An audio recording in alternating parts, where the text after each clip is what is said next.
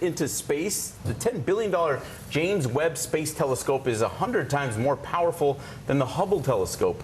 Over the next month, it will travel nearly 1 million miles away from Earth and capture images of what happened 13 billion years into the past, possibly even the birth of the universe. Very cool. Well, Sunday marked the first day of Kwanzaa, the week-long celebration of African American heritage. Each day observes one of 7 core principles of the holiday. That includes creativity, responsibility, self-determination, and faith. Vice President Kamala Harris tweeted about her fond memories of the holidays, wishing those who celebrate a happy Kwanzaa. Thanks for waking up with Early Today. I'm Stephen Romo. And I'm Philip Mena. Have a great Monday. Stay safe. See you tomorrow.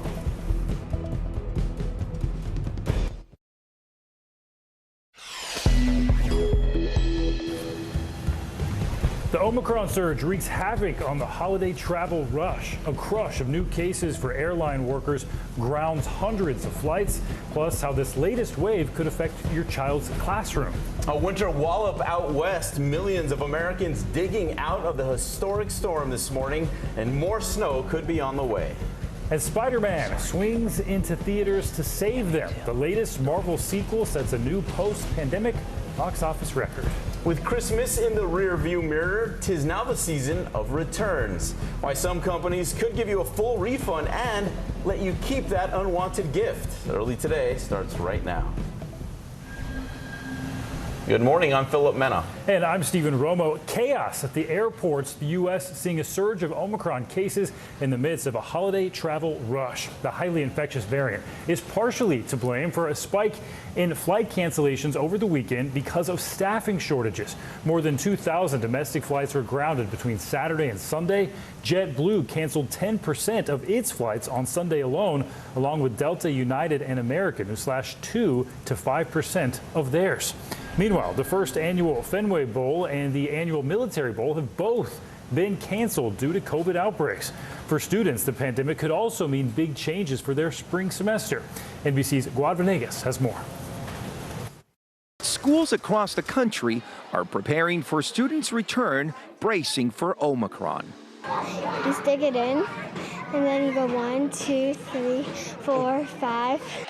California's governor announcing a statewide initiative ordering 6 million free tests to kids returning to school.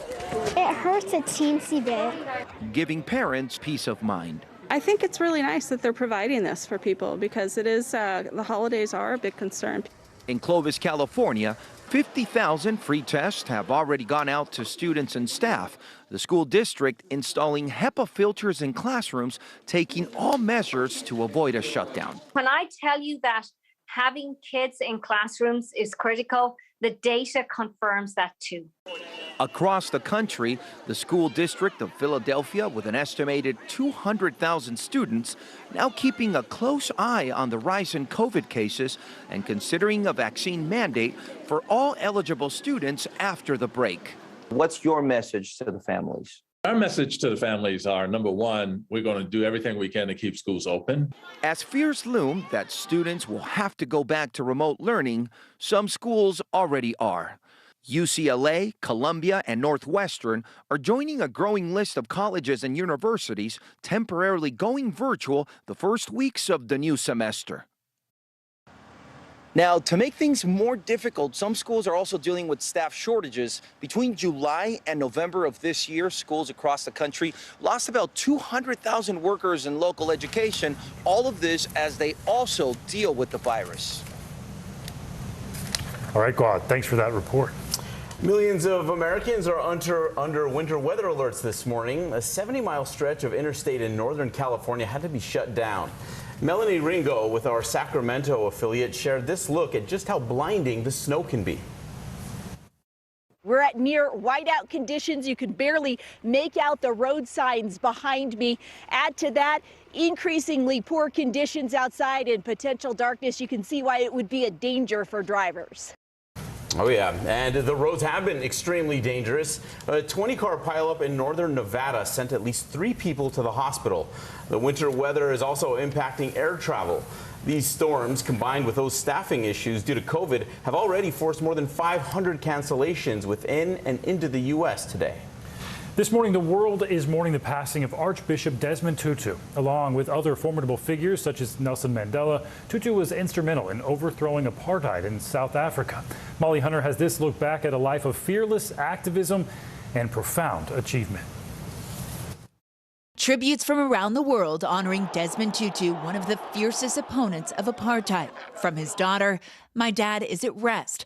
Thank you to Chetsi for all you have been to our family and the world." To global leaders, President Biden calling him a true servant of God and of the people, adding his legacy transcends borders and will echo throughout the ages. President Obama, who awarded Tutu the Presidential Medal of Freedom in 2009, tweeting, "He was grounded in the struggle for liberation and justice in his own country, but also concerned with injustice everywhere." And the Dalai Lama saying the friendship and the spiritual bond between us was something we cherished. Tutu was born into poverty in a small mining town in 1931, and by 1975, he became the first Black Anglican Dean of Johannesburg. The extraordinary capacity to communicate with Black South Africans, and also to get under the skin of white South Africans. Resistance to South Africa's apartheid regime was met with brutal violence. Hundreds of activists, including Nelson Mandela, spent decades in prison. The system of this country is evil. In 1984, he won the Nobel Peace Prize, and by '86, he became South Africa's first Black archbishop. Finally, the early 1990s saw the end of apartheid. Nothing will, I think, ever take away the glow of that first experience of walking tall. He died in Cape Town, South Africa. He was 90 years old. Molly Hunter, NBC News, London. Sarah Weddington, the Texas attorney who argued and won the landmark Roe v. Wade case at age 26, has died. Weddington served 3 terms as a Texas state lawmaker. She later worked as an advisor on women's issues to President Jimmy Carter. Weddington wrote a book on Roe v. Wade and taught college courses on leadership, law, and gender discrimination. Her death comes as the High Court is considering a Mississippi case, which is widely considered the most serious challenge to the Roe decision in years. She was 76 years old. Well, in just a few hours, the 4th day of jury deliberations will begin in the case of Elizabeth Holmes. The jurors will determine the fate of the disgraced Theranos founder. They've already deliberated on this for about 22 hours over the past 3 days, but that was before their Christmas break, actually. Holmes has pleaded not guilty to 9 counts of wire fraud, and she faces up to 20 years in prison if she's convicted. Read all about it. Meghan Markle has finally received a public apology from British tabloids. Mail on Sunday and Mail Online issued the statements following a court order, which also required they pay up to 90% of the Duchess's almost $2 million legal fee. Earlier this month, a UK court found the newspaper group guilty of violating Markle's privacy after printing a letter she had written to her estranged father after her 2018 wedding to Prince Harry. Well, Sunday marked the first day of Kwanzaa, the week-long celebration of African-American heritage. Each day observes one of 7 core principles of the holiday, including creativity, responsibility, self-determination, and faith. Vice President Kamala Harris tweeted about her fond memories of the holiday, wishing those who celebrate a happy Kwanzaa. NBC meteorologist Michelle Grossman is in for Janessa today. She's tracking that winter wallop for us. Good morning, Michelle. Good morning, guys. Yeah, that snow continues out west. We're looking at really dramatic amounts, up to 10 feet in some spots, and we could tack on another 3 feet in some places. So let's take a look at those winter alerts stretching from the northwest to the southwest into the Rockies. And then we do have some alerts in the northern plains and also the northeast. So a couple more spots seeing some snow this morning. 26 million impacted today with that persistent pattern in place. We've had storm after storm, and that will continue for some time. So alerts stay in place through Tuesday. Now, as we look at the setup here, we're going to see that cold air in place, and that's going to set the stage for some more snow. So again, we could see anywhere from 1 to 3 feet in additional snowfall, and that cold air does stay in place on Tuesday as well. There's that 1 to 3 feet, and in the northern plains, we could see some snow as well, even up to 6 inches. So relatively light there. That's a look at the big weather story of the day. Here's a closer look at your day ahead. All right, it's so warm in the southern plains still. We're looking at temperatures summer-like in the upper 70s, the low 80s, 82 degrees today in San Antonio, and then a big difference in the northern plains, just 1 degree today in Billings.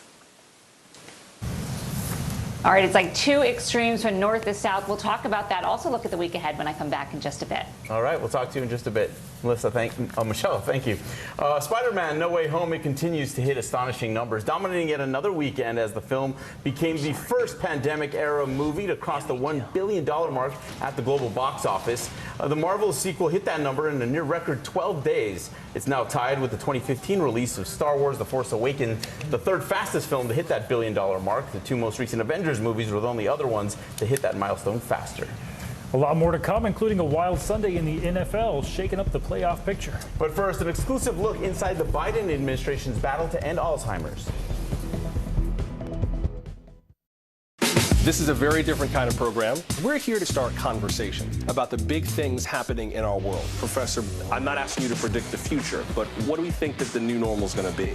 Is part of this that everyone's rethinking their jobs during this pandemic and their relationship to their employers? What is your biggest tip for any parent who's concerned about this? It's not my job to tell you what to think. My job is to think about what you tell me. Now Tonight with Joshua Johnson, streaming weeknights at 8 on NBC News Now.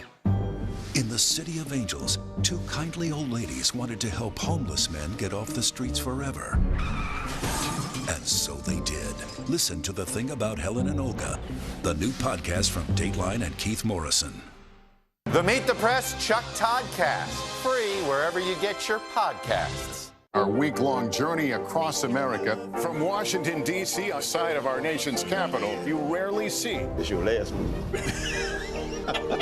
Was talking smack part of this? In the City of Angels, two kindly old ladies wanted to help homeless men get off the streets forever.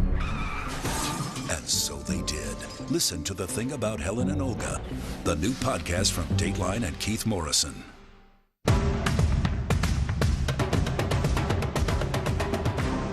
The Meet the Press Chuck Toddcast, free wherever you get your podcasts. There's no better place for fun with friends, quality time with your little golf buddy, or an afternoon alone together. Family and friends are just a tap away. Just pick your course, pay from your phone. Golf now. Download the app and go play. Welcome to The Tonight Show. Let me show you how it's done. Show me what you got. I don't want to be a Lego.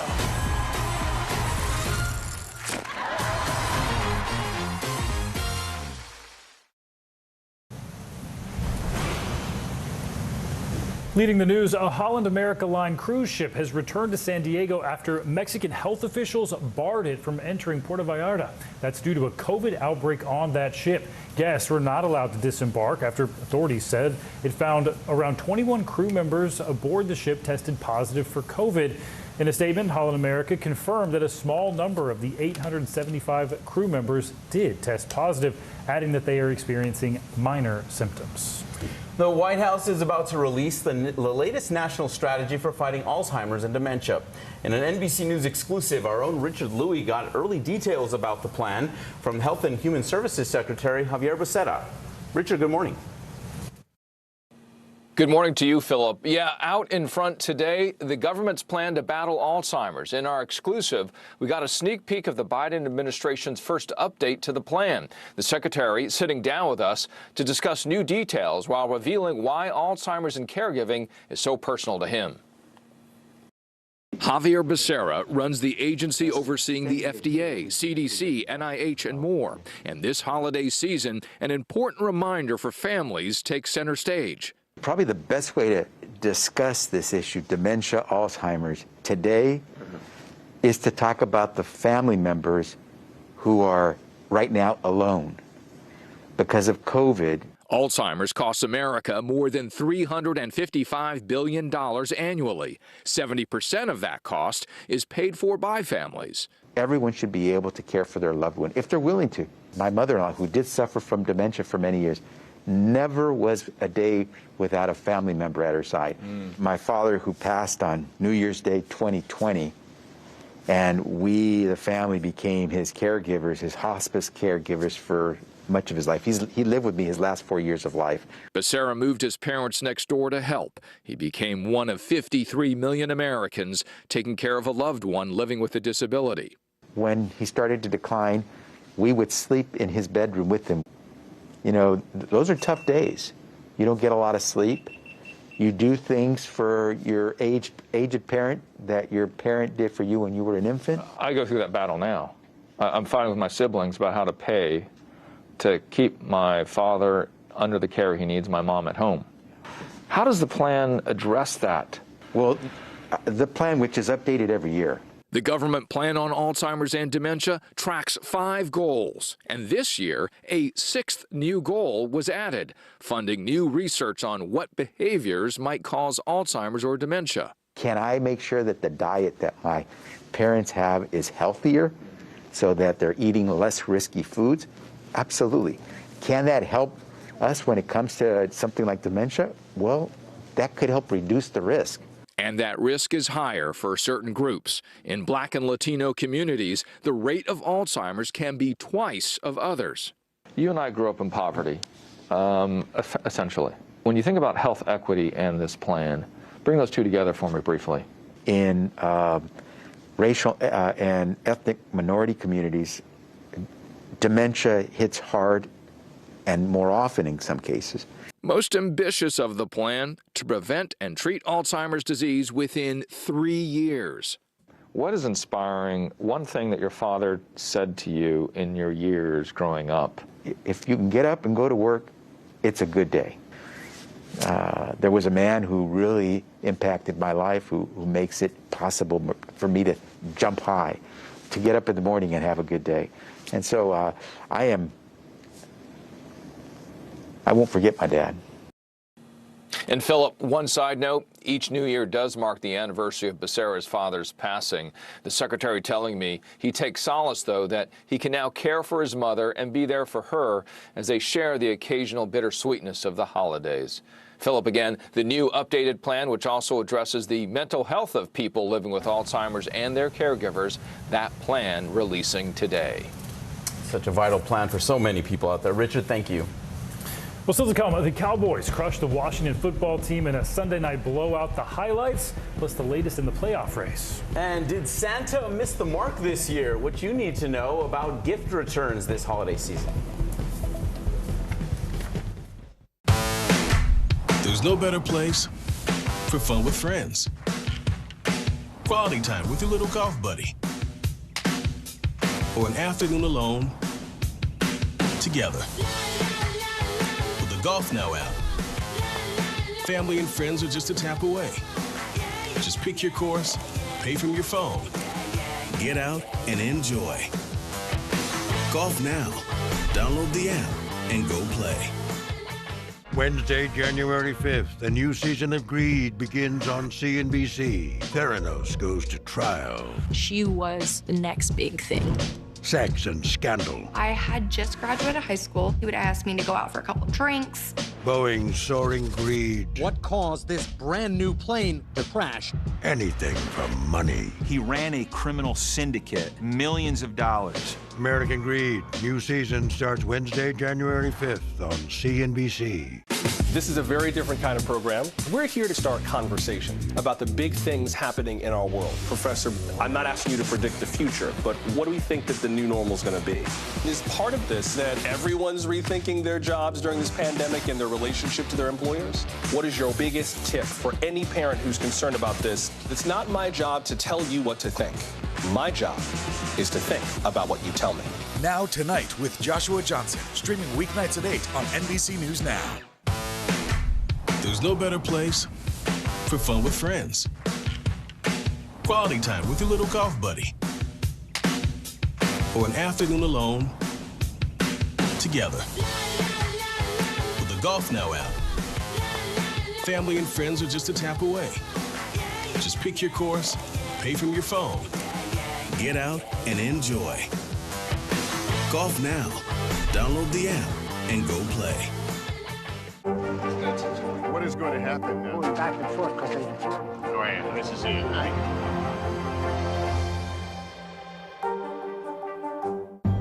In the City of Angels, two kindly old ladies wanted to help homeless men get off the streets forever.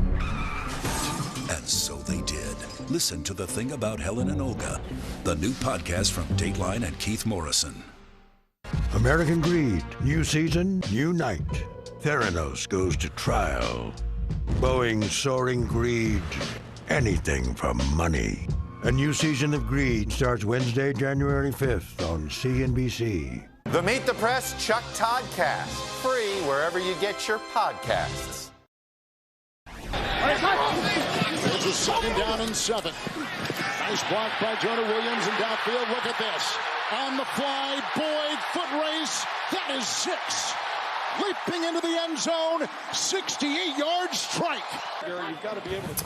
Bengals quarterback Joe Burrow put on a clinic in Cincinnati. He finished with 525 passing yards, the 4th most in a game in NFL history. The Bengals beat down the Ravens 41-21. He also won a lot of fantasy teams, some fantasy playoff games yesterday too. Right from that historic performance we saw in Cincinnati to an absolute demolition in Dallas. The Cowboys offense did not give division rival Washington a warm holiday welcome. They got out to a 21-0 lead in the first before turning on the Jets from there. Dallas nearly doubled Washington's offensive yardage, and Dak Prescott spent a chunk of the second half on the bench out of caution and mercy. The Cowboys blow them out 56-14. In the highly contested AFC East race, the Bills and Patriots went back and forth in Foxborough. New England's Damian Harris ran the Pats back into the game, only for Dawson Knox to catch a pivotal shovel pass here from Josh Allen. That would seal it for Buffalo. The Bills head home winners 33-21. Buffalo's Isaiah McKenzie found himself among Sunday's top performers on a day dominated by Joe Burrow's historic performance. The Rams and Vikings came in Sunday jostling for position in the NFC playoff picture. Minnesota kept things close, but never found themselves quite in the lead. Los Angeles heads up north and spurs the Vikings 30-23, and they clinched a playoff berth in the process. Jalen Hurts threw 3 picks the last time he played the Giants, but in the return match, he put the hurt on the Big Blue, tossing 2 touchdowns as the Eagles soar to 34-10 victory. The Eagles win sits them on the inside of the NFC playoff picture. All 4 division leaders and the Cardinals have already clinched playoff berths. Up next, we will have your weather forecast for a busy travel week ahead. And a Christmas miracle for retailers, the surge in sales despite historic supply chain woes. In the City of Angels, 2 kindly old ladies wanted to help homeless men get off the streets forever. And so they did. Listen to The Thing About Helen and Olga, the new podcast from Dateline and Keith Morrison. Hey everybody, it's Hoda Kotb from The Today Show. I am so excited to tell you about my new podcast, Making Space with Hoda Kotb. I sit down with some incredible people and we'll hear some uplifting stories. Listen to Making Space now on Apple Podcasts. Still to come on the Channel 2 News. Well, the waters are certainly receding now. Still too close to call. Lester Holt reporting from the Ground Zero, as it's being referred to. It is, in fact, the taste of freedom. The Haitian people know a little something about resiliency. What's the biggest risk right now? Some of the troops who have been proud. I want to welcome you to the first presidential debate. In fact, we've been told we can't go any farther. You with some resilient folks, let me get a hint.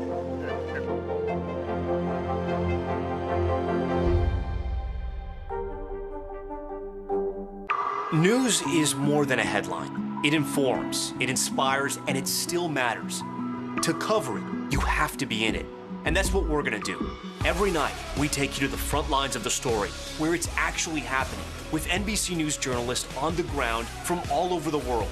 We cover what you need to know and bring your newsfeed to life. In primetime and streaming live, it's your news playlist every night. Top Story with Tom Llamas, weeknights at 7 on NBC News Now. The Meet the Press Chuck Todd Cast, free wherever you get your podcasts.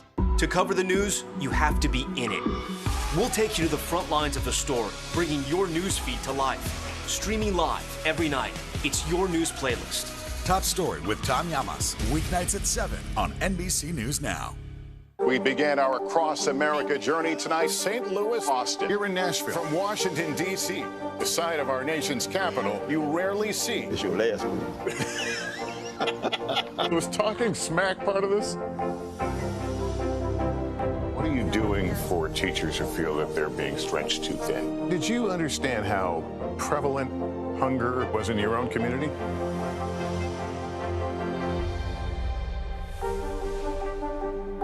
The Meet the Press Chuck Todd Cast, free wherever you get your podcasts.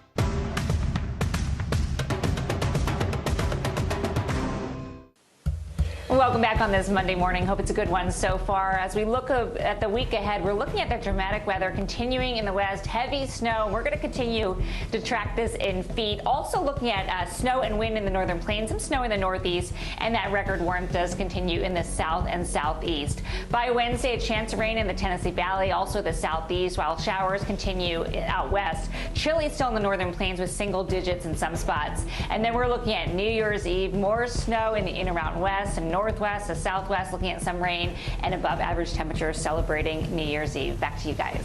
All right, Michelle, thank you so much. Next here on Early Today, why some retailers are giving a full refund on returns this holiday season and letting you keep the gift. Still to come on the Channel 2 News. Well, the waters are certainly receding now. Still too close to call. Lester Holt reporting from Ground Zero, as it's being referred to. It is, in fact, the taste of freedom. The Haitian people know a little something about resiliency. What's the biggest risk right now? Some of the troops who have been proud. I want to welcome you to the first presidential debate. In fact, we've been told we can't go any farther. You were some resilient folks. Let me get a hint.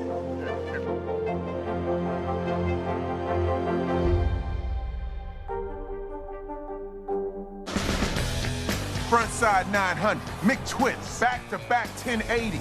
I mean, it's hard just naming these tricks. Chloe Kim, she's up there spinning around with a smile. Respect. The Winter Olympics, February 3rd on NBC and Peacock. What are you doing for teachers who feel that they're being stretched too thin? Did you understand how prevalent hunger was in your own community?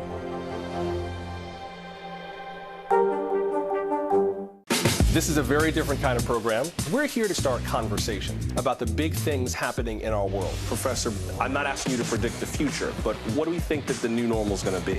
Is part of this that everyone's rethinking their jobs during this pandemic and their relationship to their employers? What is your biggest tip for any parent who's concerned about this? It's not my job to tell you what to think. My job is to think about what you tell me. Now Tonight with Joshua Johnson, streaming weeknights at 8 on NBC News Now. We began our Across America journey tonight, St. Louis, Austin, here in Nashville. From Washington, D.C., the site of our nation's capital, you rarely see. It's your last move. Was talking smack part of this? What are you doing for teachers who feel that they're being stretched too thin? Did you understand how prevalent hunger was in your own community?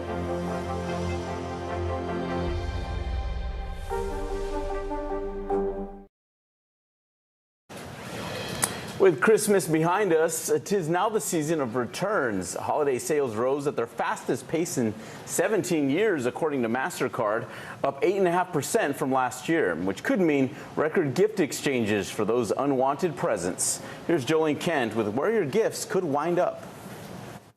The race to return is on. I need something that will either do free returns, like through the mail, or where I can just drop it off at like UPS. But it's not as free as many stores would have you believe. With a surge of pandemic online shopping, the cost of a return is rising fast thanks to supply chain constraints. Now, the average holiday return is 2/3 of the original price tag you paid for the gift. That includes the cost of transportation, warehouses, and paying workers to process your item. I have to get at least 2 sizes because I never know if it's going to fit. Angel Rummins plans on sending back some clothing she bought online for Christmas in extra sizes for her teenage daughter, a shopping style called bracketing. I try to be intentional, but I also do know how hard it is when you get something that you really like and it doesn't fit. But Rummins is also well aware that not all returns end up back on a warehouse shelf to be resold. An estimated 5.8 billion tons of return packaging will end up in a landfill starting now, generating 16 million tons of carbon dioxide. If a good is not ending up back in a shelf and if it's not being resold, it's creating environmental damage. Optoro, a software company managing returns for IKEA, Nike, and Patagonia, is trying to minimize all that waste by making the returns process more efficient. It starts with the customer experience, where we offer a returns portal that is used to initiate the return. People are putting data on what item they're returning, why they're returning it. Our system is capturing that data, and real time it's looking at what that product is worth at that specific time in that condition across all the potential channels where it can be resold. Some brands sometimes offer a full refund and have you keep the item because that's cheaper than processing your return. Knowing what goes into a return, how does that change the way that you're shopping? Well, it definitely makes me think about when I do order something. I will message my daughter and ask her, hey, do you like this item, or this item? I would rather give it to somebody than try to return it, get, $20 or $30 back and know that it's probably either going to go to a landfill. Rethinking returns as the holiday season wraps up. Jolene Kent, NBC News, Los Angeles. That was eye-opening to me. I mean, I just thought returning things were kind of a hassle. I didn't know it could be bad for the environment. Yeah, I didn't know that either. You can always just re-gift it also. Yeah, there you go. That's the move. Thanks for kicking off your week with us here on Early Today. I'm Philip Mena. And I'm Stephen Romo. Have a great Monday.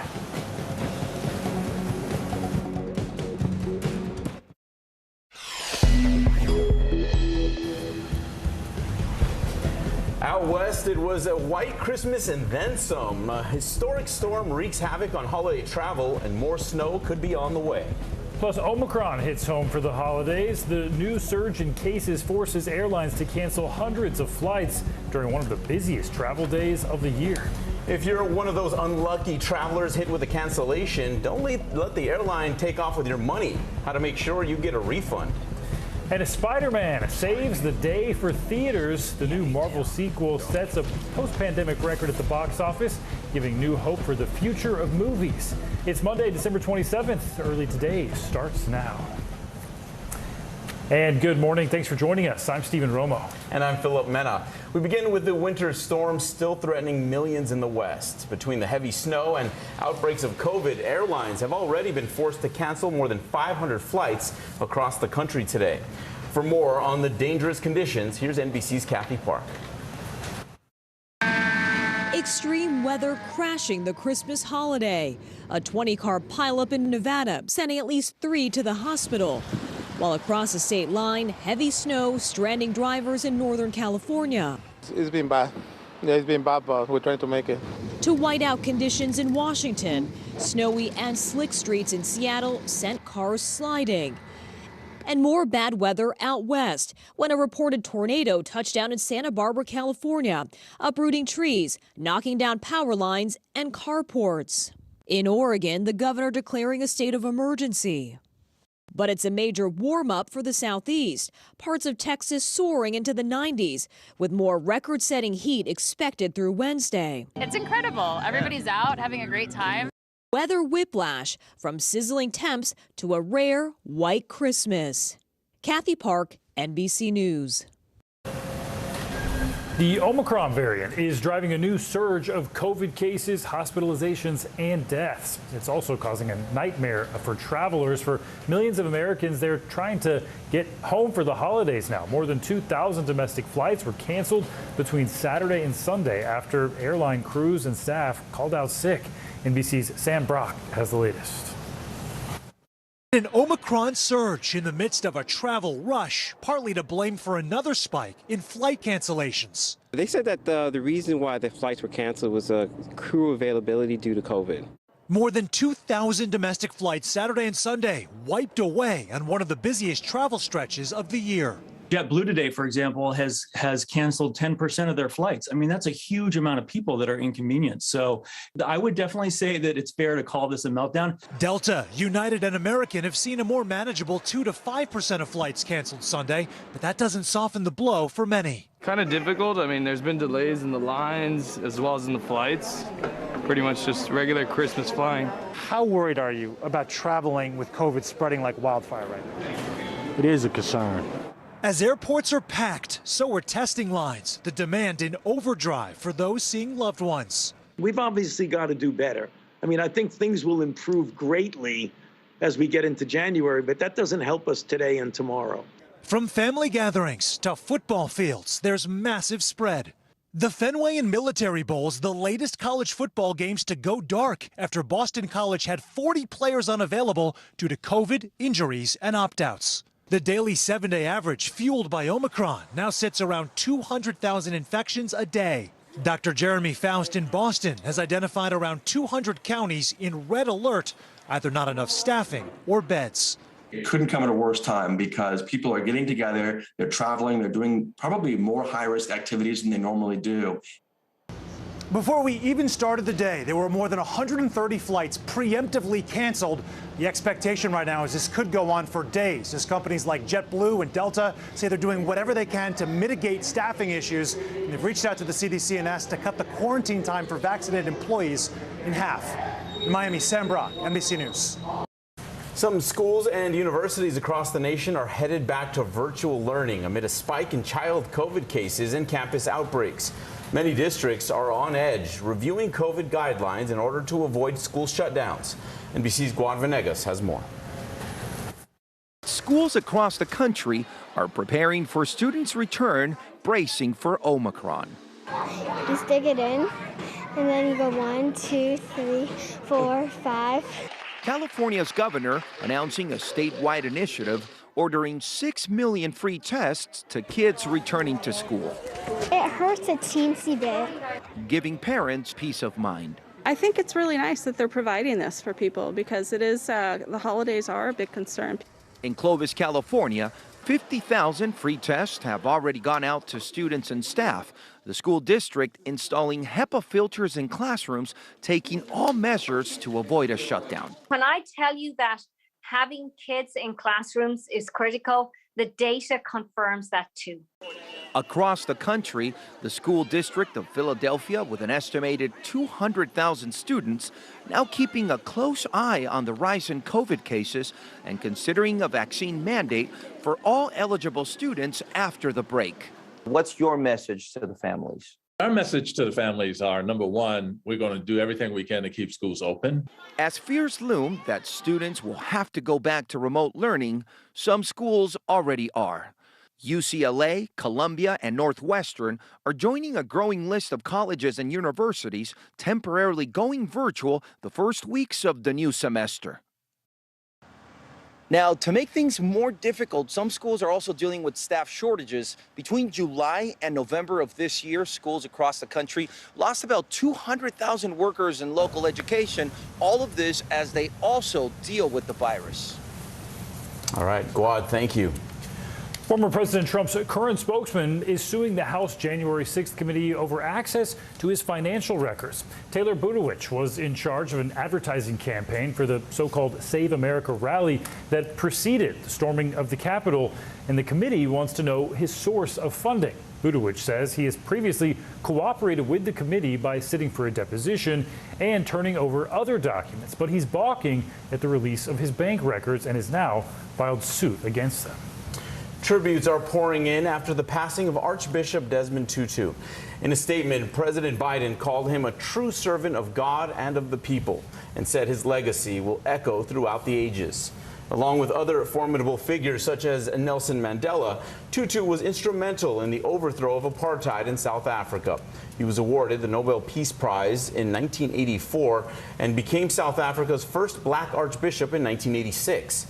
After the fall of apartheid, Tutu chaired South Africa's Truth and Reconciliation Committee to help heal the nation's historical wounds. He died yesterday in Cape Town at the age of 90. Oscar-nominated filmmaker Jean-Marc Vallée died suddenly yesterday at the age of 58. The Canadian director was perhaps best known for the AIDS drama Dallas Buyers Club, which resulted in Academy Awards for actors Matthew McConaughey and Jared Leto. In 2017, he won a Primetime Emmy for directing the first season of the HBO show Big Little Lies. At the time of his death, he was set to direct another HBO series entitled Gorilla and the Bird. His cause of death has not yet been made public. Japan became the latest nation to announce a diplomat boycott of the Olympic Games. The country made the decision not to send government officials to Beijing, joining the likes of the U.S., United Kingdom, and Australia. Japan will still send officials with ties to the Olympics, including the chief of the Tokyo Summer Games and the Japanese Olympic Committee president. All right, NBC meteorologist Michelle Grossman joining us now in for Janessa today, tracking that winter wallop. Good morning. Good morning, guys. Yeah, we continue to see that snow falling in feet to the west, and that's where really the most dramatic weather is today and will continue to be. We're also seeing some snow in the northern plains, even a little snow in the northeast as well. So you can see the winter alert stretching from the west all the way to the east, and we do have winter storm warnings in the pink.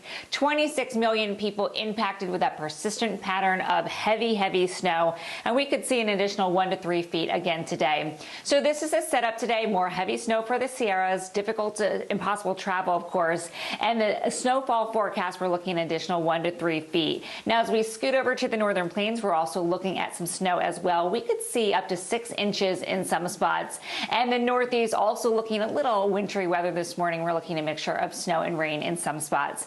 That's a look at the big weather story of the day. Here's a closer look at your day ahead. All right, we have the tale of two seasons here. It feels like summer in the central and southern plains. We're looking at temperatures in the 60s, 70s, and 80s. And then in the northern plains, it is so cold with wind. Also, it feels like below zero in Billings. All right, guys, we'll talk more about that extreme temperatures, and we're also going to talk about the week ahead and your travel forecast coming up. All right, sounds good. Thank you. Well, despite supply chain issues and surging COVID cases, holiday sales rose at their fastest pace in 17 years. According to MasterCard, Spending Pulse, sales increased 8.5% from last year and 10.7% compared to the pre-pandemic holiday period in 2019. The numbers were fueled by clothing and jewelry purchases. Online sales were also up 11% from a year ago and 61% since 2019. As the pandemic rages on, movie theaters have been ones to struggle with business, but one web-slinging hero may be helping to save the day. Yeah, your friendly neighborhood Spider-Man swinging to new heights at the global box office. We'll have more on that coming up next. News is more than a headline. It informs, it inspires, and it still matters. To cover it, you have to be in it. And that's what we're gonna do. Every night, we take you to the front lines of the story, where it's actually happening, with NBC News journalists on the ground from all over the world.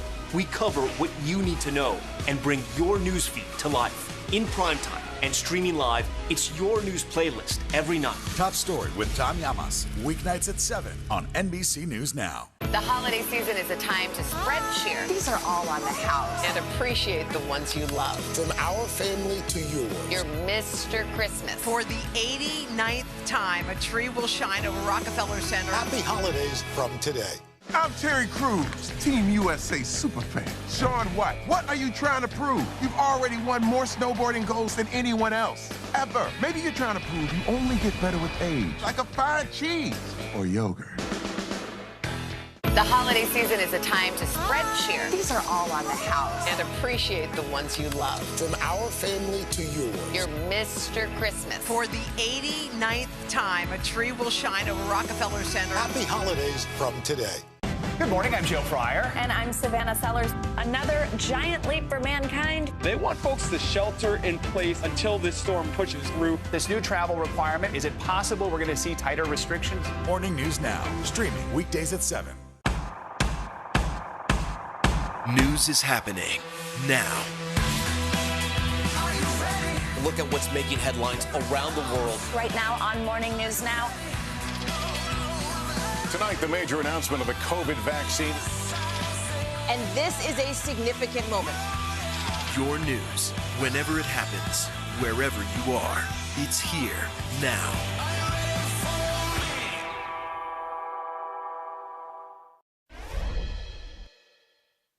I'm sorry, kid. Yeah, me too. Don't. Spider-Man No Way Home continues to hit astonishing numbers as the film became the first pandemic-era movie to cross $1 billion at the global box office. They hit that number in a near-record 12 days.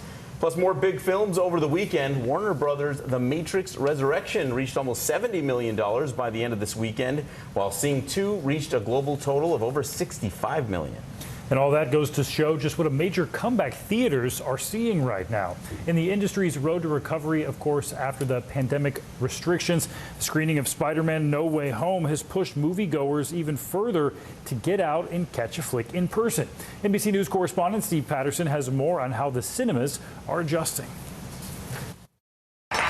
Just like how it happens on screen. The movie theater biz needed a hero to swoop in when all seemed lost. Theater operators hope Spider-Man's big box office holiday swing may have saved the day. This could be the savior of the industry and could mark a really important turning point in this road to recovery for that big screen experience around the world. It's a big deal. The industry needed this. 88% of theaters are now open and operating compared to pre-pandemic levels. In an era of COVID fears and widespread lockdowns, audiences traded crowded theaters for the couch. Back in 2020, COVID plummeted the U.S. box office to about $2 billion. The year before was $11 billion. This year, it shot back up to $4 billion, and theater operators are hopeful that's a promising sign of some return to normalcy. But the pandemic also pushed a new foe to the forefront, streaming. Please, don't say 100%. Facing incredible losses. Time to fly. Studios made blockbusters like The Matrix Resurrections available to watch day and date at home alongside the theater. Mookie Greidinger is CEO of the U.S.'s second largest theater chain. The premiere of a big movie should be in the cinemas. Most studios will go back to theater first, but the release window before a movie hits digital is now even shorter. This can work out. Day and date releases are not good for the industry, not for us, and not for the studios. Theater operators are doing everything they can to get moviegoers back to the cinema, but this day and age, they have to do a lot more than just the standard bag of popcorn. Playback! Big chains say the cinema is now beyond just catching a flick, with many offering gourmet meals, alcohol, and 4D experiences. We compete with restaurants, we compete with sport events, we compete with everything which is happening out of the house. Visiting the cinemas is still the most affordable entertainment that you can get. For now, the holidays may have been the hero the big screen needed, but in the long run, theaters will have to save themselves. I'm sorry, kid. Steve Patterson, NBC News, Hollywood. There you go. And Steve gives his stamp of approval to that Spider-Man. Oh my God! right? Yes, excellent. All right, still to come here. Kwanzaa celebrations have begun across the country, including in the Vice President's home. And was your flight canceled over the weekend? Stay tuned for tips from NBC's Morgan Chesky to get that cash back.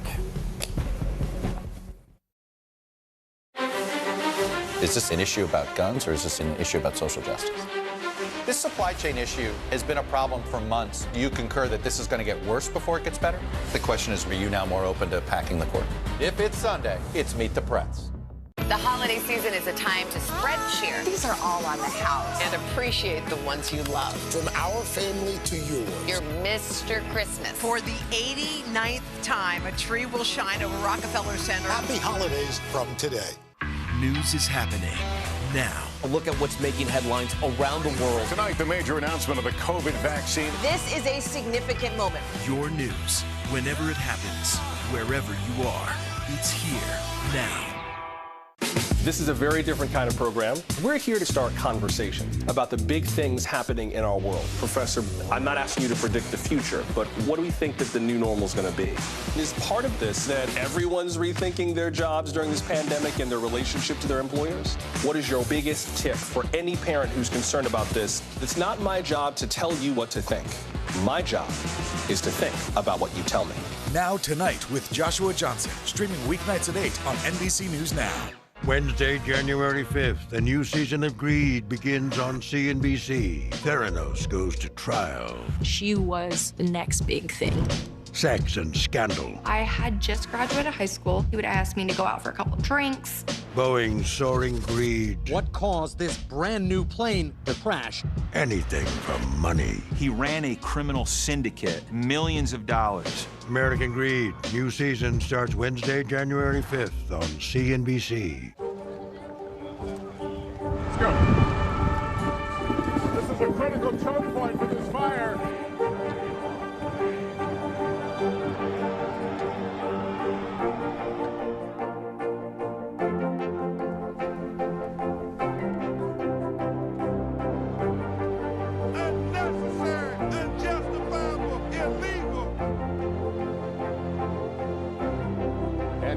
From New Orleans, late military operation witnessing the massive crowds. I admire you both.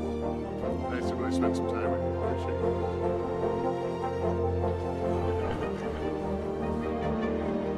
At any moment now.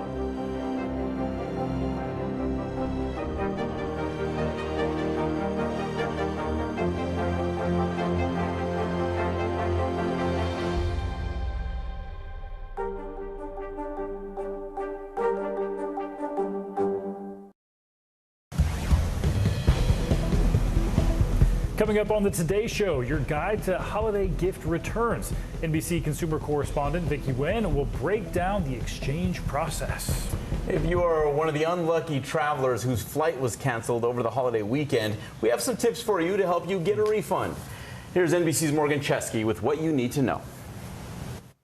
A sobering report for our nation's airlines. This is the most crowded I've seen the airport since before COVID. A consumer advocacy group finding more than 100,000 complaints from April 2020 through August 2021, more than double pre-pandemic levels.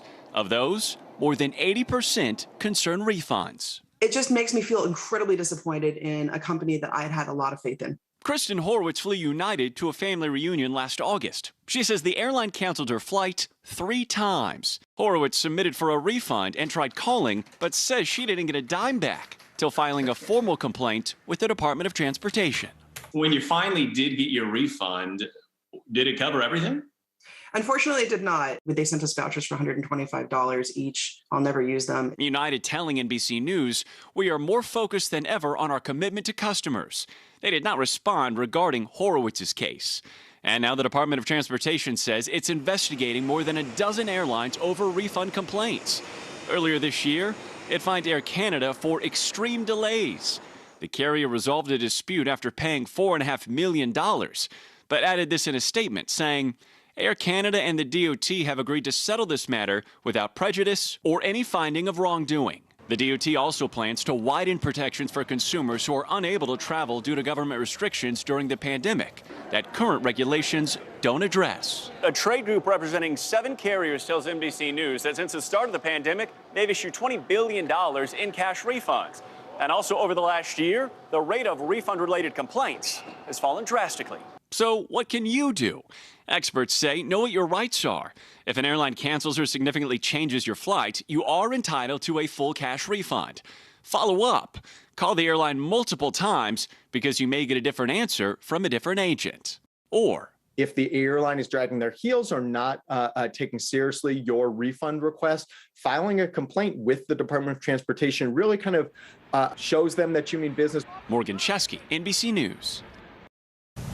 Some great tips there. Still ahead, Michelle is back with your weather outlook for the busy travel week. And NASA hopes a $10 billion telescope will unlock mysteries of the universe. Michaela Schifrin. With just one more gold medal, she'll have more than any American alpine skier in history. She's climbed the mountain of this sport. Almost time to come down for more gold, Michaela. Better do it fast. What is going to happen now? Going back and forth because Go ahead. This is it, right?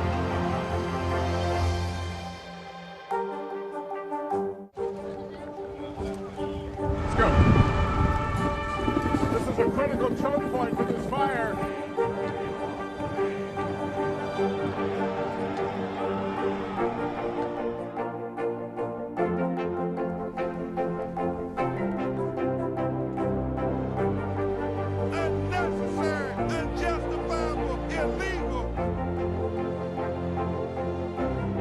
And good evening from New Orleans. Late military operation witnessing the massive crowds. I admire you both. Nice to really spend some time with you. Appreciate it.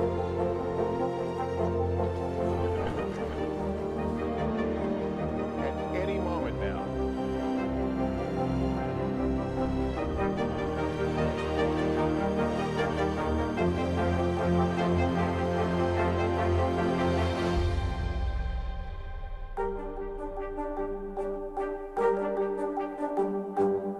Welcome to The Tonight Show. Let me show you how it's done. I don't want to be a Lego.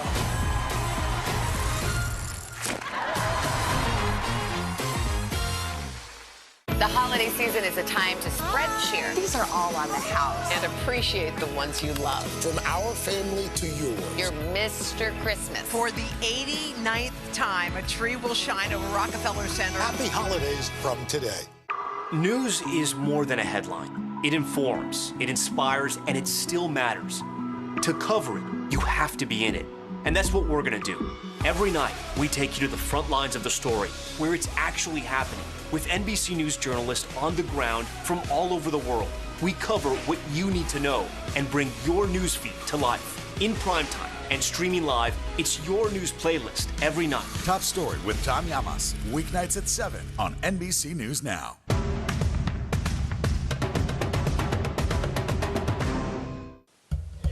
Welcome back on this Monday morning. We are looking at the week ahead, and it's going to be more snow to the west. We're going to be measuring still the snow in feet. Also looking at some snow in the northern plains, maybe even the northeast early this morning. Record warmth in the southern plains into the southeast. We're looking at 70s and 80s. By Wednesday, a chance rain in the Tennessee valleys, parts of the southeast as well. As those snow showers continue out west, still chilly in the northern plains. And then we're looking at New Year's Eve snow showers in New England, more snow in the west, and above average temperatures to usher in 2022. Back to you guys. All right, Michelle, thank you. Next on Early Today, the NFL playoff picture is snapping into focus. Still to come on the Channel 2 News. Well, the waters are certainly receding now. Still too close to call. Lester Holt reporting from Ground Zero, as it's being referred to. It is, in fact, the taste of freedom. The Haitian people know a little something about resiliency. What's the biggest risk right now? Some of the troops who have been proud. I want to welcome you to the first presidential debate. In fact, we've been told we can't go any farther. Here are some resilient folks. Let me get a hint.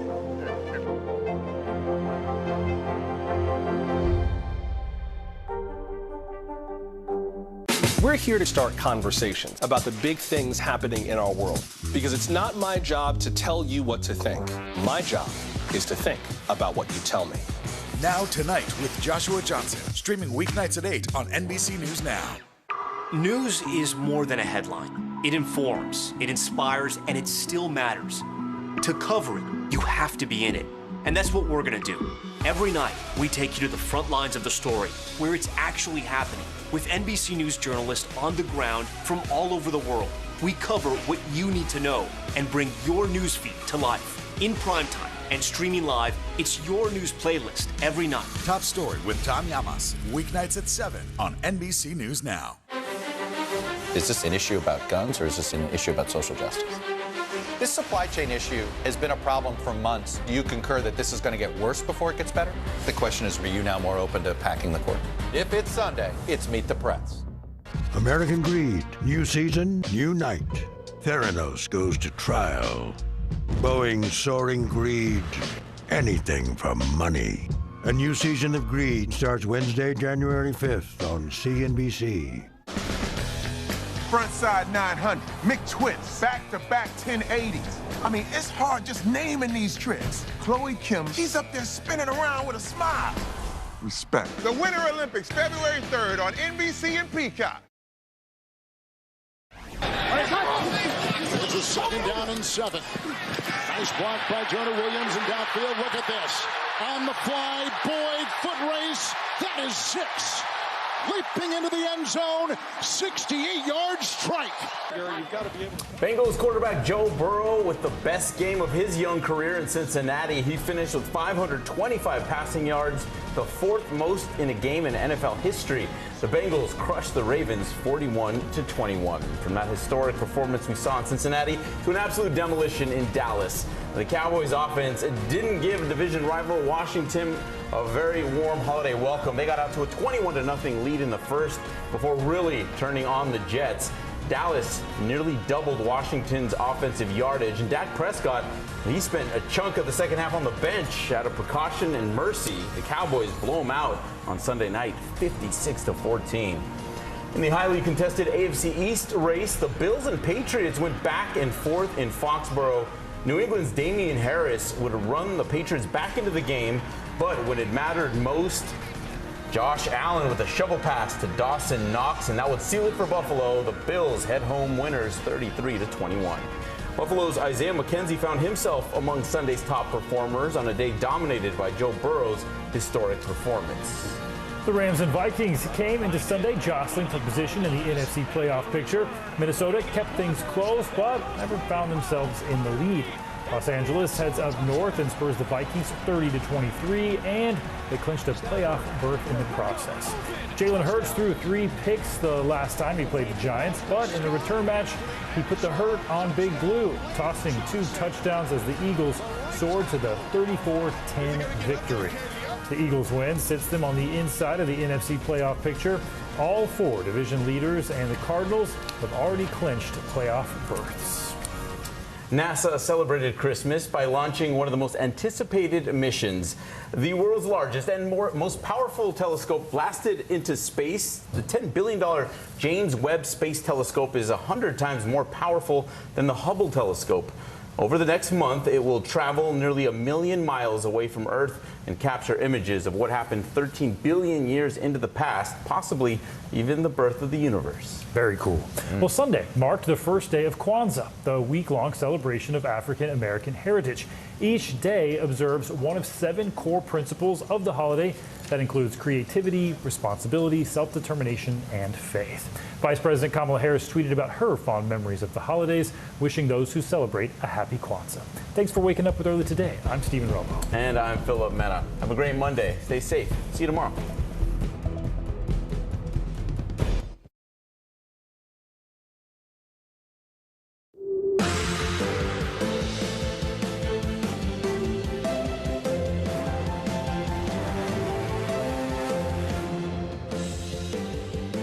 Good morning, I'm Joe Fryer. Savannah is off this morning. Right now on Morning News Now, COVID for Christmas, another setback nearly 2 years into the pandemic. New cases in the U.S. soaring to levels not seen since last winter. Now fears growing that the highly contagious Omicron variant may have been an unwanted guest at all those holiday gatherings. We've obviously got to do better. I mean, I think things will improve greatly as we get into January, but that doesn't help us today and tomorrow. We have team coverage from some of the areas hardest hit with a warning from experts in what you can do now to help stop the spread ahead of the new year. Canceled. Tens of thousands of Americans' holiday travel plans interrupted as flight crews fall victim to that new wave of COVID. We'll have the latest as airlines scramble to recover from hundreds of canceled flights, plus how to get compensated if your flight was impacted. Attacking Alzheimer's, the White House set to unveil a new plan to combat a debilitating disease. Exclusive information from the Secretary of Health and Human Services on the aggressive strategy and why this plan is so personal to him. And a year to remember. 2021 had plenty of ups and downs for all of us. We're going to take a look back at some of the most memorable headlines of the year, good and bad, plus a look ahead at what's in store for 2022. Good to have you with us. Hope you had a happy holiday weekend. We do want to begin with the surge of the Omicron coronavirus variant as cases surged to the highest point in nearly a year. In the past week, while Americans started gathering for the holidays, we had days when more than 200,000 people tested positive. Now, the last time we saw numbers that high was in January 2021. Like the case numbers, the demand for testing is also reaching new heights. Thousands of Americans fresh off holiday celebrations are now waiting in line or hunting for tests to see if they're infected.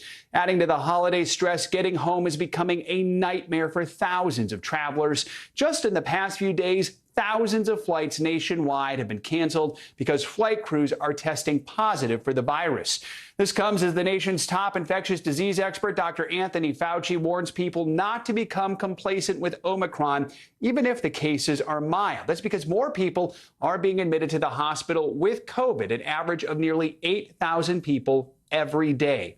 We have a team breaking down every angle of the Omicron surge, from testing to travel and what doctors are learning about this new variant. Let's begin with NBC News correspondent Ellison Barber in New York City and NBC reporter Gary Grumbach in New Jersey, two of the hardest hit states right now. Ellison, New York State reported its highest new case total ever on Christmas Eve, more than 49,000 people testing positive in that 24-hour period. So what is the situation with Omicron in the city right now? How are they meeting the demand for testing?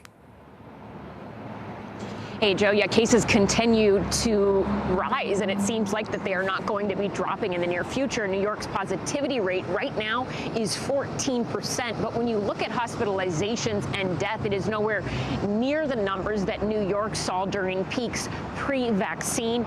The governor in this state is trying to remind people to focus on those numbers. Listen. As we knew the numbers would continue to climb, we foresaw this. This is not a surprise, and this is a very, very contagious variant. And I will repeat this once again. This is not the same situation we had in March of 2020 or even last winter's surge. When it comes to testing, that's been a bit of a mess, to say the least, in New York City. We have seen lines that go for blocks and blocks, people waiting in the cold, sometimes for hours, just to get a COVID test.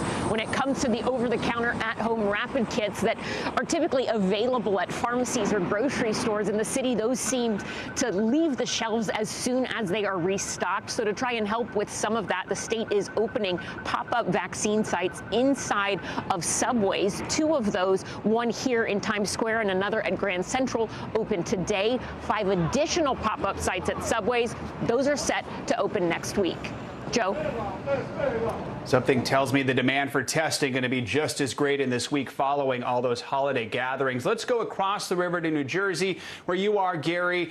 New Jersey seeing a 163% increase in cases just over the past 2 weeks. So what's the state doing in response to their surge?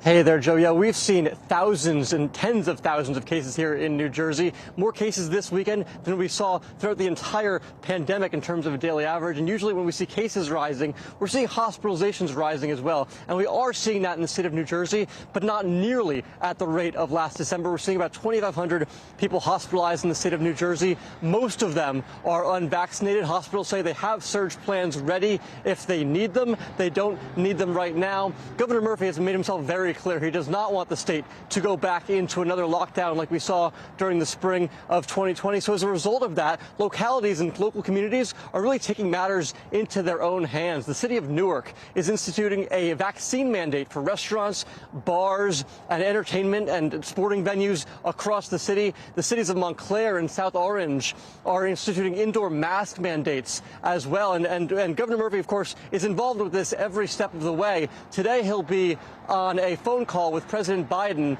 about how COVID is handling, all the governors are handling COVID from state to state, but he'll be taking that call from Costa Rica, where he's on vacation with his family.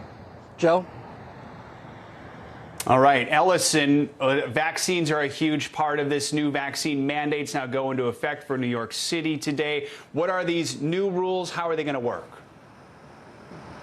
So one mandate expands the existing vaccine mandate to private companies. So what does that mean? Any non-governmental entity who employs at least one worker in New York City will now be required to obtain proof of vaccination from their employees starting today. If they fail to do that, they could face fines starting at $1,000. Another mandate going into effect today in New York City has to do with kids. In New York City now, anyone over the age of 12, they are required to show proof of vaccination to dine indoors, go to a gym, or any indoor entertainment venue. That mandate having to do with children is highly controversial. Mayor Bill de Blasio says that both of these are bold, first-in-the-nation measures and necessary to keep New Yorkers and their communities safe. But Mayor Bill de Blasio only has a few more days left in office. The incoming Mayor-elect Eric Adams, has said that he is weighing in and he is going to review, these mandates as his administration comes in. Mayor Bill de Blasio's administration, his legal team, they have said they expect legal challenges to this, but they believe that it will hold up in court. Mayor Bill de Blasio switches out, leaves office. The new mayor comes in on January 1st. Joe? Ellison mentioned kids. Gary, let's stick with the kids theme here. School districts now figuring out what to do once students return in January. Quickly here, how are school leaders in Jersey handling this? Yeah, Governor Murphy has said he does not want everyone to go back to all virtual learning. He says it's not good for the students, it's not good for the teachers, it's not good for the parents, it's not good for anybody. So it's really being done on a case-by-case basis. Some schools, what they're doing is starting virtual for the first few weeks of January once kids get back from their holiday break, just to get until the spike sort of subsides here. And then they hope to be going back into all in-person learning. But other schools are instituting vaccine mandates, booster mandates, just so people are a little bit more safer in the classroom. But right now, school administrators are just crossing their fingers they can get back in person in the spring semester. A lot of parents are doing the same. Allison, Gary, thanks for kicking us off this morning. Let's bring in NBC News medical contributor Dr. Kavita Patel. Dr. Patel, good to have you with us. You know, so many families had to change their plans this past weekend and last week because of positive COVID cases. Remind us, what makes Omicron so contagious, especially compared with previous strains? Yeah, Joe, good morning. Briefly, Omicron is able to replicate faster, and that means that you're able to give it to more people. And we do believe that the mutations, a number of mutations, over 30 of them, allow for that spike protein to attach in a much more efficient manner to the linings of your upper respiratory tract. Okay, so despite evidence that shows Omicron has milder symptoms, Dr. Fauci is still warning that doesn't mean we can let our guard down, especially those who are unvaccinated. Here's more of what he said. Those are the most vulnerable ones when you have a virus that is extraordinarily effective in getting to people and infecting them the way Omicron is. So even though we're pleased by the evidence from multiple countries that it looks like there is a lesser degree of severity, we've got to be careful that we don't get complacent about that. If Omicron cases are mild for most of the vaccinated and boosted folks, do we have an idea yet of what the variant looks like for those who are unvaccinated? Yeah, Joe, it really does present a bit differently than previous strains. It causes what we call a bronchitis. It's not that deep settling pneumonia, people on the ventilators feeling that shortness of breath. They're really having cough, and a productive cough where it just kind of gets you tired. And a lot of us have experienced that. But with Omicron, it's more pronounced. And in an unvaccinated person, it can cause them to not only need to be hospitalized, but Joe, it can be deadly. And I want to remind people, even in vaccinated individuals, if you have chronic conditions, that can also make you more susceptible. Dr. Patel, we just heard from Gary talking about how schools are responding to Omicron. Right now, do you think it's safe for kids to return to the classroom in January? If so, what are the steps that schools should take? I do think it's safe, providing a couple of conditions. Number one, that there is some mechanism to make sure that students have some ability to get tested, because we know it can spread quickly, fast, and it can be asymptomatic. Number two, a way to make sure that any eligible adults or children are vaccinated. That's going to ensure everyone around, even in households, Joe, are safe. Number three, air filtration and masking. I know that we're tired of it, but masks can especially make a difference with Omicron because it can take just days to infect a number of people, as we've been seeing over the Christmas holidays. Dr. Kavita Patel, good to see you on this Monday morning. Thank you so much. Now, this morning, the surge in coronavirus cases is creating a travel nightmare across the country. More than 1,000 flights were canceled over the holiday weekend. Airlines cited staffing shortages from employees exposed to or infected with COVID. And for many flyers, relief could still be days away. NBC News correspondent Kerry Sanders explains. Well, good morning. If you're flying today, expect delays. The day after Christmas, we had more than 1,000 flights delayed or canceled. Now, all this is related to the fact that employees of airlines are getting tested for coronavirus, and they're getting positive results. So there are fewer employees, which is impacting the flight crews, the ground crews, meaning that some flights just have to be canceled. Now, the airlines have requested the CDC to recalculate its recommended time in quarantine. Right now, employees need to be quarantined for 10 days, but that's having a compounding effect on the airline schedules. And of course, we're back to levels where people are traveling significantly. So if you're traveling today, we're beginning to see the numbers climb already with the delays and the cancellations. So a couple pieces of advice. First of all, make sure you call the airline before you go to the airport to see what's going on with your flight, and then check again online before you leave wherever you are to go to the airport to see if maybe things have changed again. And then finally, expect that there will be a delay and you may be stuck where you are. If you can work from home or work from wherever you are, that's good. But if you're trying to rush back today to get to work, it's a good chance you may have to call your boss and say, not going to happen. Back to you.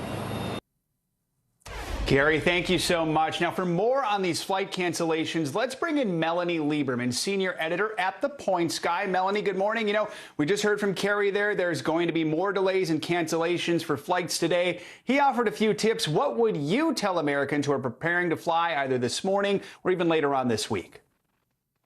Yeah, I think the biggest thing that travelers need to keep in mind is that patience and flexibility have never been more important because there is so much uncertainty. We are still seeing cancellations, delays, and these things tend to have a trickle-down effect. So when we have early on cancellations, that's going to continue in the hours and the days to come. So the most important thing is to be proactive. If you have somewhere to go, you should already be looking at what your alternative options are just in case your trip is disrupted. That's really the single best thing a traveler can do right now. So, Melanie, what advice do you have for people who are currently stuck at an airport? NBC News Now does air at several airports. They're waiting for a new flight. Is there any way they can maximize the compensation they get from their airline because of these delays? Absolutely. Travelers who have their flights canceled are entitled to a refund. You should absolutely push for that. Having a travel voucher is not as good as having a full refund in the form of your original payment. So absolutely hold your ground when it comes to getting a full refund. If you are currently at the airport, your flight is canceled or delayed, and you're trying to figure out what to do next, the best thing to do is to be looking at what your options are for other flights. Ask the airline if they will work with you to help get you on the next flight, even if it's with a different airline. It never hurts to ask.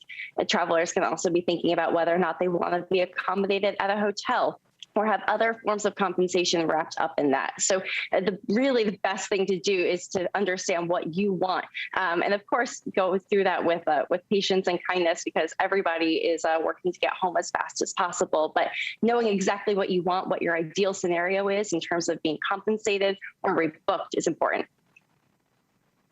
Kindness, always important, even though it can be frustrating. Melanie, do you have any advice for travel alternatives in case these flight cancellations continue? Someone says, hey, I can't wait days, and that's how long it's going to take. Are there other ways that people can get around? Absolutely. Depending on where you're located, taking a train is certainly a great option if your flight is severely delayed or has been canceled, particularly, again, because getting rebooked could take a while. So we want travelers to be thinking about, can I rent a car and get where I need to go? Can I hop on a train? Can I fly into a different area airport and take a train from there or a car from there? So these are all solutions travelers should be thinking about if their plans have been upended by this spate of cancellations and delays we're seeing. Good to know there are options during these tough times. Melanie Lieberman with The Points Guy, thanks so much for your advice. We appreciate it. In other news, the juries in two big trials will resume deliberations this morning after struggling to reach verdicts before the holiday break. In New York, Ghislaine Maxwell is facing 6 federal charges, including sex trafficking of a minor.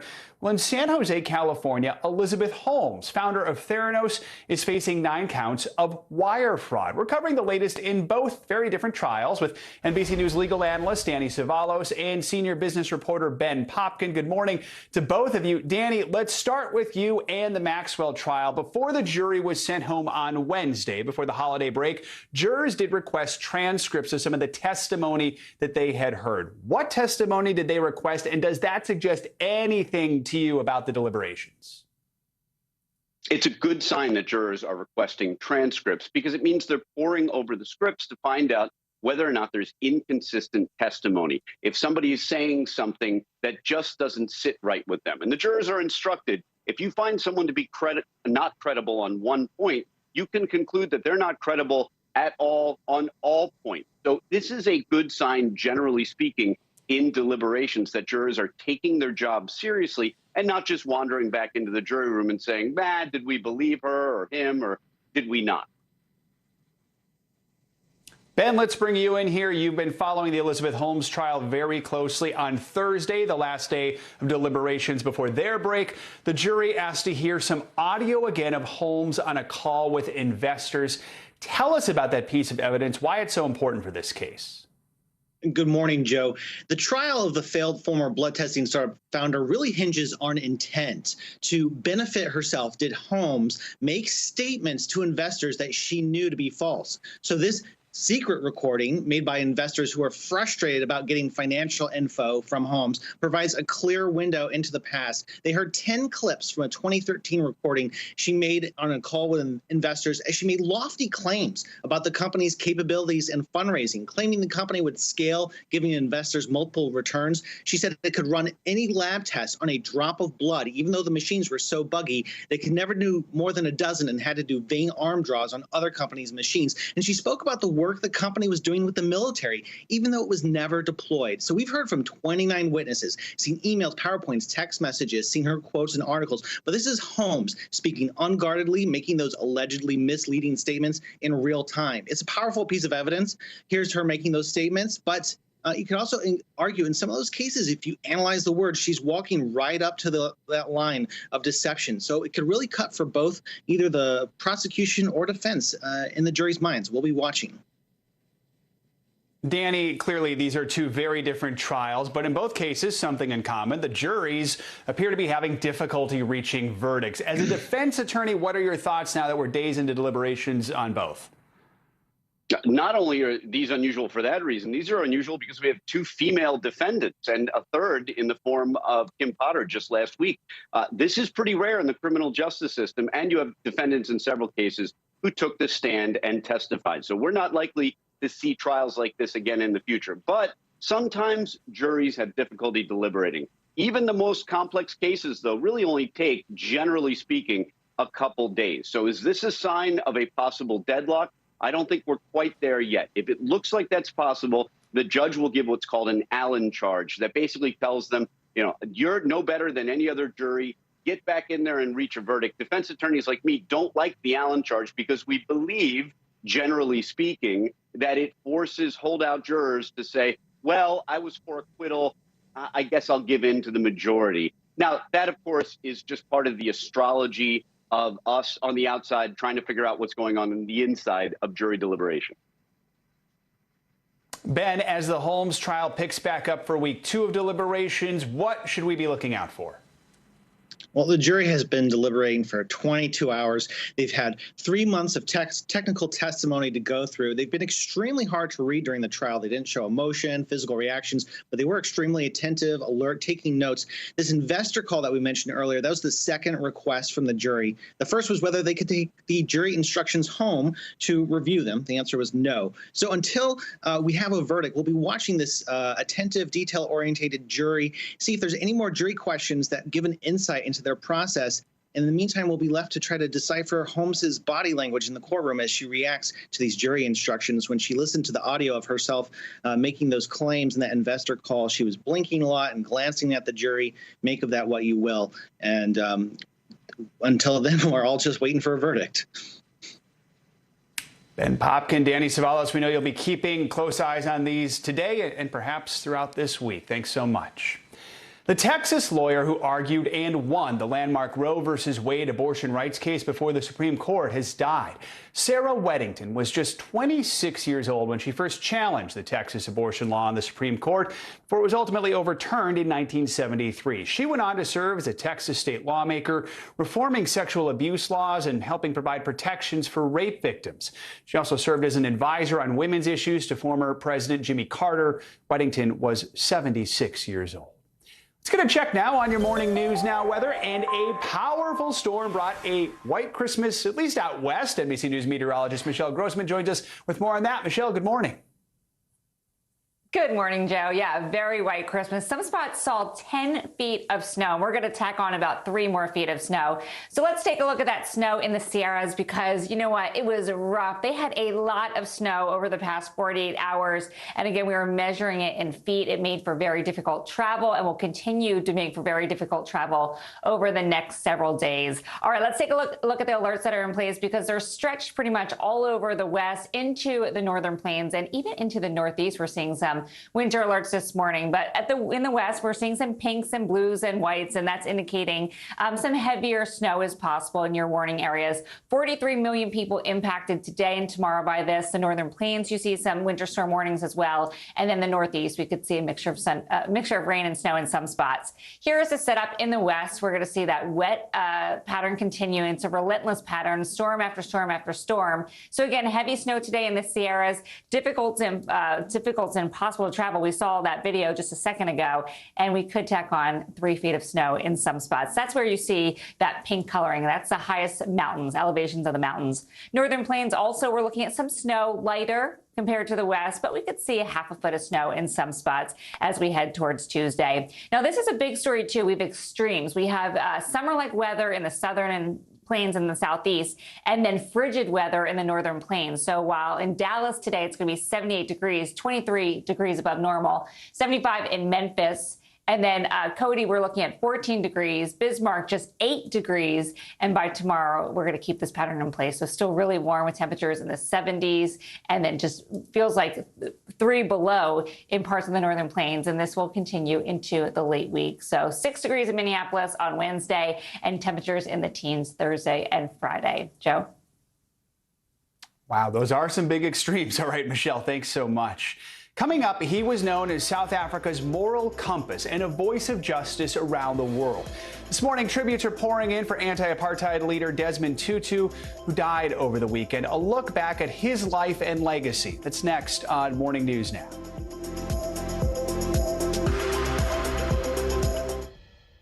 Welcome to The Tonight Show. Let me show you how it's done. I don't want to be a Lego.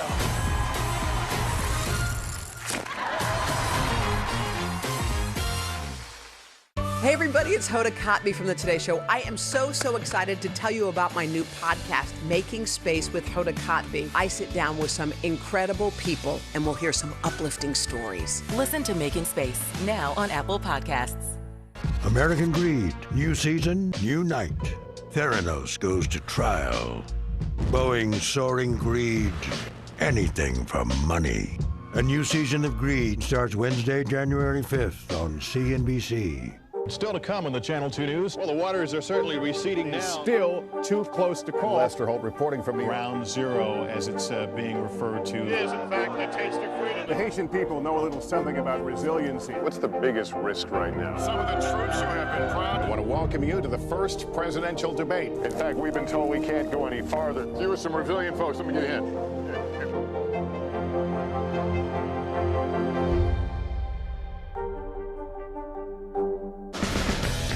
Frontside 900, McTwist, back-to-back 1080s. I mean, it's hard just naming these tricks. Chloe Kim, she's up there spinning around with a smile. Respect. The Winter Olympics, February 3rd on NBC and Peacock. Still to come on the Channel 2 News. Well, the waters are certainly receding now. Still too close to call. Lester Holt reporting from the Ground Zero, as it's being referred to. It is, in fact, the taste of freedom. The Haitian people know a little something about resiliency. What's the biggest risk right now? Some of the troops who have been proud. I want to welcome you to the first presidential debate. In fact, we've been told we can't go any farther. You are some resilient folks. Let me get a hint.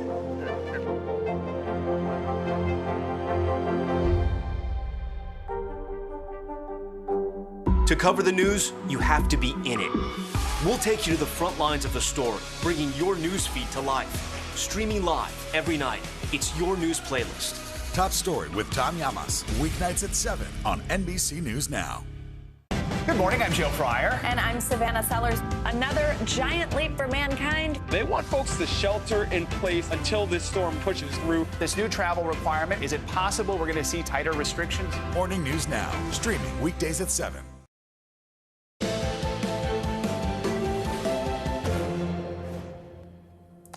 Welcome back. South Africa is holding a week of events to mark the death of the anti-apartheid leader Archbishop Desmond Tutu, who died yesterday at the age of 90. Tributes for the spiritual and civil rights leader are pouring in from all over the world. NBC News foreign correspondent Molly Hunter has more on his life and legacy. Molly, good morning.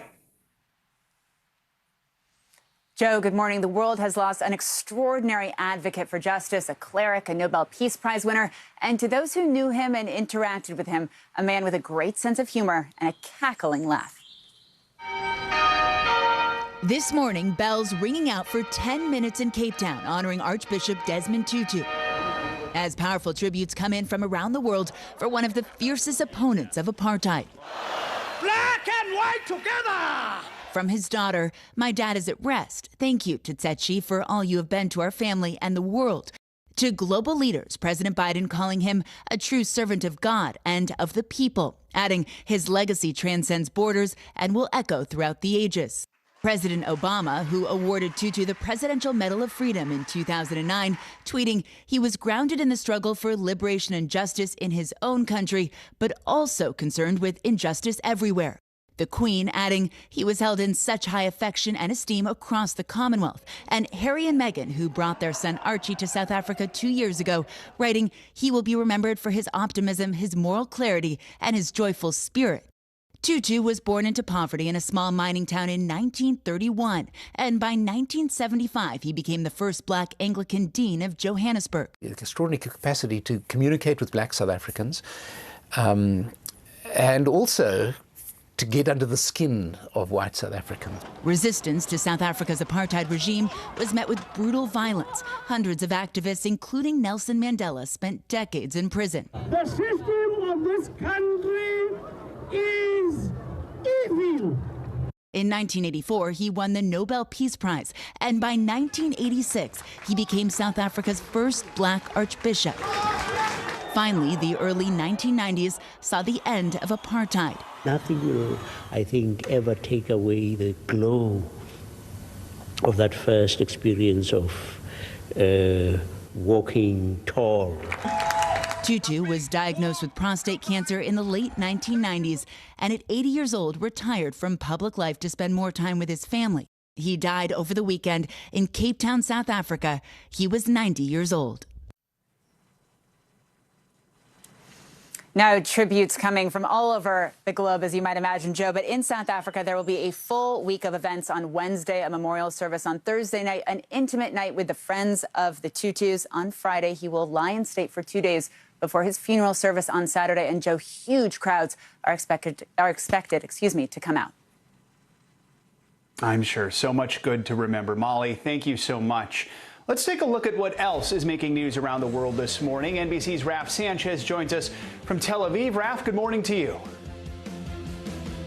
Joe, good morning. France is seeing its highest ever COVID numbers with more than 100,000 positive cases in a single day. According to health authorities, more than 1% of the entire population of Paris tested positive in the last week. Hospitalizations have also doubled over the last month, all of which is making it harder for French authorities to avoid a new lockdown.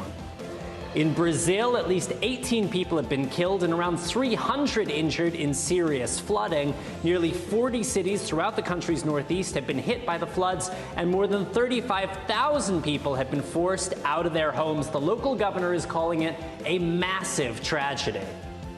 And finally to Russia, where the jolly older fellow in the red suit is known as Father Frost. Hundreds of people in Father Frost outfits took part in a traditional race in St. Petersburg yesterday.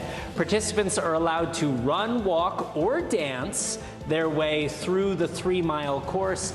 Joe, it all looks pretty cold to me, but I know you're from Minnesota, so this might be your idea of a good time. You know, I can tell you people who live in cold climates do like to flaunt it. It might not be my idea of a good time, but I know several people who would enjoy that. All right, Raf, thanks so much. Appreciate it. Now to an NBC News exclusive. We have details on the White House's new national plan for tackling Alzheimer's and dementia. And in discussing the plan, the Secretary of Health and Human Services also revealed something about his family, which he had not spoken about on camera before. MSNBC's Richard Louie has the story. Good morning to you, Joe. Yeah, out today, the government's plan to battle Alzheimer's. In our exclusive, we got a sneak peek of the Biden administration's first update to that plan. The secretary sitting down with us to discuss new details while revealing why Alzheimer's and caregiving is so personal to him. Javier Becerra runs the agency overseeing the FDA, CDC, NIH, and more. And this holiday season, an important reminder for families takes center stage. Probably the best way to discuss this issue, dementia, Alzheimer's, today is to talk about the family members who are right now alone because of COVID. Alzheimer's costs America more than $355 billion annually. 70% of that cost is paid for by families. Everyone should be able to care for their loved one if they're willing to. My mother-in-law, who did suffer from dementia for many years, never was a day without a family member at her side. My father, who passed on New Year's Day 2020, and we, the family, became his caregivers, his hospice caregivers for much of his life. He lived with me his last 4 years of life. Becerra moved his parents next door to help. He became one of 53 million Americans taking care of a loved one living with a disability. When he started to decline, we would sleep in his bedroom with him. You know, those are tough days. You don't get a lot of sleep. You do things for your aged parent that your parent did for you when you were an infant. I go through that battle now. I'm fighting with my siblings about how to pay to keep my father under the care he needs, my mom at home. How does the plan address that? Well, the plan, which is updated every year. The government plan on Alzheimer's and dementia tracks 5 goals, and this year, a 6th new goal was added, funding new research on what behaviors might cause Alzheimer's or dementia. Can I make sure that the diet that my parents have is healthier so that they're eating less risky foods? Absolutely. Can that help us when it comes to something like dementia? Well, that could help reduce the risk. And that risk is higher for certain groups. In Black and Latino communities, the rate of Alzheimer's can be twice of others. You and I grew up in poverty, essentially. When you think about health equity and this plan, bring those two together for me briefly. In racial and ethnic minority communities, dementia hits hard and more often in some cases. Most ambitious of the plan, to prevent and treat Alzheimer's disease within 3 years. What is inspiring, one thing that your father said to you in your years growing up? If you can get up and go to work, it's a good day. There was a man who really impacted my life, who makes it possible for me to jump high, to get up in the morning and have a good day. And so I won't forget my dad.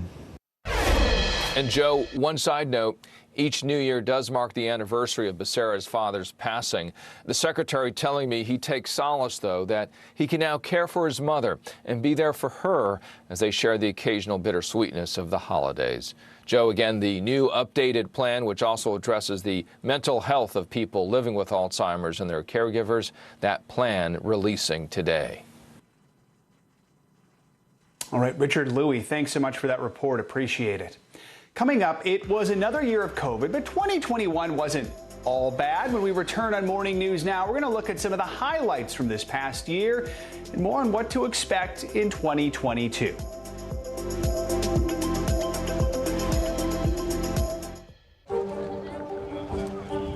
go. This is a critical choke point for this fire.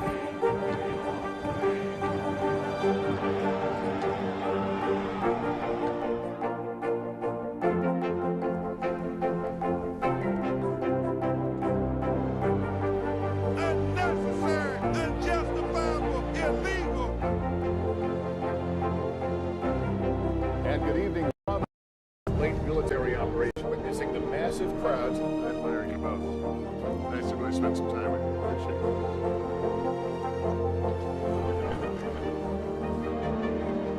At any moment now.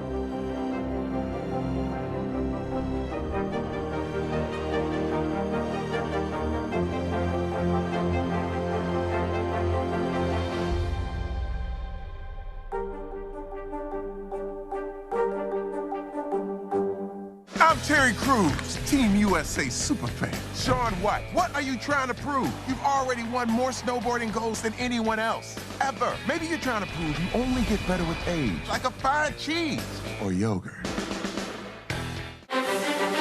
Is this an issue about guns or is this an issue about social justice? This supply chain issue has been a problem for months. Do you concur that this is going to get worse before it gets better? The question is, are you now more open to packing the court? If it's Sunday, it's Meet the Press. Welcome to the Tonight Show. Let me show you how it's done. Show me what you got. I don't want to be a Lego.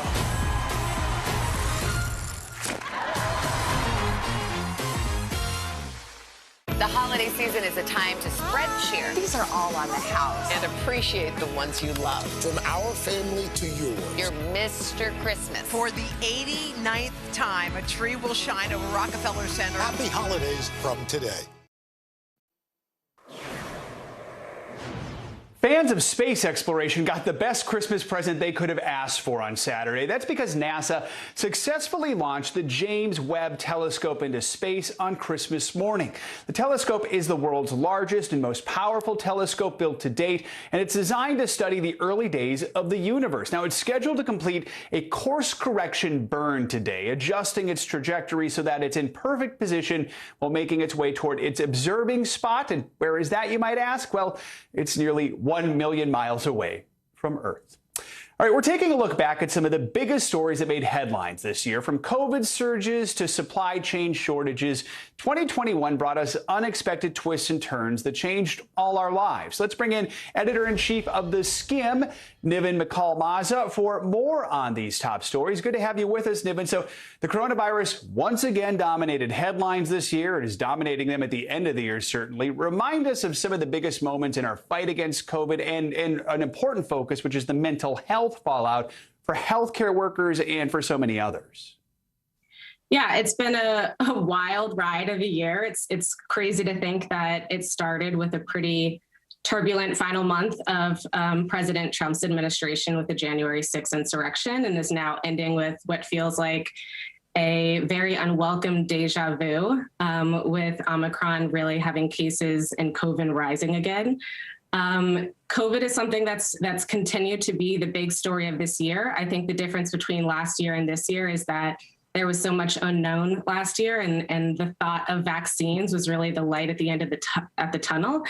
And I think this year we saw it's not that black and white. You know, vaccines are something that are still, there are a lot of people that are really hesitant to still get them. And whether that be because of misinformation or our long history of systemic racism in our healthcare system, or just an overall distrust of the vaccine process and the rollout.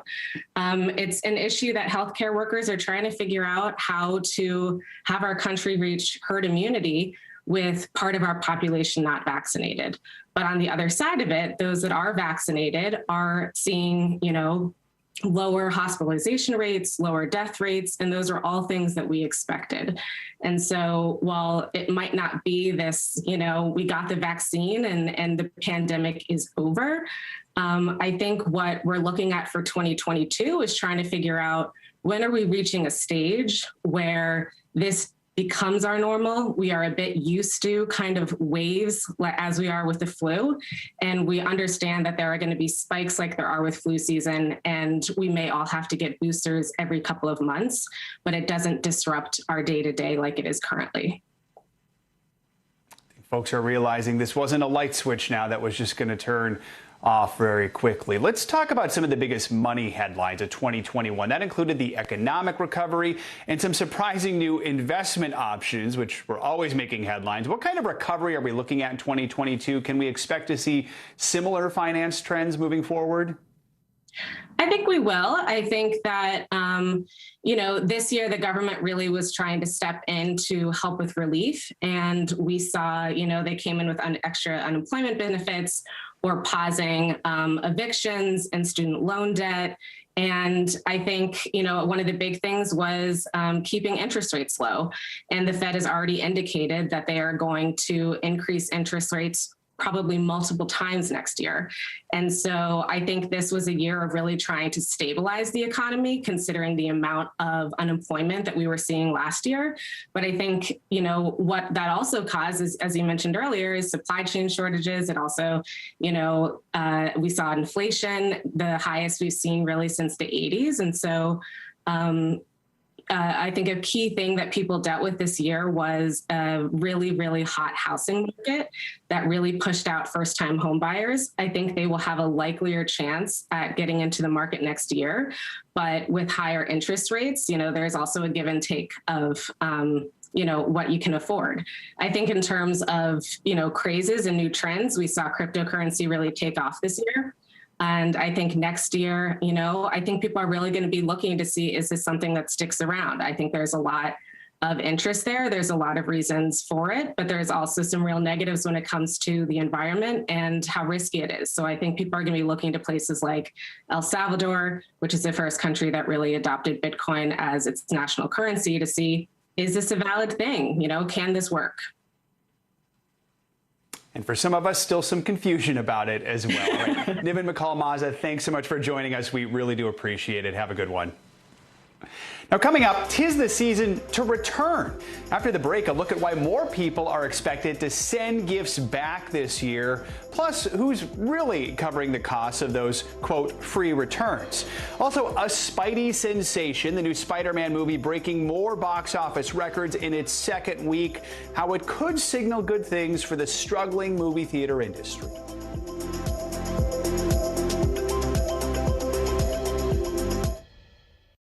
News is happening now. A look at what's making headlines around the world. Tonight, the major announcement of the COVID vaccine. This is a significant moment. Your news, whenever it happens, wherever you are, it's here now. Nathan Chen equals power because every time he does one of these, he's hit with forces 7 times his body weight. 945 pounds? That's 4 Terry Cruises. See? Power. To cover the news, you have to be in it. We'll take you to the front lines of the story, bringing your news feed to life. Streaming live every night. It's your news playlist. Top Story with Tom Llamas, weeknights at 7 on NBC News Now. This is a very different kind of program. We're here to start conversation about the big things happening in our world. Professor, I'm not asking you to predict the future, but what do we think that the new normal is going to be? Is part of this that everyone's rethinking their jobs during this pandemic and their relationship to their employers? What is your biggest tip for any parent who's concerned about this? It's not my job to tell you what to think. My job is to think about what you tell me. Now Tonight with Joshua Johnson, streaming weeknights at 8 on NBC News Now. I'm Terry Crews, Team USA superfan. Shaun White, what are you trying to prove? You've already won more snowboarding golds than anyone else, ever. Maybe you're trying to prove you only get better with age, like a fine cheese or yogurt.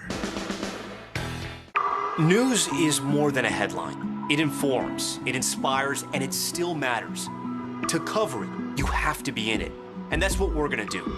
Every night, we take you to the front lines of the story, where it's actually happening, with NBC News journalists on the ground from all over the world. We cover what you need to know and bring your newsfeed to life. In primetime and streaming live, it's your news playlist every night. Top Story with Tom Llamas, weeknights at 7 on NBC News Now. There's no better place for fun with friends.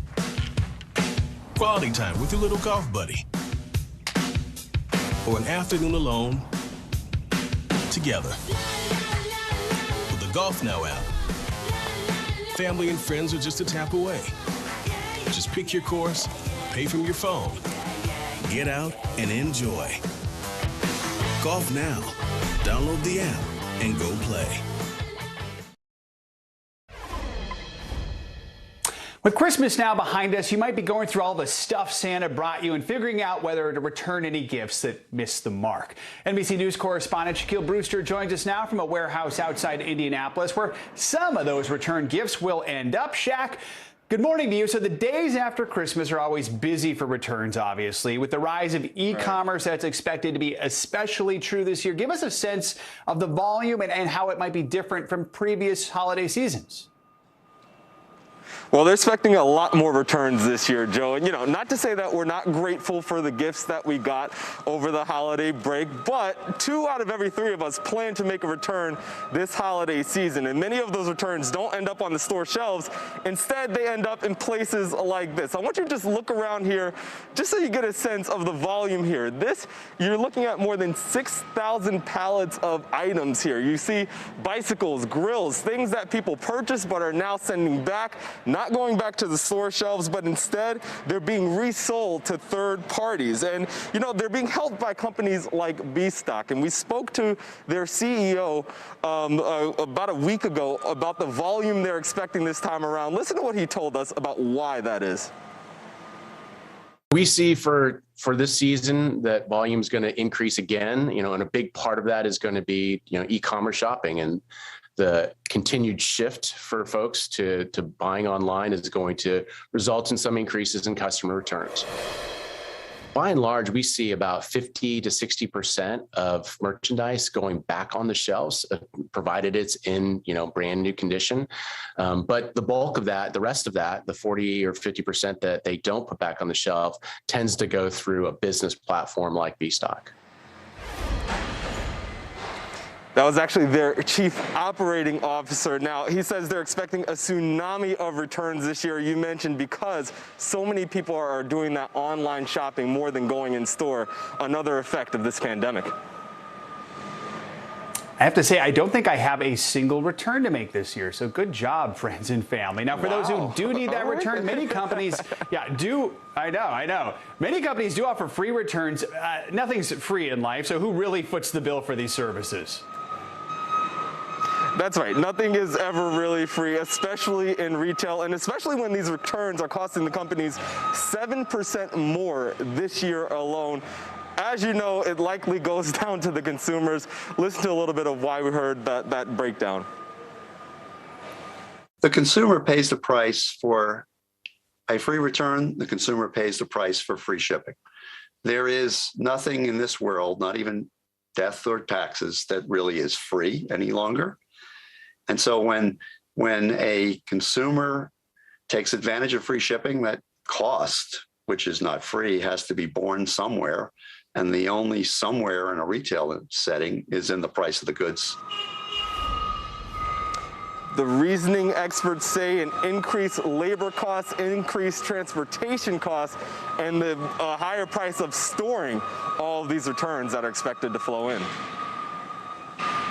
All right, Shaq, wishing you very few returns as well. Thanks so much, my friend. Good to see you. Time now for our CNBC Money Minute, the biggest financial headlines of the day and why they matter to you. Silvana Henao is with us this morning. Silvana, good morning. Hey, good morning and happy Monday.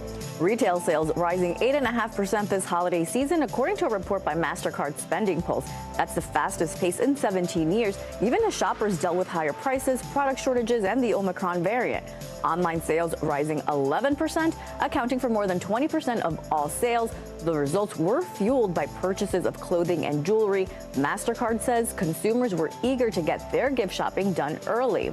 Meanwhile, Microsoft is canceling its in-person presence at the Consumer Electronics Show in Las Vegas next week on worries about the Omicron variant.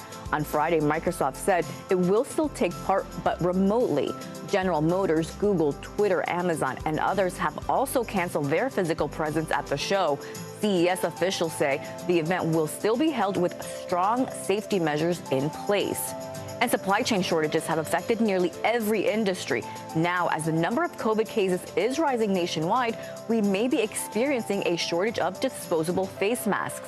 One U.S. manufacturer saying a big reason is the need for masks hasn't been consistent throughout the pandemic. He says people buy up more each time there's a flare-up in COVID cases, and that's true now with the Omicron variant. The CDC says there are still some options for those without a disposable mask, including cloth face coverings and the KN95 masks. Back to you. All right, Silvana, thanks so much, and happy Monday to you as well. 2021 was another tough year for movie theaters. They struggled with shutdowns, restrictions, and of course the boom in streaming. But we might be on the edge of a resurgence. This weekend, the new Spider-Man film became the first of the pandemic era to make $1 billion globally at the box office. NBC News correspondent Steve Patterson has more. just like how it happens on screen. The movie theater biz needed a hero to swoop in when all seemed lost. Theater operators hope Spider-Man's big box office holiday swing may have saved the day. This could be the savior of the industry and could mark a really important turning point in this road to recovery for that big screen experience around the world. It's a big deal. The industry needed this. 88% of theaters are now open and operating compared to pre-pandemic levels. In an era of COVID fears and widespread lockdowns, audiences traded crowded theaters for the couch. Back in 2020, COVID plummeted the U.S. box office to about $2 billion. The year before was $11 billion. This year, it shot back up to $4 billion, and theater operators are hopeful that's a promising sign of some return to normalcy. But the pandemic also pushed a new foe to the forefront, streaming. Please, don't say 100%. Facing incredible losses. Time to fly. Studios made blockbusters like The Matrix Resurrections available to watch day and date at home alongside the theater. Mookie Greidinger is CEO of the U.S.'s second largest theater chain. The premiere of a big movie should be in the cinemas. Most studios will go back to theater first, but the release window before a movie hits digital is now even shorter. This can work out. Day and date releases are not good for the industry, not for us, and not for the studios. Theater operators are doing everything they can to get moviegoers back to the cinema, but this day and age, they have to do a lot more than just the standard bag of popcorn. Playback! Big chains say the cinema is now beyond just catching a flick, with many offering gourmet meals, alcohol, and 4D experiences. We compete with restaurants, we compete with sport events, we compete with everything which is happening out of the house. Visiting the cinemas is still the most affordable entertainment that you can get. For now, the holidays may have been the hero the big screen needed, but in the long run, theaters will have to save themselves. I'm sorry, kid. Steve Patterson, NBC News, Hollywood. Coming up, the royal family looking ahead after a tough year. Up next, Queen Elizabeth's message of hope as she spends her first holiday without her husband, Prince Philip, and prepares to celebrate 70 years on the throne. You're watching Morning News Now.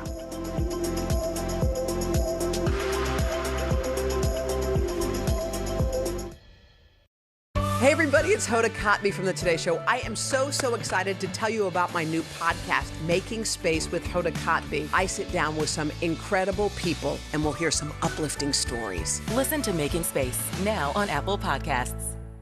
News is more than a headline. It informs, it inspires, and it still matters.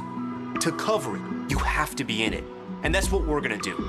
Every night, we take you to the front lines of the story, where it's actually happening, with NBC News journalists on the ground from all over the world.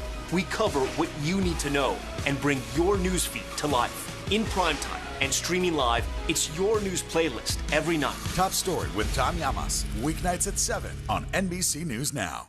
Hey everybody, it's Hoda Kotb from The Today Show. I am so excited to tell you about my new podcast, Making Space with Hoda Kotb. I sit down with some incredible people and we'll hear some uplifting stories. Listen to Making Space now on Apple Podcasts. Let's go. This is a critical choke point for this fire.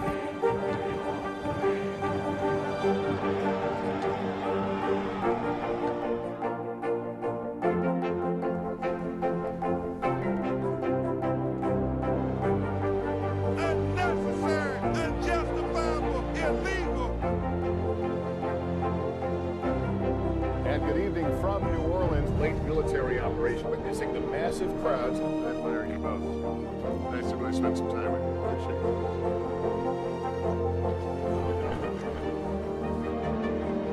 At any moment now.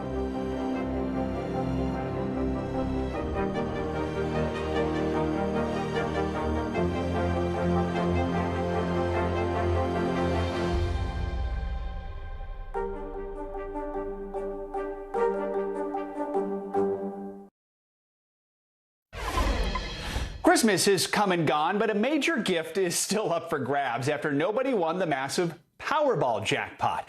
The estimated jackpot has now climbed to $416 million. No one's claimed the top prize since October 4th. We've seen 34 consecutive drawings without a first prize winner, and the next drawing is tonight. So good luck. The royal family celebrated their first Christmas without Prince Philip this weekend. In her traditional Christmas message, the 95-year-old Queen touched on the loss while looking forward to the future. Here's NBC News foreign correspondent Kelly Kobiea. Queen Elizabeth entering a new era this morning after celebrating the first Christmas without her husband, Prince Philip, but keeping spirits high during her holiday message. And as much as I and my family miss him, I know he would want us to enjoy Christmas. The Queen's plans scaled down, missing the traditional family church service and staying at her Windsor residence, where an intruder was arrested for breaching onto the castle grounds on Christmas Day. A 19-year-old caught by police within minutes. The Queen and guests undisturbed. The Cambridges hosting a Christmas carol with Kate playing the piano. And in California, Prince Harry and Meghan Markle sharing a candid holiday card with 2-year-old Archie and 6-month-old Lilibet Diana, her first public photo. The Queen now looking forward to better times and a milestone moment just months away, her Platinum Jubilee, a celebration of 70 years on the throne. We are lucky enough to be able to witness and have a ringside seat to history in the making. Elizabeth is the longest-serving monarch in British history, and at every Jubilee, from silver in '77 to gold in 2002 and diamond nearly 10 years ago in 2012, Prince Philip was by her side. The Queen now facing this monumental milestone without him, along with worries about her own health, yet still determined to work, highlighting the upcoming celebrations in her Christmas message. I hope will be an opportunity for people everywhere to enjoy a sense of togetherness. The preparations already underway. Platinum Jubilee director Simon Brooks Ward sharing details of the main events next June. We're walking along the mall. Obviously lots of traffic here right now. However, on the day, there'll be flags, there'll be bunting, so the Queen will come out from Buckingham Palace behind and be escorted by the Household Cavalry Mounted Regiment. And this will be a huge, great sort of flow of military music, dancing, culture, everything. A real explosion of colour. The crowning moment of every Jubilee before, the whole family on the balcony of Buckingham Palace, waving to a sea of cheering faces. With the Queen's health now in focus, the question, will the Jubilee celebrations bring the family together again? Kelly Kobiea, thanks for that report. And that does it for this hour of Morning News Now, but the news continues right now.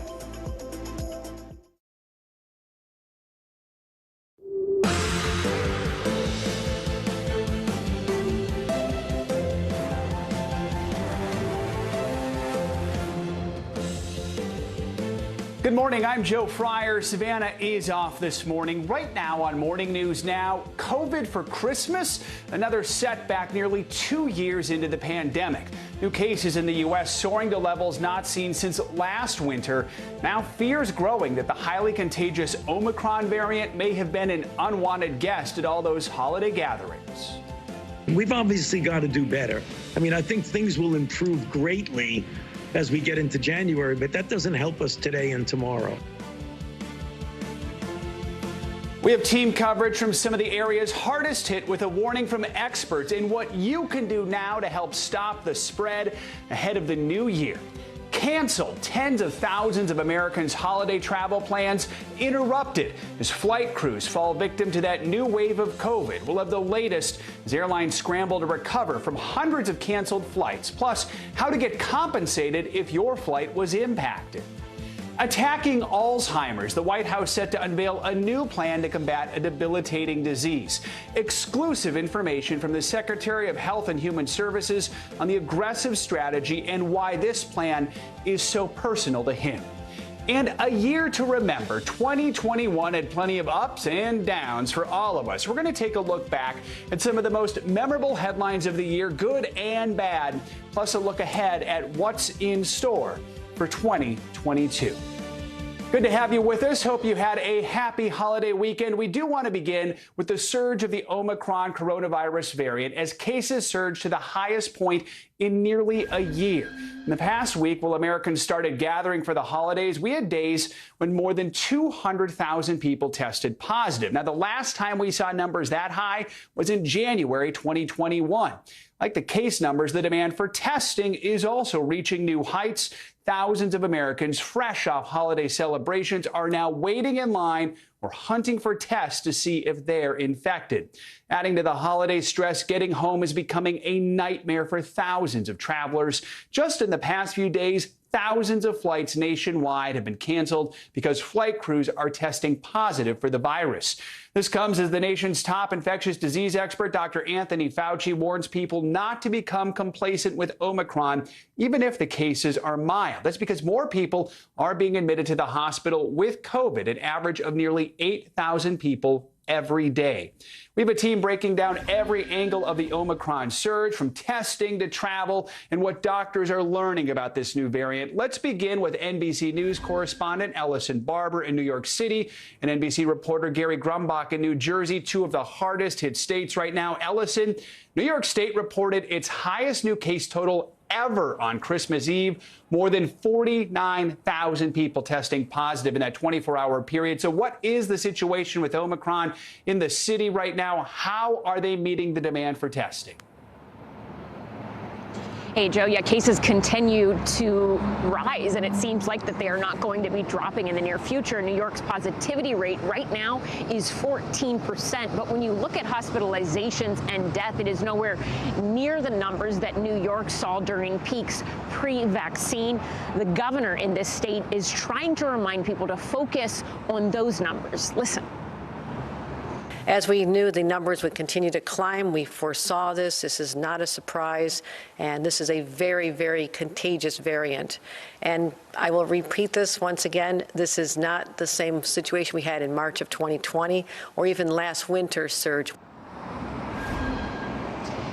When it comes to testing, that's been a bit of a mess, to say the least, in New York City. We have seen lines that go for blocks and blocks, people waiting in the cold, sometimes for hours, just to get a COVID test. When it comes to the over-the-counter at-home rapid kits that are typically available at pharmacies or grocery stores in the city, those seem to leave the shelves as soon as they are restocked. So to try and help with some of that, the state is opening pop-up vaccine sites inside of subways. Two of those, one here in Times Square and another at Grand Central, open today. 5 additional pop-up sites at subways. Those are set to open next week.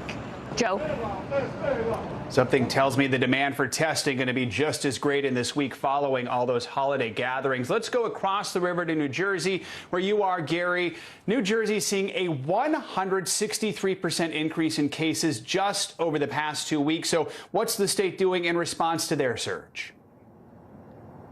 Hey there, Joe. Yeah, we've seen thousands and tens of thousands of cases here in New Jersey. More cases this weekend than we saw throughout the entire pandemic in terms of a daily average. And usually when we see cases rising, we're seeing hospitalizations rising as well. And we are seeing that in the state of New Jersey, but not nearly at the rate of last December. We're seeing about 2,500 people hospitalized in the state of New Jersey. Most of them are unvaccinated. Hospitals say they have surge plans ready if they need them. They don't need them right now. Governor Murphy has made himself very clear. He does not want the state to go back into another lockdown like we saw during the spring of 2020. So as a result of that, localities and local communities are really taking matters into their own hands. The city of Newark is instituting a vaccine mandate for restaurants, bars, and entertainment and sporting venues across the city. The cities of Montclair and South Orange are instituting indoor mask mandates as well. And Governor Murphy, of course, is involved with this every step of the way. Today, he'll be on a phone call with President Biden about how COVID is handling, and how all the governors are handling COVID from state to state. But he'll be taking that call from Costa Rica, where he's on vacation with his family. Joe? All right, Ellison, vaccines are a huge part of this. New vaccine mandates now go into effect for New York City today. What are these new rules? How are they going to work? So one mandate expands the existing vaccine vaccine mandate to private companies. So what does that mean? Any non-governmental entity who employs at least one worker in New York City will now be required to obtain proof of vaccination from their employees starting today. If they fail to do that, they could face fines starting at $1,000. Another mandate going into effect today in New York City has to do with kids. In New York City now, anyone over the age of 12, they are required to show proof of vaccination to dine indoors, go to a gym, or any indoor entertainment venue. That mandate having to do with children is highly controversial. Mayor Bill de Blasio says that both of these are bold, first-in-the-nation measures and necessary to keep New Yorkers and their communities safe. But Mayor Bill de Blasio only has a few more days left in office. The incoming mayor, Mayor-elect Eric Adams, has said that he is weighing in and he is going to review, these mandates as his administration comes in. Mayor Bill de Blasio's administration, his legal team, they have said they expect legal challenges to this, but they believe that it will hold up in court. Mayor Bill de Blasio switches out, leaves office. The new mayor comes in on January 1st. Joe? Ellison mentioned kids. Gary, let's stick with the kids theme here. School districts now figuring out what to do once students return in January. Quickly here, how are school leaders in Jersey handling this? Yeah, Governor Murphy has said he does not want everyone to go back to all virtual learning. He says it's not good for the students, it's not good for the teachers, it's not good for the parents, it's not good for anybody.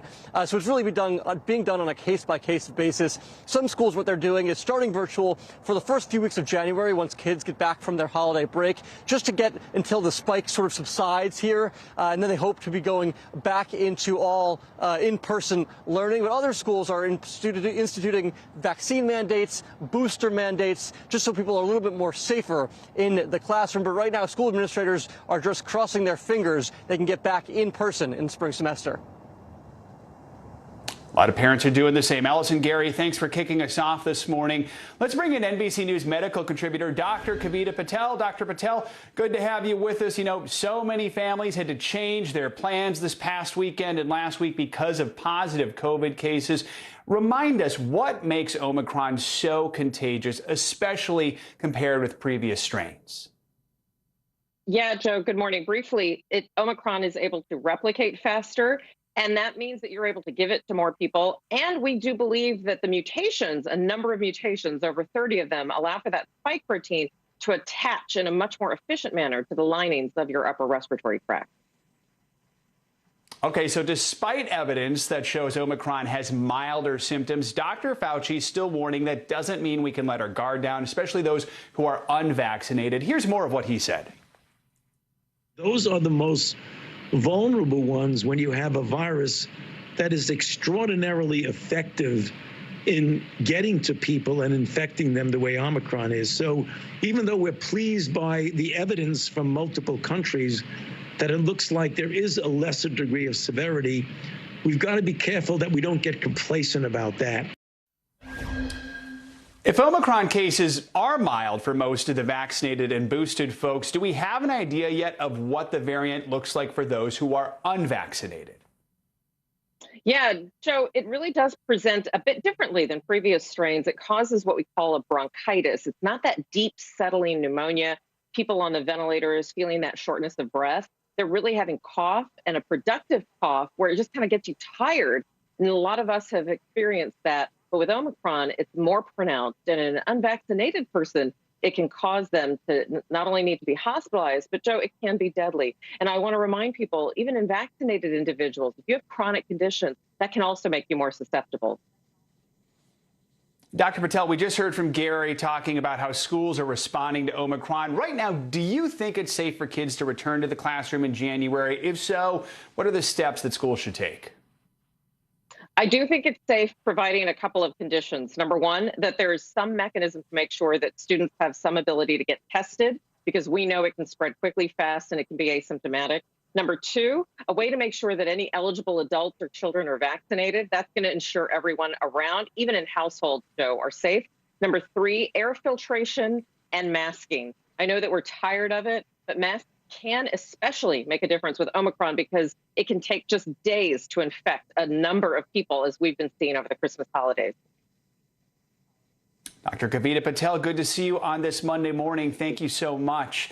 Now, this morning, the surge in coronavirus cases is creating a travel nightmare across the country. More than 1,000 flights were canceled over the holiday weekend. Airlines cited staffing shortages from employees exposed to or infected with COVID. And for many flyers, relief could still be days away. NBC News correspondent Kerry Sanders explains.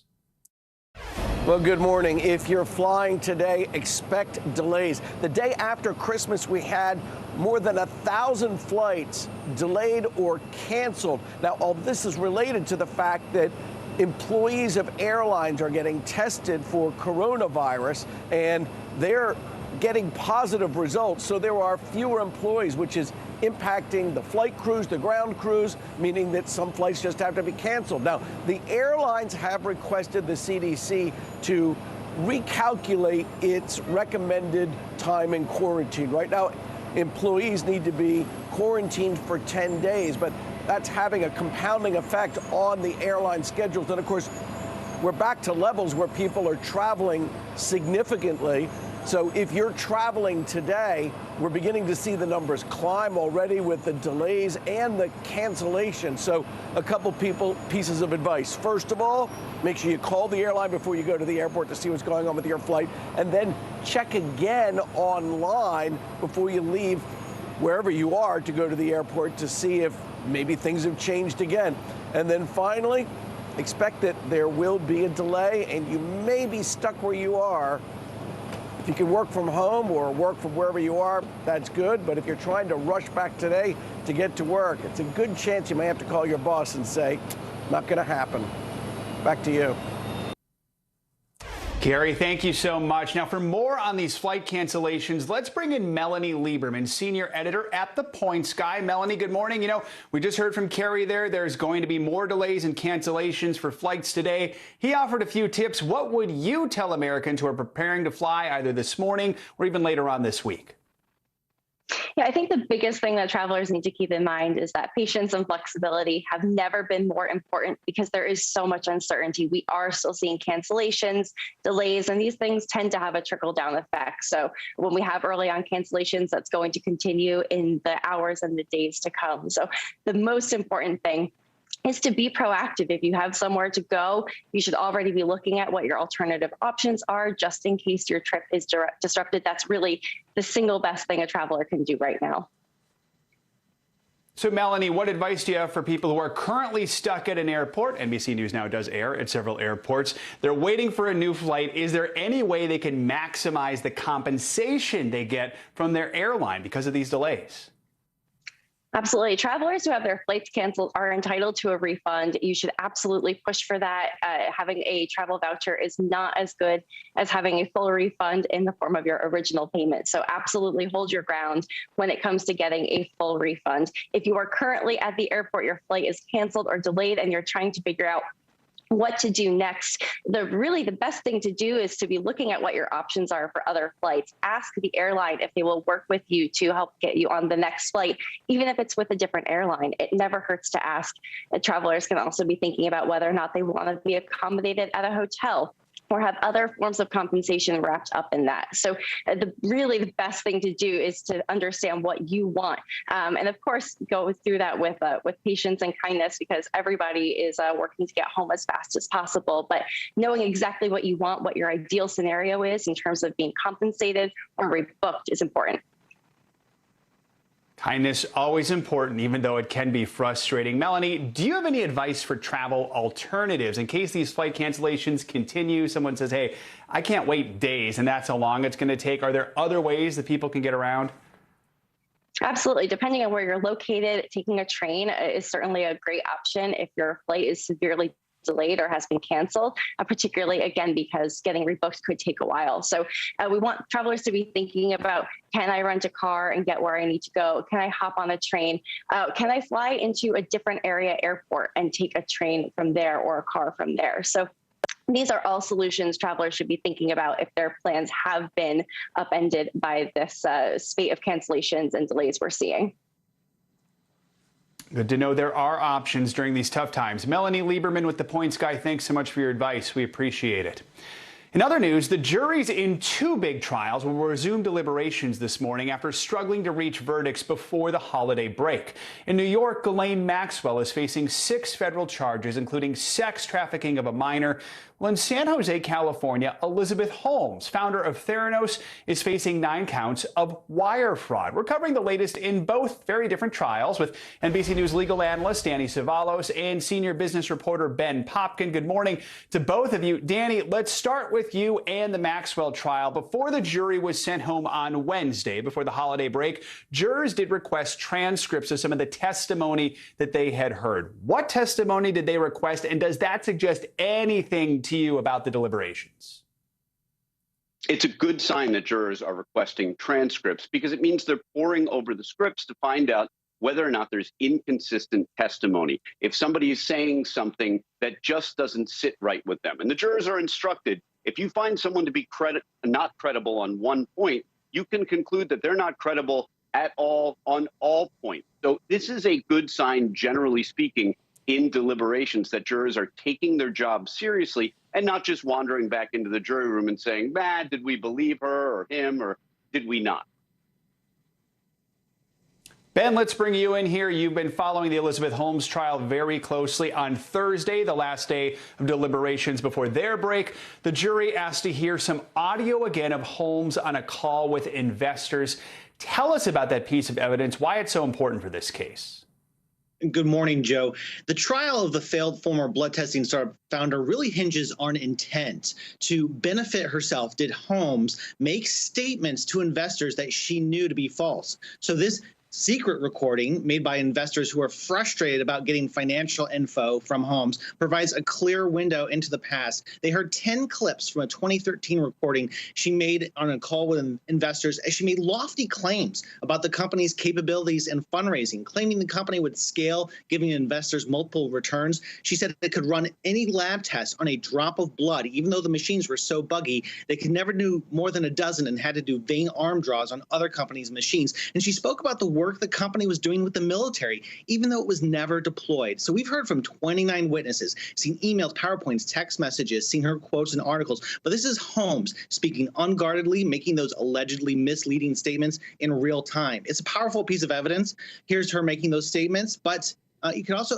argue in some of those cases, if you analyze the words, she's walking right up to that line of deception. So it could really cut for both either the prosecution or defense in the jury's minds. We'll be watching.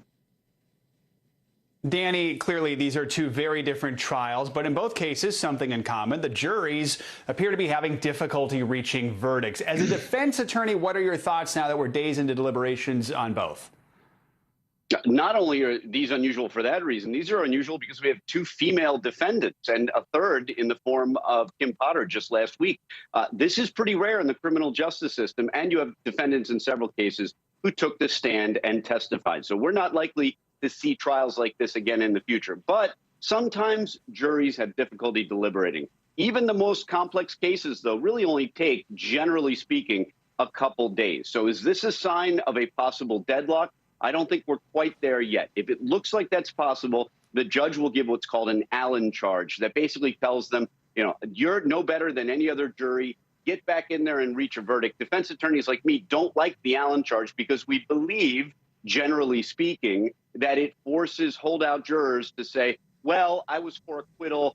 I guess I'll give in to the majority. Now, that, of course, is just part of the astrology of us on the outside trying to figure out what's going on the inside of jury deliberation.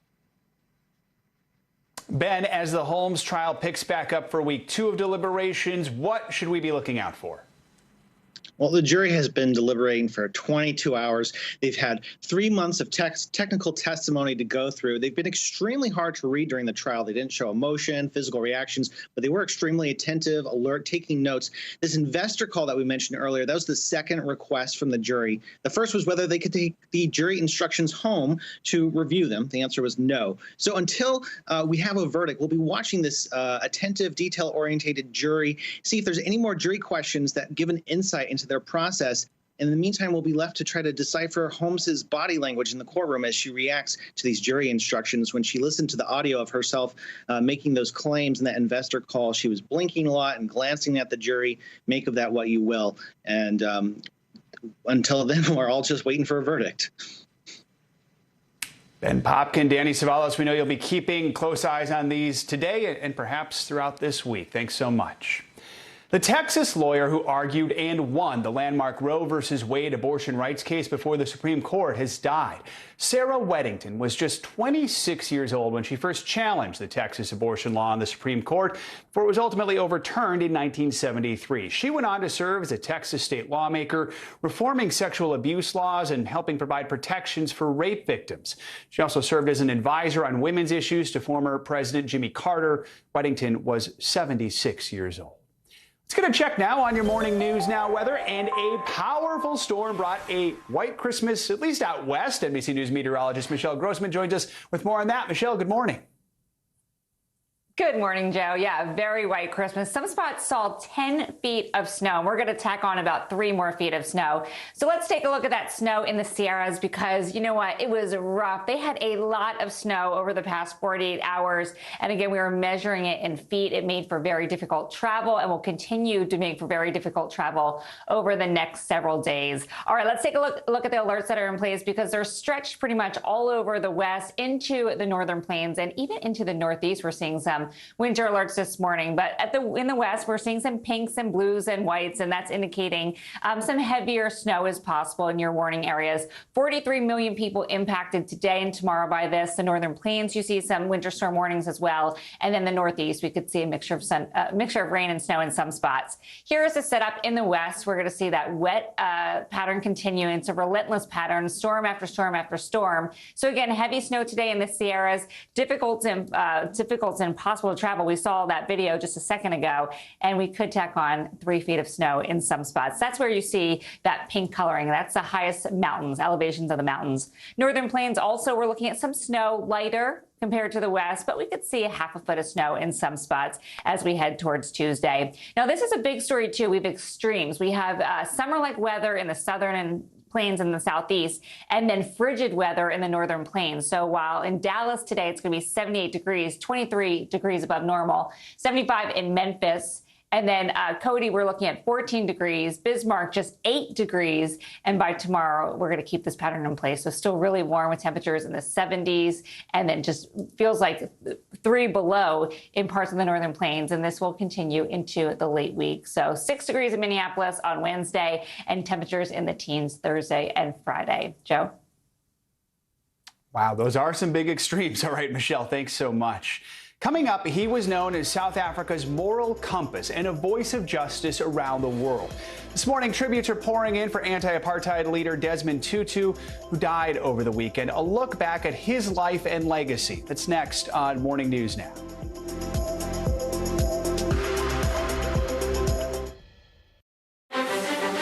Is this an issue about guns, or is this an issue about social justice? This supply chain issue has been a problem for months. Do you concur that this is going to get worse before it gets better? The question is, are you now more open to packing the court? If it's Sunday, it's Meet the Press. We're here to start conversations about the big things happening in our world, because it's not my job to tell you what to think. My job is to think about what you tell me. Now Tonight with Joshua Johnson, streaming weeknights at 8 on NBC News Now. Michaela Schifrin. With just one more gold medal, she'll have more than any American alpine skier in history. She's climbed the mountain of this sport. Almost time to come down for more gold, Michaela. Better do it fast. Good morning, I'm Joe Fryer. And I'm Savannah Sellers. Another giant leap for mankind. They want folks to shelter in place until this storm pushes through. This new travel requirement, is it possible we're going to see tighter restrictions? Morning News Now, streaming weekdays at 7. Let's go. This is a critical choke point for this fire.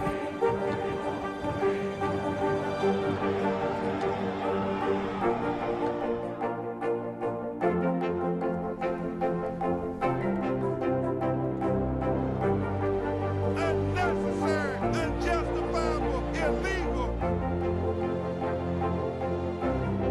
And good evening from New Orleans. Late military operation witnessing the massive crowds. I admire you both.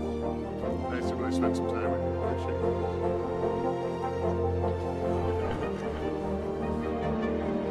At any moment now.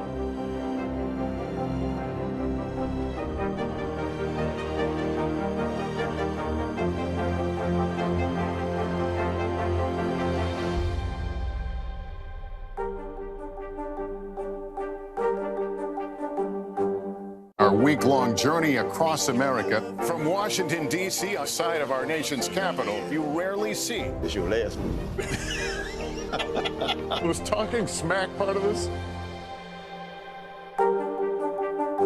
The Meet the Press Chuck Toddcast, free wherever you get your podcasts. What is going to happen now? Going back and forth because Go ahead, this is it.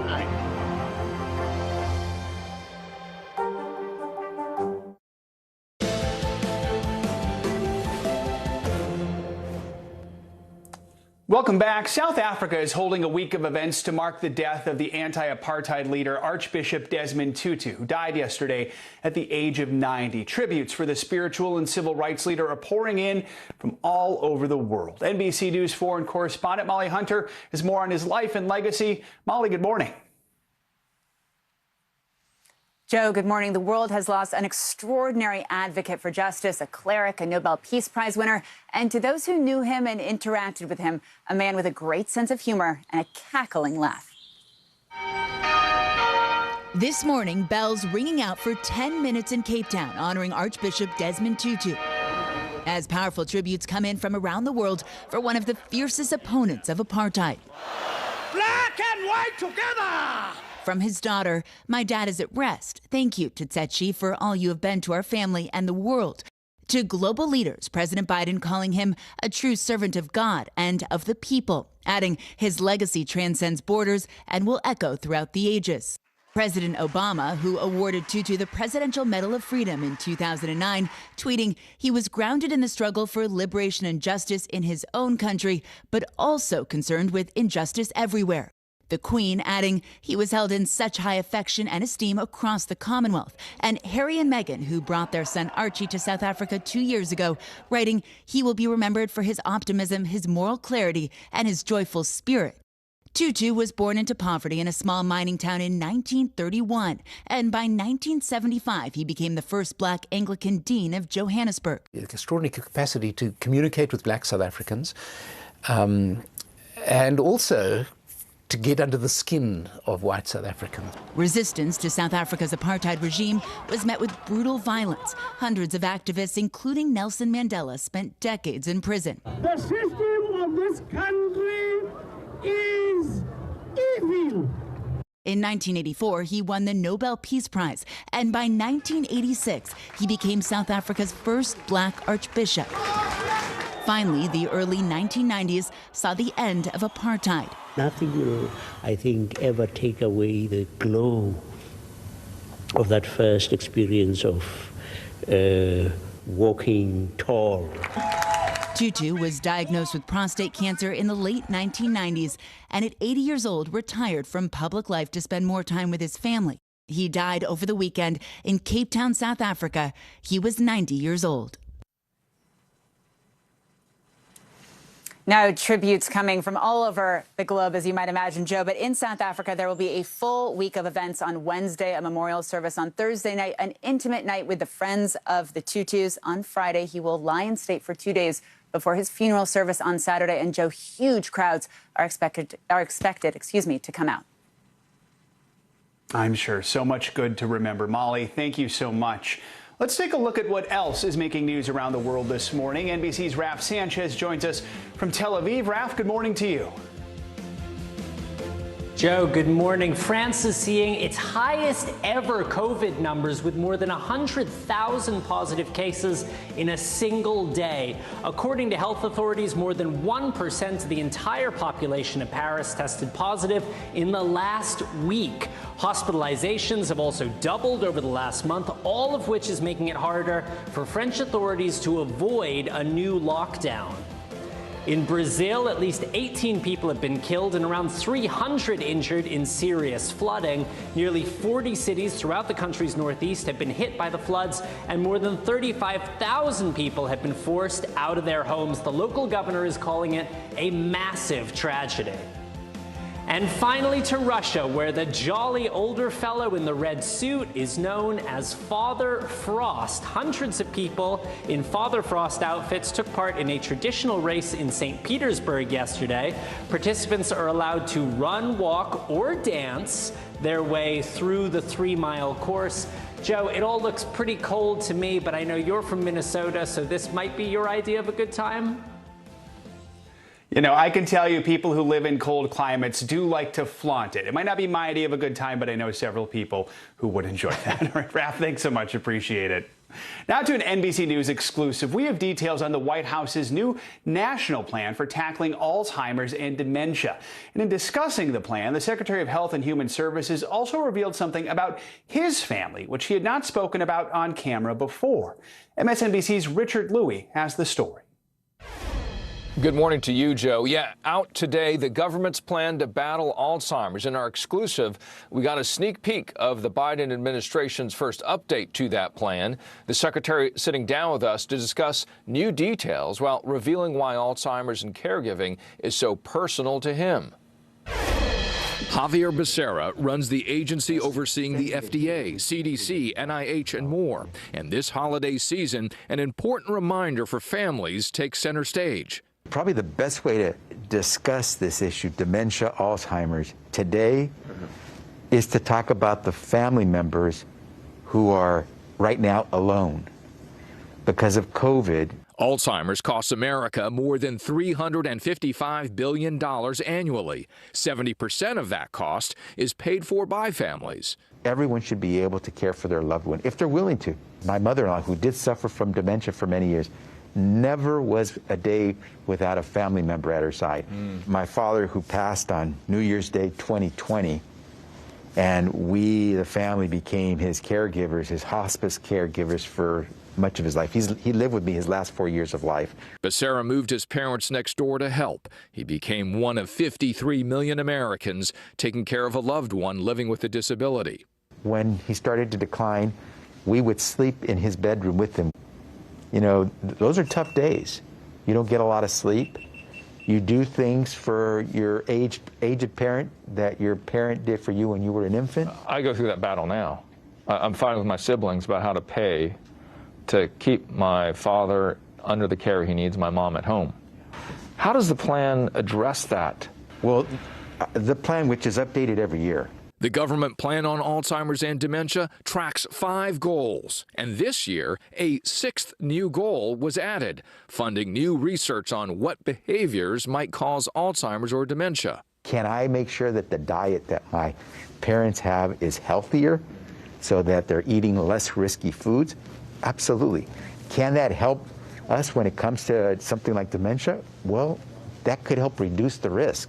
And that risk is higher for certain groups. In Black and Latino communities, the rate of Alzheimer's can be twice of others.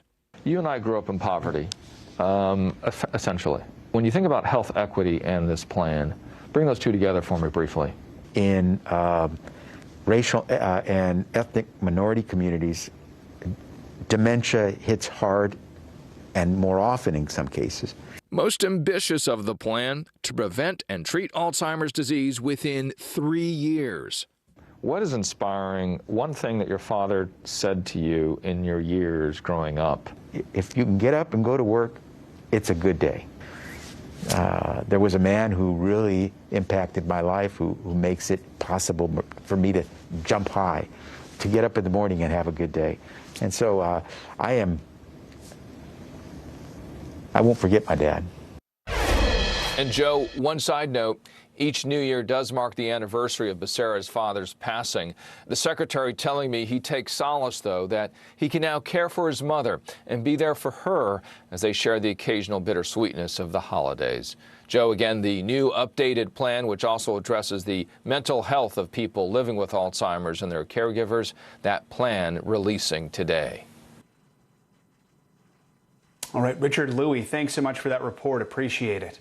Coming up, it was another year of COVID, but 2021 wasn't all bad. When we return on Morning News Now, we're going to look at some of the highlights from this past year and more on what to expect in 2022.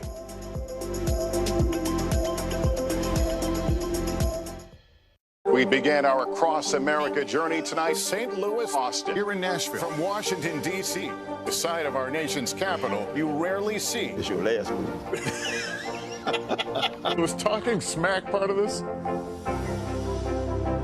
What do you doing for teachers who feel that they're being stretched too thin? Did you understand how prevalent hunger was in your own community?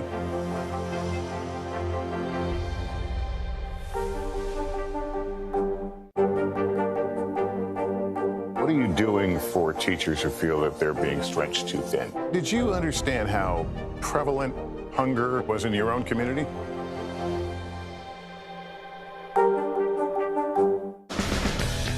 Frontside 900, McTwist, back-to-back 1080s. I mean, it's hard just naming these tricks. Chloe Kim, she's up there spinning around with a smile. Respect. The Winter Olympics, February 3rd on NBC and Peacock. Let's go. This is a critical choke point for this fire.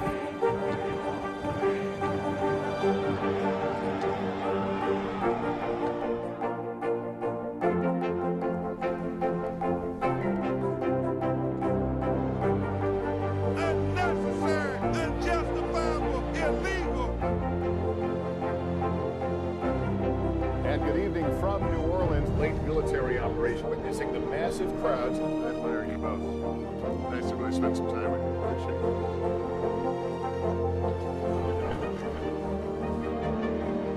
At any moment now.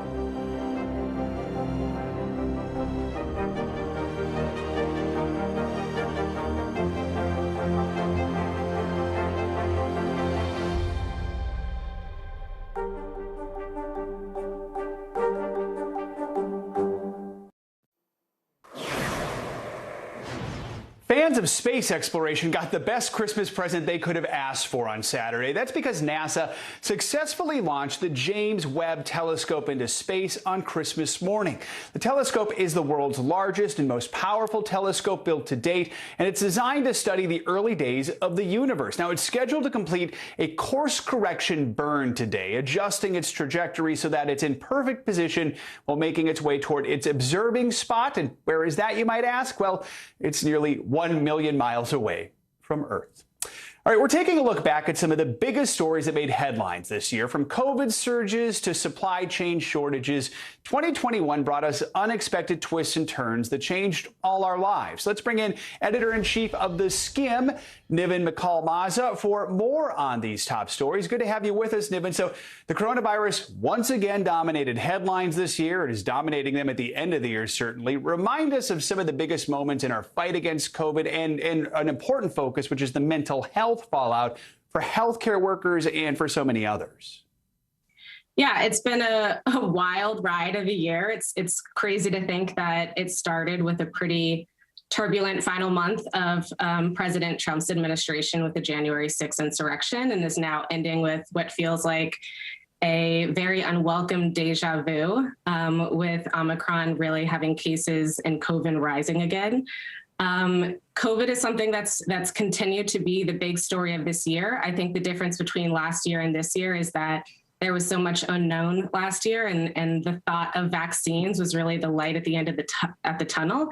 And I think this year we saw it's not that black and white. You know, vaccines are something that are still, there are a lot of people that are really hesitant to still get them. And whether that be because of misinformation or our long history of systemic racism in our healthcare system, or just an overall distrust of the vaccine process and the rollout. It's an issue that healthcare workers are trying to figure out how to have our country reach herd immunity with part of our population not vaccinated. But on the other side of it, those that are vaccinated are seeing, lower hospitalization rates, lower death rates, and those are all things that we expected.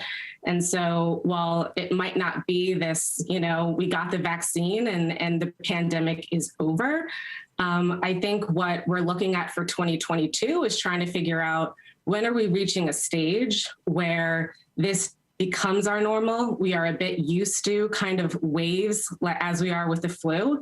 And we understand that there are going to be spikes like there are with flu season. And we may all have to get boosters every couple of months, but it doesn't disrupt our day-to-day like it is currently. Folks are realizing this wasn't a light switch now that was just going to turn off very quickly. Let's talk about some of the biggest money headlines of 2021. That included the economic recovery and some surprising new investment options, which were always making headlines. What kind of recovery are we looking at in 2022? Can we expect to see similar finance trends moving forward?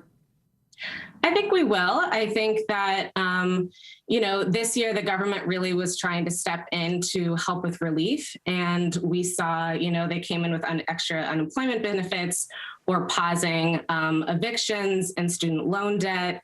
And I think, one of the big things was keeping interest rates low. And the Fed has already indicated that they are going to increase interest rates probably multiple times next year. And so I think this was a year of really trying to stabilize the economy, considering the amount of unemployment that we were seeing last year. But I think, what that also causes, as you mentioned earlier, is supply chain shortages. It also, we saw inflation, the highest we've seen really since the 80s. And so I think a key thing that people dealt with this year was a really, really hot housing market that really pushed out first-time home buyers. I think they will have a likelier chance at getting into the market next year. But with higher interest rates, there's also a give and take of what you can afford.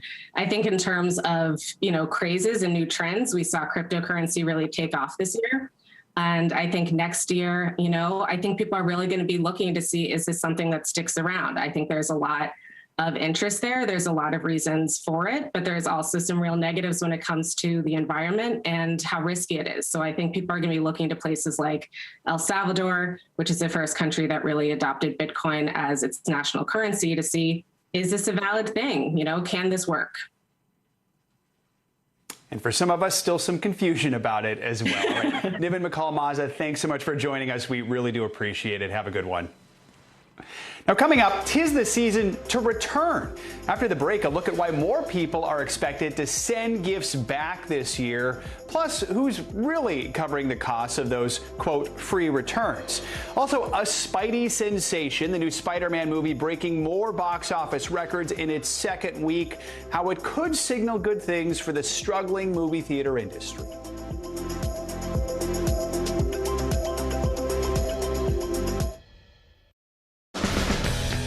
Frontside 900, McTwist, back-to-back 1080s. I mean, it's hard just naming these tricks. Chloe Kim, she's up there spinning around with a smile. Respect. The Winter Olympics, February 3rd on NBC and Peacock. Nathan Chen equals power, because every time he does one of these, he's hit with forces 7 times his body weight. 945 pounds? That's 4 Terry Cruises. See? Power. American Greed, new season, new night. Theranos goes to trial. Boeing's soaring greed, anything for money. A new season of Greed starts Wednesday, January 5th on CNBC. News is happening now. A look at what's making headlines around the world. Tonight, the major announcement of the COVID vaccine. This is a significant moment. Your news, whenever it happens, wherever you are, it's here now. In the City of Angels, 2 kindly old ladies wanted to help homeless men get off the streets forever. And so they did. Listen to The Thing About Helen and Olga, the new podcast from Dateline and Keith Morrison. Welcome to The Tonight Show. Let me show you how it's done. Show me what you got. I don't want to be a Lego.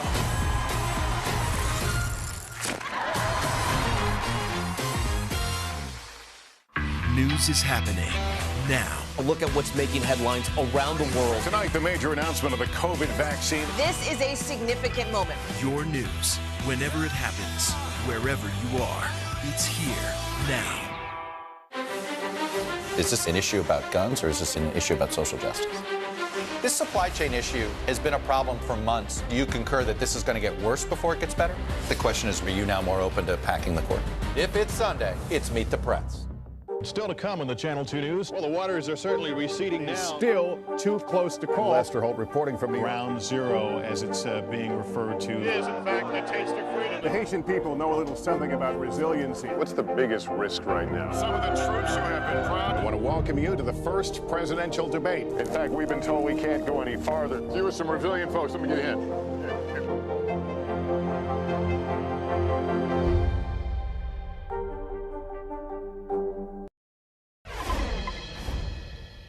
With Christmas now behind us, you might be going through all the stuff Santa brought you and figuring out whether to return any gifts that missed the mark. NBC News correspondent Shaquille Brewster joins us now from a warehouse outside Indianapolis, where some of those returned gifts will end up. Shaq, good morning to you. So the days after Christmas are always busy for returns, obviously. With the rise of e-commerce, that's expected to be especially true this year. Give us a sense of the volume and how it might be different from previous holiday seasons.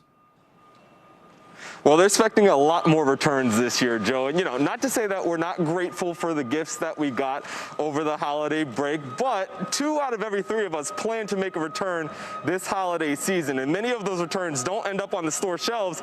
Instead, they end up in places like this. I want you to just look around here just so you get a sense of the volume here. You're looking at more than 6,000 pallets of items here. You see bicycles, grills, things that people purchased but are now sending back, not going back to the store shelves, but instead they're being resold to third parties. And, they're being helped by companies like B-Stock. And we spoke to their CEO about a week ago about the volume they're expecting this time around. Listen to what he told us about why that is. We see for this season that volume is going to increase again, and a big part of that is going to be, e-commerce shopping, and the continued shift for folks to buying online is going to result in some increases in customer returns. By and large, we see about 50 to 60% of merchandise going back on the shelves, provided it's in, brand new condition. But the bulk of that, the rest of that, the 40 or 50% that they don't put back on the shelf, tends to go through a business platform like B-Stock. That was actually their chief operating officer. Now, he says they're expecting a tsunami of returns this year, you mentioned, because so many people are doing that online shopping more than going in store, another effect of this pandemic. I have to say, I don't think I have a single return to make this year. So good job, friends and family. Now, for those who do need that return, many companies, I know. Many companies do offer free returns. Nothing's free in life. So who really foots the bill for these services? That's right. Nothing is ever really free, especially in retail, and especially when these returns are costing the companies 7% more this year alone. As you know, it likely goes down to the consumers. Listen to a little bit of why we heard that breakdown. The consumer pays the price for a free return. The consumer pays the price for free shipping. There is nothing in this world, not even death or taxes, that really is free any longer. And so when a consumer takes advantage of free shipping, that cost, which is not free, has to be borne somewhere. And the only somewhere in a retail setting is in the price of the goods. The reasoning experts say an increased labor costs, increased transportation costs, and the higher price of storing all of these returns that are expected to flow in. All right, Shaq, wishing you very few returns as well. Thanks so much, my friend. Good to see you. Time now for our CNBC Money Minute, the biggest financial headlines of the day and why they matter to you. Silvana Henao is with us this morning. Silvana, good morning. Hey, good morning and happy Monday. Retail sales rising 8.5% this holiday season, according to a report by MasterCard Spending Pulse. That's the fastest pace in 17 years, even as shoppers dealt with higher prices, product shortages, and the Omicron variant. Online sales rising 11%, accounting for more than 20% of all sales. The results were fueled by purchases of clothing and jewelry. MasterCard says consumers were eager to get their gift shopping done early. Meanwhile, Microsoft is canceling its in-person presence at the Consumer Electronics Show in Las Vegas next week on worries about the Omicron variant. On Friday, Microsoft said it will still take part, but remotely. General Motors, Google, Twitter, Amazon, and others have also canceled their physical presence at the show. CES officials say the event will still be held with strong safety measures in place. And supply chain shortages have affected nearly every industry. Now, as the number of COVID cases is rising nationwide, we may be experiencing a shortage of disposable face masks. One U.S. manufacturer saying a big reason is the need for masks hasn't been consistent throughout the pandemic. He says people buy up more each time there's a flare-up in COVID cases, and that's true now with the Omicron variant. The CDC says there are still some options for those without a disposable mask, including cloth face coverings and the KN95 masks. Back to you. All right, Silvana, thanks so much, and happy Monday to you as well.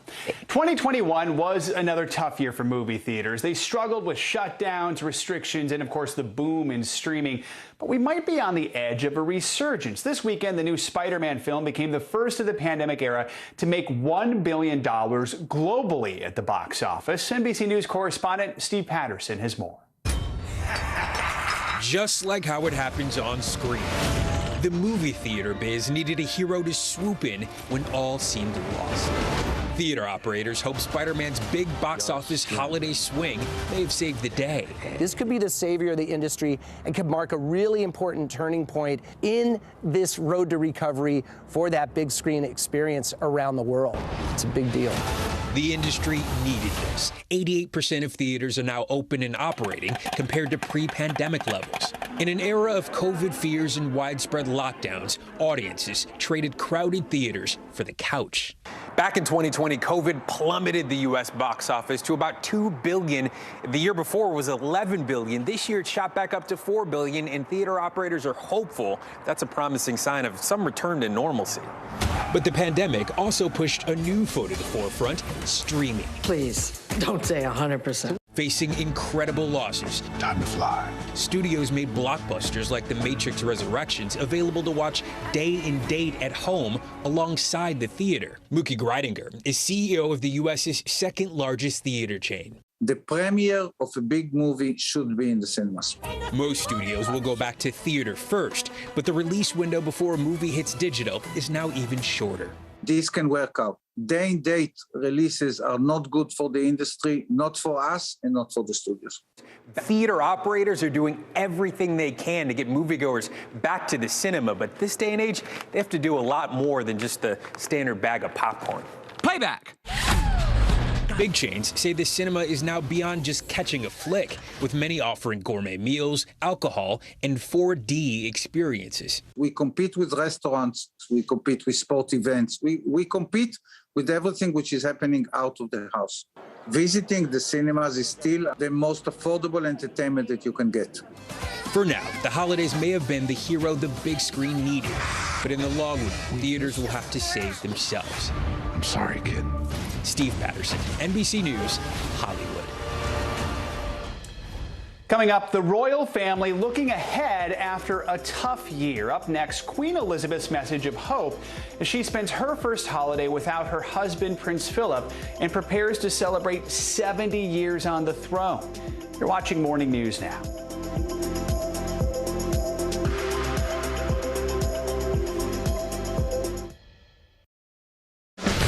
Mikaela Shiffrin. With just one more gold medal, she'll have more than any American alpine skier in history. She's climbed the mountain of this sport. Almost time to come down for more gold, Mikaela. Better do it fast. Still to come on the Channel 2 News. Well, the waters are certainly receding now. Still too close to call. Lester Holt reporting from the Ground Zero, as it's being referred to. It is, in fact, the taste of freedom. The Haitian people know a little something about resiliency. What's the biggest risk right now? Some of the troops who have been proud. I want to welcome you to the first presidential debate. In fact, we've been told we can't go any farther. You are some resilient folks. Let me get a hint.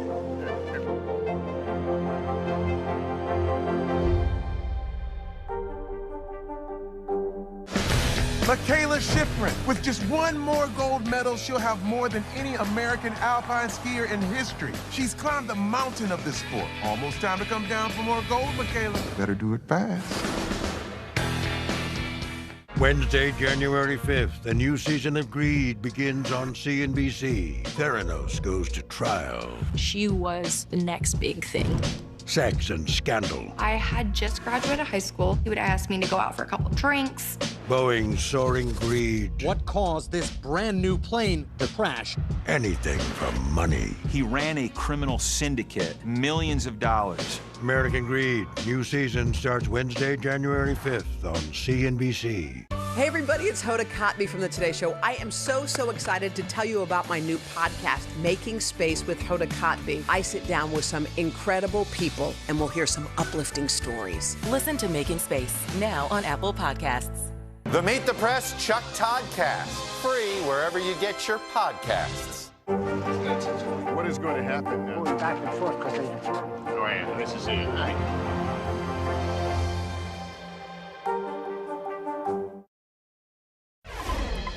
Christmas has come and gone, but a major gift is still up for grabs after nobody won the massive Powerball jackpot. The estimated jackpot has now climbed to $416 million. No one's claimed the top prize since October 4th. We've seen 34 consecutive drawings without a first prize winner, and the next drawing is tonight. So good luck. The royal family celebrated their first Christmas without Prince Philip this weekend. In her traditional Christmas message, the 95-year-old Queen touched on the loss while looking forward to the future. Here's NBC News foreign correspondent Kelly Kobiea. Queen Elizabeth entering a new era this morning after celebrating the first Christmas without her husband, Prince Philip, but keeping spirits high during her holiday message. And as much as I and my family miss him, I know he would want us to enjoy Christmas. The Queen's plans scaled down, missing the traditional family church service and staying at her Windsor residence, where an intruder was arrested for breaching onto the castle grounds on Christmas Day. A 19-year-old caught by police within minutes. The Queen and guests undisturbed. The Cambridges hosting a Christmas carol with Kate playing the piano. And in California, Prince Harry and Meghan Markle sharing a candid holiday card with 2-year-old Archie and 6-month-old Lilibet Diana, her first public photo. The Queen now looking forward to better times and a milestone moment just months away, her Platinum Jubilee, a celebration of 70 years on the throne. We are lucky enough to be able to witness and have a ringside seat to history in the making. Elizabeth is the longest-serving monarch in British history, and at every Jubilee, from silver in '77 to gold in 2002 and diamond nearly 10 years ago in 2012, Prince Philip was by her side. The Queen now facing this monumental milestone without him, along with worries about her own health, yet still determined to work, highlighting the upcoming celebrations in her Christmas message. I hope will be an opportunity for people everywhere to enjoy a sense of togetherness. The preparations already underway. Platinum Jubilee director Simon Brooks Ward sharing details of the main events next June. We're walking along the mall. Obviously lots of traffic here right now. However, on the day, there'll be flags, there'll be bunting, so the Queen will come out from Buckingham Palace behind and be escorted by the Household Cavalry Mounted Regiment. And this will be a huge, great sort of flow of military music, dancing, culture, everything. A real explosion of colour. The crowning moment of every Jubilee before, the whole family on the balcony of Buckingham Palace, waving to a sea of cheering faces. With the Queen's health now in focus, the question, will the Jubilee celebrations bring the family together again? Kelly Kobiea, thanks for that report. And that does it for this hour of Morning News Now, but the news continues right now.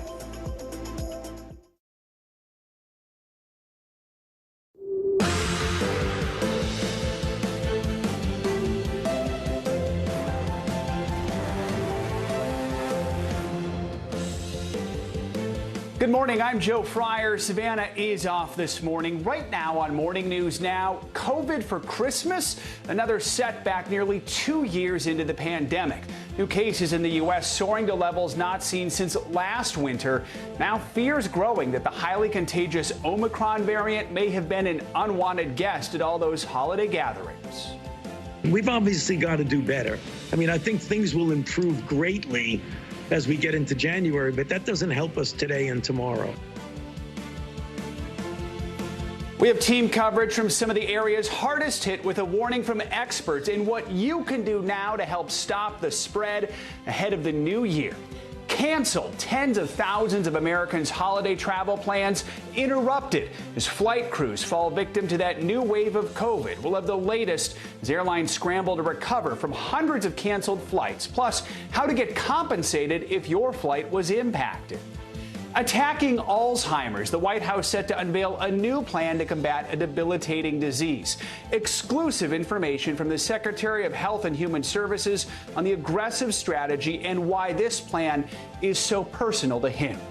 And a year to remember. 2021 had plenty of ups and downs for all of us. We're going to take a look back at some of the most memorable headlines of the year, good and bad, plus a look ahead at what's in store for 2022. Good to have you with us. Hope you had a happy holiday weekend. We do want to begin with the surge of the Omicron coronavirus variant as cases surged to the highest point in nearly a year. In the past week, while Americans started gathering for the holidays, we had days when more than 200,000 people tested positive. Now, the last time we saw numbers that high was in January 2021. Like the case numbers, the demand for testing is also reaching new heights. Thousands of Americans fresh off holiday celebrations are now waiting in line or hunting for tests to see if they're infected. Adding to the holiday stress, getting home is becoming a nightmare for thousands of travelers. Just in the past few days, thousands of flights nationwide have been canceled because flight crews are testing positive for the virus. This comes as the nation's top infectious disease expert, Dr. Anthony Fauci, warns people not to become complacent with Omicron, even if the cases are mild. That's because more people are being admitted to the hospital with COVID, an average of nearly 8,000 people every day. We have a team breaking down every angle of the Omicron surge, from testing to travel, and what doctors are learning about this new variant. Let's begin with NBC News correspondent Ellison Barber in New York City and NBC reporter Gary Grumbach in New Jersey, two of the hardest hit states right now. Ellison, New York State reported its highest new case total ever on Christmas Eve, more than 49,000 people testing positive in that 24-hour period. So what is the situation with Omicron in the city right now? How are they meeting the demand for testing? Hey, Joe, yeah, cases continue to rise, and it seems like that they are not going to be dropping in the near future. New York's positivity rate right now is 14%, but when you look at hospitalizations and death, it is nowhere near the numbers that New York saw during peaks pre-vaccine. The governor in this state is trying to remind people to focus on those numbers. Listen.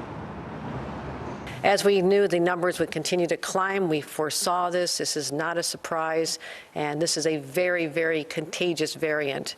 And I will repeat this once again. This is not the same situation we had in March of 2020 or even last winter's surge.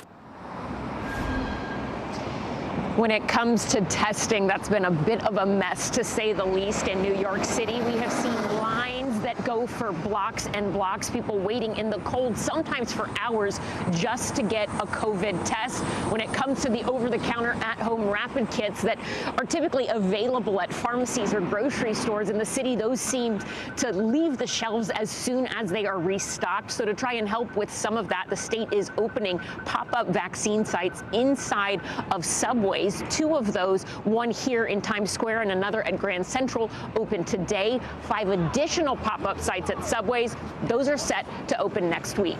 Joe? Something tells me the demand for testing going to be just as great in this week following all those holiday gatherings. Let's go across the river to New Jersey, where you are, Gary. New Jersey seeing a 163% increase in cases just over the past 2 weeks. So what's the state doing in response to their surge?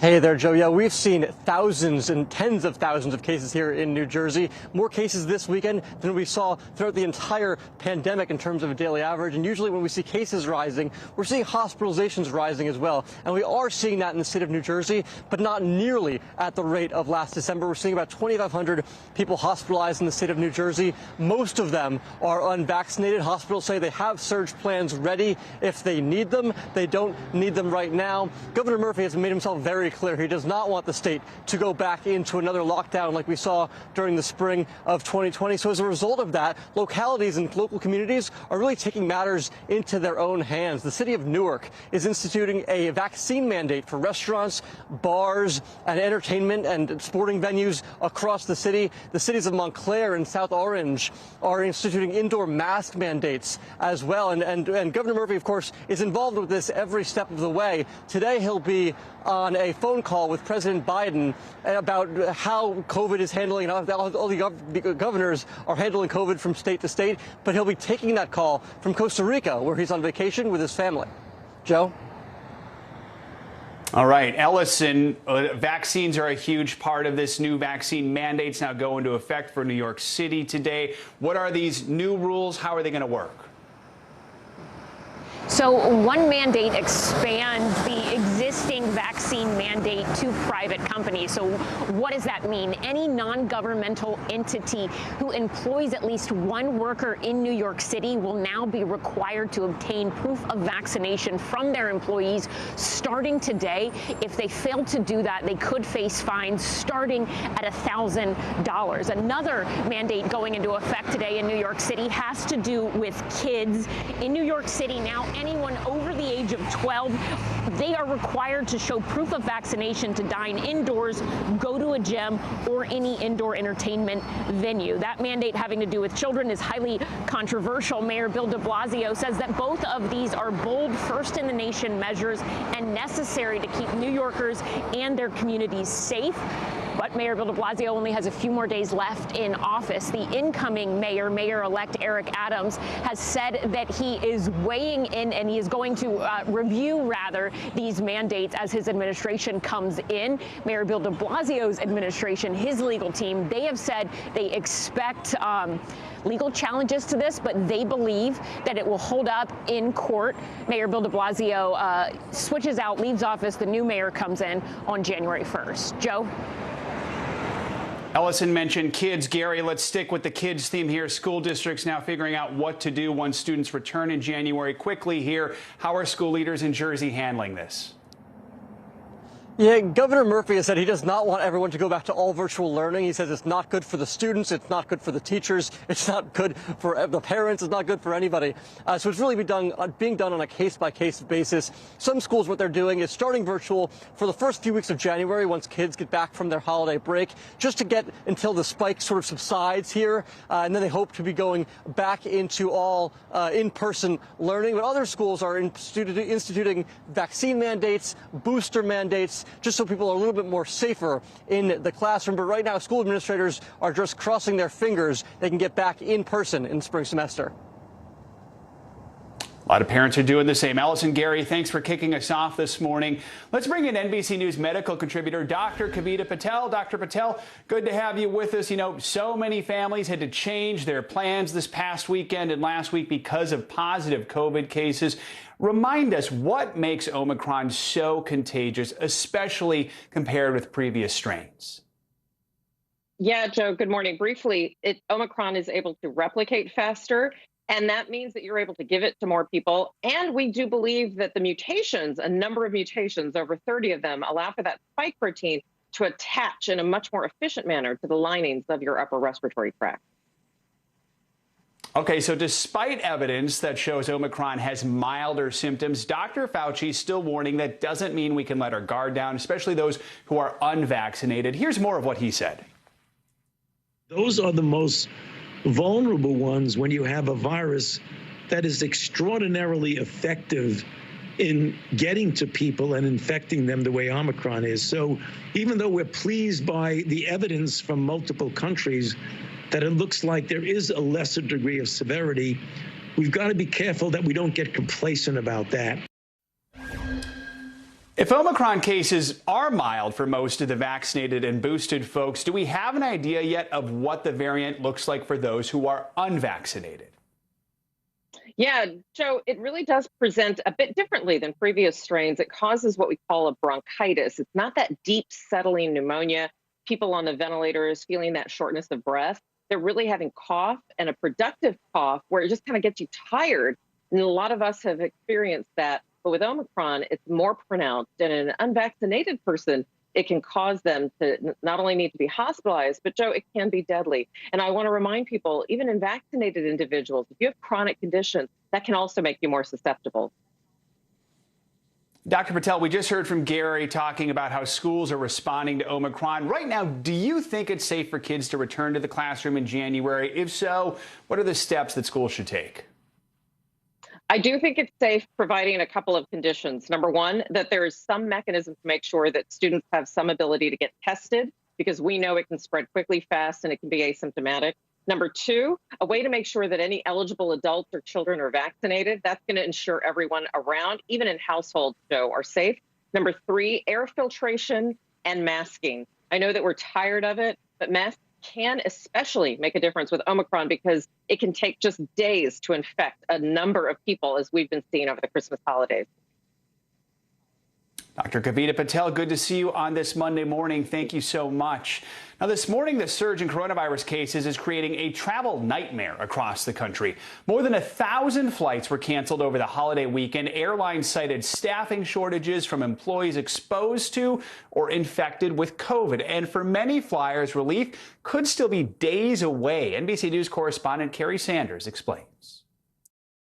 Well, good morning. If you're flying today, expect delays. The day after Christmas, we had more than 1,000 flights delayed or canceled. Now, all this is related to the fact that employees of airlines are getting tested for coronavirus, and they're getting positive results. So there are fewer employees, which is impacting the flight crews, the ground crews, meaning that some flights just have to be canceled. Now, the airlines have requested the CDC to recalculate its recommended time in quarantine. Right now, employees need to be quarantined for 10 days, but that's having a compounding effect on the airline schedules. And of course, we're back to levels where people are traveling significantly.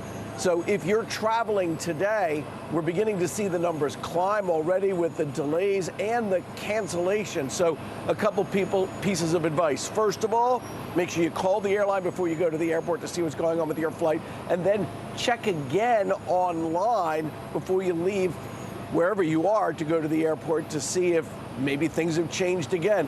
And then finally, expect that there will be a delay and you may be stuck where you are. If you can work from home or work from wherever you are, that's good. But if you're trying to rush back today to get to work, it's a good chance you may have to call your boss and say, not going to happen. Back to you.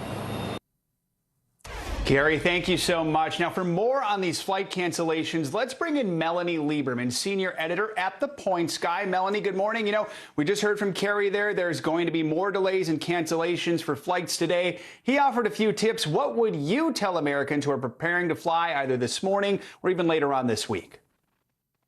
Yeah, I think the biggest thing that travelers need to keep in mind is that patience and flexibility have never been more important because there is so much uncertainty. We are still seeing cancellations, delays, and these things tend to have a trickle-down effect. So when we have early on cancellations, that's going to continue in the hours and the days to come. So the most important thing is to be proactive. If you have somewhere to go, you should already be looking at what your alternative options are just in case your trip is disrupted. That's really the single best thing a traveler can do right now. So, Melanie, what advice do you have for people who are currently stuck at an airport? NBC News Now does air at several airports. They're waiting for a new flight. Is there any way they can maximize the compensation they get from their airline because of these delays?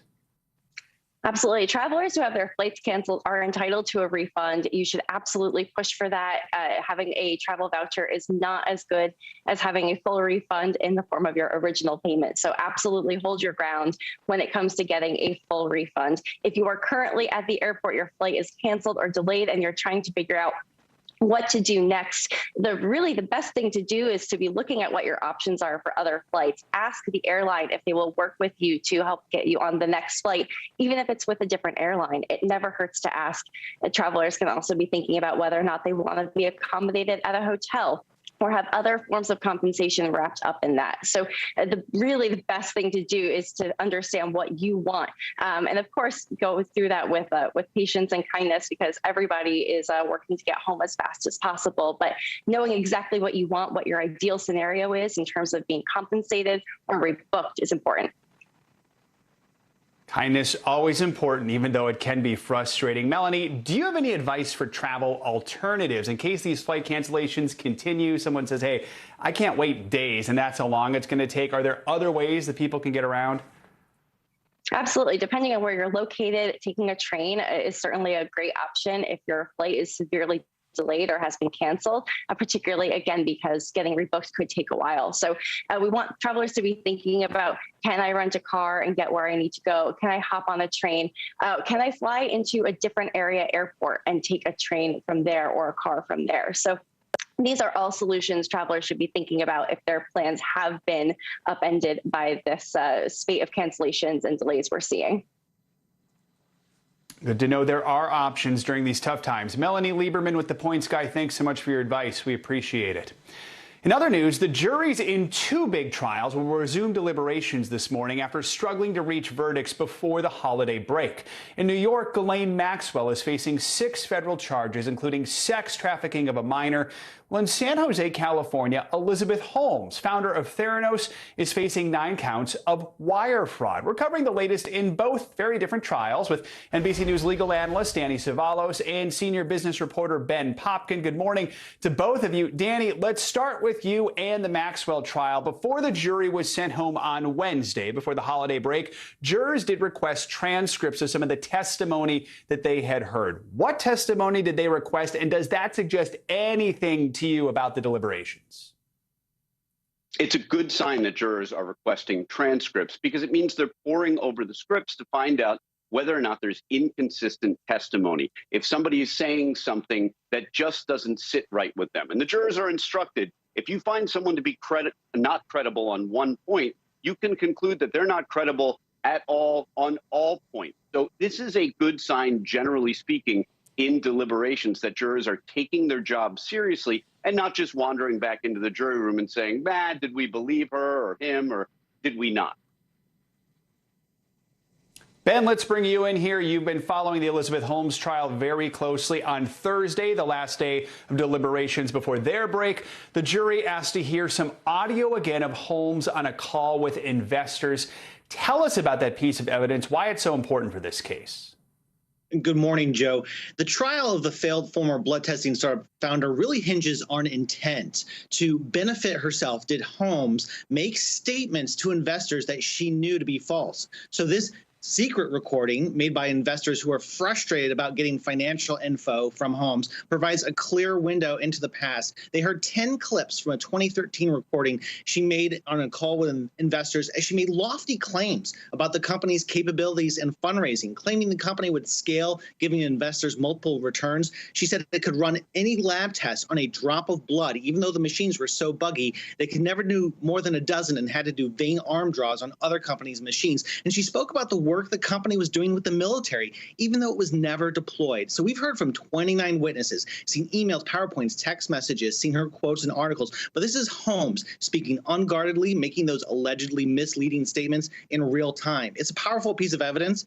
Here's her making those statements, but you can also argue in some of those cases, if you analyze the words, she's walking right up to that line of deception. So it could really cut for both either the prosecution or defense in the jury's minds. We'll be watching. Danny, clearly these are 2 very different trials, but in both cases, something in common. The juries appear to be having difficulty reaching verdicts. As a defense attorney, what are your thoughts now that we're days into deliberations on both? Not only are these unusual for that reason, these are unusual because we have 2 female defendants and a third in the form of Kim Potter just last week. This is pretty rare in the criminal justice system, and you have defendants in several cases who took the stand and testified. So we're not likely to see trials like this again in the future. But sometimes juries have difficulty deliberating. Even the most complex cases, though, really only take, generally speaking, a couple days. So is this a sign of a possible deadlock? I don't think we're quite there yet. If it looks like that's possible, the judge will give what's called an Allen charge that basically tells them, you're no better than any other jury. get back in there and reach a verdict. Defense attorneys like me don't like the Allen charge because we believe, generally speaking, that it forces holdout jurors to say, well, I was for acquittal. I guess I'll give in to the majority. Now, that, of course, is just part of the astrology of us on the outside trying to figure out what's going on the inside of jury deliberation. Ben, as the Holmes trial picks back up for week 2 of deliberations, what should we be looking out for?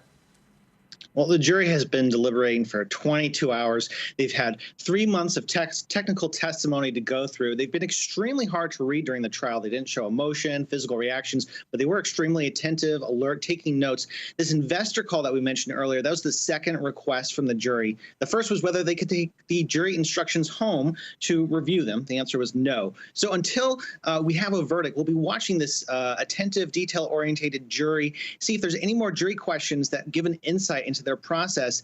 In the meantime, we'll be left to try to decipher Holmes's body language in the courtroom as she reacts to these jury instructions. When she listened to the audio of herself making those claims in that investor call, she was blinking a lot and glancing at the jury. Make of that what you will. And until then, we're all just waiting for a verdict. Ben Popkin, Danny Savalas, we know you'll be keeping close eyes on these today and perhaps throughout this week. Thanks so much. The Texas lawyer who argued and won the landmark Roe v. Wade abortion rights case before the Supreme Court has died. Sarah Weddington was just 26 years old when she first challenged the Texas abortion law in the Supreme Court before it was ultimately overturned in 1973. She went on to serve as a Texas state lawmaker, reforming sexual abuse laws and helping provide protections for rape victims. She also served as an advisor on women's issues to former President Jimmy Carter. Weddington was 76 years old. Let's get a check now on your morning news now weather, and a powerful storm brought a white Christmas, at least out west. NBC News meteorologist Michelle Grossman joins us with more on that. Michelle, good morning. Good morning, Joe. Yeah, very white Christmas. Some spots saw 10 feet of snow. We're going to tack on about 3 more feet of snow. So let's take a look at that snow in the Sierras because you know what? It was rough. They had a lot of snow over the past 48 hours. And again, we were measuring it in feet. It made for very difficult travel and will continue to make for very difficult travel over the next several days. All right, let's take a look at the alerts that are in place because they're stretched pretty much all over the west into the northern plains and even into the northeast. We're seeing some winter alerts this morning, but in the west, we're seeing some pinks and blues and whites, and that's indicating some heavier snow is possible in your warning areas. 43 million people impacted today and tomorrow by this. The northern plains, you see some winter storm warnings as well, and then the northeast, we could see a mixture of rain and snow in some spots. Here is the setup in the west. We're going to see that wet pattern continue. It's a relentless pattern, storm after storm after storm. So again, heavy snow today in the Sierras, difficult and impossible to travel. We saw that video just a second ago, and we could tack on 3 feet of snow in some spots. That's where you see that pink coloring. That's the highest mountains, elevations of the mountains. Northern plains also, we're looking at some snow, lighter compared to the west, but we could see a half a foot of snow in some spots as we head towards Tuesday. Now, this is a big story, too. We have extremes. We have summer-like weather in the southern and plains in the southeast, and then frigid weather in the northern plains. So while in Dallas today, it's going to be 78 degrees, 23 degrees above normal, 75 in Memphis. And then Cody, we're looking at 14 degrees, Bismarck just 8 degrees. And by tomorrow, we're going to keep this pattern in place. So still really warm with temperatures in the 70s, and then just feels like 3 below in parts of the northern plains. And this will continue into the late week. So 6 degrees in Minneapolis on Wednesday and temperatures in the teens Thursday and Friday. Joe? Wow, those are some big extremes. All right, Michelle, thanks so much. Coming up, he was known as South Africa's moral compass and a voice of justice around the world. This morning, tributes are pouring in for anti-apartheid leader Desmond Tutu, who died over the weekend. A look back at his life and legacy. That's next on Morning News Now.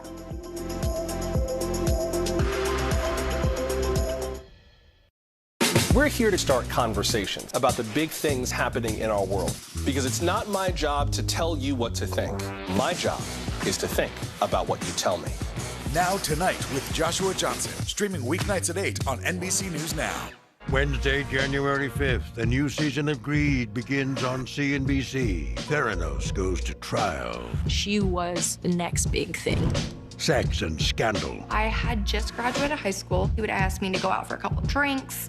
Boeing's soaring greed. What caused this brand new plane to crash? Anything for money. He ran a criminal syndicate, millions of dollars. American Greed. New season starts Wednesday, January 5th on CNBC. Is this an issue about guns or is this an issue about social justice? This supply chain issue has been a problem for months. Do you concur that this is going to get worse before it gets better? The question is, are you now more open to packing the court? If it's Sunday, it's Meet the Press. Frontside 900, McTwist, back-to-back 1080s. I mean, it's hard just naming these tricks. Chloe Kim, she's up there spinning around with a smile. Respect. The Winter Olympics, February 3rd on NBC and Peacock. News is more than a headline. It informs, it inspires, and it still matters. To cover it, you have to be in it. And that's what we're gonna do. Every night, we take you to the front lines of the story, where it's actually happening, with NBC News journalists on the ground from all over the world. We cover what you need to know and bring your newsfeed to life. In primetime and streaming live, it's your news playlist every night. Top Story with Tom Llamas, weeknights at 7 on NBC News Now. Our week-long journey across America from Washington, D.C., outside of our nation's capital, you rarely see. It's your last one. Was talking smack part of this? Michaela Schifrin, with just one more gold medal, she'll have more than any American alpine skier in history. She's climbed the mountain of this sport. Almost time to come down for more gold, Michaela. Better do it fast.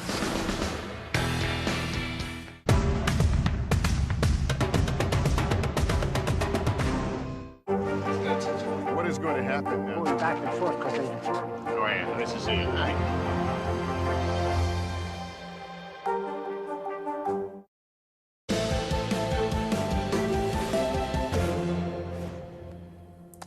Welcome back. South Africa is holding a week of events to mark the death of the anti-apartheid leader Archbishop Desmond Tutu, who died yesterday at the age of 90. Tributes for the spiritual and civil rights leader are pouring in from all over the world. NBC News foreign correspondent Molly Hunter has more on his life and legacy. Molly, good morning.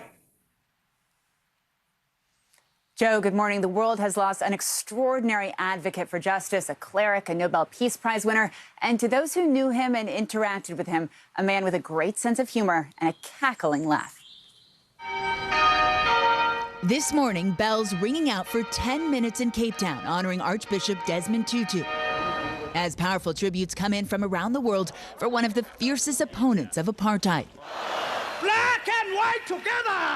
From his daughter, "My dad is at rest. Thank you, Tsetsi, for all you have been to our family and the world." To global leaders, President Biden calling him a true servant of God and of the people, adding his legacy transcends borders and will echo throughout the ages. President Obama, who awarded Tutu the Presidential Medal of Freedom in 2009, tweeting he was grounded in the struggle for liberation and justice in his own country, but also concerned with injustice everywhere. The Queen adding he was held in such high affection and esteem across the Commonwealth. And Harry and Meghan, who brought their son Archie to South Africa 2 years ago, writing he will be remembered for his optimism, his moral clarity, and his joyful spirit. Tutu was born into poverty in a small mining town in 1931, and by 1975 he became the first black Anglican dean of Johannesburg. Extraordinary capacity to communicate with black South Africans, and also to get under the skin of white South Africans. Resistance to South Africa's apartheid regime was met with brutal violence. Hundreds of activists, including Nelson Mandela, spent decades in prison. The system of this country is evil. In 1984, he won the Nobel Peace Prize, and by 1986, he became South Africa's first black archbishop. Finally, the early 1990s saw the end of apartheid. Nothing will, I think, ever take away the glow of that first experience of walking tall. Tutu was diagnosed with prostate cancer in the late 1990s, and at 80 years old, retired from public life to spend more time with his family. He died over the weekend in Cape Town, South Africa. He was 90 years old.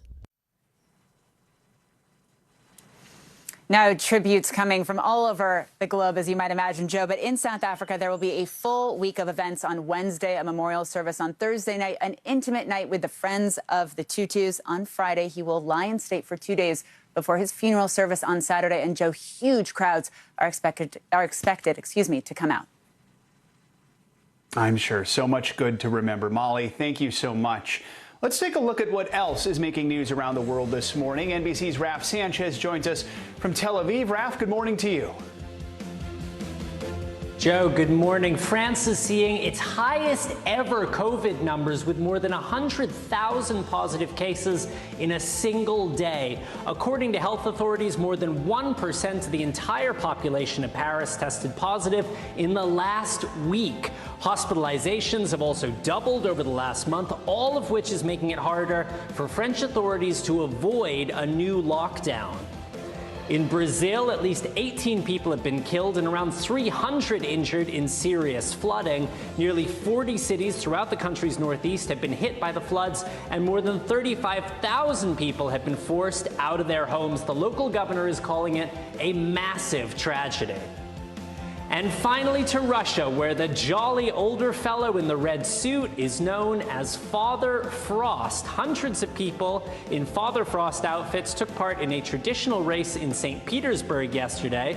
Participants are allowed to run, walk, or dance their way through the 3-mile course. Joe, it all looks pretty cold to me, but I know you're from Minnesota, so this might be your idea of a good time. You know, I can tell you people who live in cold climates do like to flaunt it. It might not be my idea of a good time, but I know several people who would enjoy that. All right, Raph, thanks so much. Appreciate it. Now to an NBC News exclusive. We have details on the White House's new national plan for tackling Alzheimer's and dementia. And in discussing the plan, the Secretary of Health and Human Services also revealed something about his family, which he had not spoken about on camera before. MSNBC's Richard Louie has the story. Good morning to you, Joe. Yeah, out today, the government's plan to battle Alzheimer's. In our exclusive, we got a sneak peek of the Biden administration's first update to that plan.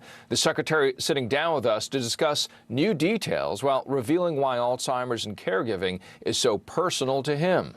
Javier Becerra runs the agency overseeing the FDA, CDC, NIH, and more. And this holiday season, an important reminder for families takes center stage. Probably the best way to discuss this issue, dementia, Alzheimer's, today is to talk about the family members who are right now alone because of COVID. Alzheimer's costs America more than $355 billion annually. 70% of that cost is paid for by families. Everyone should be able to care for their loved one if they're willing to. My mother-in-law, who did suffer from dementia for many years, never was a day without a family member at her side. My father, who passed on New Year's Day 2020, and we, the family, became his caregivers, his hospice caregivers for much of his life. He lived with me his last 4 years of life. Becerra moved his parents next door to help. He became one of 53 million Americans taking care of a loved one living with a disability. When he started to decline, we would sleep in his bedroom with him. You know, those are tough days. You don't get a lot of sleep. You do things for your aged parent that your parent did for you when you were an infant. I go through that battle now. I'm fighting with my siblings about how to pay to keep my father under the care he needs, my mom at home. How does the plan address that? Well, the plan, which is updated every year. The government plan on Alzheimer's and dementia tracks 5 goals. And this year, a 6th new goal was added, funding new research on what behaviors might cause Alzheimer's or dementia. Can I make sure that the diet that my parents have is healthier so that they're eating less risky foods? Absolutely. Can that help us when it comes to something like dementia? Well, that could help reduce the risk. And that risk is higher for certain groups. In Black and Latino communities, the rate of Alzheimer's can be twice of others. You and I grew up in poverty, essentially. When you think about health equity and this plan, bring those two together for me briefly. In racial and ethnic minority communities, dementia hits hard and more often in some cases. most ambitious of the plan, to prevent and treat Alzheimer's disease within 3 years. What is inspiring, one thing that your father said to you in your years growing up? If you can get up and go to work, it's a good day. There was a man who really impacted my life, who makes it possible for me to jump high, to get up in the morning and have a good day. And so I won't forget my dad. And Joe, one side note, each new year does mark the anniversary of Becerra's father's passing. The secretary telling me he takes solace, though, that he can now care for his mother and be there for her as they share the occasional bittersweetness of the holidays. Joe, again, the new updated plan, which also addresses the mental health of people living with Alzheimer's and their caregivers, that plan releasing today. All right, Richard Louie, thanks so much for that report. Appreciate it. Coming up, it was another year of COVID, but 2021 wasn't all bad. When we return on Morning News Now, we're going to look at some of the highlights from this past year and more on what to expect in 2022.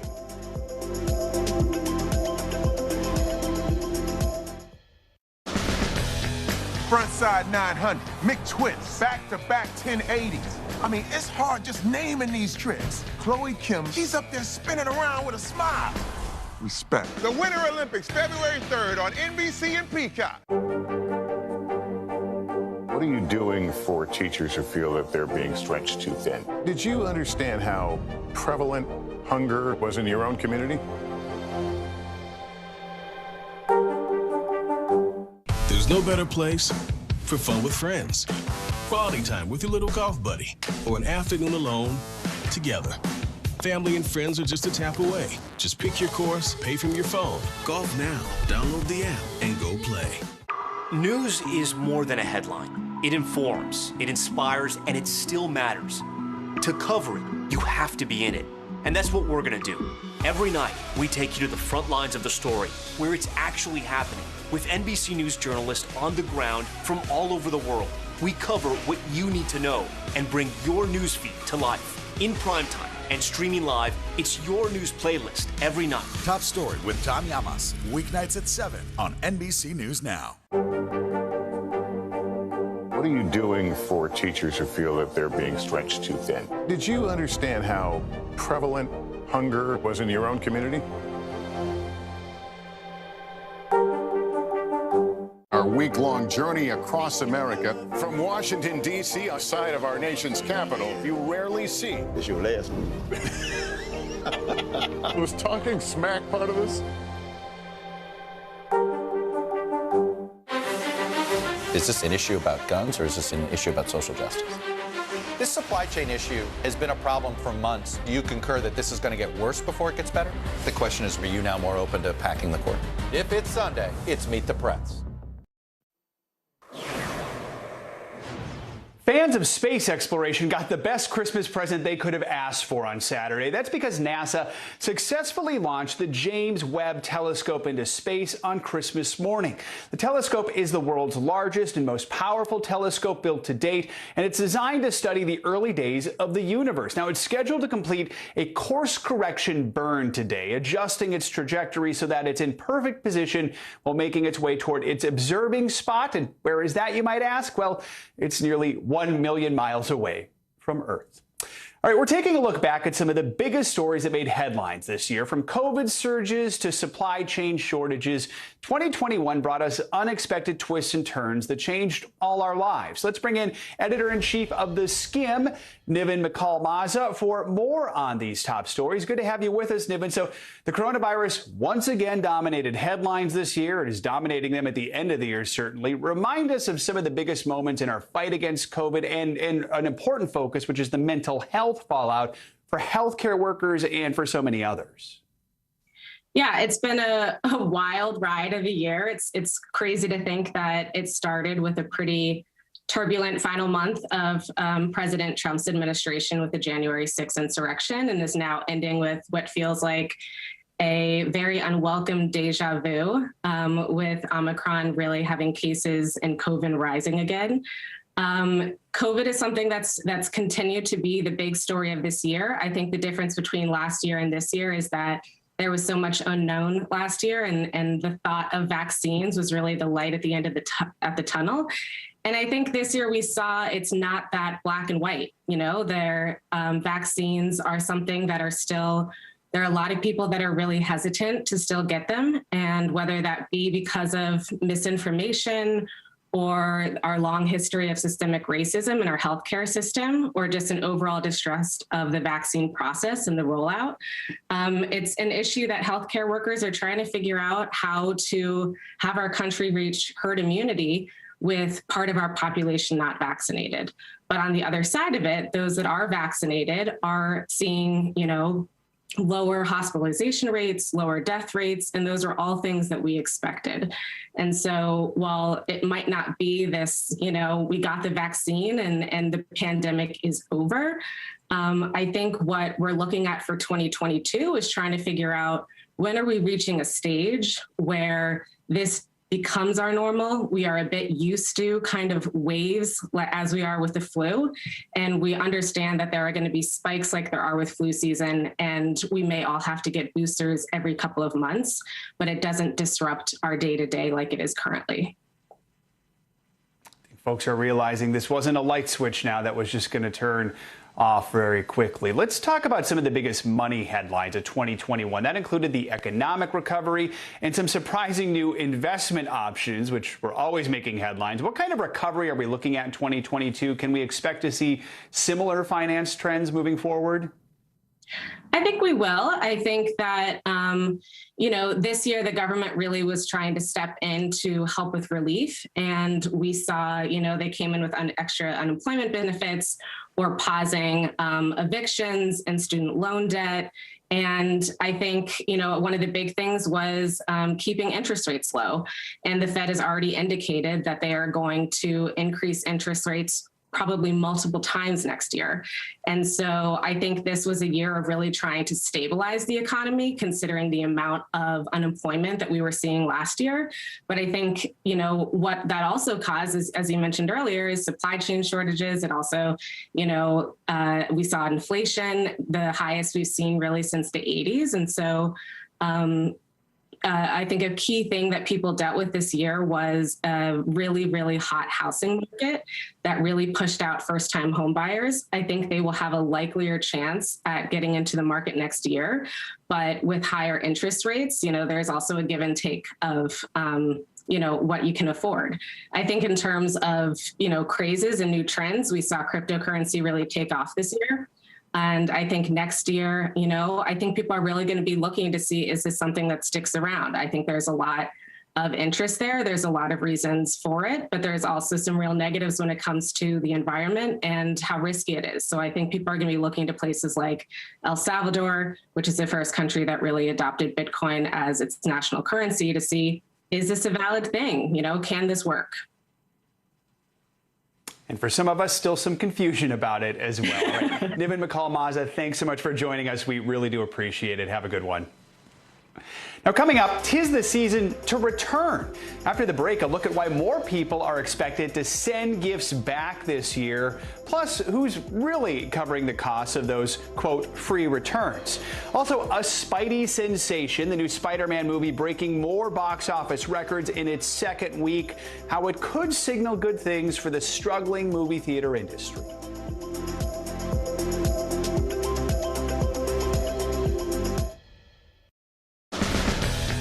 Frontside 900, McTwist, back-to-back 1080s. I mean, it's hard just naming these tricks. Chloe Kim, she's up there spinning around with a smile. Respect. The Winter Olympics, February 3rd on NBC and Peacock. The Meet the Press Chuck Toddcast, free wherever you get your podcasts. Nathan Chen equals power, because every time he does one of these, he's hit with forces 7 times his body weight. 945 pounds? That's 4 Terry Cruises. See? Power. Hey everybody, it's Hoda Kotb from the Today Show. I am so excited to tell you about my new podcast, Making Space with Hoda Kotb. I sit down with some incredible people and we'll hear some uplifting stories. Listen to Making Space now on Apple Podcasts. Frontside 900, McTwist, back-to-back 1080s. I mean, it's hard just naming these tricks. Chloe Kim, she's up there spinning around with a smile. Respect. The Winter Olympics, February 3rd on NBC and Peacock. Our week-long journey across America from Washington, D.C., outside of our nation's capital, you rarely see. It's your last move. Was talking smack part of this?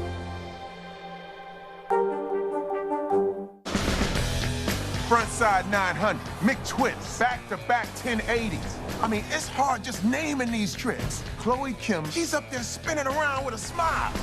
Respect. The Winter Olympics, February 3rd on NBC and Peacock. I'm Terry Crews, Team USA superfan. Shaun White, what are you trying to prove? You've already won more snowboarding golds than anyone else, ever. Maybe you're trying to prove you only get better with age, like a fine cheese or yogurt.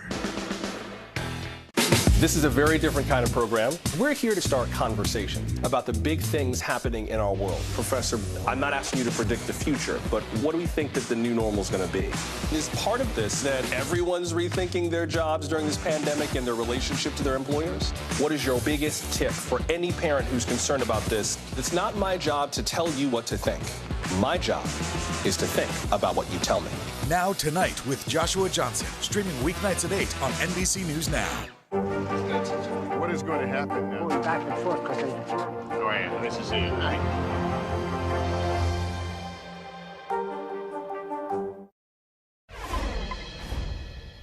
With Christmas now behind us, you might be going through all the stuff Santa brought you and figuring out whether to return any gifts that missed the mark. NBC News correspondent Shaquille Brewster joins us now from a warehouse outside Indianapolis, where some of those returned gifts will end up. Shaq, good morning to you. So the days after Christmas are always busy for returns, obviously. With the rise of e-commerce, that's expected to be especially true this year. Give us a sense of the volume and how it might be different from previous holiday seasons.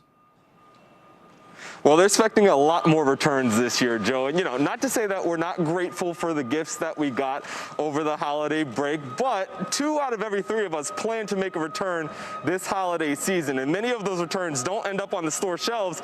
Instead, they end up in places like this. I want you to just look around here just so you get a sense of the volume here. You're looking at more than 6,000 pallets of items here. You see bicycles, grills, things that people purchased but are now sending back, not going back to the store shelves, but instead they're being resold to third parties. And, you know, they're being helped by companies like B-Stock. And we spoke to their CEO about a week ago about the volume they're expecting this time around. Listen to what he told us about why that is. We see for this season that volume is going to increase again, you know, and a big part of that is going to be, you know, e-commerce shopping, and the continued shift for folks to buying online is going to result in some increases in customer returns. By and large, we see about 50 to 60% of merchandise going back on the shelves, provided it's in, you know, brand new condition. But the bulk of that, the rest of that, the 40 or 50% that they don't put back on the shelf, tends to go through a business platform like B-Stock. That was actually their chief operating officer. Now, he says they're expecting a tsunami of returns this year, you mentioned, because so many people are doing that online shopping more than going in store. Another effect of this pandemic. I have to say, I don't think I have a single return to make this year. So good job, friends and family. Now, for those who do need that return, many companies, I know. Many companies do offer free returns. Nothing's free in life. So who really foots the bill for these services? That's right. Nothing is ever really free, especially in retail, and especially when these returns are costing the companies 7% more this year alone. As you know, it likely goes down to the consumers. Listen to a little bit of why we heard that breakdown. The consumer pays the price for a free return. The consumer pays the price for free shipping. There is nothing in this world, not even death or taxes, that really is free any longer.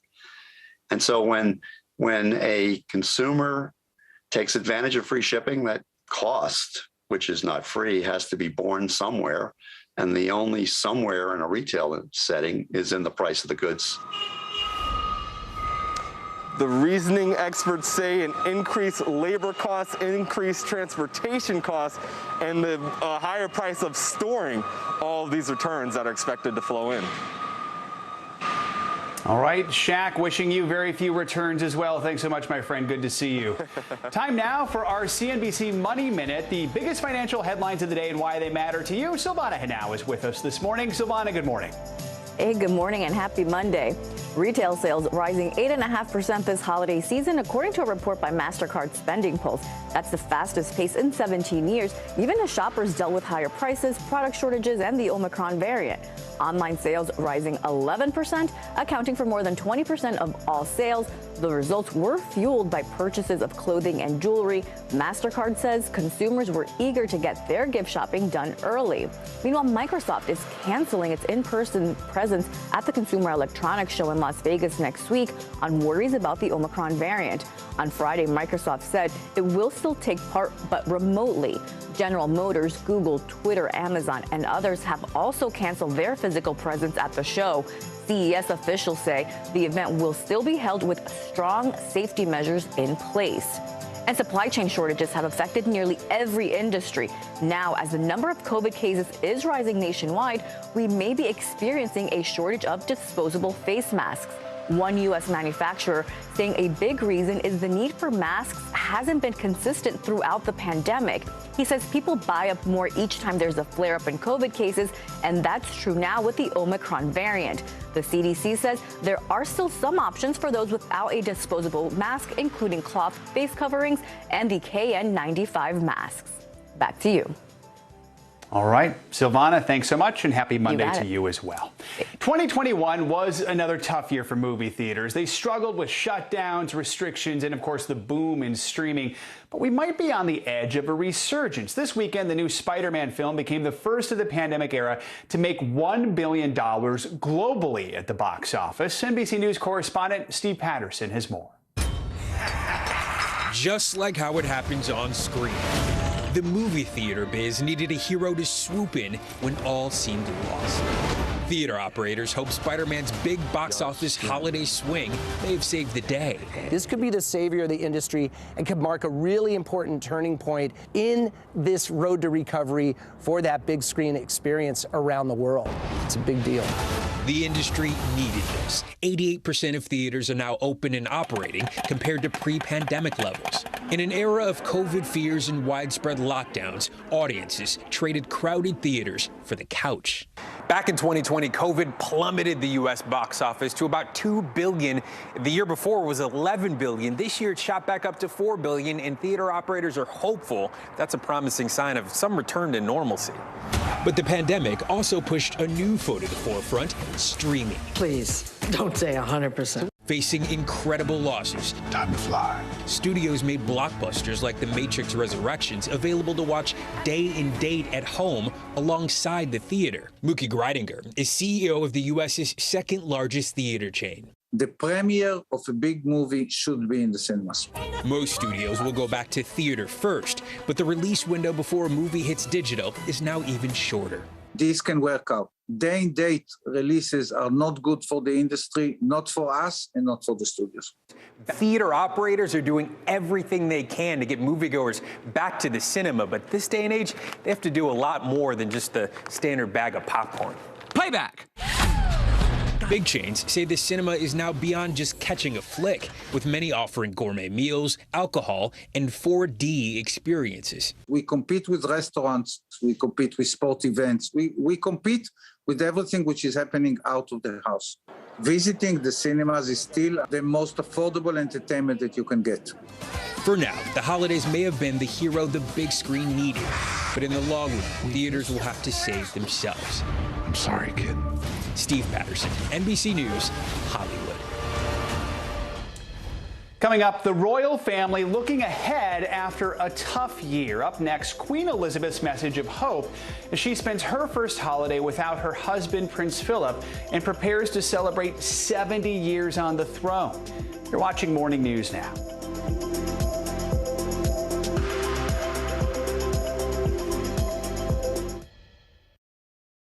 American Greed. New season, new night. Theranos goes to trial. Boeing's soaring greed. Anything for money. A new season of Greed starts Wednesday, January 5th on CNBC. Let's go. This is a critical choke point for this fire.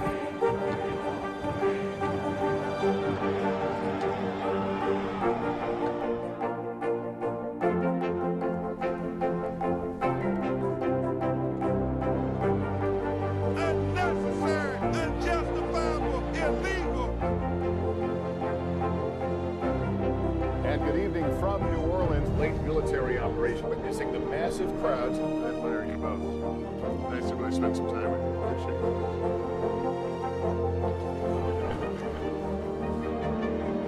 At any moment now.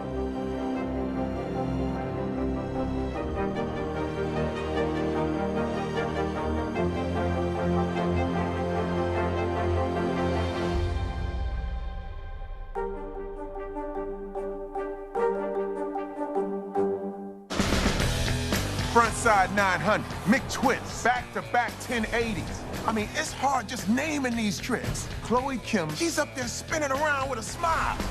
Respect. The Winter Olympics, February 3rd on NBC and Peacock. I'm Terry Crews, Team USA superfan. Shaun White, what are you trying to prove? You've already won more snowboarding golds than anyone else, ever. Maybe you're trying to prove you only get better with age, like a fine cheese or yogurt.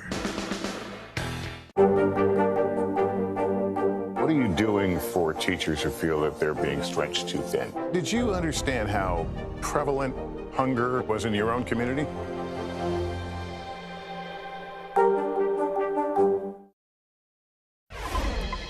Christmas is come and gone, but a major gift is still up for grabs after nobody won the massive Powerball jackpot. The estimated jackpot has now climbed to $416 million. No one's claimed the top prize since October 4th. We've seen 34 consecutive drawings without a first prize winner, and the next drawing is tonight. So good luck. The royal family celebrated their first Christmas without Prince Philip this weekend. In her traditional Christmas message, the 95-year-old Queen touched on the loss while looking forward to the future. Here's NBC News foreign correspondent Kelly Kobiea. Queen Elizabeth entering a new era this morning after celebrating the first Christmas without her husband, Prince Philip, but keeping spirits high during her holiday message. And as much as I and my family miss him, I know he would want us to enjoy Christmas. The Queen's plans scaled down, missing the traditional family church service and staying at her Windsor residence, where an intruder was arrested for breaching onto the castle grounds on Christmas Day.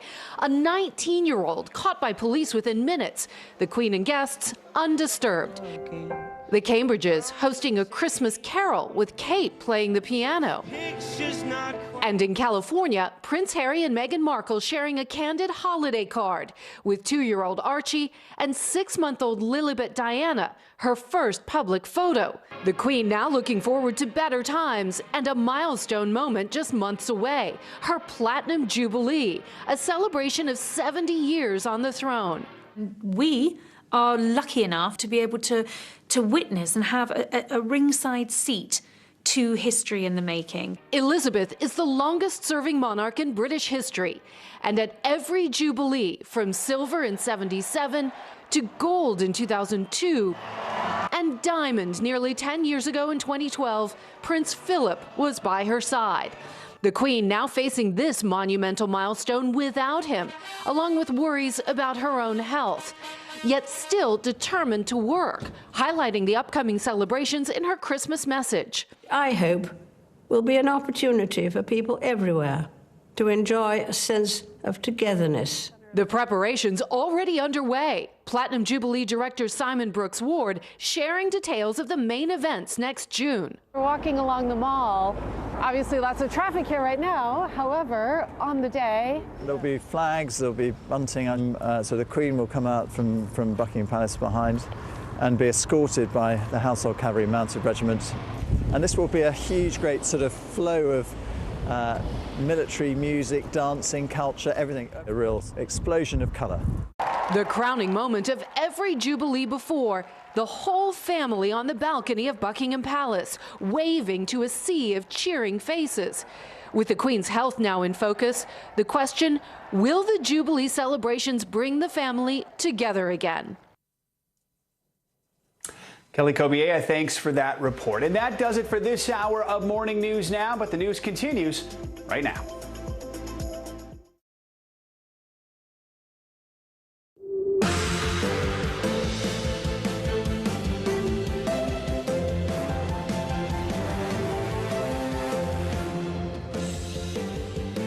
Good morning, I'm Joe Fryer. Savannah is off this morning. Right now on Morning News Now, COVID for Christmas? Another setback nearly 2 years into the pandemic.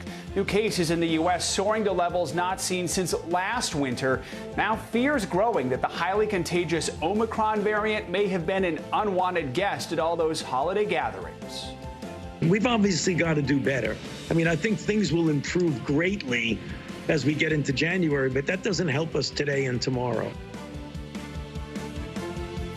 We have team coverage from some of the areas hardest hit with a warning from experts in what you can do now to help stop the spread ahead of the new year.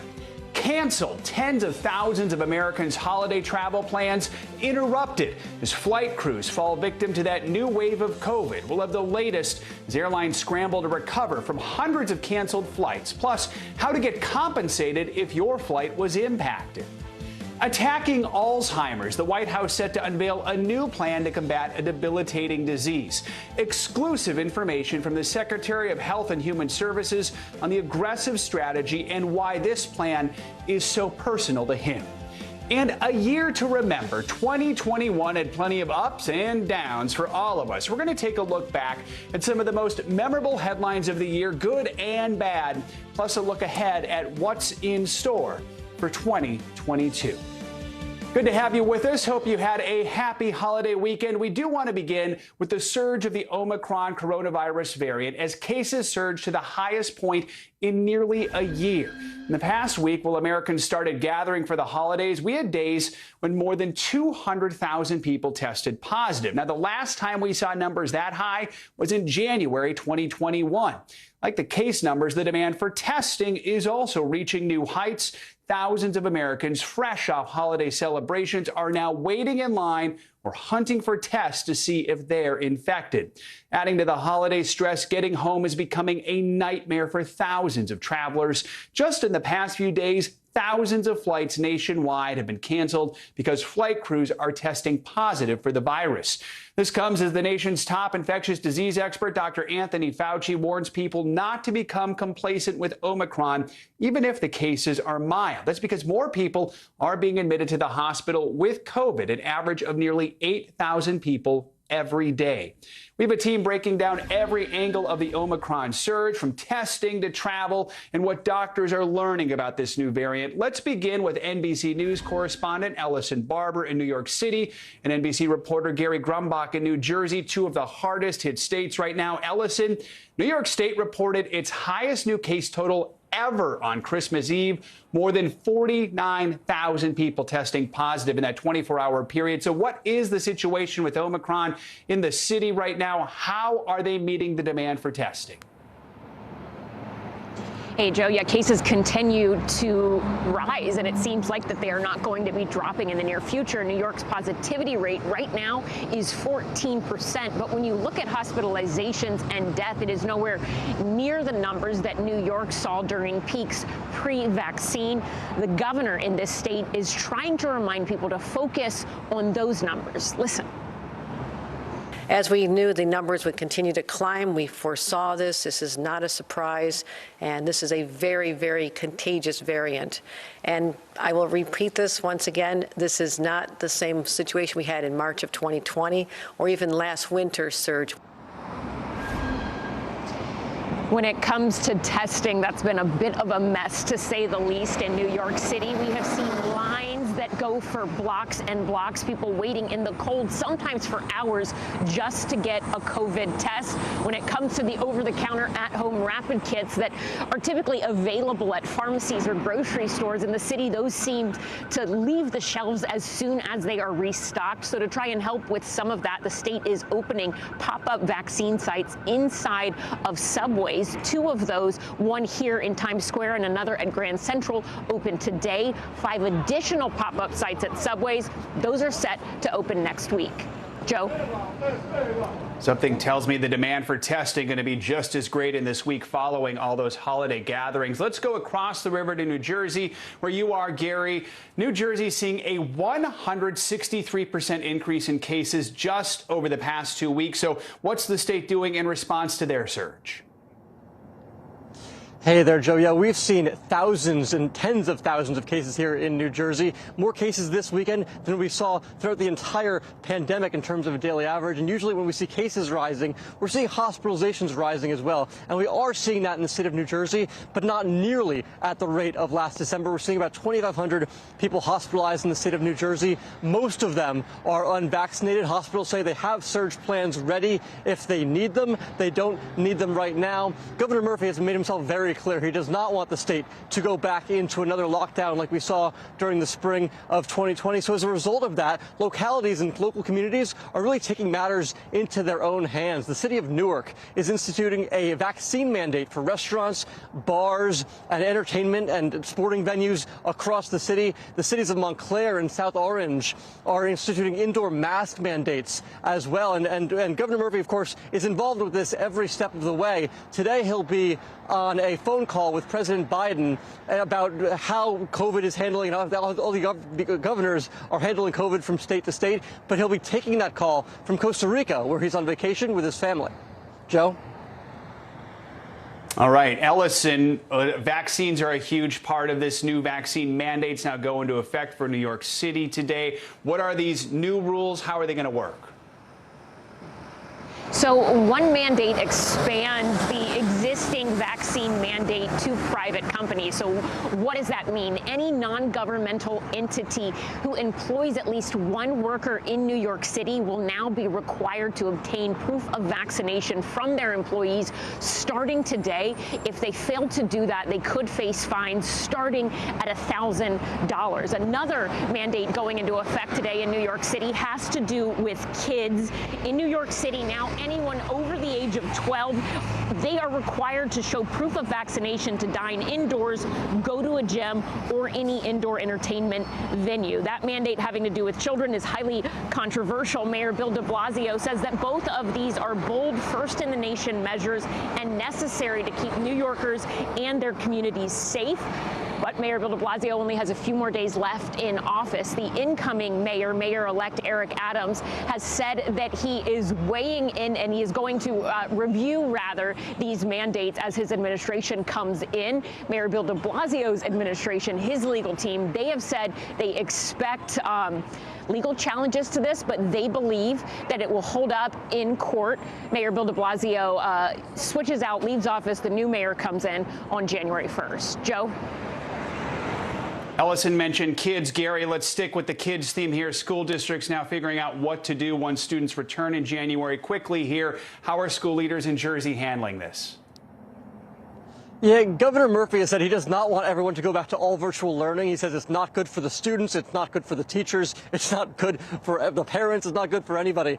So it's really being done on a case-by-case basis. Some schools, what they're doing is starting virtual for the first few weeks of January once kids get back from their holiday break, just to get until the spike sort of subsides here. And then they hope to be going back into all in-person learning. But other schools are instituting vaccine mandates, booster mandates, just so people are a little bit more safer in the classroom. But right now, school administrators are just crossing their fingers they can get back in person in the spring semester.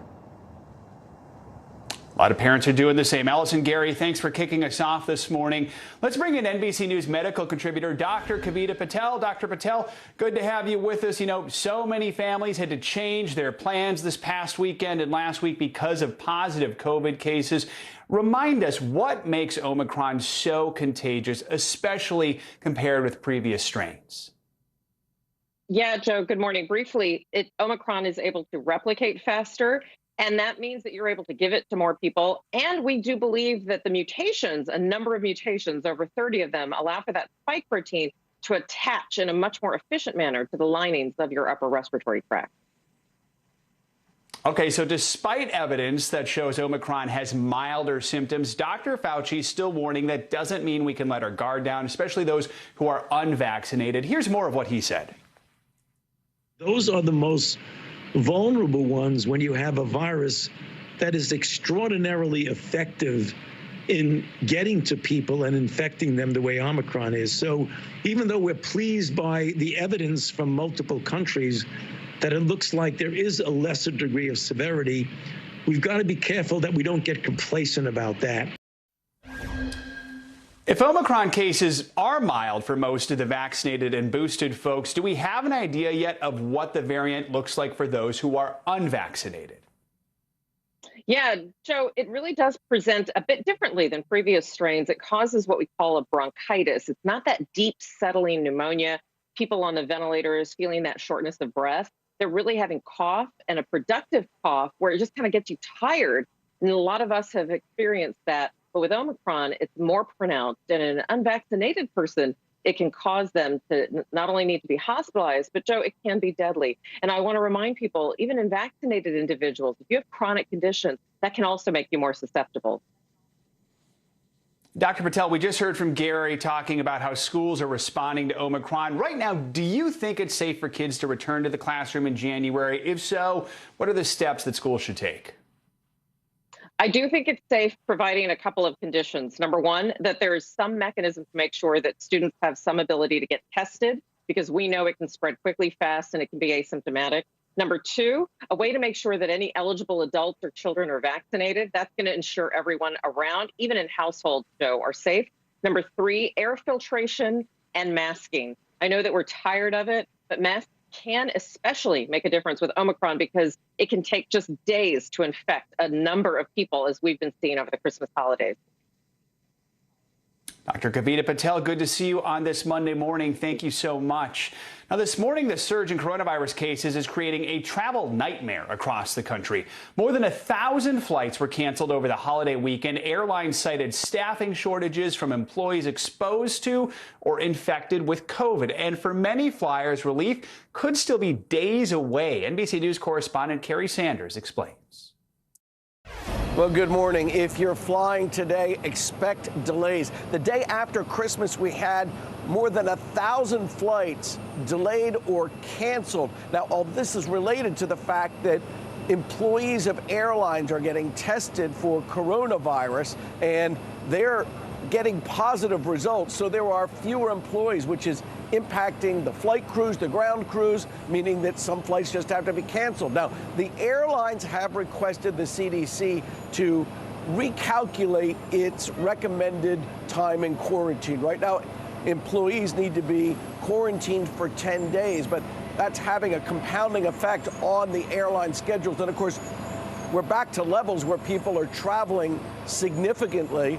So if you're traveling today, we're beginning to see the numbers climb already with the delays and the cancellation. So a couple pieces of advice. First of all, make sure you call the airline before you go to the airport to see what's going on with your flight, and then check again online before you leave wherever you are to go to the airport to see if maybe things have changed again. And then finally, expect that there will be a delay and you may be stuck where you are. If you can work from home or work from wherever you are, that's good. But if you're trying to rush back today to get to work, it's a good chance you may have to call your boss and say, not going to happen. Back to you. Carrie, thank you so much. Now, for more on these flight cancellations, let's bring in Melanie Lieberman, senior editor at The Points Guy. Melanie, good morning. You know, we just heard from Carrie there. There's going to be more delays and cancellations for flights today. He offered a few tips. What would you tell Americans who are preparing to fly either this morning or even later on this week? Yeah, I think the biggest thing that travelers need to keep in mind is that patience and flexibility have never been more important because there is so much uncertainty. We are still seeing cancellations, delays, and these things tend to have a trickle-down effect. So when we have early on cancellations, that's going to continue in the hours and the days to come. So the most important thing is to be proactive. If you have somewhere to go, you should already be looking at what your alternative options are just in case your trip is disrupted. That's really the single best thing a traveler can do right now. So, Melanie, what advice do you have for people who are currently stuck at an airport? NBC News Now does air at several airports. They're waiting for a new flight. Is there any way they can maximize the compensation they get from their airline because of these delays? Absolutely. Travelers who have their flights canceled are entitled to a refund. You should absolutely push for that. Having a travel voucher is not as good as having a full refund in the form of your original payment. So absolutely hold your ground when it comes to getting a full refund. If you are currently at the airport, your flight is canceled or delayed, and you're trying to figure out what to do next, the best thing to do is to be looking at what your options are for other flights. Ask the airline if they will work with you to help get you on the next flight, even if it's with a different airline. It never hurts to ask. Travelers can also be thinking about whether or not they want to be accommodated at a hotel or have other forms of compensation wrapped up in that. So the best thing to do is to understand what you want. And of course, go through that with patience and kindness, because everybody is working to get home as fast as possible. But knowing exactly what you want, what your ideal scenario is in terms of being compensated or rebooked is important. Kindness, always important, even though it can be frustrating. Melanie, do you have any advice for travel alternatives in case these flight cancellations continue? Someone says, hey, I can't wait days, and that's how long it's going to take. Are there other ways that people can get around? Absolutely. Depending on where you're located, taking a train is certainly a great option if your flight is severely delayed or has been canceled, particularly, again, because getting rebooked could take a while. So we want travelers to be thinking about, can I rent a car and get where I need to go? Can I hop on a train? Can I fly into a different area airport and take a train from there or a car from there? So these are all solutions travelers should be thinking about if their plans have been upended by this spate of cancellations and delays we're seeing. Good to know there are options during these tough times. Melanie Lieberman with The Points Guy, thanks so much for your advice. We appreciate it. In other news, the juries in two big trials will resume deliberations this morning after struggling to reach verdicts before the holiday break. In New York, Ghislaine Maxwell is facing 6 federal charges, including sex trafficking of a minor.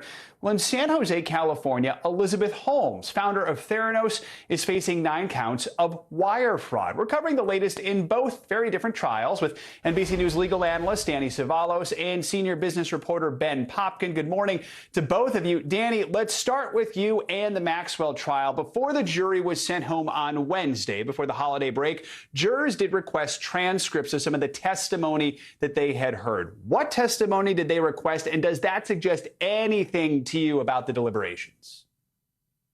It's a good sign that jurors are requesting transcripts because it means they're poring over the scripts to find out whether or not there's inconsistent testimony. If somebody is saying something that just doesn't sit right with them. And the jurors are instructed, if you find someone to be not credible on one point, you can conclude that they're not credible at all on all points. So this is a good sign, generally speaking, in deliberations, that jurors are taking their job seriously and not just wandering back into the jury room and saying, did we believe her or him, or did we not?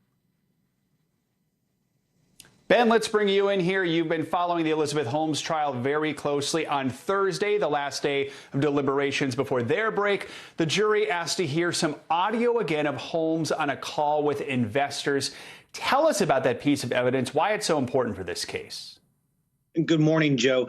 The trial of the failed former blood testing startup founder really hinges on intent to benefit herself. Did Holmes make statements to investors that she knew to be false? So this secret recording made by investors who are frustrated about getting financial info from homes provides a clear window into the past. They heard 10 clips from a 2013 recording she made on a call with investors as she made lofty claims about the company's capabilities and fundraising, claiming the company would scale, giving investors multiple returns. She said it could run any lab test on a drop of blood, even though the machines were so buggy they could never do more than a dozen and had to do vain arm draws on other companies' machines. And she spoke about the work the company was doing with the military, even though it was never deployed. So we've heard from 29 witnesses, seen emails, PowerPoints, text messages, seen her quotes and articles. But this is Holmes speaking unguardedly, making those allegedly misleading statements in real time. It's a powerful piece of evidence. Here's her making those statements, but you can also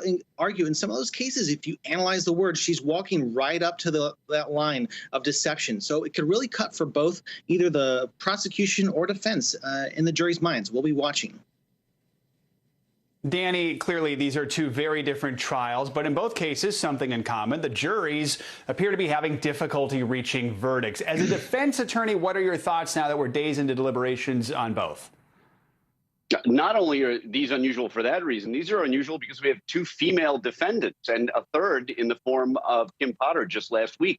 This is pretty rare in the criminal justice system, and you have defendants in several cases who took the stand and testified. So we're not likely to see trials like this again in the future. But sometimes juries have difficulty deliberating. Even the most complex cases, though, really only take, generally speaking, a couple days. So is this a sign of a possible deadlock? I don't think we're quite there yet. If it looks like that's possible, the judge will give what's called an Allen charge that basically tells them, you know, you're no better than any other jury.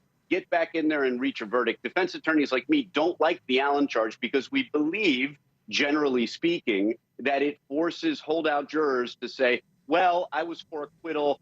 I guess I'll give in to the majority. Now, that, of course, is just part of the astrology of us on the outside trying to figure out what's going on the inside of jury deliberation. Ben, as the Holmes trial picks back up for week 2 of deliberations, what should we be looking out for? Well, the jury has been deliberating for 22 hours. They've had 3 months of technical testimony to go through. They've been extremely hard to read during the trial. They didn't show emotion, physical reactions, but they were extremely attentive, alert, taking notes. This investor call that we mentioned earlier, that was the second request from the jury. The first was whether they could take the jury instructions home to review them. The answer was no. So until we have a verdict, we'll be watching this attentive, detail-oriented jury, see if there's any more jury questions that give an insight into their process. In the meantime, we'll be left to try to decipher Holmes's body language in the courtroom as she reacts to these jury instructions. When she listened to the audio of herself making those claims in that investor call, she was blinking a lot and glancing at the jury. Make of that what you will. And until then, we're all just waiting for a verdict. Ben Popkin, Danny Cevallos, we know you'll be keeping close eyes on these today and perhaps throughout this week. Thanks so much. The Texas lawyer who argued and won the landmark Roe v. Wade abortion rights case before the Supreme Court has died. Sarah Weddington was just 26 years old when she first challenged the Texas abortion law in the Supreme Court before it was ultimately overturned in 1973. She went on to serve as a Texas state lawmaker, reforming sexual abuse laws and helping provide protections for rape victims. She also served as an advisor on women's issues to former President Jimmy Carter. Weddington was 76 years old. Let's get a check now on your morning news now weather, and a powerful storm brought a white Christmas, at least out west. NBC News meteorologist Michelle Grossman joins us with more on that. Michelle, good morning. Good morning, Joe. Yeah, very white Christmas. Some spots saw 10 feet of snow. We're going to tack on about 3 more feet of snow. So let's take a look at that snow in the Sierras because you know what? It was rough. They had a lot of snow over the past 48 hours. And again, we were measuring it in feet. It made for very difficult travel and will continue to make for very difficult travel over the next several days. All right, let's take a look at the alerts that are in place because they're stretched pretty much all over the west into the northern plains and even into the northeast. We're seeing some some winter alerts this morning. But in the west, we're seeing some pinks and blues and whites, and that's indicating some heavier snow is possible in your warning areas. 43 million people impacted today and tomorrow by this. The northern plains, you see some winter storm warnings as well. And then the northeast, we could see a mixture of rain and snow in some spots. Here is the setup in the west. We're going to see that wet pattern continue. It's a relentless pattern, storm after storm after storm. So again, heavy snow today in the Sierras, difficult and impossible to travel. We saw that video just a second ago, and we could tack on 3 feet of snow in some spots. That's where you see that pink coloring. That's the highest mountains, elevations of the mountains. Northern plains also, we're looking at some snow, lighter compared to the west, but we could see a half a foot of snow in some spots as we head towards Tuesday. Now, this is a big story, too. We have extremes. We have summer-like weather in the southern and plains in the southeast, and then frigid weather in the northern plains. So while in Dallas today, it's going to be 78 degrees, 23 degrees above normal, 75 in Memphis. And then Cody, we're looking at 14 degrees, Bismarck just 8 degrees. And by tomorrow, we're going to keep this pattern in place. So still really warm with temperatures in the 70s, and then just feels like 3 below in parts of the northern plains. And this will continue into the late week. So 6 degrees in Minneapolis on Wednesday, and temperatures in the teens Thursday and Friday. Joe? Wow, those are some big extremes. All right, Michelle, thanks so much. Coming up, he was known as South Africa's moral compass and a voice of justice around the world. This morning, tributes are pouring in for anti-apartheid leader Desmond Tutu, who died over the weekend. A look back at his life and legacy. That's next on Morning News Now.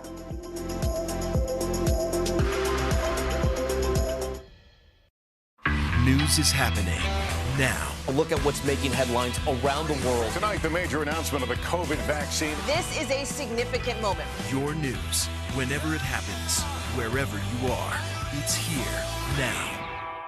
Welcome to The Tonight Show. Let me show you how it's done. Show me what you got. I don't want to be a Lego.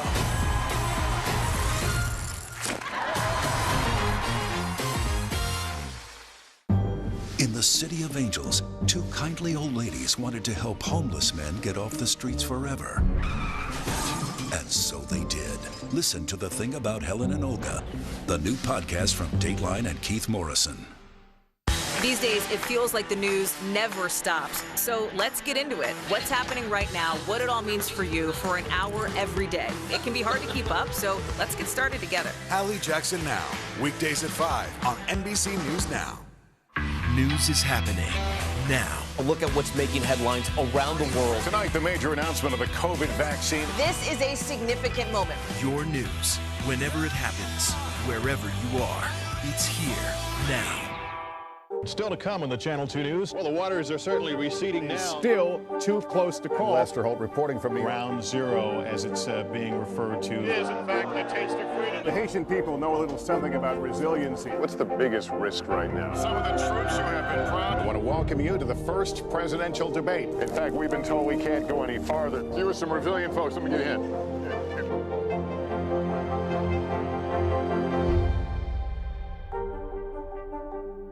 The holiday season is a time to spread cheer. These are all on the house. And appreciate the ones you love. From our family to yours. Your Mr. Christmas. For the 89th time, a tree will shine over Rockefeller Center. Happy holidays from today.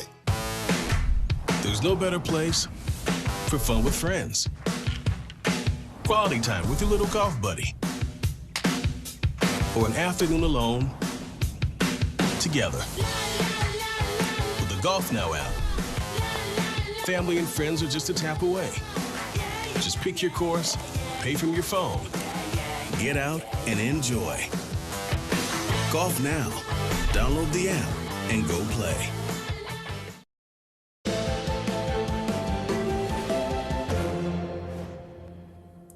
Welcome back. South Africa is holding a week of events to mark the death of the anti-apartheid leader Archbishop Desmond Tutu, who died yesterday at the age of 90. Tributes for the spiritual and civil rights leader are pouring in from all over the world. NBC News foreign correspondent Molly Hunter has more on his life and legacy. Molly, good morning. Joe, good morning. The world has lost an extraordinary advocate for justice, a cleric, a Nobel Peace Prize winner, and to those who knew him and interacted with him, a man with a great sense of humor and a cackling laugh. This morning, bells ringing out for 10 minutes in Cape Town, honoring Archbishop Desmond Tutu, as powerful tributes come in from around the world for one of the fiercest opponents of apartheid. Black and white together! From his daughter, "My dad is at rest. Thank you, Tsetsechi, for all you have been to our family and the world." To global leaders, President Biden calling him a true servant of God and of the people, adding his legacy transcends borders and will echo throughout the ages. President Obama, who awarded Tutu the Presidential Medal of Freedom in 2009, tweeting he was grounded in the struggle for liberation and justice in his own country, but also concerned with injustice everywhere. The Queen adding he was held in such high affection and esteem across the Commonwealth. And Harry and Meghan, who brought their son Archie to South Africa 2 years ago, writing he will be remembered for his optimism, his moral clarity, and his joyful spirit. Tutu was born into poverty in a small mining town in 1931, and by 1975 he became the first black Anglican dean of Johannesburg. Extraordinary capacity to communicate with black South Africans, and also to get under the skin of white South Africans. Resistance to South Africa's apartheid regime was met with brutal violence. Hundreds of activists, including Nelson Mandela, spent decades in prison. The system of this country is evil. In 1984, he won the Nobel Peace Prize, and by 1986, he became South Africa's first black archbishop.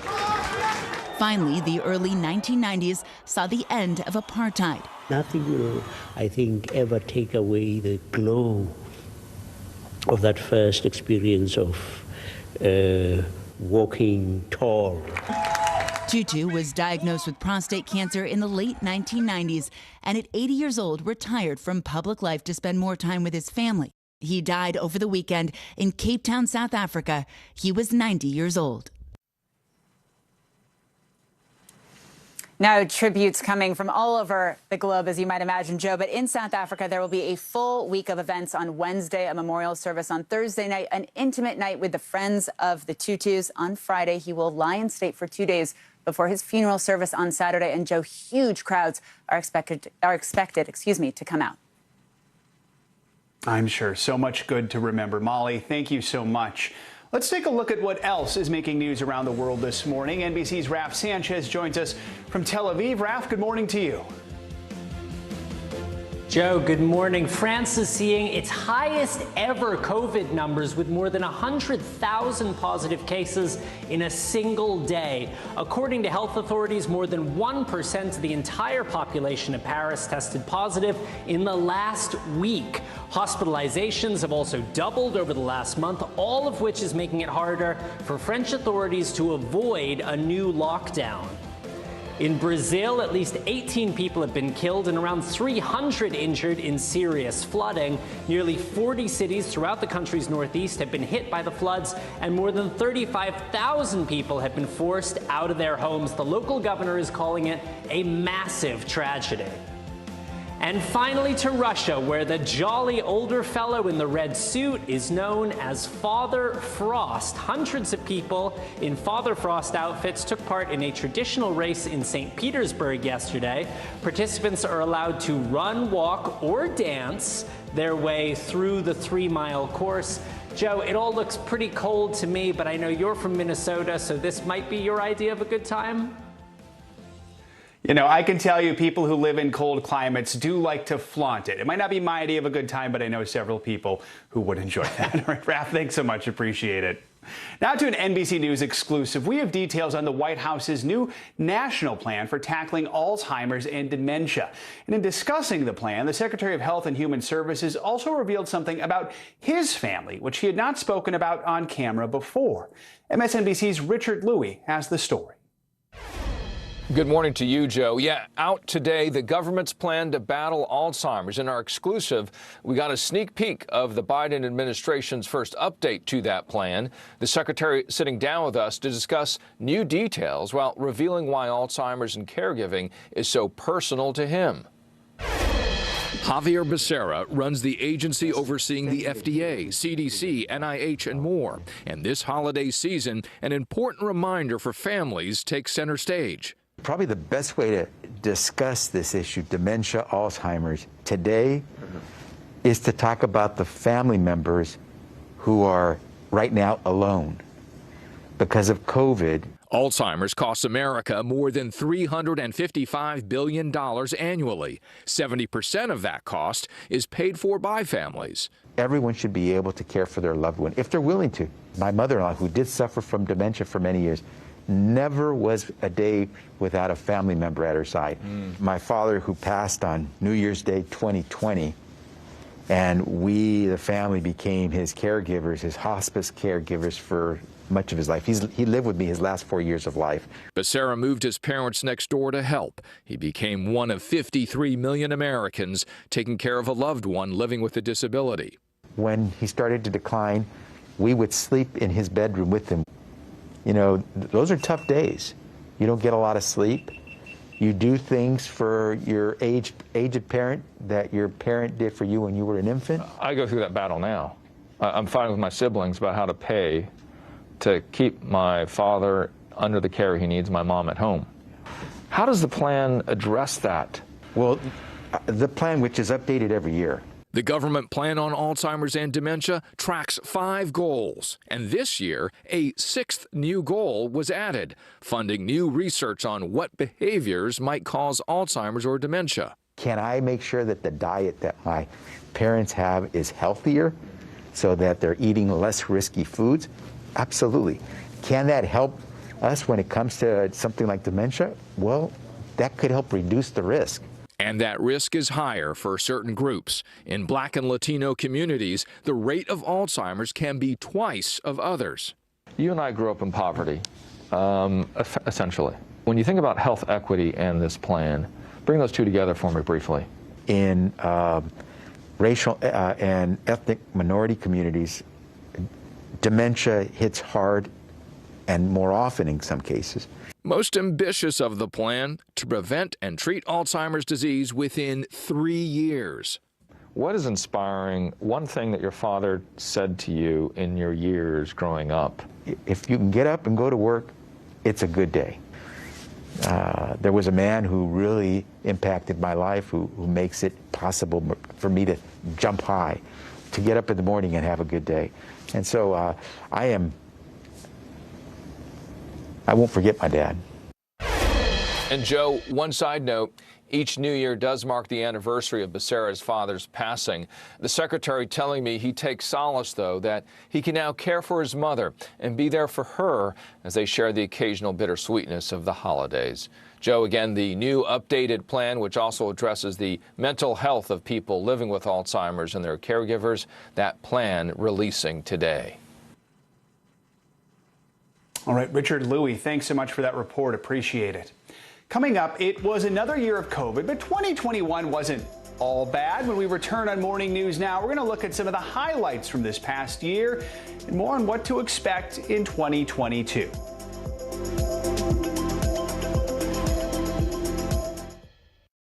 News is happening now. A look at what's making headlines around the world. Tonight, the major announcement of the COVID vaccine. This is a significant moment. Your news, whenever it happens, wherever you are, it's here now. News is more than a headline. It informs, it inspires, and it still matters. To cover it, you have to be in it. And that's what we're going to do.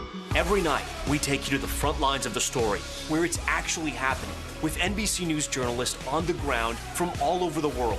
We cover what you need to know and bring your newsfeed to life. In primetime and streaming live, it's your news playlist every night. Top Story with Tom Llamas, weeknights at 7 on NBC News Now. Our week-long journey across America. From Washington, D.C., outside of our nation's capital, you rarely see. It's your last one. Was talking smack part of this? We're here to start conversations about the big things happening in our world, because it's not my job to tell you what to think.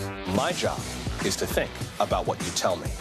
Now Tonight with Joshua Johnson, streaming weeknights at 8 on NBC News Now. There's no better place for fun with friends, quality time with your little golf buddy, or an afternoon alone together. Family and friends are just a tap away. Just pick your course, pay from your phone. Golf now. Download the app and go play. What are you doing for teachers who feel that they're being stretched too thin? Did you understand how prevalent hunger was in your own community?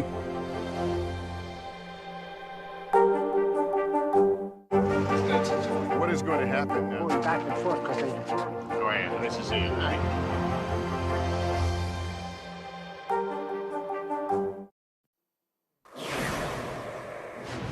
Fans of space exploration got the best Christmas present they could have asked for on Saturday. That's because NASA successfully launched the James Webb Telescope into space on Christmas morning. The telescope is the world's largest and most powerful telescope built to date, and it's designed to study the early days of the universe. Now, it's scheduled to complete a course correction burn today, adjusting its trajectory so that it's in perfect position while making its way toward its observing spot. And where is that, you might ask? Well, it's nearly 1 million miles away from Earth. All right, we're taking a look back at some of the biggest stories that made headlines this year. From COVID surges to supply chain shortages, 2021 brought us unexpected twists and turns that changed all our lives. Let's bring in editor-in-chief of The Skim, Niven McCall-Maza, for more on these top stories. Good to have you with us, Niven. So the coronavirus once again dominated headlines this year. It is dominating them at the end of the year, certainly. Remind us of some of the biggest moments in our fight against COVID and an important focus, which is the mental health fallout for healthcare workers and for so many others. Yeah, it's been a wild ride of a year. It's crazy to think that it started with a pretty turbulent final month of President Trump's administration with the January 6th insurrection, and is now ending with what feels like a very unwelcome deja vu, with Omicron really having cases and COVID rising again. COVID is something that's continued to be the big story of this year. I think the difference between last year and this year is that there was so much unknown last year, and the thought of vaccines was really the light at the end of the tunnel. And I think this year we saw it's not that black and white. You know, vaccines are something that are still, there are a lot of people that are really hesitant to still get them. And whether that be because of misinformation or our long history of systemic racism in our healthcare system, or just an overall distrust of the vaccine process and the rollout. It's an issue that healthcare workers are trying to figure out how to have our country reach herd immunity with part of our population not vaccinated. But on the other side of it, those that are vaccinated are seeing, lower hospitalization rates, lower death rates, and those are all things that we expected. And so while it might not be this, we got the vaccine and the pandemic is over, I think what we're looking at for 2022 is trying to figure out, when are we reaching a stage where this becomes our normal? We are a bit used to kind of waves as we are with the flu. And we understand that there are going to be spikes like there are with flu season, and we may all have to get boosters every couple of months, but it doesn't disrupt our day-to-day like it is currently. Folks are realizing this wasn't a light switch now that was just going to turn off very quickly. Let's talk about some of the biggest money headlines of 2021. That included the economic recovery and some surprising new investment options, which were always making headlines. What kind of recovery are we looking at in 2022? Can we expect to see similar finance trends moving forward? I think we will. I think that, this year the government really was trying to step in to help with relief. And we saw, they came in with extra unemployment benefits, or pausing evictions and student loan debt. And I think, one of the big things was keeping interest rates low. And the Fed has already indicated that they are going to increase interest rates probably multiple times next year. And so I think this was a year of really trying to stabilize the economy, considering the amount of unemployment that we were seeing last year. But I think, what that also causes, as you mentioned earlier, is supply chain shortages. And also, we saw inflation, the highest we've seen really since the 80s. And so I think a key thing that people dealt with this year was a really, really hot housing market that really pushed out first-time home buyers. I think they will have a likelier chance at getting into the market next year. But with higher interest rates, there's also a give and take of what you can afford. I think in terms of, crazes and new trends, we saw cryptocurrency really take off this year. And I think next year, I think people are really going to be looking to see, is this something that sticks around? I think there's a lot of interest there. There's a lot of reasons for it, but there's also some real negatives when it comes to the environment and how risky it is. So I think people are going to be looking to places like El Salvador, which is the first country that really adopted Bitcoin as its national currency, to see, is this a valid thing? Can this work? And for some of us, still some confusion about it as well. Right? Niven McCall-Maza, thanks so much for joining us. We really do appreciate it. Have a good one. Now, coming up, 'tis the season to return. After the break, a look at why more people are expected to send gifts back this year, plus who's really covering the costs of those, quote, free returns. Also, a Spidey sensation, the new Spider-Man movie breaking more box office records in its second week, how it could signal good things for the struggling movie theater industry.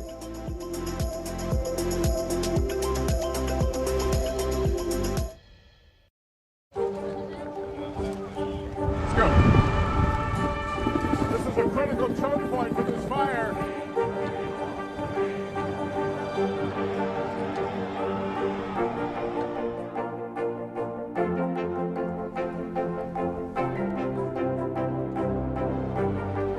Unnecessary, unjustifiable, illegal.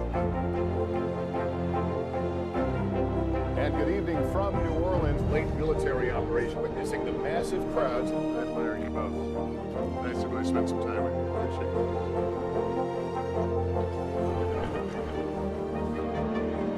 At any moment now.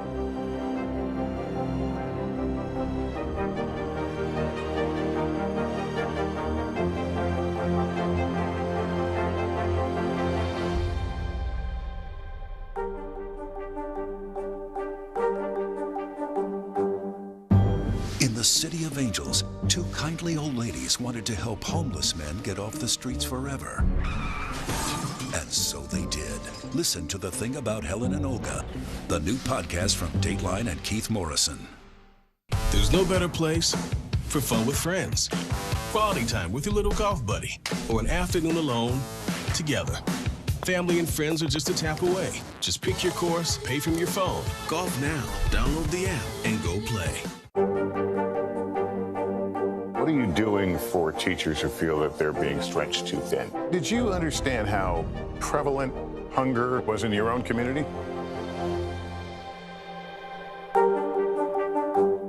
These days, it feels like the news never stops. So let's get into it. What's happening right now, what it all means for you for an hour every day. It can be hard to keep up, so let's get started together. Hallie Jackson Now, weekdays at 5 on NBC News Now. Is this an issue about guns or is this an issue about social justice? This supply chain issue has been a problem for months. Do you concur that this is going to get worse before it gets better? The question is, are you now more open to packing the court? If it's Sunday, it's Meet the Press. Welcome to The Tonight Show. Let me show you how it's done. Show me what you got. I don't want to be a Lego.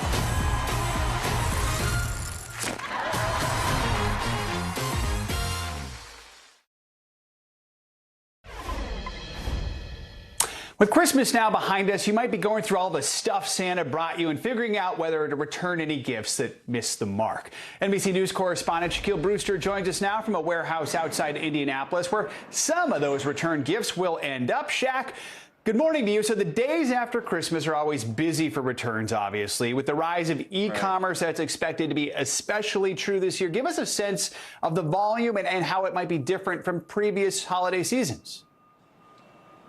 Well, they're expecting a lot more returns this year, Joe. And, not to say that we're not grateful for the gifts that we got over the holiday break, but 2 out of every 3 of us plan to make a return this holiday season. And many of those returns don't end up on the store shelves. Instead, they end up in places like this. I want you to just look around here just so you get a sense of the volume here. You're looking at more than 6,000 pallets of items here. You see bicycles, grills, things that people purchased but are now sending back, not going back to the store shelves, but instead they're being resold to third parties. And, they're being helped by companies like B-Stock. And we spoke to their CEO about a week ago about the volume they're expecting this time around. Listen to what he told us about why that is.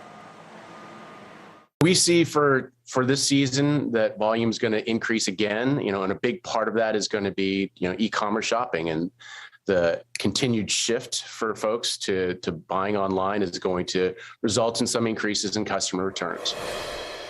By and large, we see about 50 to 60% of merchandise going back on the shelves, provided it's in, brand new condition. But the bulk of that, the rest of that, the 40 or 50% that they don't put back on the shelf, tends to go through a business platform like B-Stock.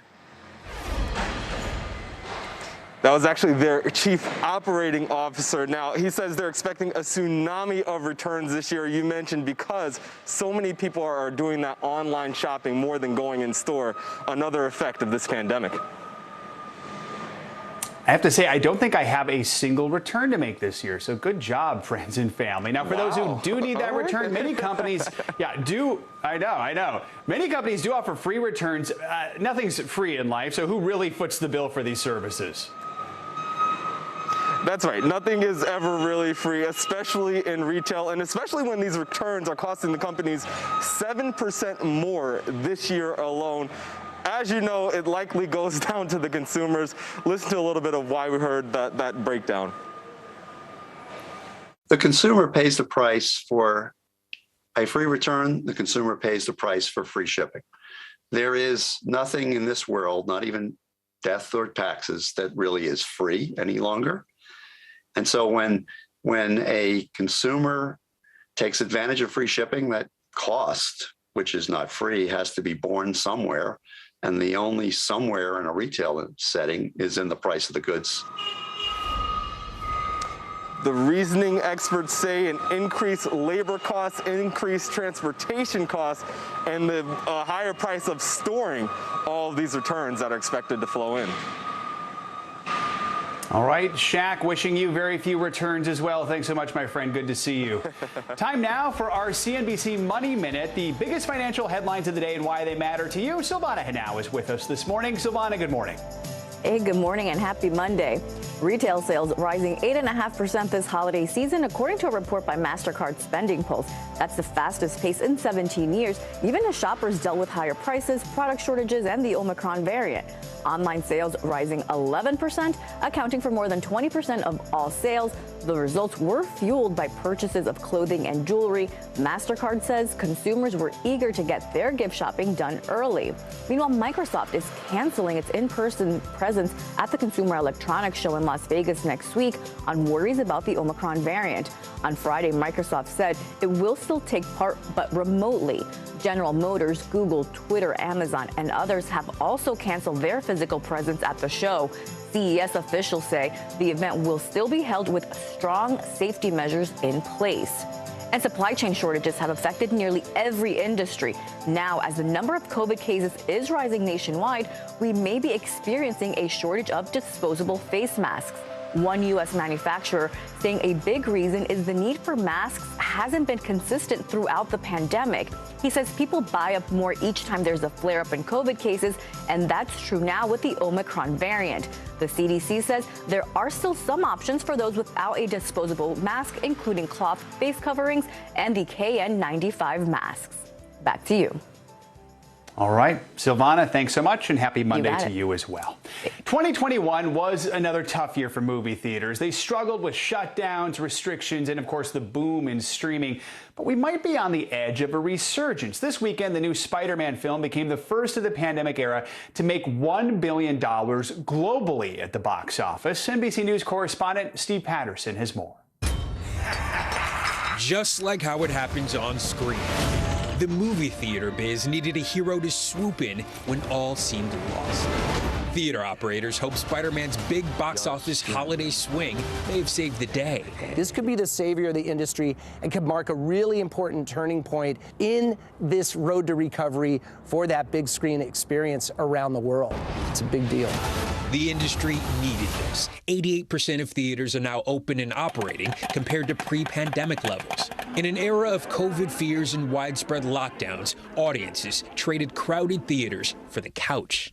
Back in 2020, COVID plummeted the U.S. box office to about $2 billion. The year before was $11 billion. This year, it shot back up to $4 billion, and theater operators are hopeful that's a promising sign of some return to normalcy.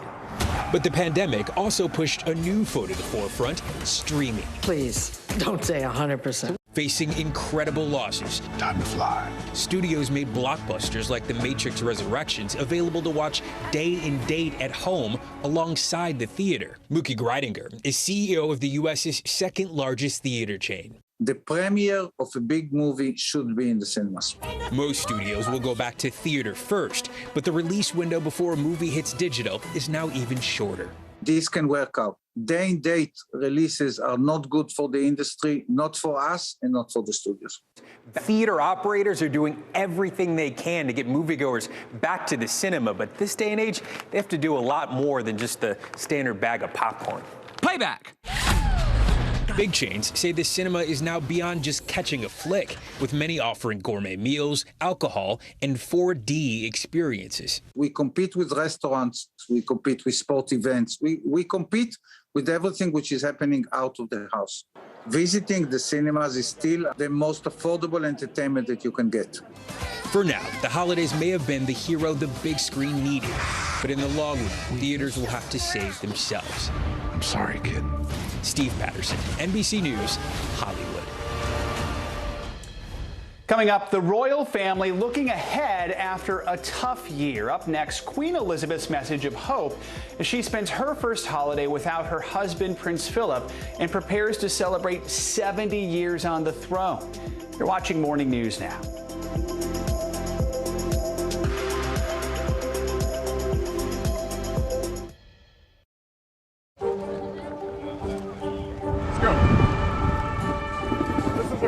Choke point for this fire.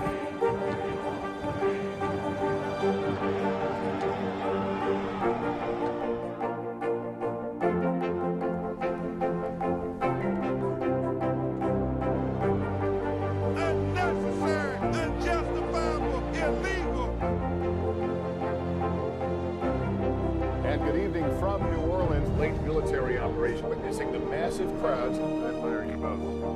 Nice to really spend some time with you.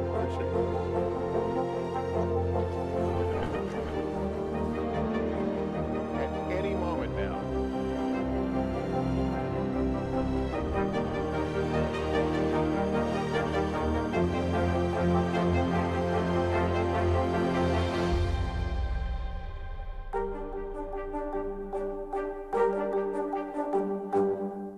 News is happening now. A look at what's making headlines around the world. Tonight, the major announcement of the COVID vaccine. This is a significant moment. Your news, whenever it happens, wherever you are, it's here now.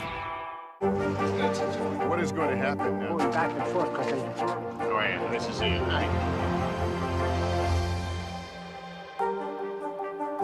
Still to come on the Channel 2 News. Well, the waters are certainly receding now. Still too close to call. Lester Holt reporting from Ground Zero, as it's being referred to. It is, in fact, a taste of freedom. The Haitian people know a little something about resiliency. What's the biggest risk right now? Some of the troops who have been proud. I want to welcome you to the first presidential debate. In fact, we've been told we can't go any farther. You with some resilient folks. Let me get a hint.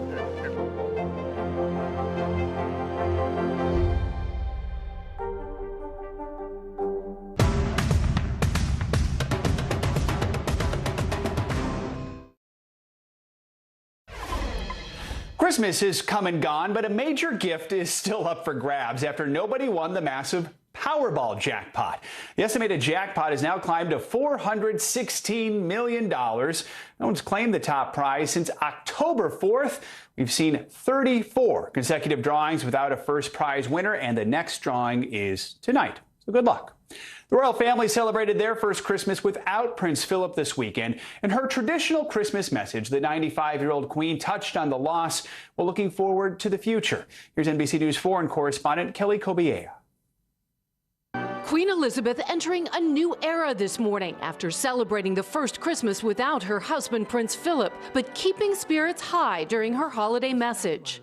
And as much as I and my family miss him, I know he would want us to enjoy Christmas. The Queen's plans scaled down, missing the traditional family church service and staying at her Windsor residence, where an intruder was arrested for breaching onto the castle grounds on Christmas Day. A 19-year-old caught by police within minutes. The Queen and guests undisturbed. The Cambridges hosting a Christmas carol with Kate playing the piano.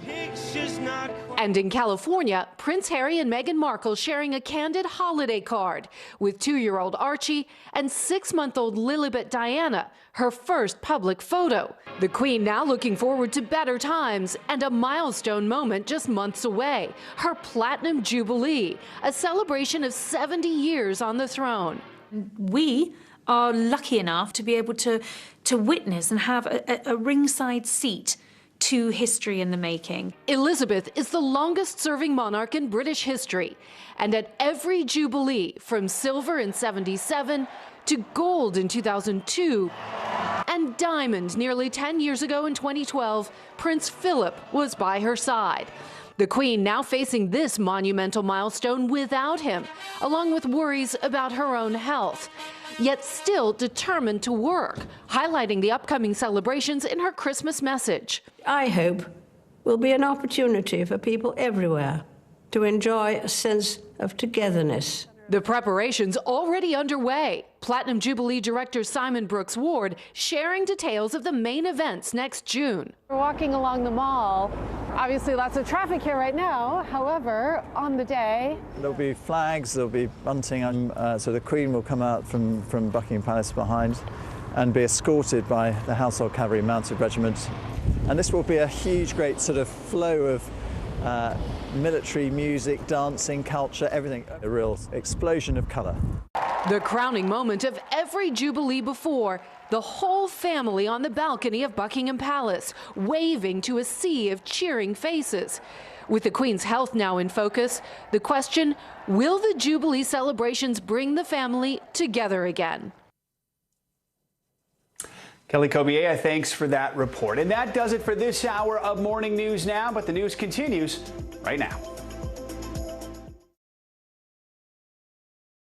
Right now on NBC News Now, grounded by COVID, a holiday weekend meltdown in airports around the country and around the world. Flights can't take off because flight crews are infected with Omicron, the transportation mess that's leaving people stranded and fuming.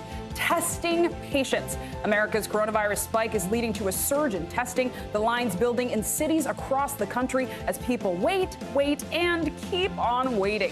A voice for justice. Millions around the world remember the life and legacy of Archbishop Desmond Tutu. We'll look back at his longtime fight for freedom and his lasting impact. And blast off. NASA's James Webb Telescope has officially launched into space. What scientists are hoping to learn from this brand new eye in the sky.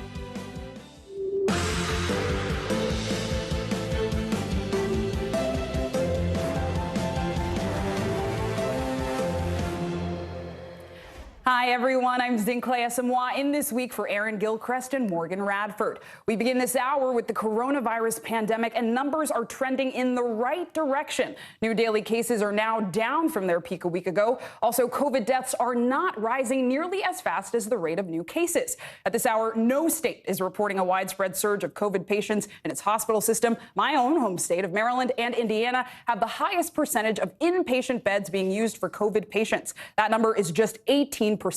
But COVID is still causing plenty of chaos. Airlines canceled about 8,000, yes, 8,000 flights globally because of Omicron, forcing pilots and crew members to isolate. Everything from Broadway shows to college football games were canceled too.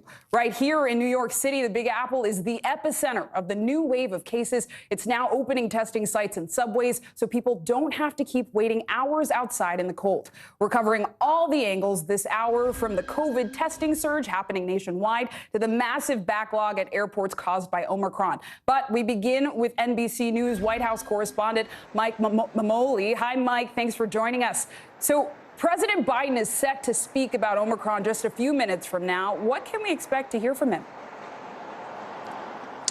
Well, Zinkley, obviously it's a holiday week, and this is the last order of business for the president before he heads to where I am in Rehoboth Beach, Delaware for the week. The president coming to this call with two simple messages. The first is that the federal government is ready to help governors do whatever it takes to help with their needs as we see the surge in the Omicron cases nationwide. It's really in the cities right now, primarily, but we expect to see that continue to spread over the coming weeks and months. The other thing the president wants to do, according to White House officials, is simply listen to these governors. We heard from, for instance, Louisiana's governor, John Bel Edwards, saying that their hospitalization rates have doubled there.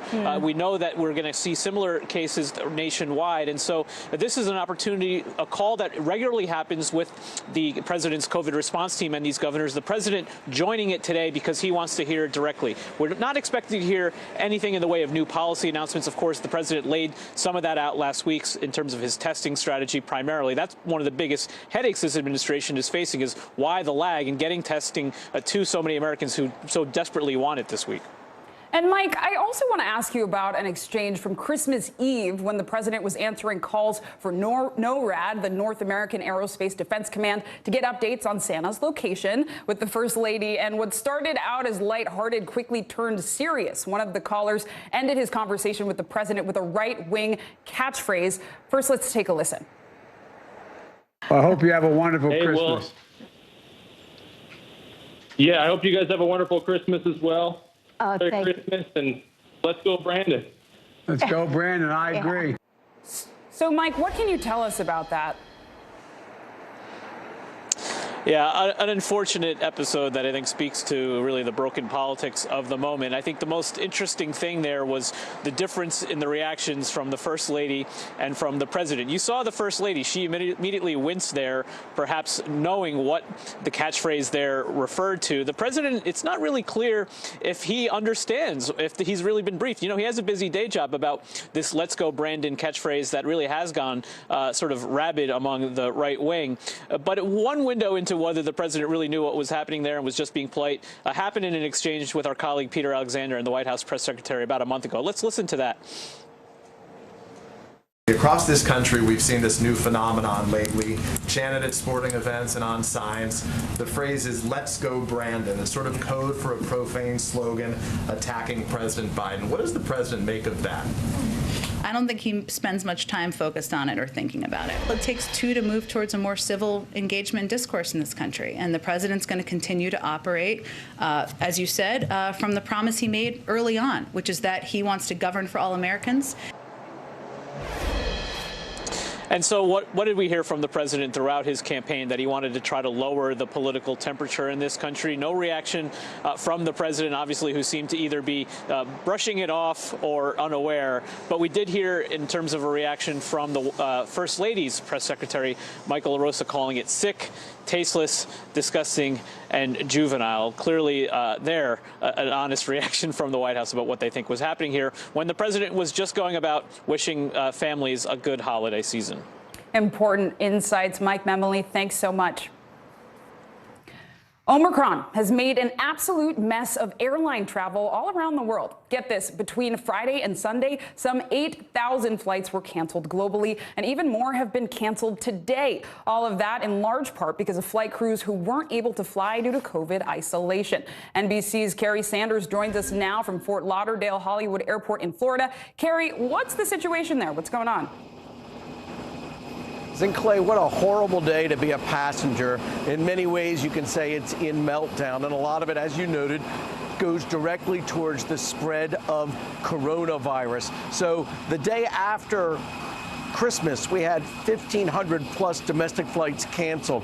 Right now, a lot of people still in that holiday mode of trying to get. We have 901 cancellations, 1,883 cancellations. So if you're going to be traveling today, you want to make sure you call the airline before you get to the airport to see if they're going. You want to check online. And even when you eventually get to the airport, be prepared to find out that your alleged departure time may be delayed again with yet some more bad news. This morning, airlines say they're up against it, trying to catch up with the heavy holiday hustle. And I'm like, oh my God, we won't be able to get home. Nationwide, airlines canceling thousands of flights over the weekend, stranding families all around the country, with more bad news for passengers expected today. Major carriers, including Delta and United, blaming the massive flight cancellations on coronavirus after flight crews and their ground support staffs tested positive or were exposed to the virus. They said that the reason why the flights were canceled was crew availability due to COVID.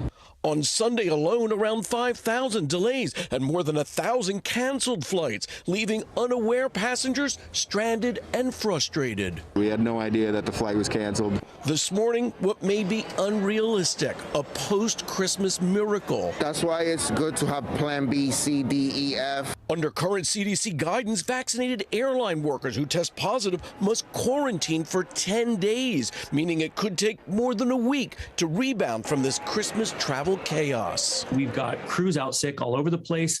I think that you have to fasten your seatbelts for New Year's. I think we're in store for more delays and more cancellations. The trouble in the skies compounded by extreme weather out west, heavy snow and ice causing spin-outs on the roads. Yeah, it's been bad, but we're trying to make it.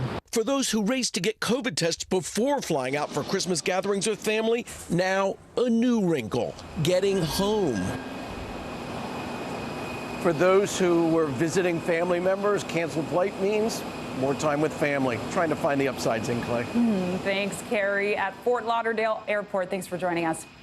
In South Florida, long lines draped sidewalks over the Christmas weekend as people waited to get tested for COVID. After leading the country with the lowest case rates, Florida is now seeing a rebound. NBC News correspondent Sam Brock joins us now from Miami.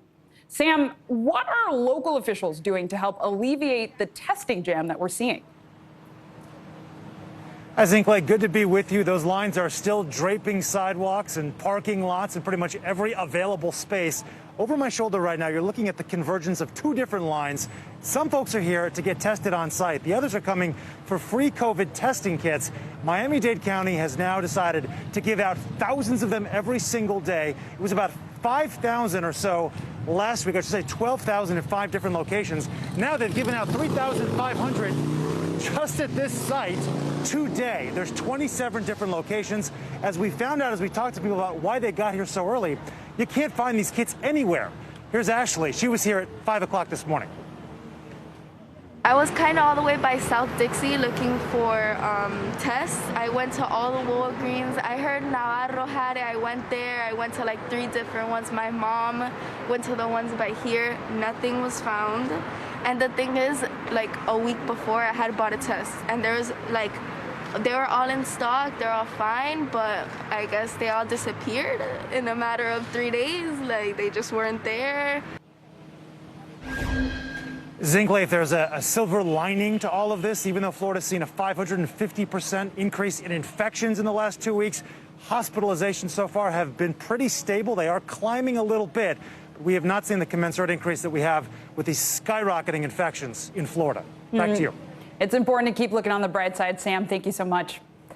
In New York City, getting a COVID test is turning out to be an all-day mission. Thousands of New Yorkers waited in line for hours over the weekend. State health officials say more than 400,000 people were tested on Christmas Eve. Nearly 50,000 of those tested positive. That's a new state record. But here is some good news. Hospitalizations are not rising as fast as case rates. There are fewer than 5,000 COVID patients in hospitals right now, as positive cases are now dropping from Friday's peak. NBC News correspondent Ellison Barber in New York. Hi, Ellison. There is what seems to be an unmatched demand for tests right now in the Big Apple. I tried getting a test in the city before going to my parents for Christmas. I had better luck outside of NYC.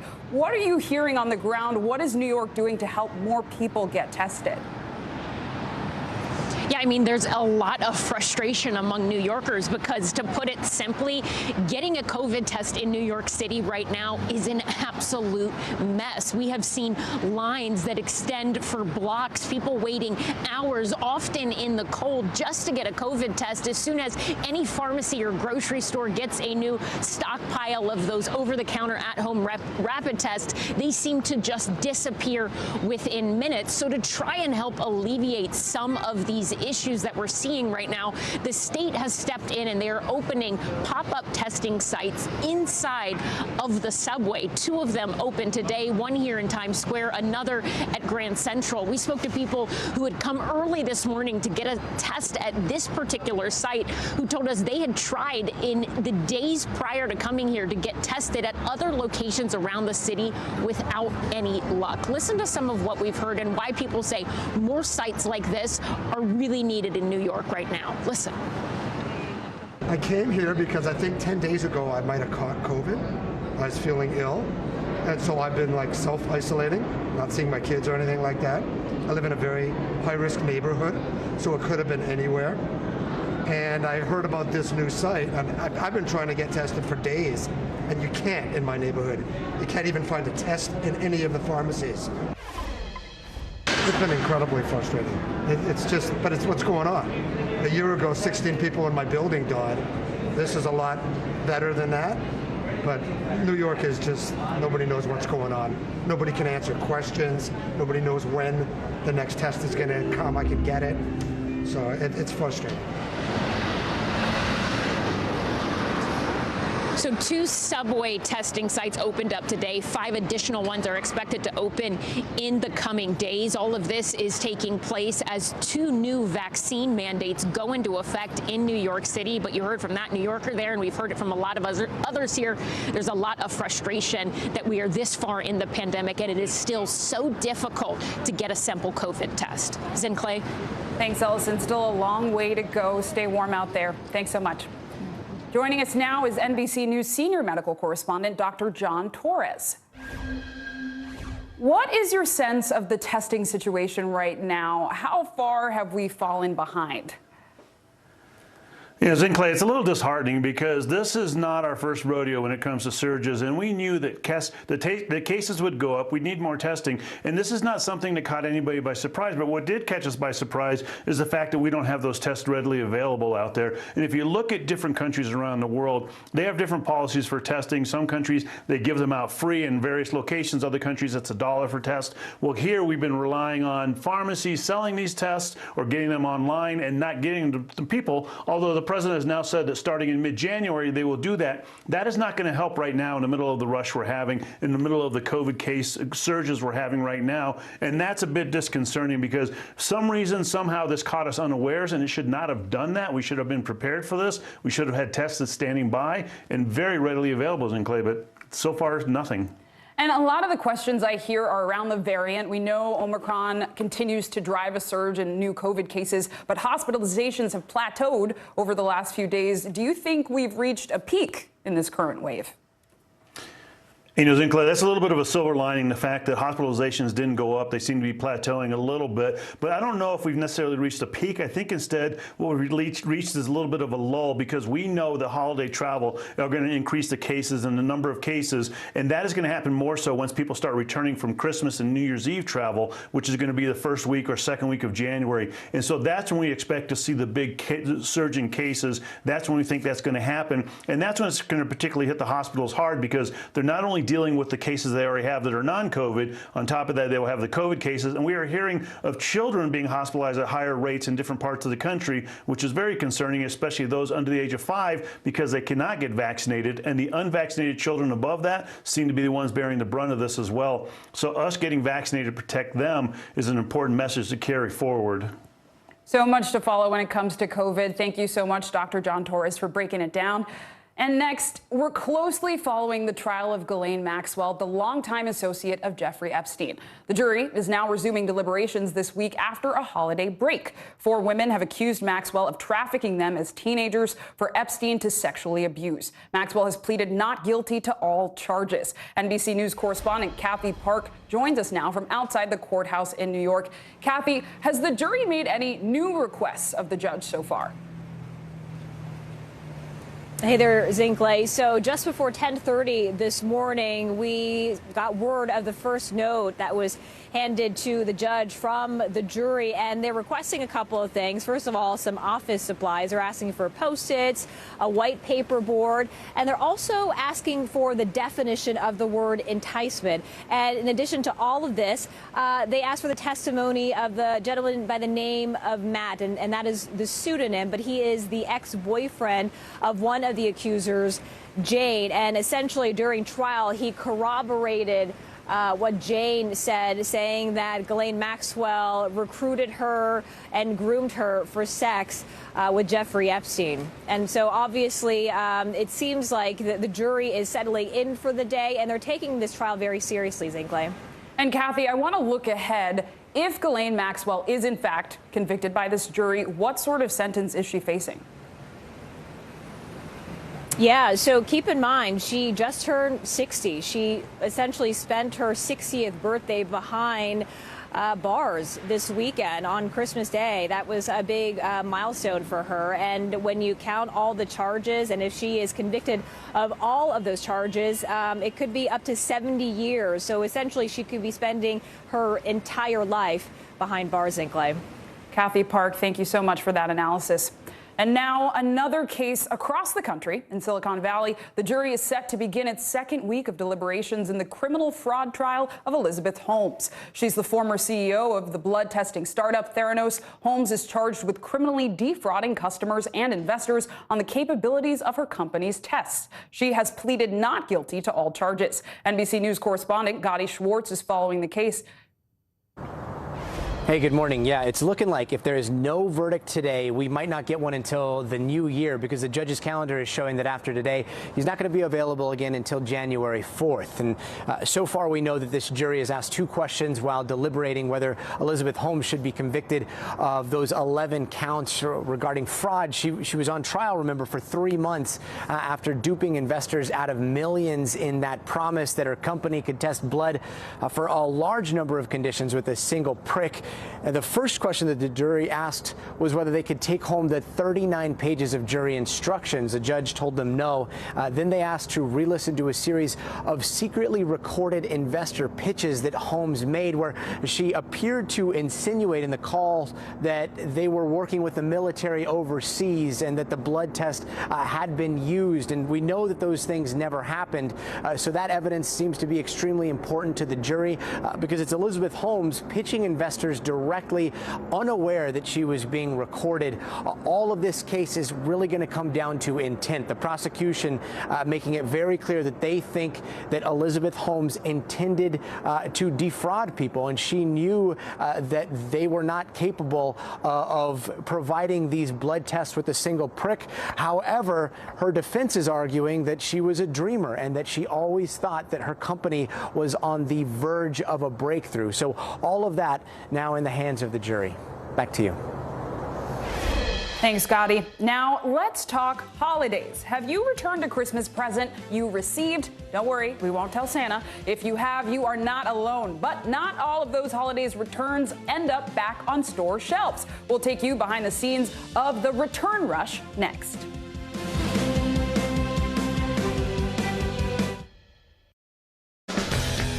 Nathan Chen equals power, because every time he does one of these, he's hit with forces 7 times his body weight. 945 pounds?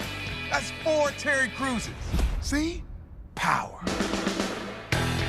The holiday season is a time to spread cheer. These are all on the house. And appreciate the ones you love. From our family to yours. Your Mr. Christmas. For the 89th time, a tree will shine over Rockefeller Center. Happy holidays from today. Michaela Schifrin. With just one more gold medal, she'll have more than any American alpine skier in history. She's climbed the mountain of this sport. Almost time to come down for more gold, Michaela. Better do it fast. There's no better place for fun with friends. Quality time with your little golf buddy, or an afternoon alone together. Family and friends are just a tap away. Just pick your course, pay from your phone. Golf now. Download the app and go play. American Greed. New season, new night. Theranos goes to trial. Boeing's soaring greed. Anything for money. A new season of Greed starts Wednesday, January 5th on CNBC.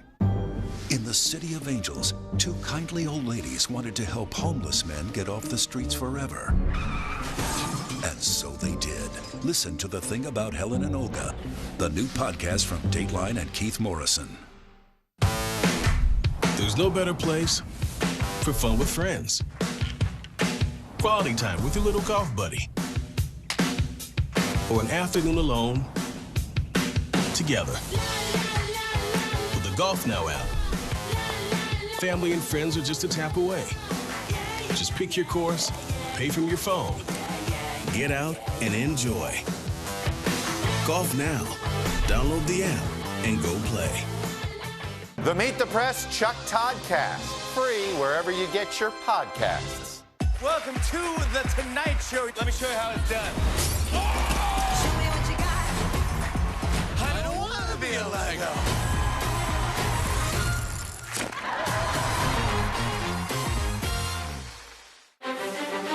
Is this an issue about guns or is this an issue about social justice? This supply chain issue has been a problem for months. Do you concur that this is going to get worse before it gets better? The question is, are you now more open to packing the court? If it's Sunday, it's Meet the Press. News is happening now. A look at what's making headlines around the world. Tonight, the major announcement of the COVID vaccine. This is a significant moment. Your news, whenever it happens, wherever you are, it's here now.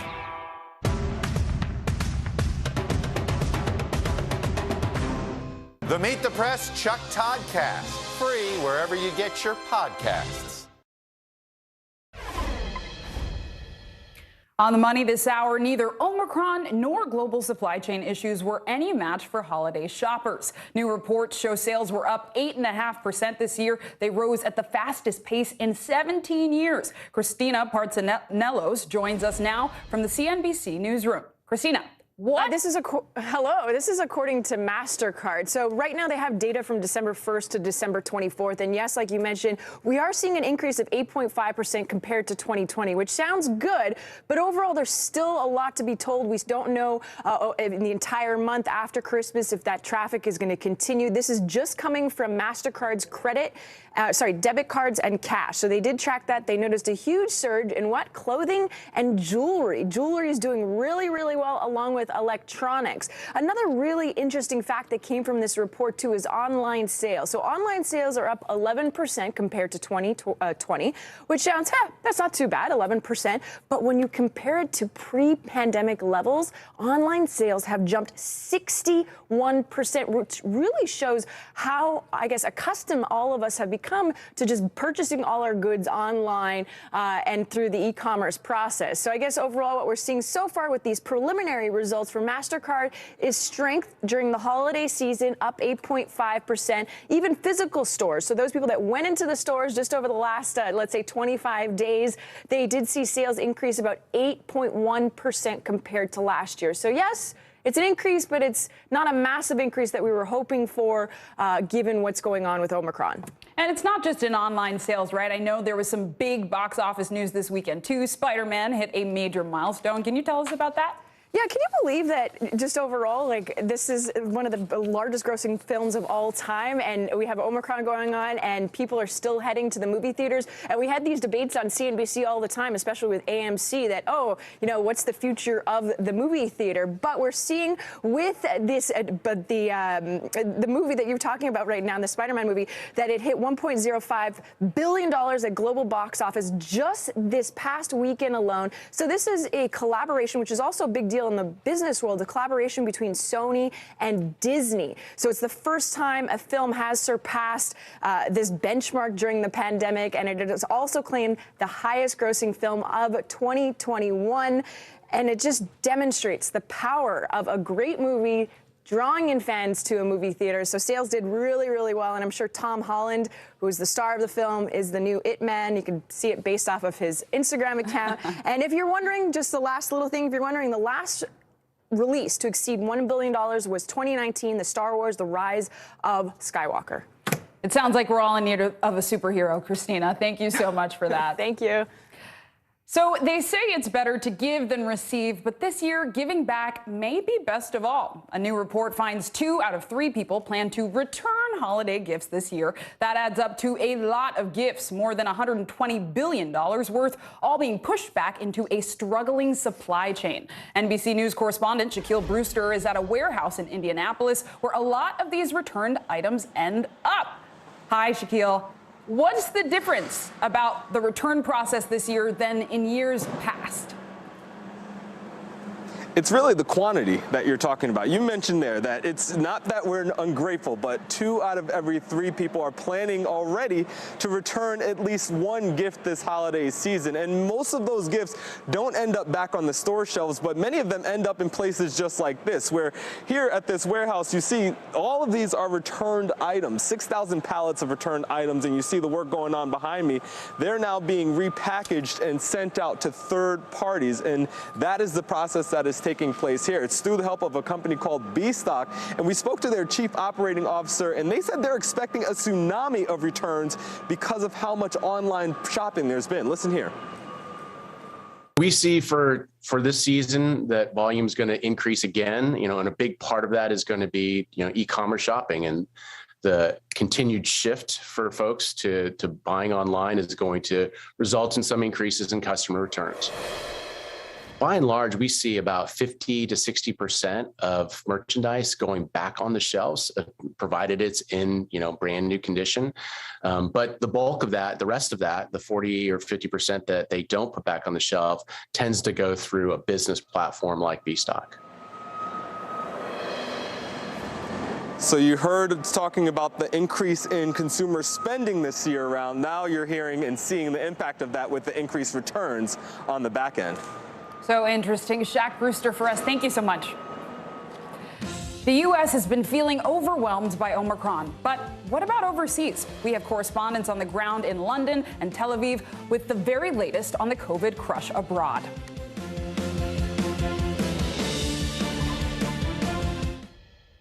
Wednesday, January 5th, a new season of Greed begins on CNBC. Theranos goes to trial. She was the next big thing. Sex and scandal. I had just graduated high school. He would ask me to go out for a couple of drinks. Boeing's soaring greed. What caused this brand new plane to crash? Anything from money. He ran a criminal syndicate, millions of dollars. American Greed, new season starts Wednesday, January 5th on CNBC. Nathan Chen equals power because every time he does one of these, he's hit with forces 7 times his body weight. 945 pounds? That's 4 Terry Cruises. See? Power. Still to come on the Channel 2 News. Well, the waters are certainly receding now. Still too close to call. Lester Holt reporting from Ground Zero, as it's being referred to. It is, in fact, a taste of freedom. The Haitian people know a little something about resiliency. What's the biggest risk right now? Some of the troops who have been proud. I want to welcome you to the first presidential debate. In fact, we've been told we can't go any farther. You are some resilient folks. Let me get a hint.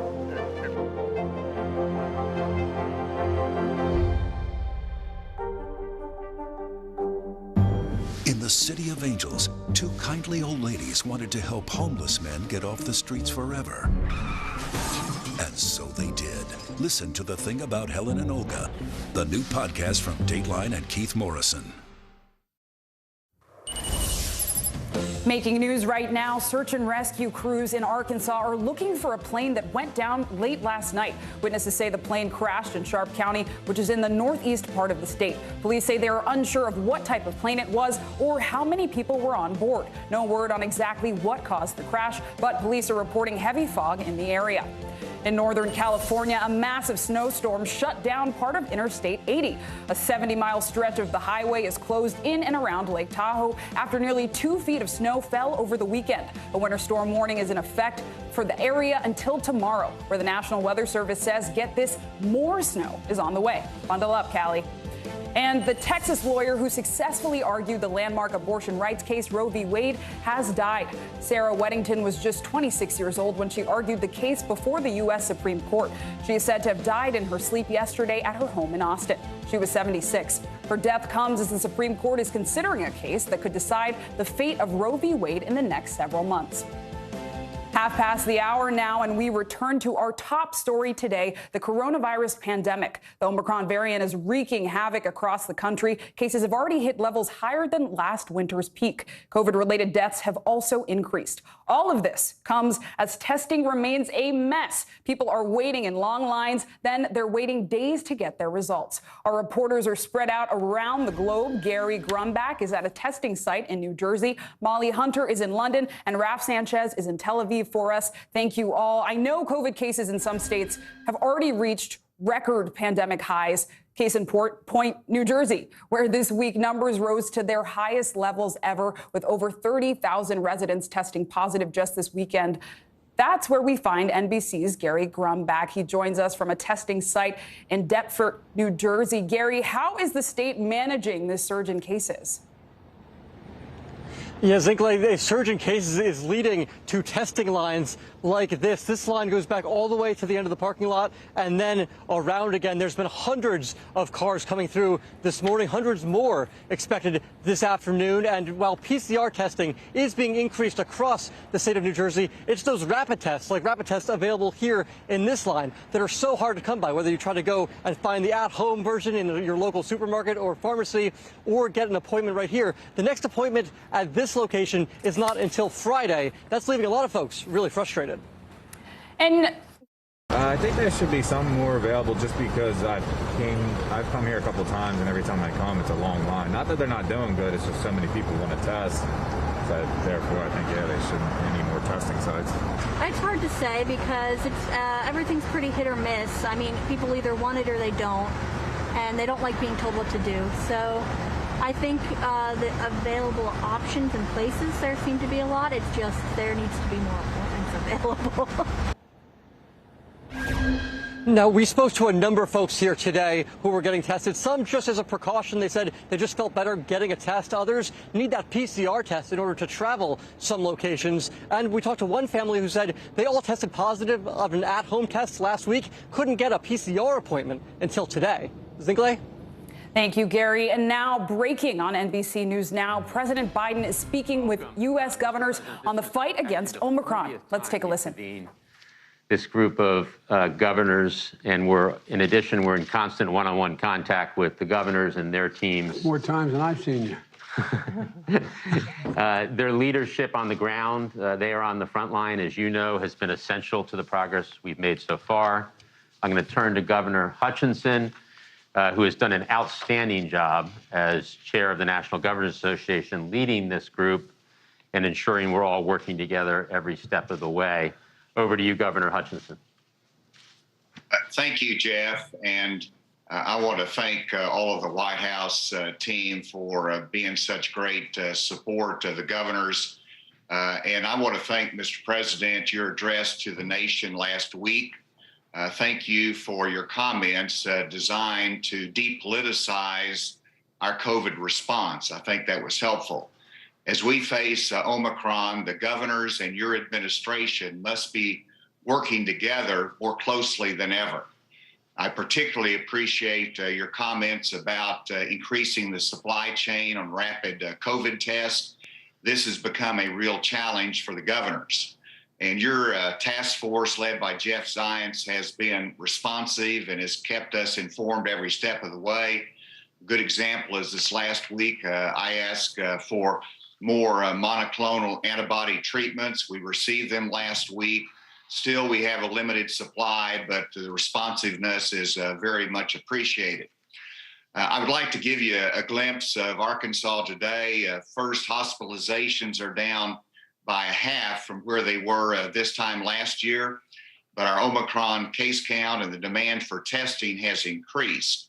In Arkansas, we have a test to stay school program that's a pilot in 50 schools. We want to expand that. And right now we have sufficient tests to be able to do that. But we also, as governors, are getting pressure to do more, and the need is great to do more in terms of the rapid test and the availability of it. And so one word of concern or encouragement for your team is that as you look towards federal solutions that will help alleviate the challenge, make sure that we do not let federal solutions stand in the way of state solutions. And the production of 500 million rapid tests that will be distributed by the federal government is great, but obviously that dries up the supply chain for the solutions that we might offer as governor. And so just that brief comment before I turn it over to you, Mr. President, but I want to say personally, I've enjoyed working with you when I was in Congress as head of the DEA, and I appreciate your leadership. And thank you so much for giving us the time today to hear from us, but also so that we can hear from you personally about the challenge that we face. So, Mr. President, the microphone is yours. Thank you, President Biden. I said, thank you very much, Ace. Look, there is no federal solution. This gets solved at a state level. I'm looking at Governor Sununu on the board here. He talks about that a lot. And it ultimately gets down to where the rubber meets the road, and that's where the patient is in need of help or preventing the need for help. Look, Gov, thank you for what you're doing. Thank you for the National Governors Association and Vice Chair Murphy across the river. All's well in New Jersey, I assume, Gov. Amen, Mr. President. And here today, Democrats and Republicans, we've discussed the rising COVID cases, especially coming out of the holidays. And as I said last week, Omicron is a source of concern, but it should not be a source of panic. If you're fully vaccinated, you get your booster shot, and you're highly protected. If you're unvaccinated, you're at a high risk of getting severely ill from COVID-19, being hospitalized, and in rare cases, even dying. And this is not like March of 2020, the beginning of the pandemic. We're prepared and we know what it takes to save lives, protect people, and keep schools and businesses open. We just have to stay focused and continue to work together. My message to the governor is simple. If you need something, say something. And we're going to have your back in any way we can. Last week, we took steps to bolster support for you with, number one, more capacity to get shots in arms. With more places, more vaccinators, more times for folks to get vaccinated or get a booster shot. And we've added appointments for booster shots, adding hours, getting more convenient to get a booster every day. The second thing we're doing is more testing. Seeing how tough it was for some folks to get a test this weekend shows that we have more work to do, and we're doing it. First, let's talk about how we got here. When I took office we were 10 months into the pandemic, and even so, we had zero over-the-counter home tests in the United States, none. And if you wanted to get one, get a test, you had to go to a clinic or a drugstore to have someone give you the test, and there were very few places to go. So we got to work. We quadrupled the number of pharmacies offering a free test, and there are now more than 20,000 places where you can get tested for free. At many locations, you can book an appointment online in advance to minimize your wait. We've worked with Google so you can now search COVID test near me on Google to find a location. And now I know the lines have gotten very long in some states. That's why I ordered FEMA to set up pop-up sites in places with high demand to shorten the wait. We stood up 6 new sites in New York City in 5 days, and there are more coming. For over-the-counter at-home tests, as I said, there were none when we took office, none. Now we have 8 on the market, and just 3 days ago, another test was cleared. We went from no over-the-counter tests in January to 46 million in October, 100 million in November, and almost 200 million in December. But it's not enough. It's clearly not enough. If we'd known, we would have gone harder, quicker if we could have. Because steps we have to take to increase the number of authorized tests, we're now able to purchase 500 million at-home rapid tests to be sent to the American people for free when they request it. And we're going to continue to use the Defense Production Act to produce as many tests as possible. And starting in 2 weeks, private insurance will reimburse you for the cost of at-home tests. We're providing access to free tests for folks who don't have insurance. But we have to do more. We have to do better, and we will. The third point I'd like to make is more support for your hospitals. On hospitalizations, let me start with this. Because we have had so many vaccinated and boosted, we're not seeing hospitalizations rise as sharply as we did in March of 2020, or even this past fall. America had made progress. Things are better. But we do know that with the rising cases, we still have tens of millions of unvaccinated people, and we're seeing hospitalizations rise. It means our hospitals in some places are going to get overrun, but in terms of equipment, both in terms of equipment and staff. That's why we stockpiled and pre-positioned millions of gowns, gloves, masks, and ventilators. We're mobilizing an additional 1,000 military doctors and nurses and medics to help staff hospitals. FEMA is deploying hundreds of ambulances and EMS crews to transport patients. We've already deployed emergency response teams in Colorado, Michigan, Minnesota, Vermont, New Hampshire, and New Mexico. We're ready to provide more hospital beds as well. The bottom line is we want to assure the American people that we're prepared. We know what it takes. And as this group of bipartisan governors has shown, we're going to get through it by working together. I want to thank the governors for their partnership, and I mean that sincerely. With that, I'm going to turn it back over to Jeff, and I understand you guys may have some questions.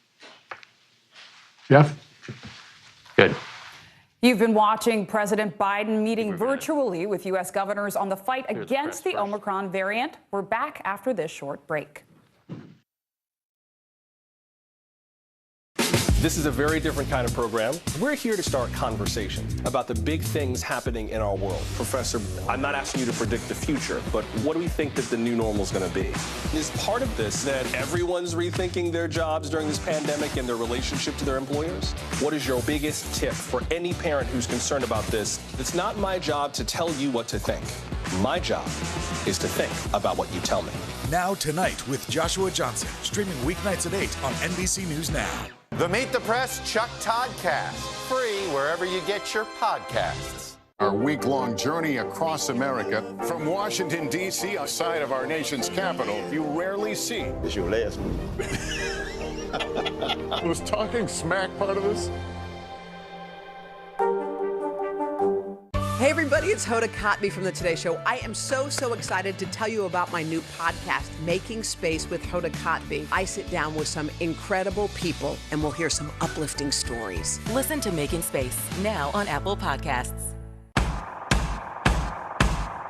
News is happening now.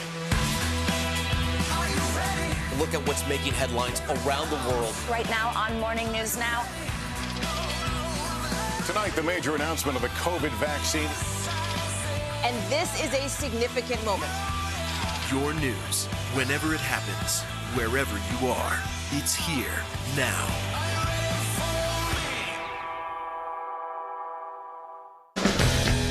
Nathan Chen equals power because every time he does one of these, he's hit with forces 7 times his body weight. 945 pounds? That's 4 Terry Cruises. See? Power. The Meet the Press Chuck Toddcast, free wherever you get your podcasts.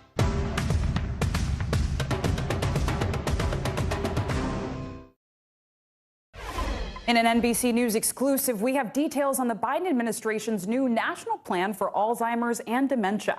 NBC News correspondent Richard Louie recently met with the Secretary of Health and Human Services to talk about it. Richard now joins us live. This is something deeply personal for the Secretary. Talk to us about that. Yeah, good morning to you, Zin Clay. That plan is out today, and yes, it was in our exclusive. We got a first look at the Biden administration's updated strategy to try to battle this big disease. The Secretary of Health and Human Services sitting down with us to discuss the new details, while, as you are saying, revealing why it is so personal to him. Javier Becerra runs the agency overseeing the FDA, CDC, NIH, and more. And this holiday season, an important reminder for families takes center stage. Probably the best way to discuss this issue, dementia, Alzheimer's, today is to talk about the family members who are right now alone because of COVID. Alzheimer's costs America more than $355 billion annually. 70% of that cost is paid for by families. Everyone should be able to care for their loved one if they're willing to. My mother-in-law, who did suffer from dementia for many years, never was a day without a family member at her side.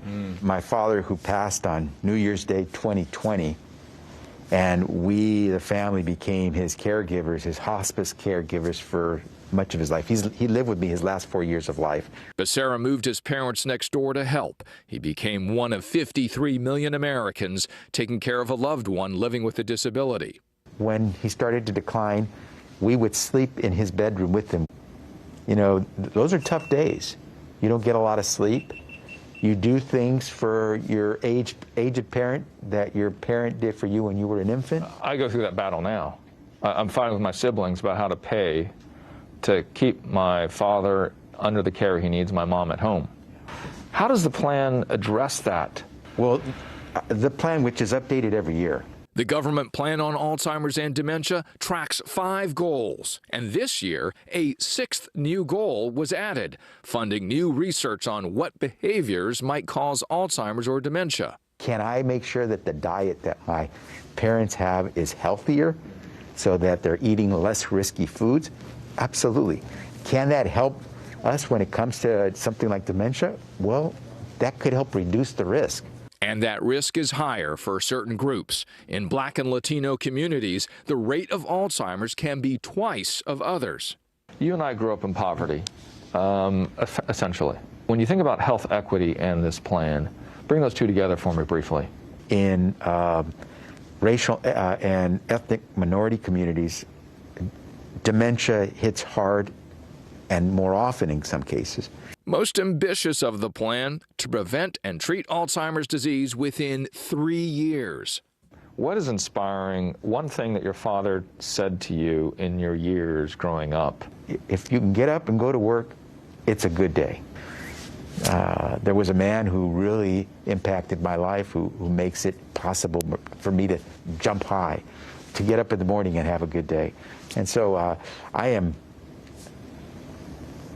won't forget my dad. And Zinkley, as you heard, the secretary sharing each new year marking his father's passing, and now how grateful he is as he can share with his mother at home these tough times as it can be for him during the holidays. Zinkley, again, that plan, which also includes issues of mental health and Alzheimer's and their caregivers, that is coming out today. Richard Louie with a deeply personal report. Thank you so much. This week, South Africa, home to cultural diversity and my first name, will honor the life and legacy of Archbishop Desmond Tutu. The anti-apartheid leader died yesterday at the age of 90. Tributes are already pouring in from all over the world. NBC News foreign correspondent Molly Hunter takes a look back at his impact as both a spiritual and civil rights leader. Hey, Zinkley, that's right. Tributes pouring in from every corner of the globe. The world has lost an extraordinary advocate for justice, a cleric, a Nobel Peace Prize winner, and to those who knew him and interacted with him, a man with a great laugh and a great sense of humor. Take a look. Black and white together! Desmond Tutu was the unmistakable voice and conscience of South Africa's human rights struggle, one of the fiercest opponents of apartheid. This morning, South Africa's president announced the Nobel Peace Prize winner has died in Cape Town at age 90. Desmond Tutu was a patriot without equal, a leader of principle and pragmatism who gave meaning to the biblical insight that faith without works is dead. Born into poverty in a small mining town in 1931, Tutu's father a teacher, his mother a cleaner and a cook. After quitting his own teaching job in protest at the racial segregation, Tutu studied to become a priest. In 1975, he became the first Black Anglican Dean of Johannesburg. The extraordinary capacity to communicate with Black South Africans, and also to get under the skin of white South Africans. Resistance to apartheid was met with brutal violence and killing. Hundreds of activists, including Nelson Mandela, were sent to prison for decades. The system of this country is evil. In 1984, the charismatic Tutu was awarded the Nobel Peace Prize for his tireless work to end apartheid. 2 years later, he became South Africa's first black archbishop. And finally, in the early 1990s, Nelson Mandela was released from prison, ushering in the end of apartheid. Nothing will, I think, ever take away the glow of that first experience of walking tall. Mandela once describing his close friend as sometimes strident, often tender, never afraid, seldom without humor. Tutu was diagnosed with prostate cancer in the late 1990s, and 10 years ago, at 80 years old, Tutu withdrew from public life to spend more time with his wife of 60 years, his 4 children, and numerous grandchildren.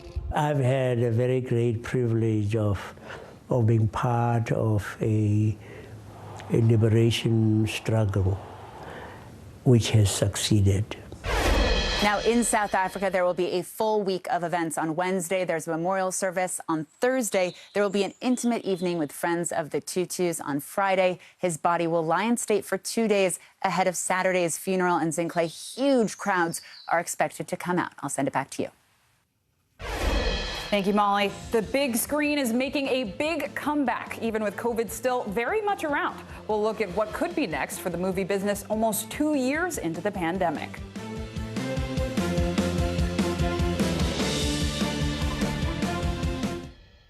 The holiday season is a time to spread cheer. These are all on the house. And appreciate the ones you love. From our family to yours. Your Mr. Christmas. For the 89th time, a tree will shine over Rockefeller Center. Happy holidays from today. Wednesday, January 5th, a new season of Greed begins on CNBC. Theranos goes to trial. She was the next big thing. Sex and scandal. I had just graduated high school. He would ask me to go out for a couple of drinks. Boeing's soaring greed. What caused this brand new plane to crash? Anything from money. He ran a criminal syndicate, millions of dollars. American Greed, new season starts Wednesday, January 5th on CNBC. American Greed, new season, new night. Theranos goes to trial. Boeing's soaring greed. Anything from money. A new season of Greed starts Wednesday, January 5th on CNBC. NASA scientists have a new telescope. It's the most powerful one ever launched into space, and they're hoping it will provide new insights into the earliest moments on our universe. But the next month will be a critical test. NBC's Gotti Schwartz has the latest.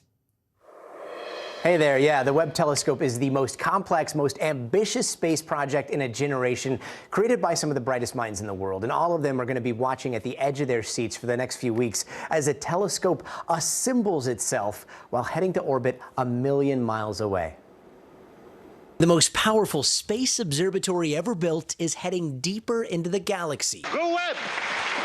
Following a successful launch on Christmas morning, the James Webb Space Telescope is now in its early stages of its mission to peer further into the universe and its origins than we ever imagined before. Webb is on a scale that's kind of a cultural undertaking and not just something for astronomers. One of its aims, to provide new insights into the existence of life on other planets. To help us understand the possibilities and maybe even the probability of potential life form, although we're not looking for the life form itself, we're looking for the environment that will allow life to thrive. To reach this point has taken more than 2 decades, almost $10 billion, and the combined brainpower of thousands from 14 countries. But it's still just the beginning. James Webb now has its array out. Over the next few weeks, Webb will continue deploying its antennas, sunshield, and mirrors. Each procedure a critical and complicated step to fully assemble the 7-ton telescope, a process space fans will be able to follow in real time. Now taking its first steps in pursuit of cosmological discovery. Much larger and 100 times more powerful than the Hubble telescope, which launched in 1990, Webb has the capability to see the infrared spectrum, allowing it to capture light rays from billions of years ago. It's a time machine. It's going to take us back to the very beginnings of the universe. NASA says the telescope will be able to zoom in on exoplanets and distant galaxies, examine their alien atmospheres, and beam back those images across 1 million miles of space to scientists here on Earth. I think after Webb's images and discoveries start to come in, I think when we look at the sky, it will be different in the future than the way we look at it today. A new era of space exploration with the potential to change how we see our place in the cosmos. We still have a little bit more waiting to do. It's going to be another 6 months before the Webb telescope is fully up and running. And unlike Hubble, which astronauts were able to work on with spacewalks, Webb will be way too far away to reach if something goes wrong. And if you want to talk about precision, you know that big mirror? All of its panels have to be perfectly aligned within 1/10,000th of a single hair for it to work like it's supposed to. So, fingers crossed. Back to you. Thanks, Gotti. Finally, this hour, a story that may leave your spidey senses tingling. It's been 2 years of uncertainty for movie theaters during the pandemic, but now more Americans are headed back to the big screen, evidenced by a blowout holiday weekend for Spider-Man. NBC News Now anchor Joe Fryer has more on what's to come from Hollywood. Good morning, Zin Clay. Even with the recent surge of Omicron, theaters are booming this holiday season, with the latest Spider-Man movie shattering box office records this weekend. Now, with more superhero sequels and action-packed Hollywood films on the way, movie theaters are looking and hoping to make a big return. This morning, signs the big screen is mounting a blockbuster comeback. I love coming back to the theater. I'm going to keep my mask on the whole time, but I'm not really concerned. The holiday weekend enjoyed a powerhouse showing, with Spider-Man No Way Home breaking records by raking in more than $1 billion at the global box office, the first pandemic-era film to hit that mark. A heroic feat for an industry looking to bounce back. I did see it, but I have to see it again. This girl is on fire! Sing 2 by our parent company, NBC Universal, has brought in $41 million since its debut last week, while The Matrix Resurrections, which debuted both in theaters and on HBO Max, pulled in $22.5 million. A recent survey found 1 in 5 U.S. adults would feel comfortable heading back to theaters within the next month. Marvel movies will likely continue to lure many moviegoers into their universe, with sequels to hit franchises like Doctor Strange, Thor, and Black Panther slated for release. Coming attractions also include the highly anticipated debut of Robert Pattinson as Batman, and the return of Tom Cruise in Top Gun Maverick and Mission Impossible 7. But the silver screen faces tough competition from streaming, which is increasing screen time at home. Next year, Disney Plus will debut new exclusive titles like Hocus Pocus 2, and Peacock, which is owned by NBC Universal, the parent company of NBC News, will stream most Universal films as early as 45 days after their theatrical release. So this is the Suicide Squad. Meanwhile, come January, streaming giant HBO Max will no longer offer its popular same-day release plan, a move that may get more people back to the theater. In 2022, do you think we're going to see fewer movies released both in theaters and on streaming on the same day? I think we're going to go back to that theatrical first model heading forward. It makes movies more coveted. Movie theaters were shuttered for much of the pandemic, forcing some to turn to virtual showings or rent out entire auditoriums. AMC Theaters, the country's largest movie theater chain, posted a loss of $4.6 billion in 2020. Now the company is looking for new ways to retain customers, investing in payment options like Bitcoin and even selling popcorn outside the theater as the industry looks to rebound in the year ahead. The movie theater experience has withstood every challenge that's come its way. It's a resilient business. People love going out to the movies. They're starting to come through, and I can't stop them. According to one projection, global box office numbers for next year could increase nearly 60% from 2021, but it would still mean we have to wait until 2023 to see a full return to pre-pandemic numbers, when those numbers are expected to total more than $40 billion. Zin Clay. Thanks, Joe. Lots of movies to watch and still plenty of news to see. Thanks for being with us this hour. I'm Zin Clay Asamoah. Stay safe and stay well. The news continues right now.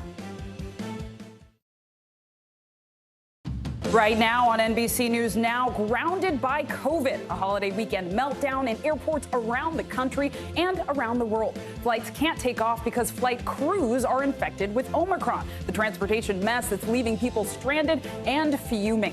Testing patients. America's coronavirus spike is leading to a surge in testing. The lines building in cities across the country as people wait, and keep on waiting. A voice for justice. Millions around the world remember the life and legacy of Archbishop Desmond Tutu. We'll look back at his longtime fight for freedom and his lasting impact. And blast off. NASA's James Webb Telescope has officially launched into space. What scientists are hoping to learn from this brand new eye in the sky.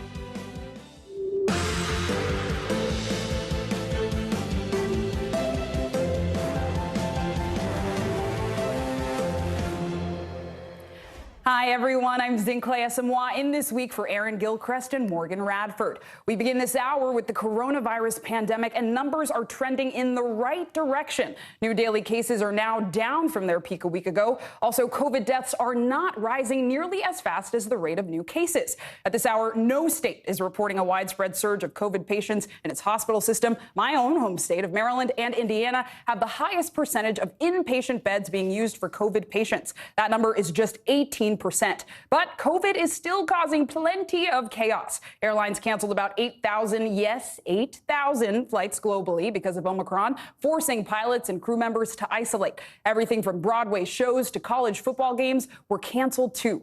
Right here in New York City, the Big Apple is the epicenter of the new wave of cases. It's now opening testing sites in subways so people don't have to keep waiting hours outside in the cold. We're covering all the angles this hour, from the COVID testing surge happening nationwide to the massive backlog at airports caused by Omicron. But we begin with NBC News White House correspondent Mike Mamoli. Hi, Mike. Thanks for joining us.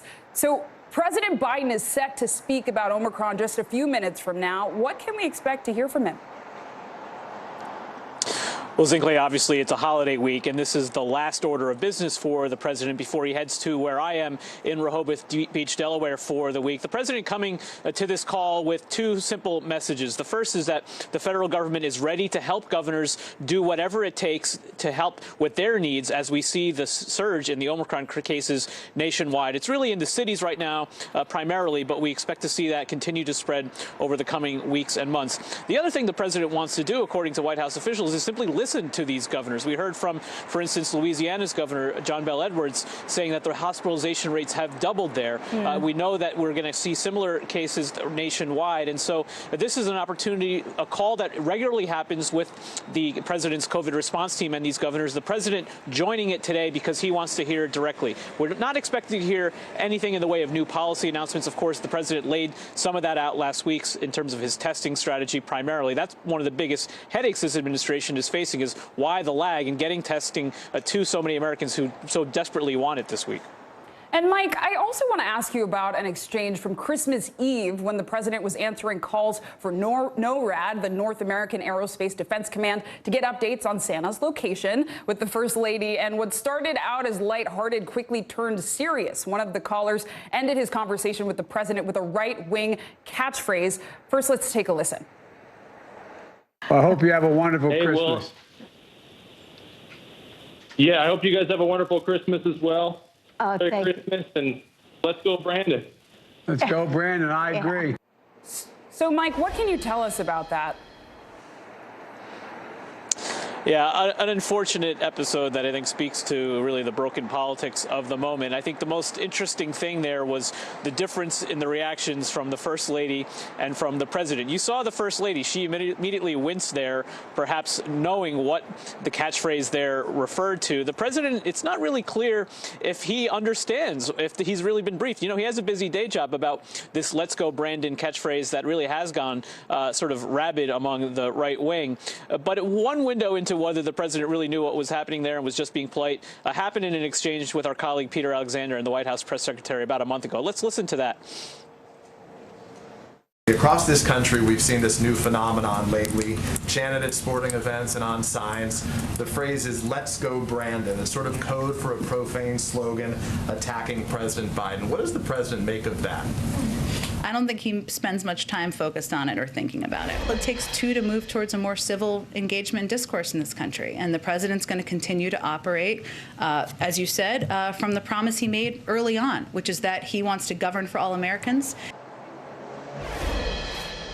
And so what did we hear from the president throughout his campaign? That he wanted to try to lower the political temperature in this country. No reaction from the president, obviously, who seemed to either be brushing it off or unaware. But we did hear, in terms of a reaction from the First Lady's press secretary, Michael LaRosa, calling it sick, tasteless, disgusting, and juvenile. Clearly an honest reaction from the White House about what they think was happening here when the president was just going about wishing families a good holiday season. Important insights. Mike Memoli, thanks so much. Omicron has made an absolute mess of airline travel all around the world. Get this, between Friday and Sunday, some 8,000 flights were canceled globally, and even more have been canceled today. All of that in large part because of flight crews who weren't able to fly due to COVID isolation. NBC's Carrie Sanders joins us now from Fort Lauderdale Hollywood Airport in Florida. Carrie, what's the situation there? What's going on? Clay, what a horrible day to be a passenger. In many ways, you can say it's in meltdown, and a lot of it, as you noted, goes directly towards the spread of coronavirus. So the day after Christmas, we had 1,500 plus domestic flights canceled. Right now, a lot of people still in that holiday mode of trying to get, we have 901 cancellations, 1,883 cancellations. So if you're going to be traveling today, you want to make sure you call the airline before you get to the airport to see if they're going. You want to check online. And even when you eventually get to the airport, be prepared to find out that your alleged departure time may be delayed again with yet some more bad news. This morning, airlines say they're up against it, trying to catch up with the heavy holiday hustle. And I'm like, oh my God, we won't be able to get home. Nationwide, airlines canceling thousands of flights over the weekend, stranding families all around the country, with more bad news for passengers expected today. Major carriers, including Delta and United, blaming the massive flight cancellations on coronavirus after flight crews and their ground support staffs tested positive or were exposed to the virus. They said that the reason why the flights were canceled was crew availability due to COVID. On Sunday alone, around 5,000 delays and more than 1,000 canceled flights, leaving unaware passengers stranded and frustrated. We had no idea that the flight was canceled. This morning, what may be unrealistic, a post-Christmas miracle. That's why it's good to have plan B, C, D, E, F. Under current CDC guidance, vaccinated airline workers who test positive must quarantine for 10 days, meaning it could take more than a week to rebound from this Christmas travel chaos. We've got crews out sick all over the place. I think that you have to fasten your seatbelts for New Year's. I think we're in store for more delays and more cancellations. The trouble in the skies compounded by extreme weather out west, heavy snow and ice causing spin-outs on the roads. Yeah, it's been bad, but we're trying to make it. For those who raced to get COVID tests before flying out for Christmas gatherings with family, now a new wrinkle, getting home. For those who were visiting family members, canceled flight means more time with family. Trying to find the upsides in, Clay. Thanks, Carrie. At Fort Lauderdale Airport, thanks for joining us. In South Florida, long lines draped sidewalks over the Christmas weekend as people waited to get tested for COVID. After leading the country with the lowest case rates, Florida is now seeing a rebound. NBC News correspondent Sam Brock joins us now from Miami. Sam, what are local officials doing to help alleviate the testing jam that we're seeing? Clay, good to be with you. Those lines are still draping sidewalks and parking lots and pretty much every available space. Over my shoulder right now, you're looking at the convergence of two different lines. Some folks are here to get tested on site. The others are coming for free COVID testing kits.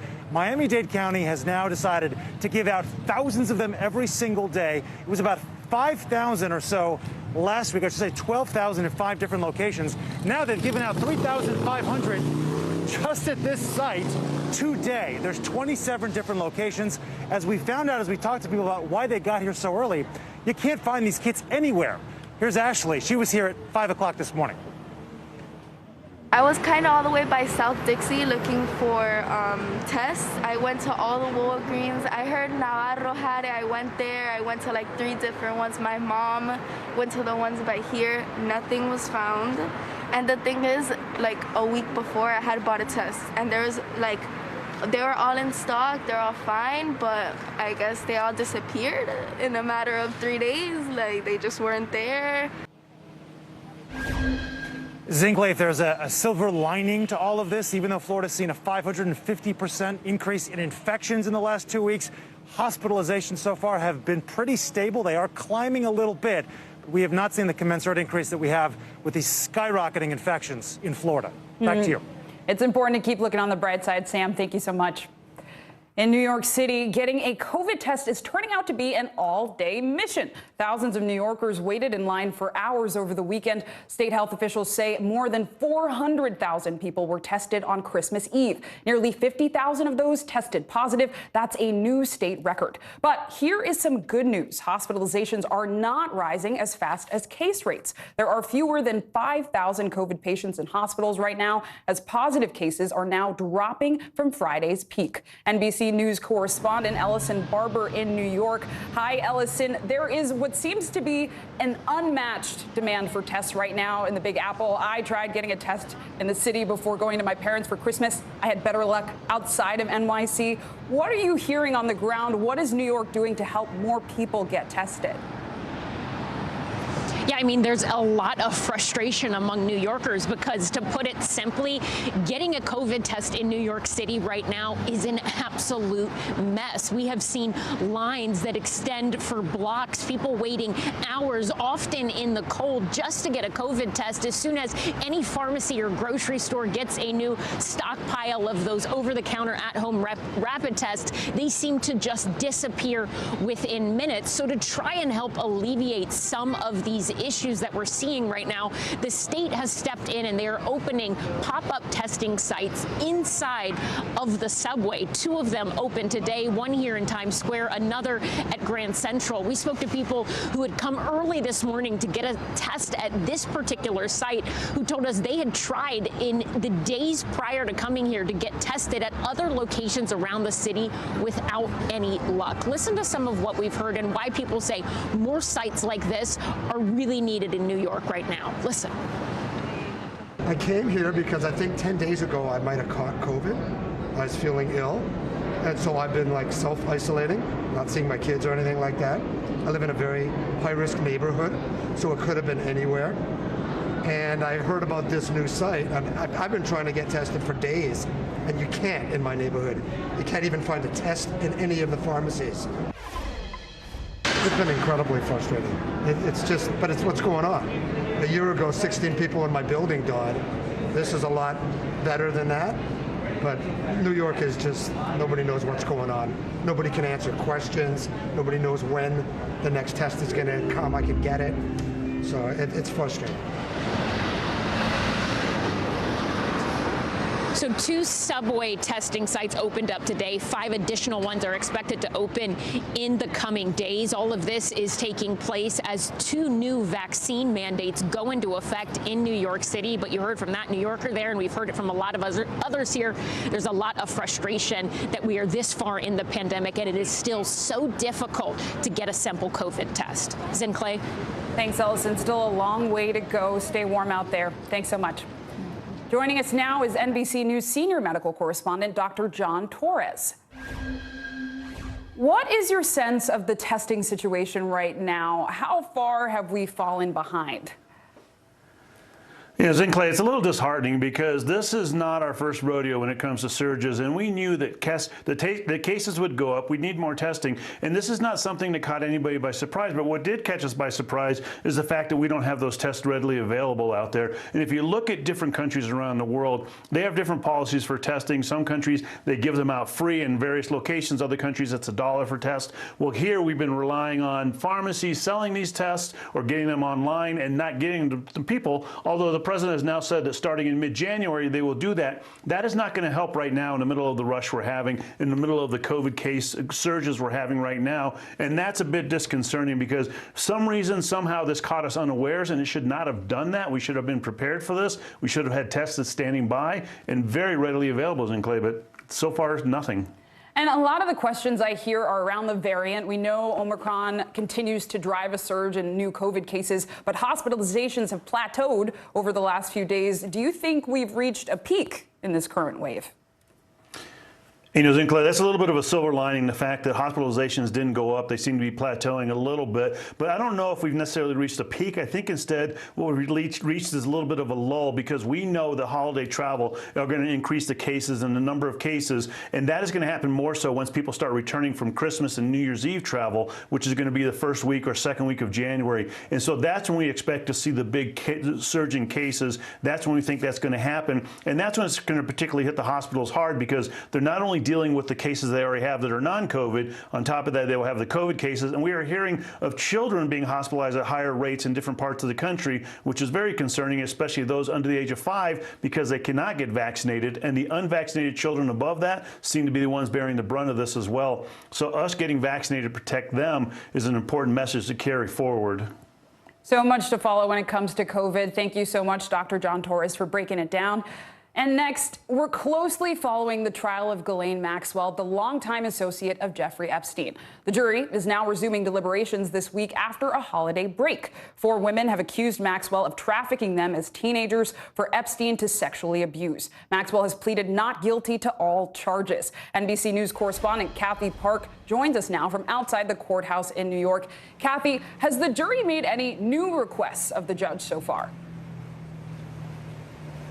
Hey there, Zincle. So just before 10:30 this morning, we got word of the first note that was handed to the judge from the jury, and they're requesting a couple of things. First of all, some office supplies. They're asking for Post-its, a white paper board, and they're also asking for the definition of the word enticement. And in addition to all of this, they asked for the testimony of the gentleman by the name of Matt, and that is the pseudonym, but he is the ex-boyfriend of one of the accusers, Jane. And essentially during trial, he corroborated what Jane said, saying that Ghislaine Maxwell recruited her and groomed her for sex with Jeffrey Epstein. And so obviously it seems like the jury is settling in for the day, and they're taking this trial very seriously, Zincle.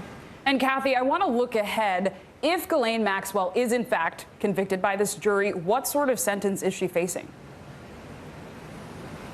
Yeah, so keep in mind, she just turned 60. She essentially spent her 60th birthday behind bars this weekend on Christmas Day. That was a big milestone for her. And when you count all the charges, and if she is convicted of all of those charges, it could be up to 70 years. So essentially, she could be spending her entire life behind bars, Zincle. Kathy Park, thank you so much for that analysis. And now another case across the country in Silicon Valley. The jury is set to begin its second week of deliberations in the criminal fraud trial of Elizabeth Holmes. She's the former CEO of the blood testing startup Theranos. Holmes is charged with criminally defrauding customers and investors on the capabilities of her company's tests. She has pleaded not guilty to all charges. NBC News correspondent Gadi Schwartz is following the case.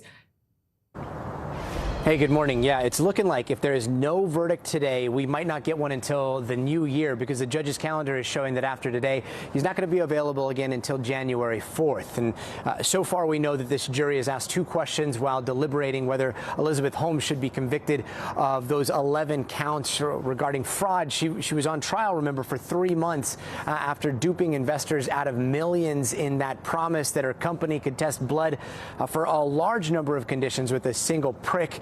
And the first question that the jury asked was whether they could take home the 39 pages of jury instructions. The judge told them no. Then they asked to re-listen to a series of secretly recorded investor pitches that Holmes made, where she appeared to insinuate in the calls that they were working with the military overseas and that the blood test had been used. And we know that those things never happened. So that evidence seems to be extremely important to the jury because it's Elizabeth Holmes pitching investors directly, unaware that she was being recorded. All of this case is really going to come down to intent. The prosecution making it very clear that they think that Elizabeth Holmes intended to defraud people, and she knew that they were not capable of providing these blood tests with a single prick. However, her defense is arguing that she was a dreamer and that she always thought that her company was on the verge of a breakthrough. So all of that now in the hands of the jury. Back to you.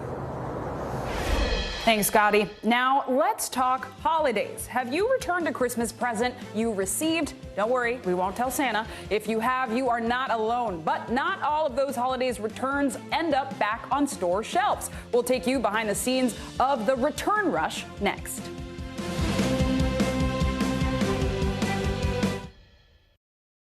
The holiday season is a time to spread cheer. These are all on the house. And appreciate the ones you love. From our family to yours. You're Mr. Christmas. For the 89th time, a tree will shine over Rockefeller Center. Happy holidays from today. Frontside 900, McTwist, back-to-back 1080s. I mean, it's hard just naming these tricks. Chloe Kim, she's up there spinning around with a smile. Respect. The Winter Olympics, February 3rd on NBC and Peacock. There's no better place for fun with friends. Quality time with your little golf buddy, or an afternoon alone together. Family and friends are just a tap away. Just pick your course, pay from your phone. Golf now. Download the app and go play.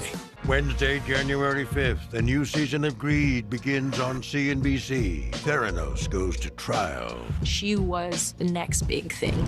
Sex and scandal. I had just graduated high school. He would ask me to go out for a couple drinks. Boeing's soaring greed. What caused this brand new plane to crash? Anything for money. He ran a criminal syndicate, millions of dollars. American Greed, new season starts Wednesday, January 5th on CNBC. Michaela Schifrin, with just one more gold medal, she'll have more than any American alpine skier in history. She's climbed the mountain of this sport. Almost time to come down for more gold, Michaela. Better do it fast. Let's go. This is a critical choke point for this fire.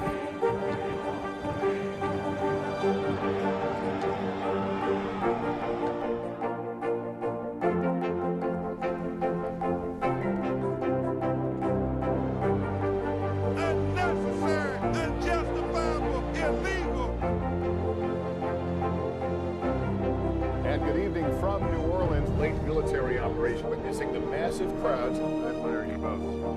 Nice to really spend some time with you. Appreciate it.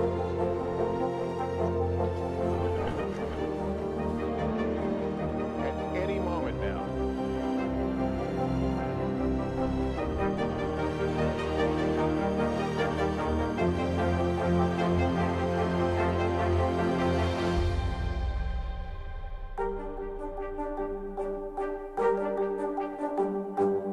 I'm Terry Crews, Team USA superfan. Shaun White, what are you trying to prove? You've already won more snowboarding golds than anyone else, ever. Maybe you're trying to prove you only get better with age, like a fine cheese or yogurt. There's no better place for fun with friends. Quality time with your little golf buddy, or an afternoon alone together. Family and friends are just a tap away. Just pick your course, pay from your phone. Golf now. Download the app and go play. On the money this hour, neither Omicron nor global supply chain issues were any match for holiday shoppers. New reports show sales were up 8.5% this year. They rose at the fastest pace in 17 years. Christina Partsinelos joins us now from the CNBC newsroom. Christina. What? This is according to MasterCard. So right now they have data from December 1st to December 24th. And yes, like you mentioned, we are seeing an increase of 8.5% compared to 2020, which sounds good. But overall, there's still a lot to be told. We don't know in the entire month after Christmas if that traffic is going to continue. This is just coming from MasterCard's debit cards and cash. So they did track that. They noticed a huge surge in what? Clothing and jewelry. Jewelry is doing really, really well, along with with electronics. Another really interesting fact that came from this report, too, is online sales. So online sales are up 11% compared to 2020, which sounds, that's not too bad, 11%. But when you compare it to pre-pandemic levels, online sales have jumped 61%, which really shows how, I guess, accustomed all of us have become to just purchasing all our goods online and through the e-commerce process. So I guess overall what we're seeing so far with these preliminary results for MasterCard is strength during the holiday season, up 8.5%. Even physical stores, so those people that went into the stores just over the last, let's say, 25 days, they did see sales increase about 8.1% compared to last year. So yes, it's an increase, but it's not a massive increase that we were hoping for, given what's going on with Omicron. And it's not just in online sales, right? I know there was some big box office news this weekend, too. Spider-Man hit a major milestone. Can you tell us about that?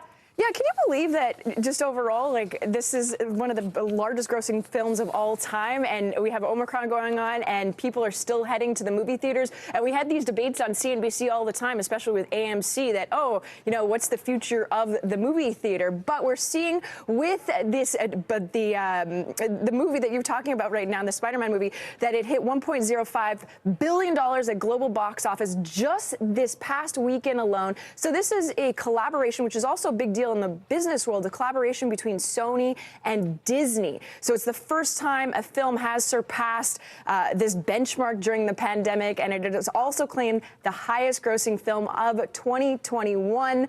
And it just demonstrates the power of a great movie drawing in fans to a movie theater. So sales did really, really well, and I'm sure Tom Holland, who is the star of the film, is the new It Man. You can see it based off of his Instagram account. And if you're wondering, just the last little thing, if you're wondering, the last release to exceed $1 billion was 2019, the Star Wars, The Rise of Skywalker.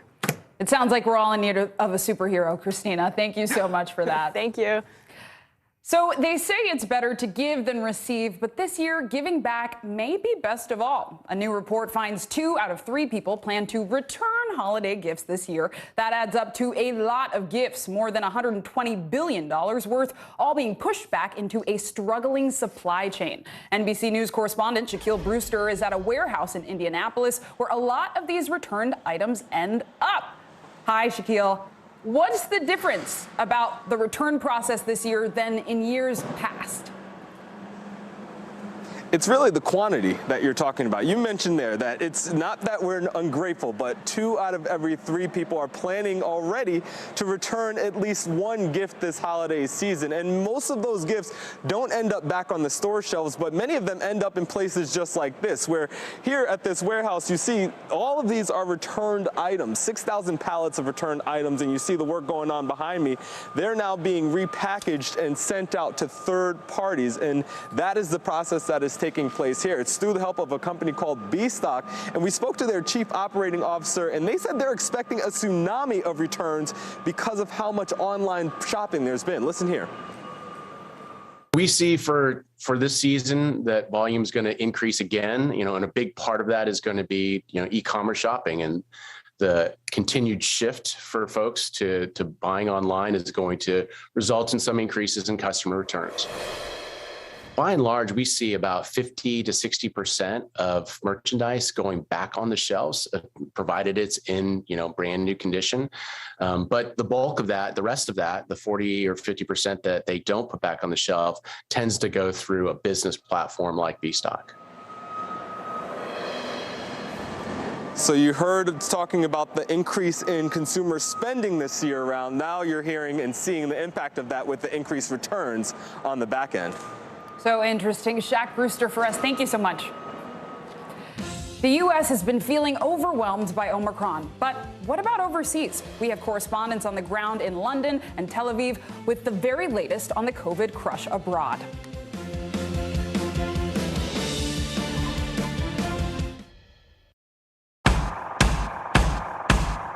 News is happening now. Look at what's making headlines around the world. Right now on Morning News Now. Tonight, the major announcement of the COVID vaccine. And this is a significant moment. Your news, whenever it happens, wherever you are, it's here now.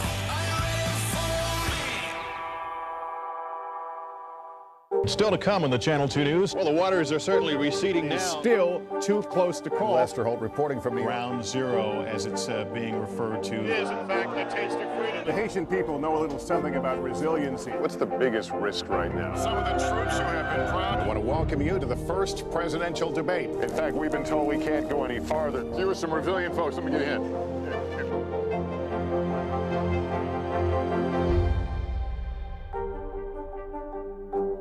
Welcome to the Tonight Show. Let me show you how it's done. Show me what you got. I don't want to be a Lego.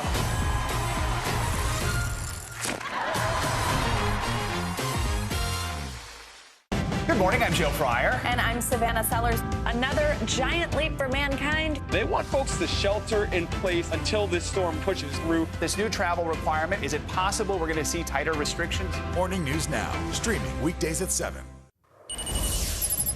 Making news right now, search and rescue crews in Arkansas are looking for a plane that went down late last night. Witnesses say the plane crashed in Sharp County, which is in the northeast part of the state. Police say they are unsure of what type of plane it was or how many people were on board. No word on exactly what caused the crash, but police are reporting heavy fog in the area. In Northern California, a massive snowstorm shut down part of Interstate 80. A 70-mile stretch of the highway is closed in and around Lake Tahoe after nearly 2 feet of snow fell over the weekend. A winter storm warning is in effect for the area until tomorrow, where the National Weather Service says, get this, more snow is on the way. Bundle up, Callie.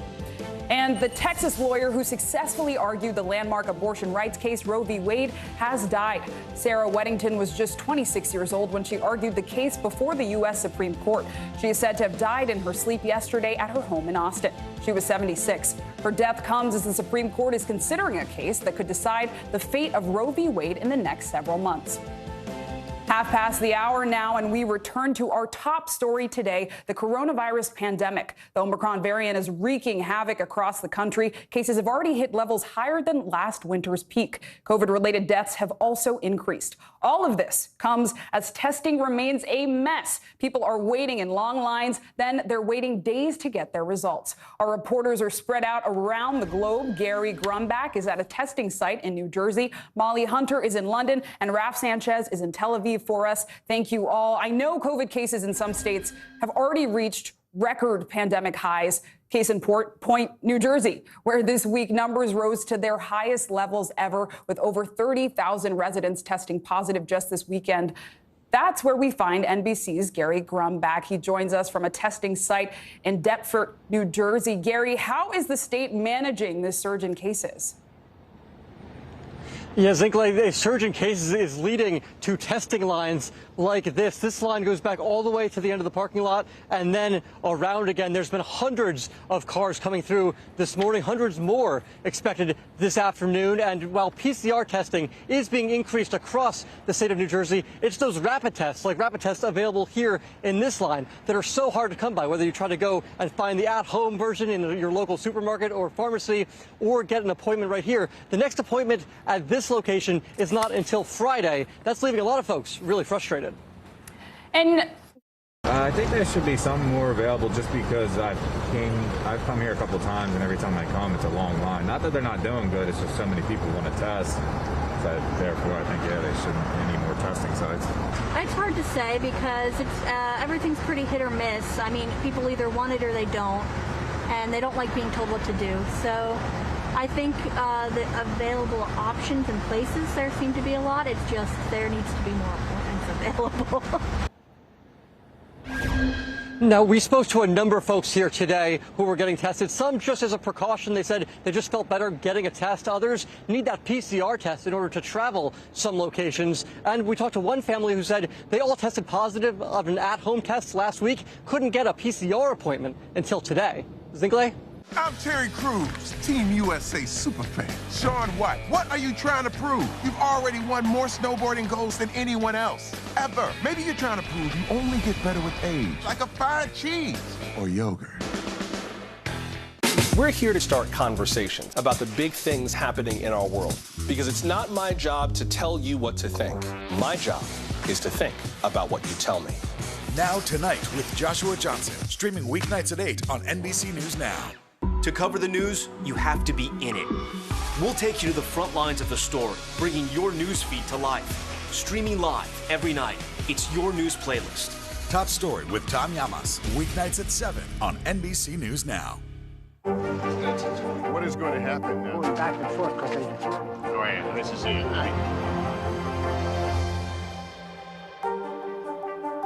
I'm Terry Crews, Team USA superfan. Shaun White, what are you trying to prove? You've already won more snowboarding golds than anyone else, ever. Maybe you're trying to prove you only get better with age, like a fine cheese or yogurt. I'm Terry Crews, Team USA superfan. Shaun White, what are you trying to prove? You've already won more snowboarding golds than anyone else, ever. Maybe you're trying to prove you only get better with age, like a fine cheese or yogurt. News is happening now. Look at what's making headlines around the world. Right now on Morning News Now. Tonight, the major announcement of the COVID vaccine. And this is a significant moment. Your news, whenever it happens, wherever you are, it's here now.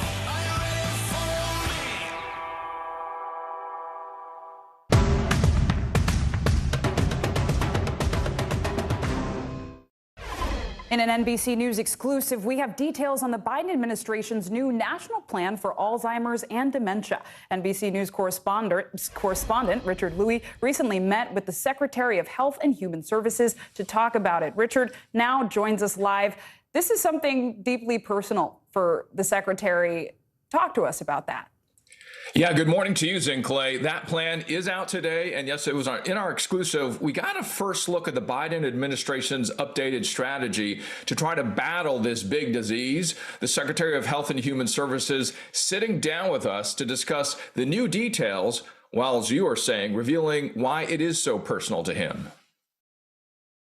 Javier Becerra runs the agency overseeing the FDA, CDC, NIH, and more. And this holiday season, an important reminder for families takes center stage. Probably the best way to discuss this issue, dementia, Alzheimer's, today is to talk about the family members who are right now alone because of COVID. Alzheimer's costs America more than $355 billion annually. 70% of that cost is paid for by families. Everyone should be able to care for their loved one if they're willing to. My mother-in-law, who did suffer from dementia for many years, never was a day without a family member at her side. My father, who passed on New Year's Day 2020, and we, the family, became his caregivers, his hospice caregivers for much of his life. He lived with me his last 4 years of life. Becerra moved his parents next door to help. He became one of 53 million Americans taking care of a loved one living with a disability. When he started to decline, we would sleep in his bedroom with him. You know, those are tough days. You don't get a lot of sleep. You do things for your aged parent that your parent did for you when you were an infant. I go through that battle now. I'm fighting with my siblings about how to pay to keep my father under the care he needs, my mom at home. How does the plan address that? Well, the plan, which is updated every year.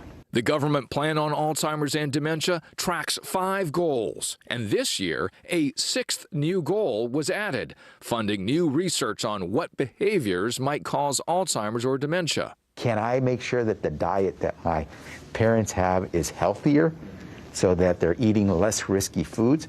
Absolutely. Can that help us when it comes to something like dementia? Well, that could help reduce the risk. And that risk is higher for certain groups. In Black and Latino communities, the rate of Alzheimer's can be twice of others. You and I grew up in poverty, essentially. When you think about health equity and this plan, bring those two together for me briefly. In racial and ethnic minority communities, dementia hits hard and more often in some cases.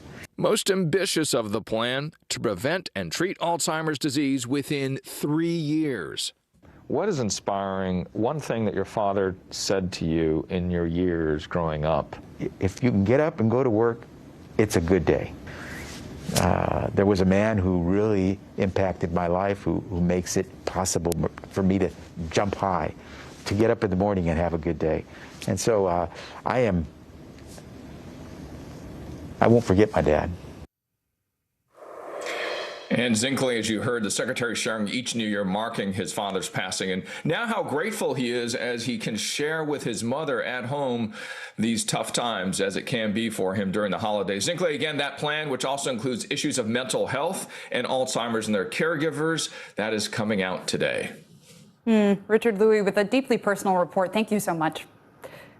This week, South Africa, home to cultural diversity and my first name, will honor the life and legacy of Archbishop Desmond Tutu. The anti-apartheid leader died yesterday at the age of 90. Tributes are already pouring in from all over the world. NBC News foreign correspondent Molly Hunter takes a look back at his impact as both a spiritual and civil rights leader.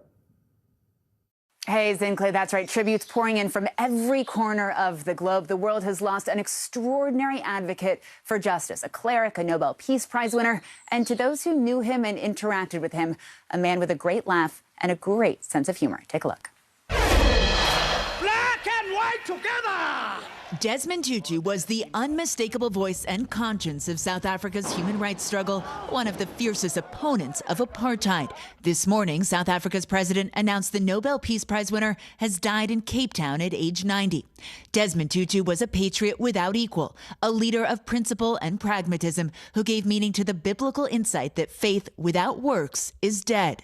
Born into poverty in a small mining town in 1931, Tutu's father a teacher, his mother a cleaner and a cook. After quitting his own teaching job in protest at the racial segregation, Tutu studied to become a priest. In 1975, he became the first black Anglican dean of Johannesburg. Extraordinary capacity to communicate with black South Africans, and also to get under the skin of white South Africans. Resistance to apartheid was met with brutal violence and killing. Hundreds of activists, including Nelson Mandela, were sent to prison for decades. The system of this country is evil. In 1984, the charismatic Tutu was awarded the Nobel Peace Prize for his tireless work to end apartheid. 2 years later, he became South Africa's first black archbishop. And finally, in the early 1990s, Nelson Mandela was released from prison, ushering in the end of apartheid. Nothing will, I think, ever take away the glow of that first experience of walking tall. Mandela once describing his close friend as sometimes strident, often tender, never afraid, seldom without humor. Tutu was diagnosed with prostate cancer in the late 1990s, and 10 years ago, at 80 years old, Tutu withdrew from public life to spend more time with his wife of 60 years, his 4 children, and numerous grandchildren. I've had a very great privilege of being part of a liberation struggle which has succeeded. Now, in South Africa, there will be a full week of events. On Wednesday, there's a memorial service. On Thursday, there will be an intimate evening with friends of the Tutus. On Friday, his body will lie in state for 2 days ahead of Saturday's funeral. And Zinkley, huge crowds are expected to come out. I'll send it back to you. President Biden's first year in office has been met with legislative wins and losses, some historic gains, and another spiraling COVID surge. But when it comes to the totality of things, how did he do? NBC's Monica Alba tells us.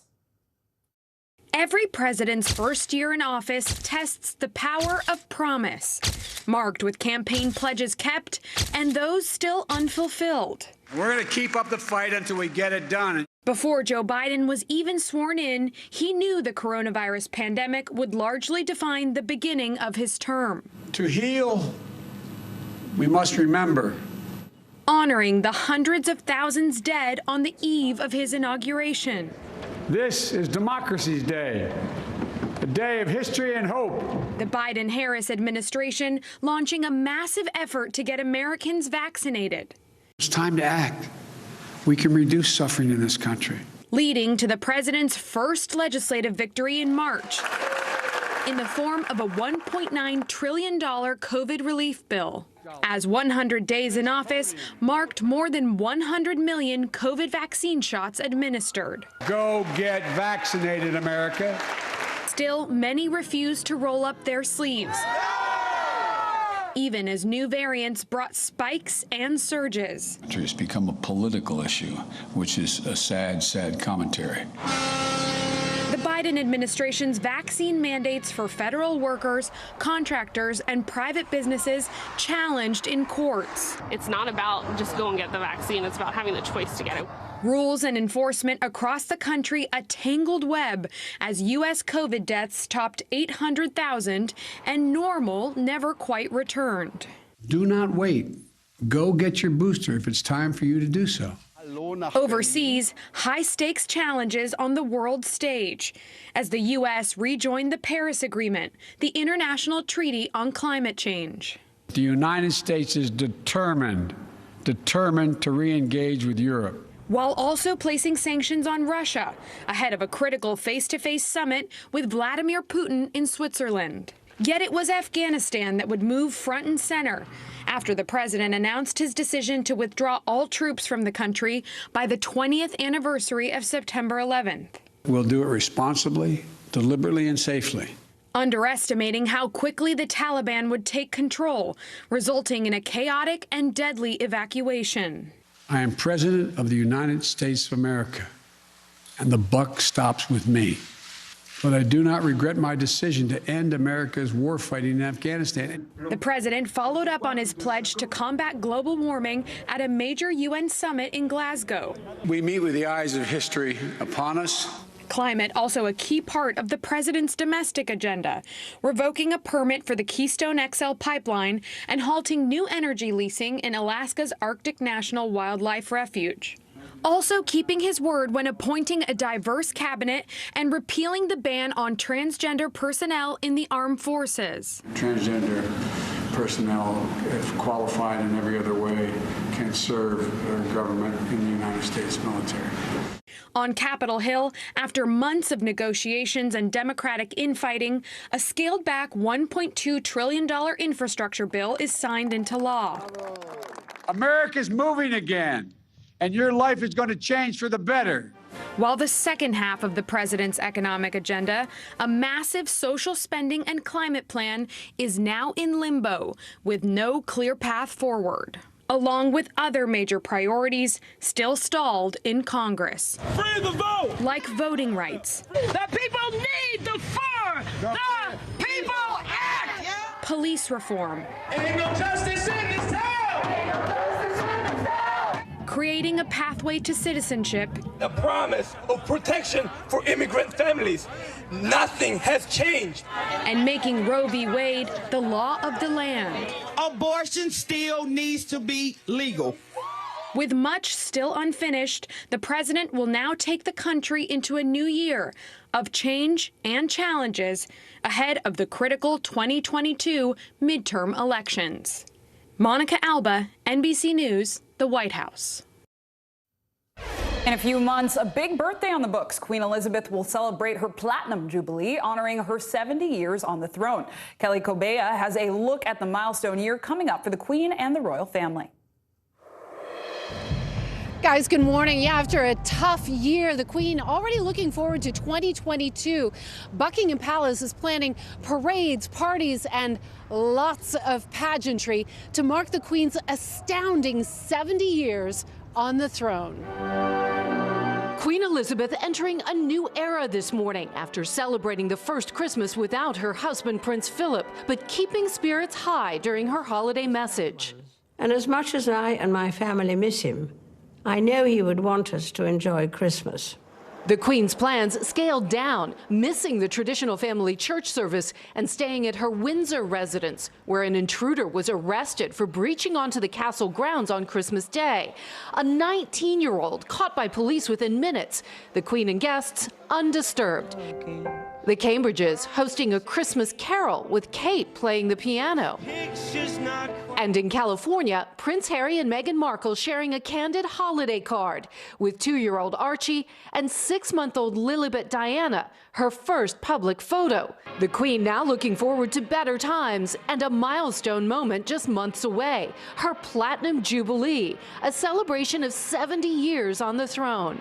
We are lucky enough to be able to witness and have a ringside seat to history in the making. Elizabeth is the longest-serving monarch in British history, and at every jubilee, from silver in '77 to gold in 2002 and diamond nearly 10 years ago in 2012, Prince Philip was by her side.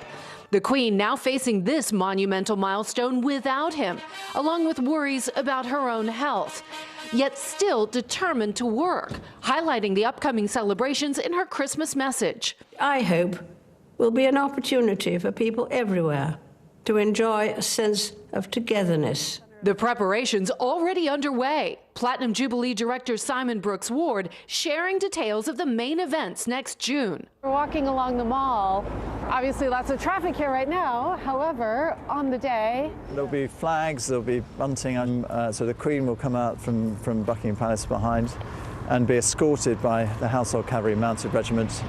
And this will be a huge, great sort of flow of military music, dancing, culture, everything. A real explosion of colour. The crowning moment of every Jubilee before, the whole family on the balcony of Buckingham Palace, waving to a sea of cheering faces. With the Queen's health now in focus, the question, will the Jubilee celebrations bring the family together again? and that is the big question, whether Harry and Meghan will be back here in the UK to mark this incredibly historic year, likely the last major milestone of his grandmother's reign. Guys? The big screen is making a big comeback, even with COVID still very much around. We'll look at what could be next for the movie business almost 2 years into the pandemic.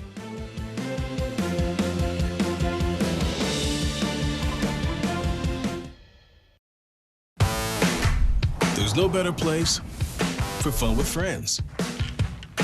Quality time with your little golf buddy. Or an afternoon alone together. With the GolfNow app, family and friends are just a tap away. Just pick your course, pay from your phone, get out and enjoy. GolfNow. Download the app and go play. We began our cross-America journey tonight, St. Louis, Austin, here in Nashville. From Washington, D.C., the site of our nation's capital, you rarely see. It's your last move.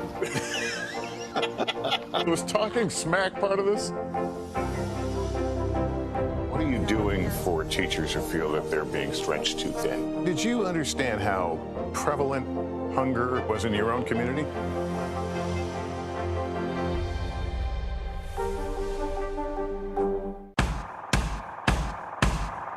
News is happening now. Look at what's making headlines around the world. Right now on Morning News Now. Tonight, the major announcement of the COVID vaccine. And this is a significant moment. Your news, whenever it happens, wherever you are, it's here now.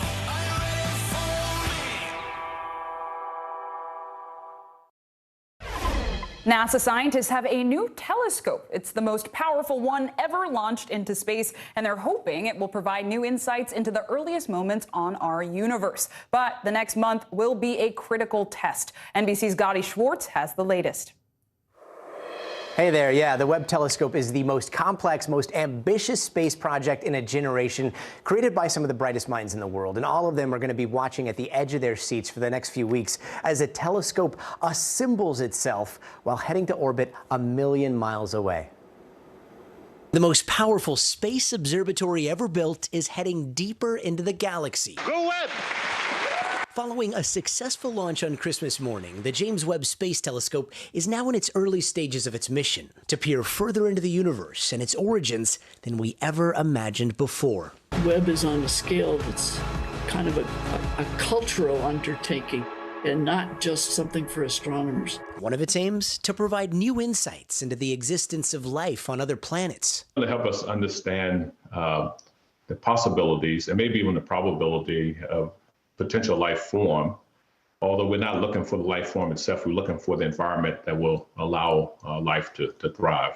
To reach this point has taken more than 2 decades, almost $10 billion, and the combined brain power of thousands from 14 countries. But it's still just the beginning. James Webb now has its array out. Over the next few weeks, Webb will continue deploying its antennas, sun shield, and mirrors.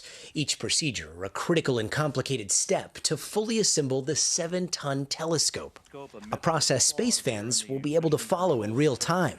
Now taking its first steps in pursuit of cosmological discovery. Much larger and 100 times more powerful than the Hubble telescope, which launched in 1990, Webb has the capability to see the infrared spectrum, allowing it to capture light rays from billions of years ago. It's a time machine. It's going to take us back to the very beginnings of the universe.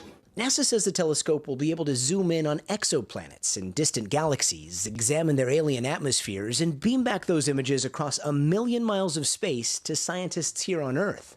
I think after Webb's images and discoveries start to come in, I think when we look at the sky, it will be different in the future than the way we look at it today. A new era of space exploration with the potential to change how we see our place in the cosmos. We still have a little bit more waiting to do. It's going to be another 6 months before the Webb telescope is fully up and running. And unlike Hubble, which astronauts were able to work on with spacewalks, Webb will be way too far away to reach if something goes wrong. And if you want to talk about precision, you know that big mirror? All of its panels have to be perfectly aligned within 1/10,000th of a single hair for it to work like it's supposed to. So, fingers crossed. Back to you. Thanks, Gotti. Finally, this hour, a story that may leave your spidey senses tingling. It's been 2 years of uncertainty for movie theaters during the pandemic, but now more Americans are headed back to the big screen, evidenced by a blowout holiday weekend for Spider-Man. NBC News Now anchor Joe Fryer has more on what's to come from Hollywood. Good morning, Zin Clay. Even with the recent surge of Omicron, theaters are booming this holiday season, with the latest Spider-Man movie shattering box office records this weekend. Now, with more superhero sequels and action-packed Hollywood films on the way, movie theaters are looking and hoping to make a big return. This morning, signs the big screen is mounting a blockbuster comeback. I love coming back to the theater. I'm going to keep my mask on the whole time, but I'm not really concerned. The holiday weekend enjoyed a powerhouse showing, with Spider-Man No Way Home breaking records by raking in more than $1 billion at the global box office, the first pandemic-era film to hit that mark. A heroic feat for an industry looking to bounce back. I did see it, but I have to see it again. Sing 2 by our parent company, NBC Universal, has brought in $41 million since its debut last week, while The Matrix Resurrections, which debuted both in theaters and on HBO Max, pulled in $22.5 million. A recent survey found 1 in 5 U.S. adults would feel comfortable heading back to theaters within the next month. Marvel movies will likely continue to lure many moviegoers into their universe, with sequels to hit franchises like Doctor Strange, Thor, and Black Panther slated for release. Coming attractions also include the highly anticipated debut of Robert Pattinson as Batman, and the return of Tom Cruise in Top Gun Maverick and Mission Impossible 7. But the silver screen faces tough competition from streaming, which is increasing screen time at home. Next year, Disney Plus will debut new exclusive titles like Hocus Pocus 2, and Peacock, which is owned by NBC Universal, the parent company of NBC News, will stream most Universal films as early as 45 days after their theatrical release. So this is the Suicide Squad. Meanwhile, come January, streaming giant HBO Max will no longer offer its popular same-day release plan, a move that may get more people back to the theater. In 2022, do you think we're going to see fewer movies released both in theaters and on streaming on the same day? I think we're going to go back to that theatrical first model heading forward. It makes movies more coveted. Movie theaters were shuttered for much of the pandemic, forcing some to turn to virtual showings or rent out entire auditoriums. AMC Theaters, the country's largest movie theater chain, posted a loss of $4.6 billion in 2020.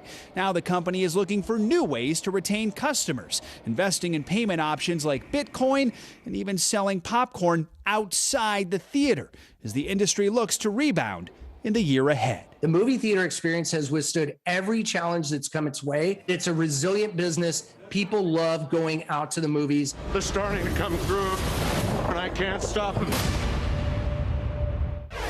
According to one projection, global box office numbers for next year could increase nearly 60% from 2021, but it would still mean we have to wait until 2023 to see a full return to pre-pandemic numbers, when those numbers are expected to total more than $40 billion. Zin Clay.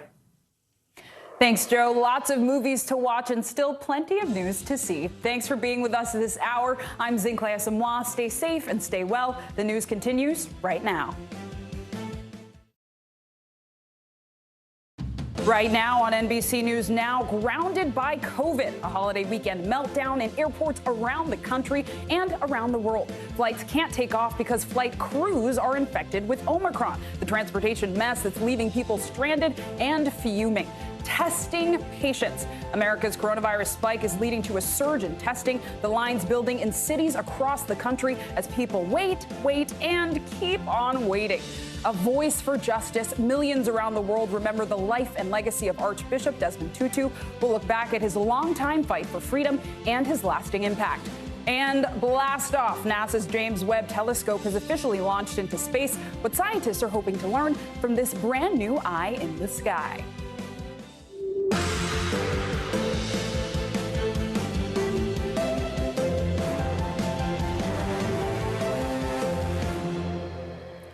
Hi, everyone. I'm Zin Clay Asamoah in this week for Aaron Gilchrist and Morgan Radford. We begin this hour with the coronavirus pandemic, and numbers are trending in the right direction. New daily cases are now down from their peak a week ago. Also, COVID deaths are not rising nearly as fast as the rate of new cases. At this hour, no state is reporting a widespread surge of COVID patients in its hospital system. My own home state of Maryland and Indiana have the highest percentage of inpatient beds being used for COVID patients. That number is just 18%.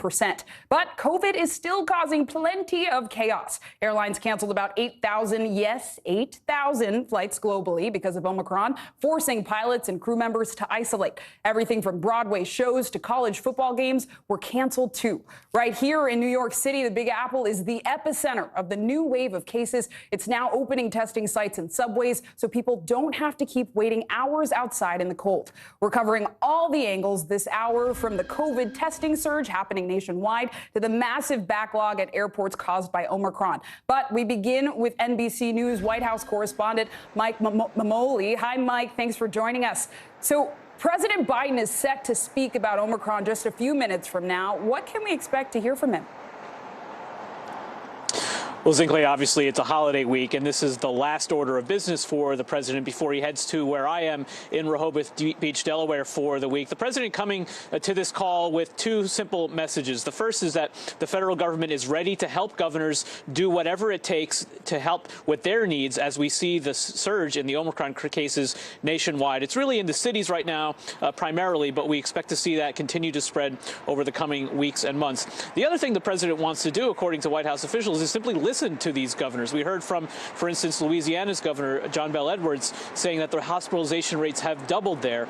We know that we're going to see similar cases nationwide. And so this is an opportunity, a call that regularly happens with the president's COVID response team and these governors. The president joining it today because he wants to hear directly. We're not expecting to hear anything in the way of new policy announcements. Of course, the president laid some of that out last week in terms of his testing strategy primarily. That's one of the biggest headaches this administration is facing, is why the lag in getting testing to so many Americans who so desperately want it this week.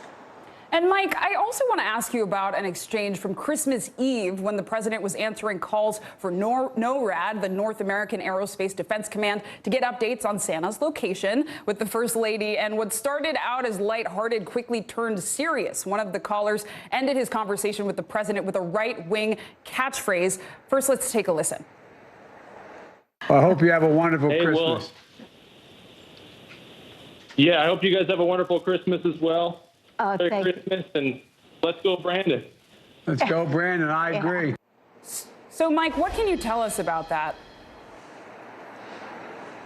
Yeah, an unfortunate episode that I think speaks to really the broken politics of the moment. I think the most interesting thing there was the difference in the reactions from the First Lady and from the President. You saw the First Lady. She immediately winced there, perhaps knowing what the catchphrase there referred to. The President, it's not really clear if he understands, if he's really been briefed. You know, he has a busy day job about this "Let's go Brandon" catchphrase that really has gone sort of rabid among the right wing. But one window into whether the president really knew what was happening there and was just being polite happened in an exchange with our colleague Peter Alexander and the White House press secretary about a month ago. Let's listen to that. Across this country, we've seen this new phenomenon lately, chanted at sporting events and on signs. The phrase is "Let's go Brandon," a sort of code for a profane slogan attacking President Biden. What does the president make of that? I don't think he spends much time focused on it or thinking about it. It takes two to move towards a more civil engagement discourse in this country, and the president's going to continue to operate, as you said, from the promise he made early on, which is that he wants to govern for all Americans. And so what did we hear from the president throughout his campaign? That he wanted to try to lower the political temperature in this country. No reaction from the president, obviously, who seemed to either be brushing it off or unaware. But we did hear, in terms of a reaction from the First Lady's press secretary, Michael LaRosa, calling it sick, tasteless, disgusting, and juvenile. Clearly an honest reaction from the White House about what they think was happening here when the president was just going about wishing families a good holiday season. Important insights. Mike Memoli, thanks so much. Omicron has made an absolute mess of airline travel all around the world. Get this, between Friday and Sunday, some 8,000 flights were canceled globally, and even more have been canceled today. All of that in large part because of flight crews who weren't able to fly due to COVID isolation. NBC's Carrie Sanders joins us now from Fort Lauderdale Hollywood Airport in Florida. Carrie, what's the situation there? What's going on? Clay, what a horrible day to be a passenger. In many ways, you can say it's in meltdown, and a lot of it, as you noted, goes directly towards the spread of coronavirus. So the day after Christmas, we had 1,500 plus domestic flights canceled. Right now, a lot of people still in that holiday mode of trying to get, we have 901 cancellations, 1,883 cancellations. So if you're going to be traveling today, you want to make sure you call the airline before you get to the airport to see if they're going. You want to check online. And even when you eventually get to the airport, be prepared to find out that your alleged departure time may be delayed again with yet some more bad news. This morning, airlines say they're up against it, trying to catch up with the heavy holiday hustle. And I'm like, oh my God, we won't be able to get home. Nationwide, airlines canceling thousands of flights over the weekend, stranding families all around the country, with more bad news for passengers expected today. Major carriers, including Delta and United, blaming the massive flight cancellations on coronavirus after flight crews and their ground support staffs tested positive or were exposed to the virus. They said that the reason why the flights were canceled was crew availability due to COVID. On Sunday alone, around 5,000 delays and more than 1,000 canceled flights, leaving unaware passengers stranded and frustrated. We had no idea that the flight was canceled. This morning, what may be unrealistic, a post-Christmas miracle. That's why it's good to have plan B, C, D, E, F. Under current CDC guidance, vaccinated airline workers who test positive must quarantine for 10 days, meaning it could take more than a week to rebound from this Christmas travel chaos. We've got crews out sick all over the place. I think that you have to fasten your seatbelts for New Year's. I think we're in store for more delays and more cancellations. The trouble in the skies compounded by extreme weather out west. Heavy snow and ice causing spin-outs on the roads. Yeah, it's been bad, but we're trying to make it. For those who raced to get COVID tests before flying out for Christmas gatherings with family, now a new wrinkle, getting home. For those who were visiting family members, canceled flight means more time with family. Trying to find the upsides in, Clay. Thanks, Carrie, at Fort Lauderdale Airport. Thanks for joining us. In South Florida, long lines draped sidewalks over the Christmas weekend as people waited to get tested for COVID. After leading the country with the lowest case rates, Florida is now seeing a rebound. NBC News correspondent Sam Brock joins us now from Miami. Sam, what are local officials doing to help alleviate the testing jam that we're seeing? Zinkley, good to be with you. Those lines are still draping sidewalks and parking lots and pretty much every available space. Over my shoulder right now, you're looking at the convergence of two different lines. Some folks are here to get tested on site. The others are coming for free COVID testing kits.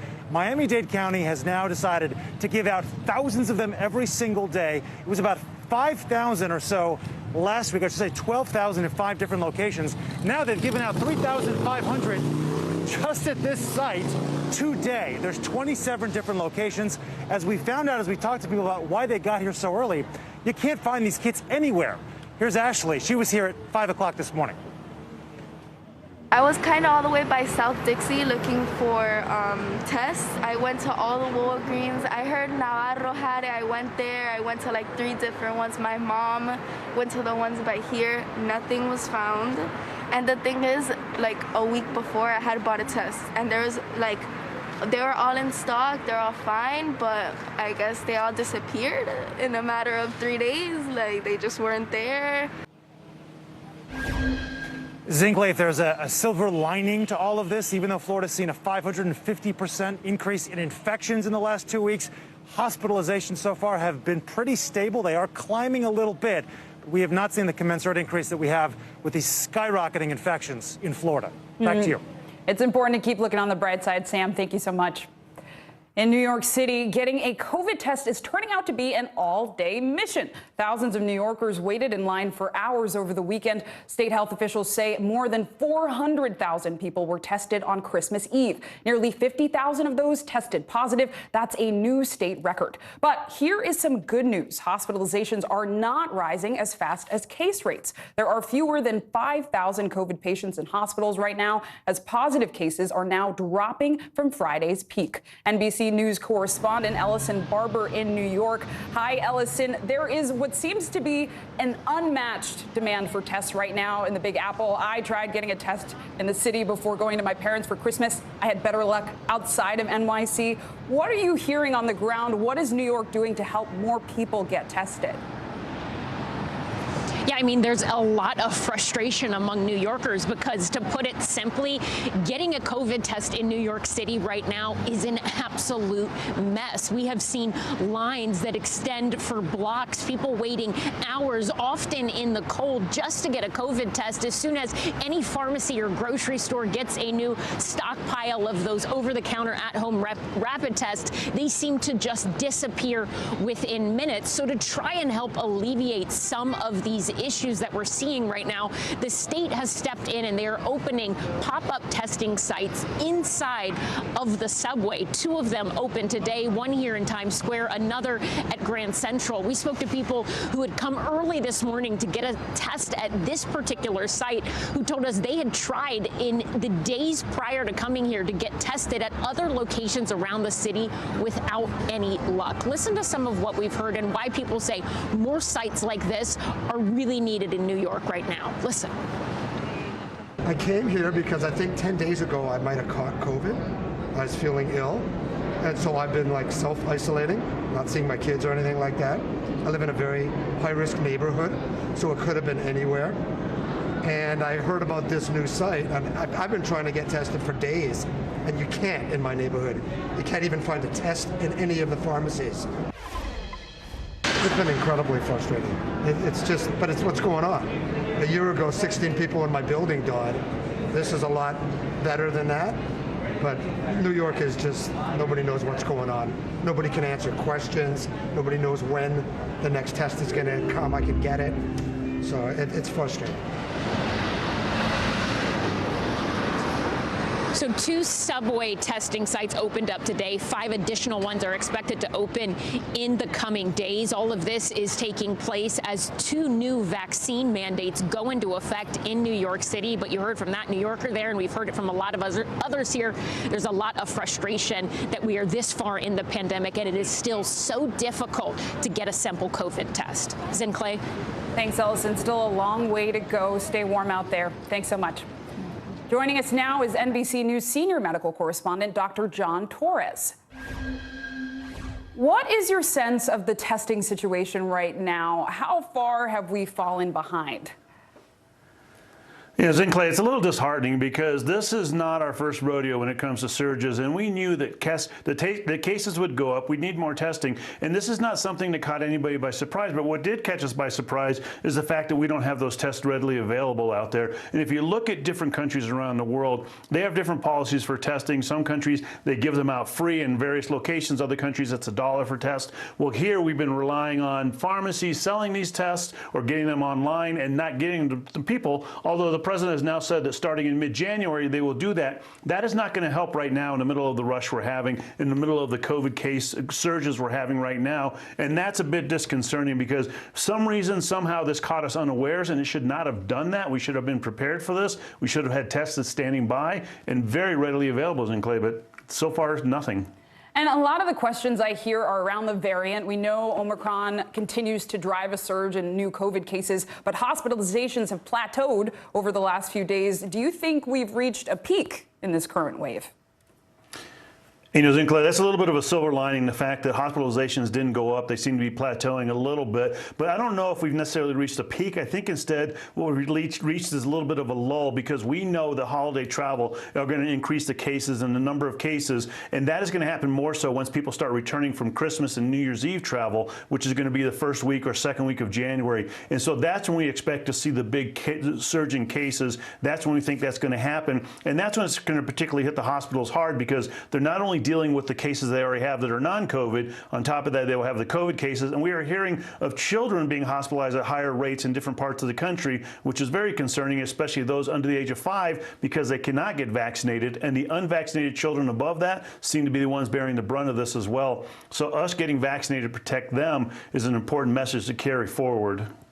So much to follow when it comes to COVID. Thank you so much, Dr. John Torres, for breaking it down.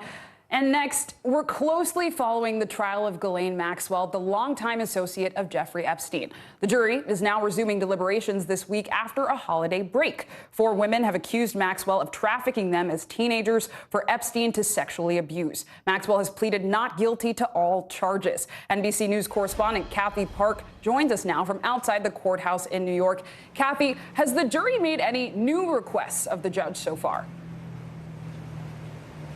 Hey there, Zinkley. So just before 10:30 this morning, we got word of the first note that was handed to the judge from the jury, and they're requesting a couple of things. First of all, some office supplies. They're asking for Post-its, a white paper board, and they're also asking for the definition of the word enticement. And in addition to all of this, they asked for the testimony of the gentleman by the name of Matt, and that is the pseudonym, but he is the ex-boyfriend of one of the accusers, Jane. And essentially during trial, he corroborated what Jane said, saying that Ghislaine Maxwell recruited her and groomed her for sex with Jeffrey Epstein. And so obviously it seems like the jury is settling in for the day, and they're taking this trial very seriously, Zinkley.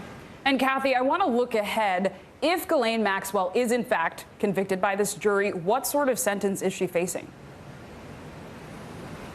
Yeah, so keep in mind, she just turned 60. She essentially spent her 60th birthday behind bars this weekend on Christmas Day. That was a big milestone for her. And when you count all the charges, and if she is convicted of all of those charges, it could be up to 70 years. So essentially, she could be spending her entire life behind bars, Zinkley. Kathy Park, thank you so much for that analysis.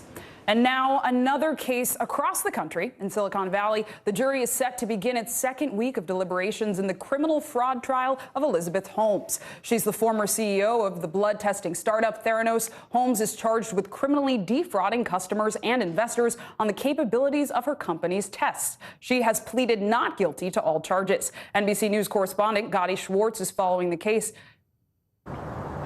Hey, good morning. Yeah, it's looking like if there is no verdict today, we might not get one until the new year, because the judge's calendar is showing that after today, he's not going to be available again until January 4th. And so far, we know that this jury has asked 2 questions while deliberating whether Elizabeth Holmes should be convicted of those 11 counts regarding fraud. She was on trial, remember, for 3 months after duping investors out of millions in that promise that her company could test blood for a large number of conditions with a single prick.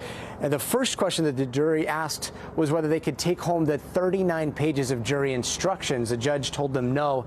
Then they asked to re-listen to a series of secretly recorded investor pitches that Holmes made, where she appeared to insinuate in the call that they were working with the military overseas and that the blood test had been used. And we know that those things never happened.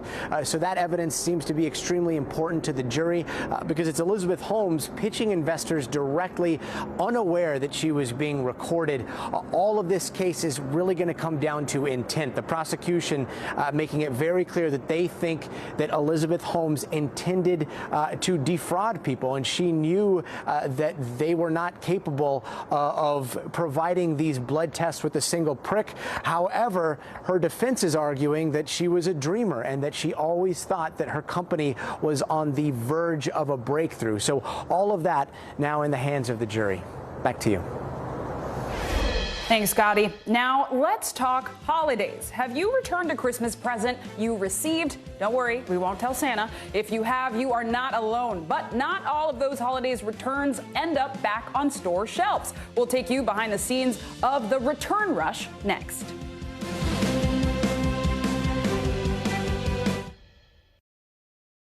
Hey everybody, it's Hoda Kotb from The Today Show. I am so excited to tell you about my new podcast, Making Space with Hoda Kotb. I sit down with some incredible people and we'll hear some uplifting stories. Listen to Making Space now on Apple Podcasts.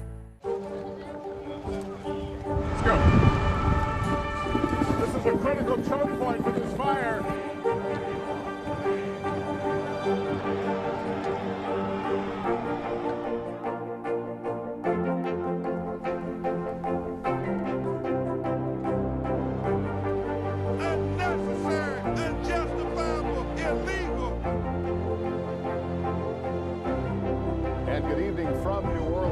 Military operation witnessing the massive crowds. I admire you both. Nice to really spend some time with you. Appreciate it.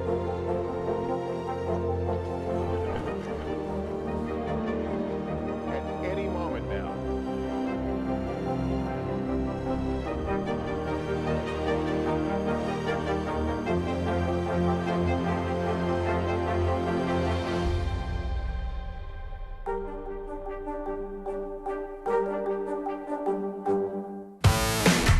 There's no better place for fun with friends. Quality time with your little golf buddy. Or an afternoon alone together. With the GolfNow app, family and friends are just a tap away. Just pick your course, pay from your phone, get out and enjoy. GolfNow. Download the app and go play. These days, it feels like the news never stops. So let's get into it. What's happening right now, what it all means for you for an hour every day. It can be hard to keep up, so let's get started together. Hallie Jackson Now, weekdays at 5 on NBC News Now. There's no better place for fun with friends. Quality time with your little golf buddy. Or an afternoon alone together. GolfNow app. Family and friends are just a tap away. Just pick your course, pay from your phone, get out and enjoy. GolfNow. Download the app and go play.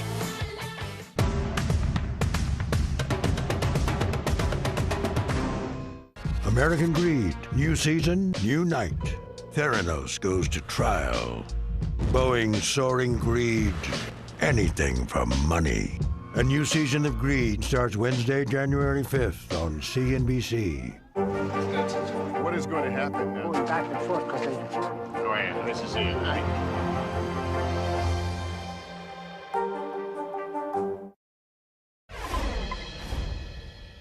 On the money this hour, neither Omicron nor global supply chain issues were any match for holiday shoppers. New reports show sales were up 8.5% this year. They rose at the fastest pace in 17 years. Christina Partsinelos joins us now from the CNBC newsroom. Christina. What? This is according to MasterCard. So right now they have data from December 1st to December 24th. And yes, like you mentioned, we are seeing an increase of 8.5% compared to 2020, which sounds good. But overall, there's still a lot to be told. We don't know in the entire month after Christmas if that traffic is going to continue. This is just coming from MasterCard's debit cards and cash. So they did track that. They noticed a huge surge in what? Clothing and jewelry. Jewelry is doing really, really well, along with electronics. Another really interesting fact that came from this report, too, is online sales. So online sales are up 11% compared to 2020, which sounds, that's not too bad, 11%. But when you compare it to pre-pandemic levels, online sales have jumped 61%, which really shows how, I guess, accustomed all of us have become to just purchasing all our goods online and through the e-commerce process. So I guess overall what we're seeing so far with these preliminary results for MasterCard is strength during the holiday season, up 8.5%. Even physical stores, so those people that went into the stores just over the last, let's say, 25 days, they did see sales increase about 8.1% compared to last year. So yes, it's an increase, but it's not a massive increase that we were hoping for, given what's going on with Omicron. And it's not just in online sales, right? I know there was some big box office news this weekend, too. Spider-Man hit a major milestone. Can you tell us about that? Yeah, can you believe that just overall, like, this is one of the largest grossing films of all time, and we have Omicron going on, and people are still heading to the movie theaters. And we had these debates on CNBC all the time, especially with AMC, that, what's the future of the movie theater? But we're seeing with this, the movie that you're talking about right now, the Spider-Man movie, that it hit $1.05 billion at global box office just this past weekend alone. So this is a collaboration, which is also a big deal in the business world, the collaboration between Sony and Disney. So it's the first time a film has surpassed this benchmark during the pandemic, and it has also claimed the highest grossing film of 2021. And it just demonstrates the power of a great movie drawing in fans to a movie theater. So sales did really, really well, and I'm sure Tom Holland, who is the star of the film, is the new It Man. You can see it based off of his Instagram account. And if you're wondering, just the last little thing, if you're wondering, the last release to exceed $1 billion was 2019, the Star Wars, The Rise of Skywalker. It sounds like we're all in need of a superhero, Christina. Thank you so much for that. Thank you. So they say it's better to give than receive, but this year, giving back may be best of all. A new report finds 2 out of 3 people plan to return holiday gifts this year. That adds up to a lot of gifts, more than $120 billion worth, all being pushed back into a struggling supply chain. NBC News correspondent Shaquille Brewster is at a warehouse in Indianapolis where a lot of these returned items end up. Hi, Shaquille. What's the difference about the return process this year than in years past? It's really the quantity that you're talking about. You mentioned there that it's not that we're ungrateful, but 2 out of every 3 people are planning already to return at least one gift this holiday season. And most of those gifts don't end up back on the store shelves, but many of them end up in places just like this, where here at this warehouse, you see all of these are returned items, 6,000 pallets of returned items, and you see the work going on behind me. They're now being repackaged and sent out to third parties, and that is the process that is taking place here. It's through the help of a company called B-Stock, and we spoke to their chief operating officer, and they said they're expecting a tsunami of returns because of how much online shopping there's been. Listen here. We see for this season that volume is going to increase again, and a big part of that is going to be, e-commerce shopping, and the continued shift for folks to buying online is going to result in some increases in customer returns. By and large, we see about 50 to 60% of merchandise going back on the shelves, provided it's in, brand new condition. But the bulk of that, the rest of that, the 40 or 50% that they don't put back on the shelf, tends to go through a business platform like B-Stock. So you heard talking about the increase in consumer spending this year around. Now you're hearing and seeing the impact of that with the increased returns on the back end. So interesting. Shaq Brewster for us. Thank you so much. The U.S. has been feeling overwhelmed by Omicron. But what about overseas? We have correspondents on the ground in London and Tel Aviv with the very latest on the COVID crush abroad.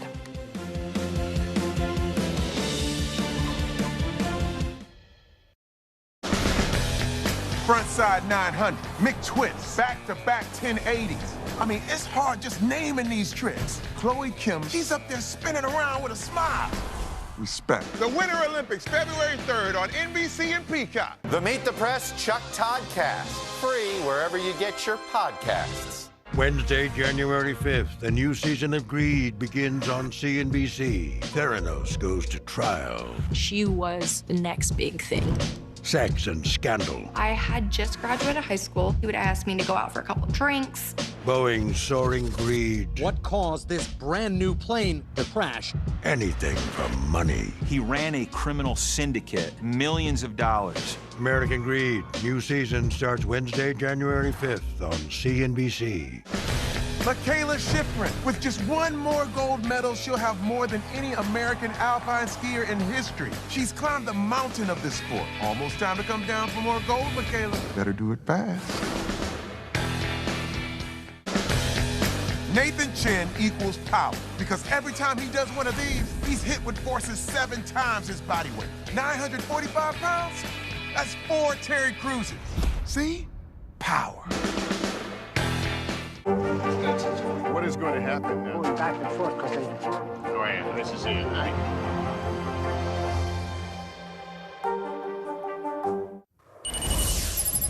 Making news right now, search and rescue crews in Arkansas are looking for a plane that went down late last night. Witnesses say the plane crashed in Sharp County, which is in the northeast part of the state. Police say they are unsure of what type of plane it was or how many people were on board. No word on exactly what caused the crash, but police are reporting heavy fog in the area. In Northern California, a massive snowstorm shut down part of Interstate 80. A 70-mile stretch of the highway is closed in and around Lake Tahoe after nearly 2 feet of snow fell over the weekend. A winter storm warning is in effect for the area until tomorrow, where the National Weather Service says, get this, more snow is on the way. Bundle up, Callie. And the Texas lawyer who successfully argued the landmark abortion rights case Roe v. Wade has died. Sarah Weddington was just 26 years old when she argued the case before the U.S. Supreme Court. She is said to have died in her sleep yesterday at her home in Austin. She was 76. Her death comes as the Supreme Court is considering a case that could decide the fate of Roe v. Wade in the next several months.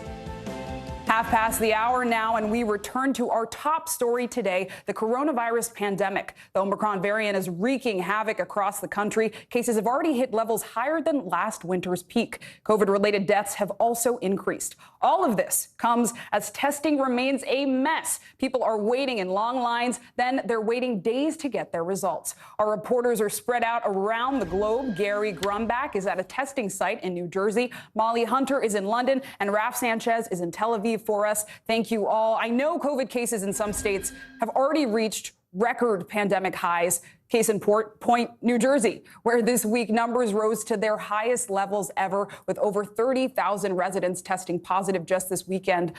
That's where we find NBC's Gary Grumbach. He joins us from a testing site in Deptford, New Jersey. Gary, how is the state managing this surge in cases?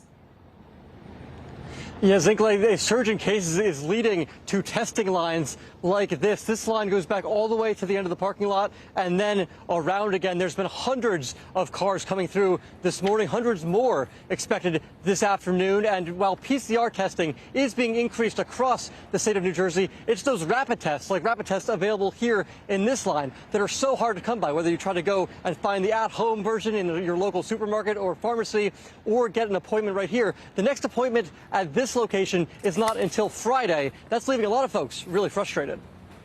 And I think there should be some more available, just because I've come here a couple times, and every time I come, it's a long line. Not that they're not doing good, it's just so many people want to test. So therefore, I think, yeah, they shouldn't need more testing sites. It's hard to say because it's everything's pretty hit or miss. I mean, people either want it or they don't, and they don't like being told what to do. So I think the available options and places, there seem to be a lot. It's just there needs to be more appointments available. Now, we spoke to a number of folks here today who were getting tested. Some just as a precaution. They said they just felt better getting a test. Others need that PCR test in order to travel some locations. And we talked to one family who said they all tested positive of an at-home test last week, couldn't get a PCR appointment until today. Zinkley? These days, it feels like the news never stops. So let's get into it. What's happening right now, what it all means for you for an hour every day. It can be hard to keep up, so let's get started together. Hallie Jackson Now, weekdays at 5 on NBC News Now. American Greed, new season, new night. Theranos goes to trial. Boeing's soaring greed, anything for money. A new season of Greed starts Wednesday, January 5th on CNBC. What are you doing for teachers who feel that they're being stretched too thin? Did you understand how prevalent hunger was in your own community?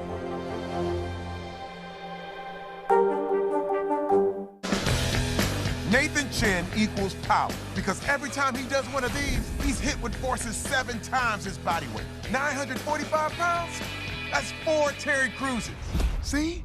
Power. This is a very different kind of program. We're here to start conversation about the big things happening in our world. Professor, I'm not asking you to predict the future, but what do we think that the new normal is going to be? Is part of this that everyone's rethinking their jobs during this pandemic and their relationship to their employers? What is your biggest tip for any parent who's concerned about this? It's not my job to tell you what to think. My job is to think about what you tell me. Now Tonight with Joshua Johnson, streaming weeknights at 8 on NBC News Now.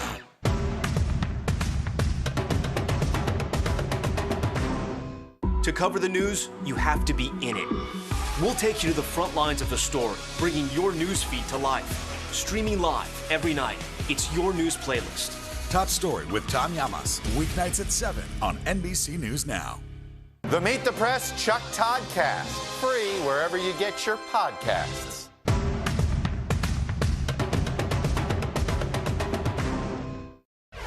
In an NBC News exclusive, we have details on the Biden administration's new national plan for Alzheimer's and dementia. NBC News correspondent Richard Louie recently met with the Secretary of Health and Human Services to talk about it. Richard now joins us live. This is something deeply personal for the Secretary. Talk to us about that. Yeah, good morning to you, Zinkley. That plan is out today, and yes, it was in our exclusive. We got a first look at the Biden administration's updated strategy to try to battle this big disease. The Secretary of Health and Human Services sitting down with us to discuss the new details, while, as you are saying, revealing why it is so personal to him. Javier Becerra runs the agency overseeing the FDA, CDC, NIH, and more. And this holiday season, an important reminder for families takes center stage. Probably the best way to discuss this issue, dementia, Alzheimer's, today is to talk about the family members who are right now alone because of COVID. Alzheimer's costs America more than $355 billion annually. 70% of that cost is paid for by families. Everyone should be able to care for their loved one if they're willing to. My mother-in-law, who did suffer from dementia for many years, never was a day without a family member at her side. My father, who passed on New Year's Day 2020, and we, the family, became his caregivers, his hospice caregivers for much of his life. He lived with me his last 4 years of life. Becerra moved his parents next door to help. He became one of 53 million Americans taking care of a loved one living with a disability. When he started to decline, we would sleep in his bedroom with him. You know, those are tough days. You don't get a lot of sleep. You do things for your aged parent that your parent did for you when you were an infant. I go through that battle now. I'm fighting with my siblings about how to pay to keep my father under the care he needs, my mom at home. How does the plan address that?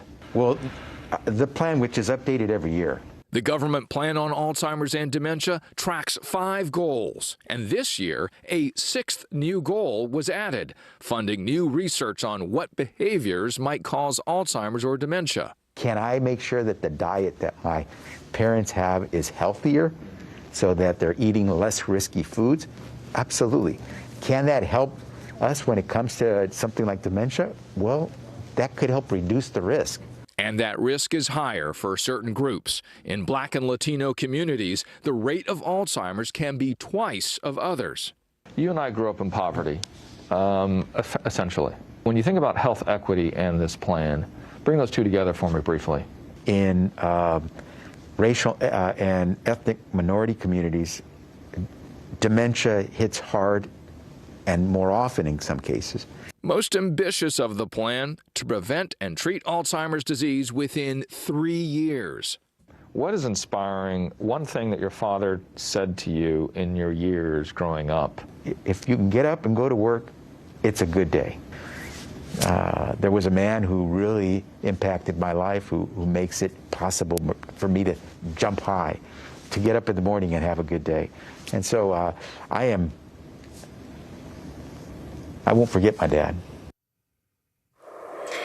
And Zinkley, as you heard, the Secretary sharing each new year marking his father's passing, and now how grateful he is as he can share with his mother at home these tough times as it can be for him during the holidays. Zinkley, again, that plan, which also includes issues of mental health and Alzheimer's and their caregivers, that is coming out today.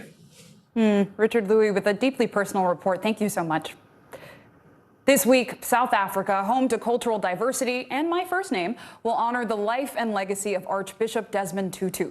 The anti-apartheid leader died yesterday at the age of 90. Tributes are already pouring in from all over the world. NBC News foreign correspondent Molly Hunter takes a look back at his impact as both a spiritual and civil rights leader. Hey, Zinkley, that's right. Tributes pouring in from every corner of the globe. The world has lost an extraordinary advocate for justice, a cleric, a Nobel Peace Prize winner, and to those who knew him and interacted with him, a man with a great laugh and a great sense of humor. Take a look. Black and white together! Desmond Tutu was the unmistakable voice and conscience of South Africa's human rights struggle, one of the fiercest opponents of apartheid. This morning, South Africa's president announced the Nobel Peace Prize winner has died in Cape Town at age 90. Desmond Tutu was a patriot without equal, a leader of principle and pragmatism who gave meaning to the biblical insight that faith without works is dead.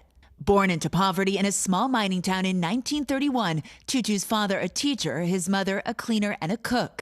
After quitting his own teaching job in protest at the racial segregation, Tutu studied to become a priest. In 1975, he became the first black Anglican dean of Johannesburg. Extraordinary capacity to communicate with black South Africans, and also to get under the skin of white South Africans. Resistance to apartheid was met with brutal violence and killing. Hundreds of activists, including Nelson Mandela, were sent to prison for decades. The system of this country is evil. In 1984, the charismatic Tutu was awarded the Nobel Peace Prize for his tireless work to end apartheid. 2 years later, he became South Africa's first black archbishop. And finally, in the early 1990s, Nelson Mandela was released from prison, ushering in the end of apartheid. Nothing will, I think, ever take away the glow of that first experience of walking tall. Mandela once describing his close friend as sometimes strident, often tender, never afraid, seldom without humor. Tutu was diagnosed with prostate cancer in the late 1990s, and 10 years ago, at 80 years old, Tutu withdrew from public life to spend more time with his wife of 60 years, his 4 children, and numerous grandchildren. I've had a very great privilege of being part of a liberation struggle which has succeeded. Now, in South Africa, there will be a full week of events. On Wednesday, there's a memorial service. On Thursday, there will be an intimate evening with friends of the Tutus. On Friday, his body will lie in state for 2 days ahead of Saturday's funeral. And Zinkley, huge crowds are expected to come out. I'll send it back to you. President Biden's first year in office has been met with legislative wins and losses, some historic gains, and another spiraling COVID surge. But when it comes to the totality of things, how did he do? NBC's Monica Alba tells us. Every president's first year in office tests the power of promise, marked with campaign pledges kept and those still unfulfilled. We're going to keep up the fight until we get it done. Before Joe Biden was even sworn in, he knew the coronavirus pandemic would largely define the beginning of his term. To heal, we must remember. Honoring the hundreds of thousands dead on the eve of his inauguration. This is Democracy's Day, a day of history and hope. The Biden-Harris administration launching a massive effort to get Americans vaccinated. It's time to act. We can reduce suffering in this country. Leading to the president's first legislative victory in March in the form of a $1.9 trillion COVID relief bill. As 100 days in office marked more than 100 million COVID vaccine shots administered. Go get vaccinated, America. Still, many refuse to roll up their sleeves, even as new variants brought spikes and surges. It's become a political issue, which is a sad, sad commentary. The Biden administration's vaccine mandates for federal workers, contractors, and private businesses challenged in courts. It's not about just go and get the vaccine, it's about having the choice to get it. Rules and enforcement across the country a tangled web as U.S. COVID deaths topped 800,000 and normal never quite returned. Do not wait. Go get your booster if it's time for you to do so. Overseas, high-stakes challenges on the world stage as the U.S. rejoined the Paris Agreement, the international treaty on climate change. The United States is determined to re-engage with Europe. While also placing sanctions on Russia ahead of a critical face-to-face summit with Vladimir Putin in Switzerland. Yet it was Afghanistan that would move front and center after the president announced his decision to withdraw all troops from the country by the 20th anniversary of September 11th. We'll do it responsibly, deliberately, and safely. Underestimating how quickly the Taliban would take control, resulting in a chaotic and deadly evacuation. I am President of the United States of America, and the buck stops with me. But I do not regret my decision to end America's war fighting in Afghanistan. The president followed up on his pledge to combat global warming at a major UN summit in Glasgow. We meet with the eyes of history upon us. Climate also a key part of the president's domestic agenda, revoking a permit for the Keystone XL pipeline and halting new energy leasing in Alaska's Arctic National Wildlife Refuge.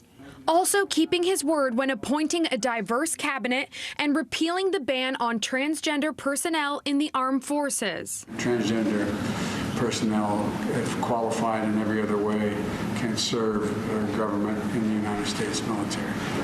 On Capitol Hill, after months of negotiations and Democratic infighting, a scaled-back $1.2 trillion infrastructure bill is signed into law. America's moving again, and your life is going to change for the better. While the second half of the president's economic agenda, a massive social spending and climate plan, is now in limbo with no clear path forward, along with other major priorities still stalled in Congress. Free the vote! Like voting rights. The people need the fur! The people act! Police reform. Ain't no justice in this town! Creating a pathway to citizenship. The promise of protection for immigrant families.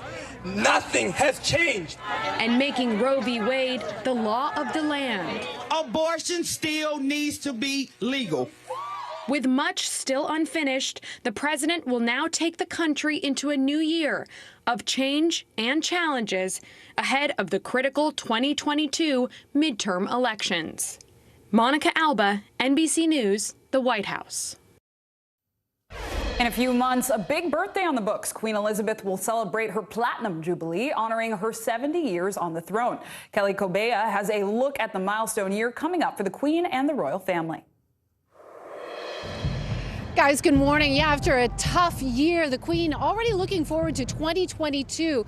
Buckingham Palace is planning parades, parties, and lots of pageantry to mark the Queen's astounding 70 years on the throne.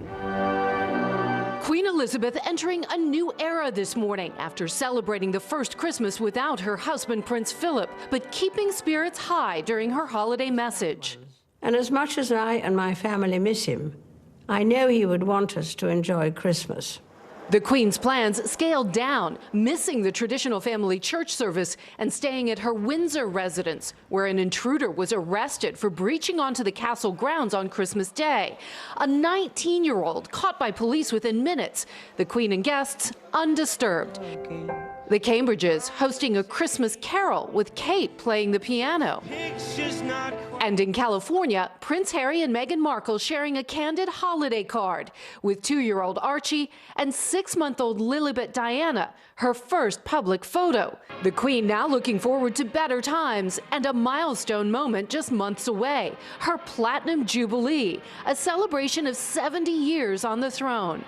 We are lucky enough to be able to witness and have a ringside seat to history in the making. Elizabeth is the longest-serving monarch in British history, and at every Jubilee, from silver in '77 to gold in 2002 and diamond nearly 10 years ago in 2012, Prince Philip was by her side.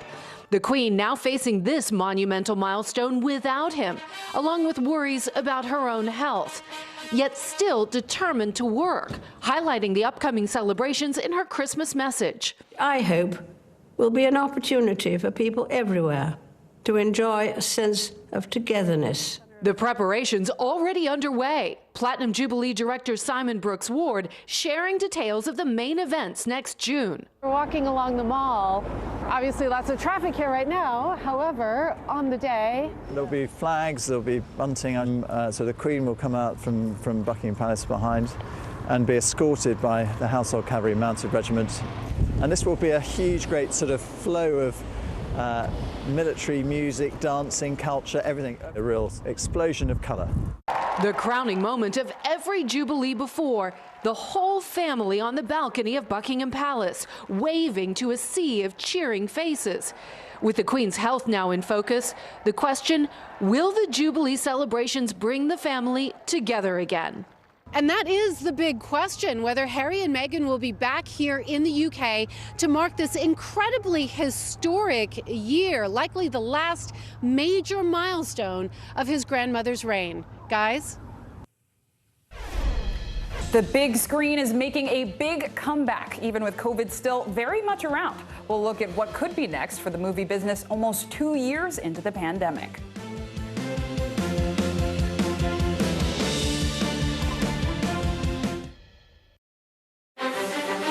Is this an issue about guns, or is this an issue about social justice? This supply chain issue has been a problem for months. Do you concur that this is going to get worse before it gets better? The question is, are you now more open to packing the court? If it's Sunday, it's Meet the Press. Nathan Chen equals power, because every time he does one of these, he's hit with forces 7 times his body weight. 945 pounds? That's 4 Terry Cruises. See? Power. Frontside 900, McTwist, back-to-back 1080s. I mean, it's hard just naming these tricks. Chloe Kim, she's up there spinning around with a smile. Respect. The Winter Olympics, February 3rd on NBC and Peacock. To cover the news, you have to be in it. We'll take you to the front lines of the story, bringing your news feed to life. Streaming live every night. It's your news playlist. Top Story with Tom Llamas, weeknights at 7 on NBC News Now. NASA scientists have a new telescope. It's the most powerful one ever launched into space, and they're hoping it will provide new insights into the earliest moments on our universe. But the next month will be a critical test. NBC's Gotti Schwartz has the latest. Hey there, yeah, the Webb telescope is the most complex, most ambitious space project in a generation, created by some of the brightest minds in the world. And all of them are going to be watching at the edge of their seats for the next few weeks as the telescope assembles itself while heading to orbit 1 million miles away. The most powerful space observatory ever built is heading deeper into the galaxy. Go Webb! Following a successful launch on Christmas morning, the James Webb Space Telescope is now in its early stages of its mission to peer further into the universe and its origins than we ever imagined before. Webb is on a scale that's kind of a cultural undertaking and not just something for astronomers. One of its aims, to provide new insights into the existence of life on other planets. To help us understand the possibilities and maybe even the probability of potential life form. Although we're not looking for the life form itself, we're looking for the environment that will allow life to thrive. To reach this point has taken more than 2 decades, almost $10 billion, and the combined brain power of thousands from 14 countries. But it's still just the beginning. James Webb now has its array out. Over the next few weeks, Webb will continue deploying its antennas, sunshield, and mirrors. Each procedure a critical and complicated step to fully assemble the 7-ton telescope, a process space fans will be able to follow in real time. Now taking its first steps in pursuit of cosmological discovery. Much larger and 100 times more powerful than the Hubble telescope, which launched in 1990, Webb has the capability to see the infrared spectrum, allowing it to capture light rays from billions of years ago. It's a time machine. It's going to take us back to the very beginnings of the universe. NASA says the telescope will be able to zoom in on exoplanets and distant galaxies, examine their alien atmospheres, and beam back those images across 1 million miles of space to scientists here on Earth. I think after Webb's images and discoveries start to come in, I think when we look at the sky, it will be different in the future than the way we look at it today. A new era of space exploration with the potential to change how we see our place in the cosmos. We still have a little bit more waiting to do. It's going to be another 6 months before the Webb telescope is fully up and running. And unlike Hubble, which astronauts were able to work on with spacewalks, Webb will be way too far away to reach if something goes wrong. And if you want to talk about precision, you know that big mirror? All of its panels have to be perfectly aligned within 1/10,000th of a single hair for it to work like it's supposed to. So, fingers crossed. Back to you. Thanks, Gotti. Finally, this hour, a story that may leave your spidey senses tingling. It's been 2 years of uncertainty for movie theaters during the pandemic, but now more Americans are headed back to the big screen, evidenced by a blowout holiday weekend for Spider-Man. NBC News Now anchor Joe Fryer has more on what's to come from Hollywood. Good morning, Zin Clay. Even with the recent surge of Omicron, theaters are booming this holiday season, with the latest Spider-Man movie shattering box office records this weekend. Now, with more superhero sequels and action-packed Hollywood films on the way, movie theaters are looking and hoping to make a big return. This morning, signs the big screen is mounting a blockbuster comeback. I love coming back to the theater. I'm going to keep my mask on the whole time, but I'm not really concerned. The holiday weekend enjoyed a powerhouse showing, with Spider-Man No Way Home breaking records by raking in more than $1 billion at the global box office, the first pandemic-era film to hit that mark, a heroic feat for an industry looking to bounce back. I did see it, but I have to see it again. This girl is on fire! Sing 2 by our parent company, NBC Universal, has brought in $41 million since its debut last week, while The Matrix Resurrections, which debuted both in theaters and on HBO Max, pulled in $22.5 million. A recent survey found 1 in 5 U.S. adults would feel comfortable heading back to theaters within the next month. Marvel movies will likely continue to lure many moviegoers into their universe, with sequels to hit franchises like Doctor Strange, Thor, and Black Panther slated for release. Coming attractions also include the highly anticipated debut of Robert Pattinson as Batman, and the return of Tom Cruise in Top Gun Maverick and Mission Impossible 7.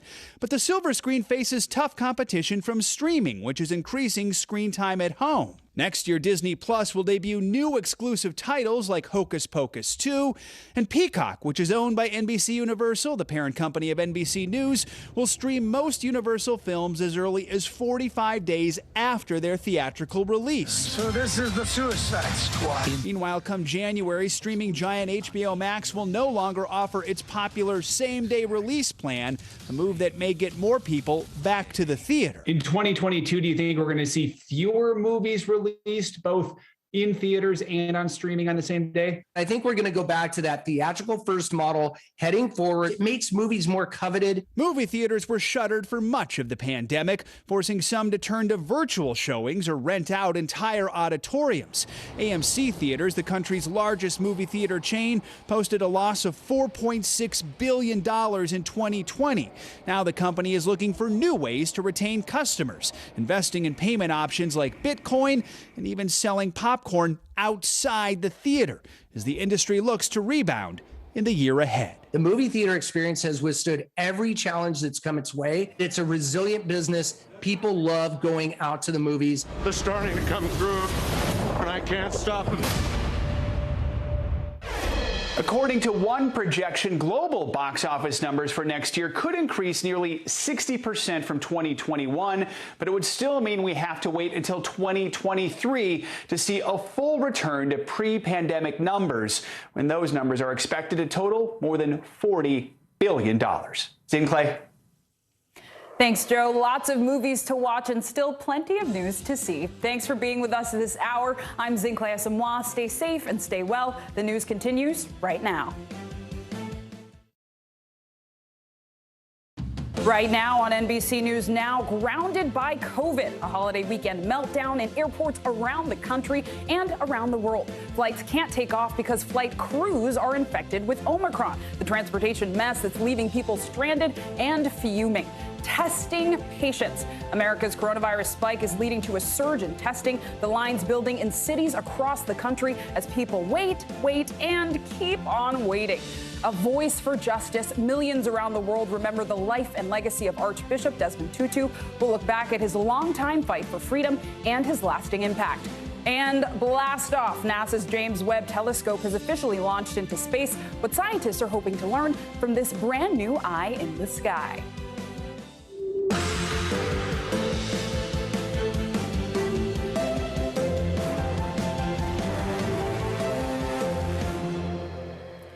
Hi, everyone. I'm Zinkley Asamoah in this week for Aaron Gilchrist and Morgan Radford. We begin this hour with the coronavirus pandemic, and numbers are trending in the right direction. New daily cases are now down from their peak a week ago. Also, COVID deaths are not rising nearly as fast as the rate of new cases. At this hour, no state is reporting a widespread surge of COVID patients in its hospital system. My own home state of Maryland and Indiana have the highest percentage of inpatient beds being used for COVID patients. That number is just 18%.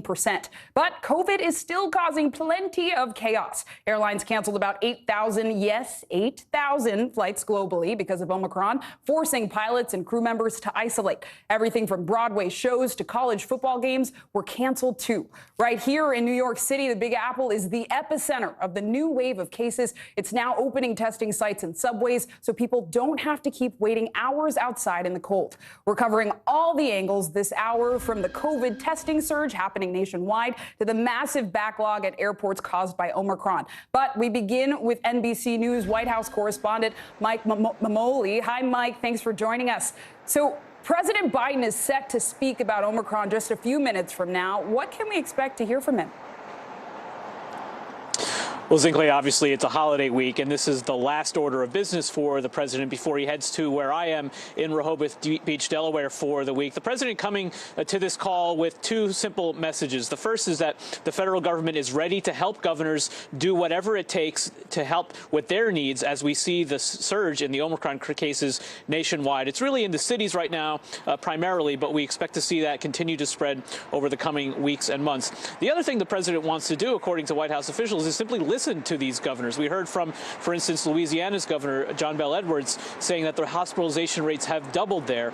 We know that we're going to see similar cases nationwide. And so this is an opportunity, a call that regularly happens with the president's COVID response team and these governors. The president joining it today because he wants to hear it directly. We're not expecting to hear anything in the way of new policy announcements. Of course, the president laid some of that out last week in terms of his testing strategy primarily. That's one of the biggest headaches this administration is facing, is why the lag in getting testing to so many Americans who so desperately want it this week. And Mike, I also want to ask you about an exchange from Christmas Eve when the president was answering calls for NORAD, the North American Aerospace Defense Command, to get updates on Santa's location with the First Lady. And what started out as lighthearted quickly turned serious. One of the callers ended his conversation with the president with a right-wing catchphrase. First, let's take a listen. I hope you have a wonderful Christmas. Well, yeah, I hope you guys have a wonderful Christmas as well. Merry Christmas, and let's go, Brandon. Let's go, Brandon. I agree. So, Mike, what can you tell us about that? Yeah, an unfortunate episode that I think speaks to really the broken politics of the moment. I think the most interesting thing there was the difference in the reactions from the First Lady and from the President. You saw the First Lady. She immediately winced there, perhaps knowing what the catchphrase there referred to. The President, it's not really clear if he understands, if he's really been briefed. You know, he has a busy day job about this "Let's go, Brandon" catchphrase that really has gone sort of rabid among the right wing. But one window into whether the president really knew what was happening there and was just being polite happened in an exchange with our colleague Peter Alexander and the White House press secretary about a month ago. Let's listen to that. Across this country, we've seen this new phenomenon lately, chanted at sporting events and on signs. The phrase is "Let's go, Brandon," a sort of code for a profane slogan attacking President Biden. What does the president make of that? I don't think he spends much time focused on it or thinking about it. It takes two to move towards a more civil engagement and discourse in this country, and the president's going to continue to operate, as you said, from the promise he made early on, which is that he wants to govern for all Americans.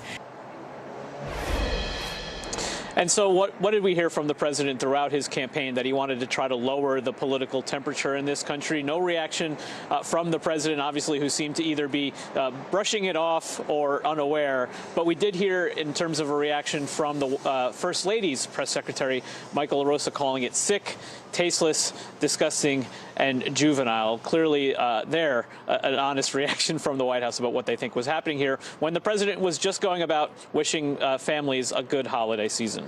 Important insights. Mike Memoli, thanks so much.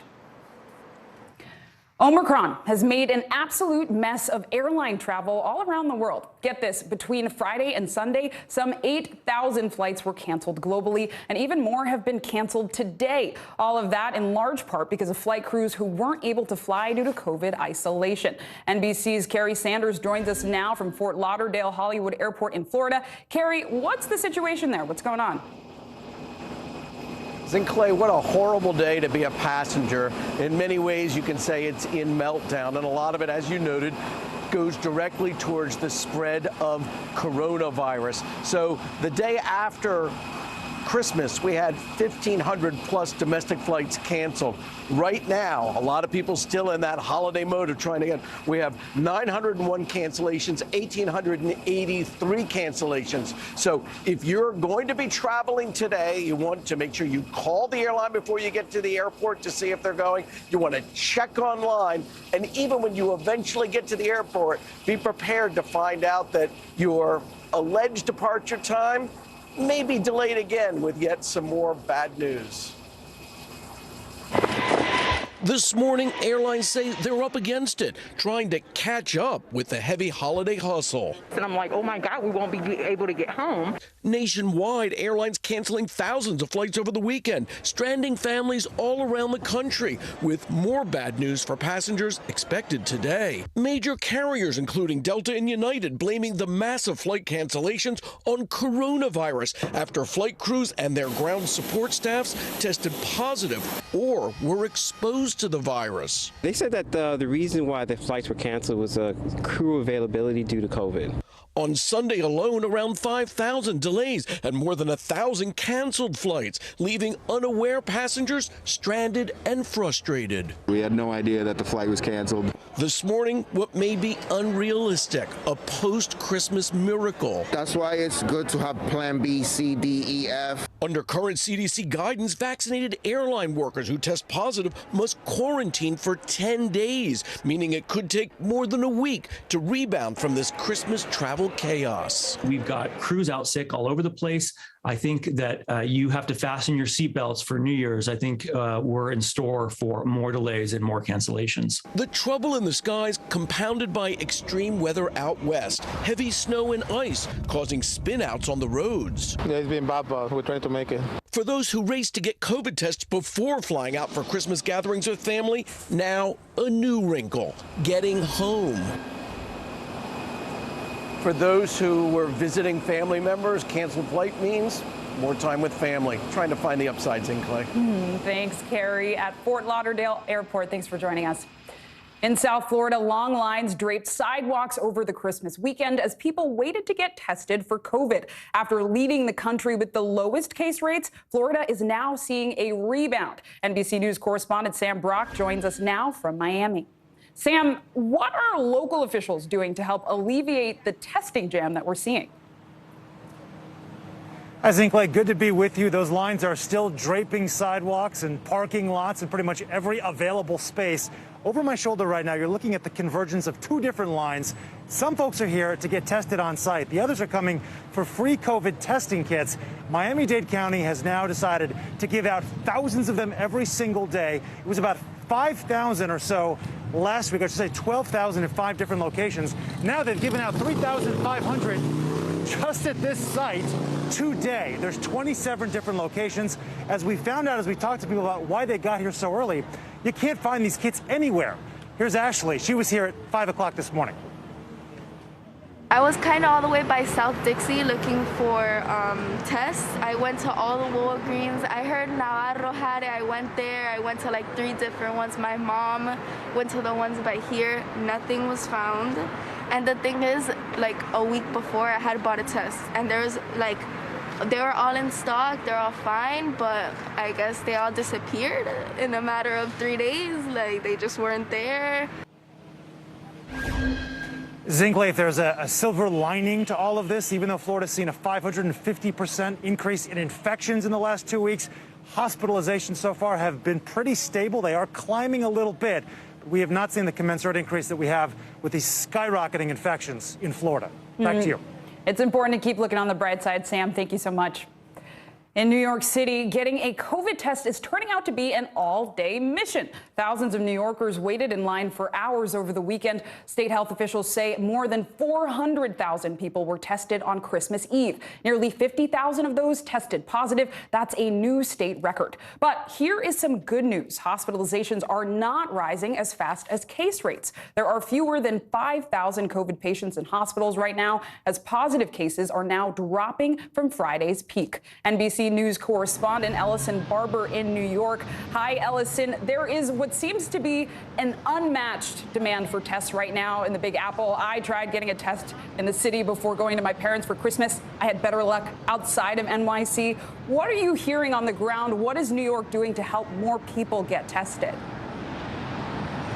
Yeah, I mean, there's a lot of frustration among New Yorkers because, to put it simply, getting a COVID test in New York City right now is an absolute mess. We have seen lines that extend for blocks, people waiting hours, often in the cold, just to get a COVID test. As soon as any pharmacy or grocery store gets a new stockpile of those over-the-counter at-home rapid tests, they seem to just disappear within minutes. So to try and help alleviate some of these issues that we're seeing right now, the state has stepped in and they are opening pop-up testing sites inside of the subway. 2 of them open today, one here in Times Square, another at Grand Central. We spoke to people who had come early this morning to get a test at this particular site, who told us they had tried in the days prior to coming here to get tested at other locations around the city without any luck. Listen to some of what we've heard and why people say more sites like this are really needed in New York right now. Listen.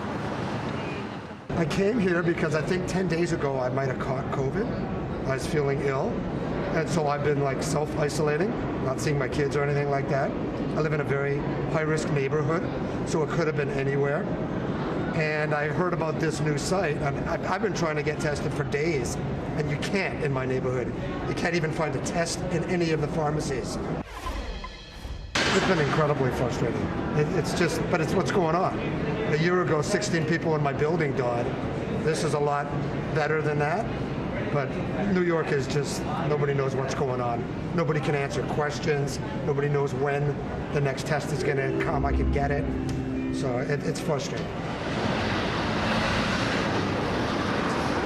So 2 subway testing sites opened up today. 5 additional ones are expected to open in the coming days. All of this is taking place as 2 new vaccine mandates go into effect in New York City. But you heard from that New Yorker there, and we've heard it from a lot of others here. There's a lot of frustration that we are this far in the pandemic, and it is still so difficult to get a simple COVID test. Zin Clay. Thanks, Ellison. Still a long way to go. Stay warm out there. Thanks so much. Joining us now is NBC News senior medical correspondent Dr. John Torres. What is your sense of the testing situation right now? How far have we fallen behind? Yeah, Zin Clay, it's a little disheartening because this is not our first rodeo when it comes to surges, and we knew that the cases would go up. We need more testing, and this is not something that caught anybody by surprise. But what did catch us by surprise is the fact that we don't have those tests readily available out there. And if you look at different countries around the world, they have different policies for testing. Some countries, they give them out free in various locations. Other countries, it's $1 for test. Well, here we've been relying on pharmacies selling these tests or getting them online and not getting them to people, although the president has now said that starting in mid-January they will do that. That is not going to help right now in the middle of the rush we're having, in the middle of the COVID case surges we're having right now. And that's a bit disconcerting because some reason, somehow this caught us unawares, and it should not have done that. We should have been prepared for this. We should have had tests that's standing by and very readily available, Zin Clay, but so far nothing.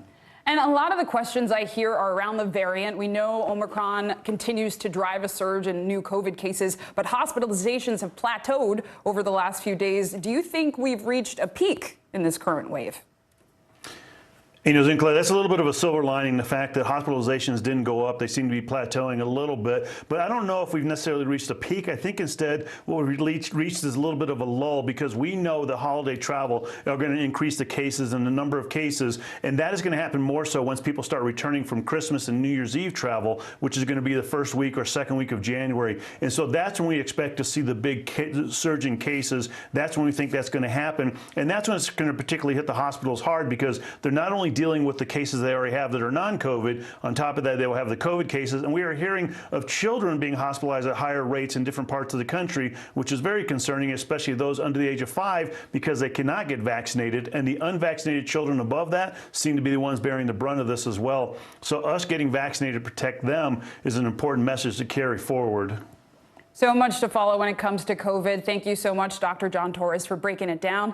And next, we're closely following the trial of Ghislaine Maxwell, the longtime associate of Jeffrey Epstein. The jury is now resuming deliberations this week after a holiday break. 4 women have accused Maxwell of trafficking them as teenagers for Epstein to sexually abuse. Maxwell has pleaded not guilty to all charges. NBC News correspondent Kathy Park joins us now from outside the courthouse in New York. Kathy, has the jury made any new requests of the judge so far?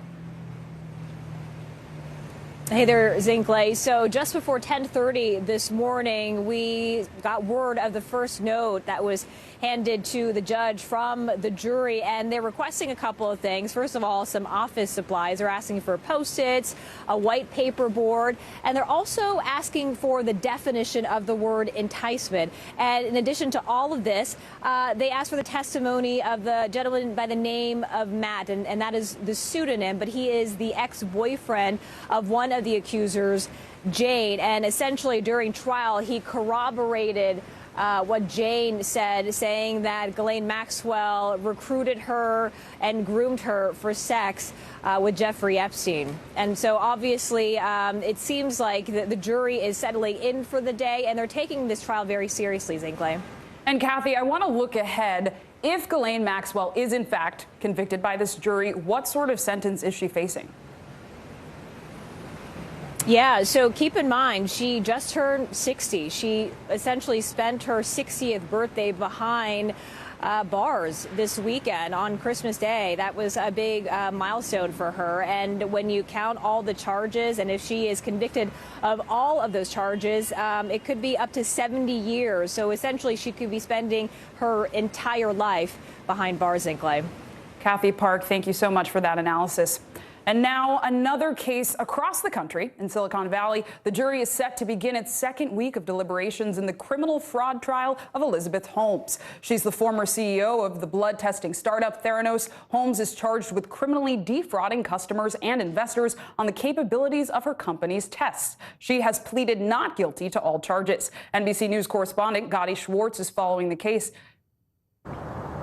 Hey, good morning. Yeah, it's looking like if there is no verdict today, we might not get one until the new year, because the judge's calendar is showing that after today, he's not going to be available again until January 4th. And so far, we know that this jury has asked 2 questions while deliberating whether Elizabeth Holmes should be convicted of those 11 counts regarding fraud. She was on trial, remember, for 3 months after duping investors out of millions in that promise that her company could test blood for a large number of conditions with a single prick. And the first question that the jury asked was whether they could take home the 39 pages of jury instructions. The judge told them no. Then they asked to re-listen to a series of secretly recorded investor pitches that Holmes made, where she appeared to insinuate in the calls that they were working with the military overseas and that the blood test had been used. And we know that those things never happened. So that evidence seems to be extremely important to the jury because it's Elizabeth Holmes pitching investors directly, unaware that she was being recorded. All of this case is really going to come down to intent. The prosecution making it very clear that they think that Elizabeth Holmes intended to defraud people, and she knew that they were not capable of providing these blood tests with a single prick. However, her defense is arguing that she was a dreamer and that she always thought that her company was on the verge of a breakthrough. So all of that now in the hands of the jury. Back to you. Thanks, Scotty. Now let's talk holidays. Have you returned a Christmas present you received? Don't worry, we won't tell Santa. If you have, you are not alone. But not all of those holidays returns end up back on store shelves. We'll take you behind the scenes of the return rush next.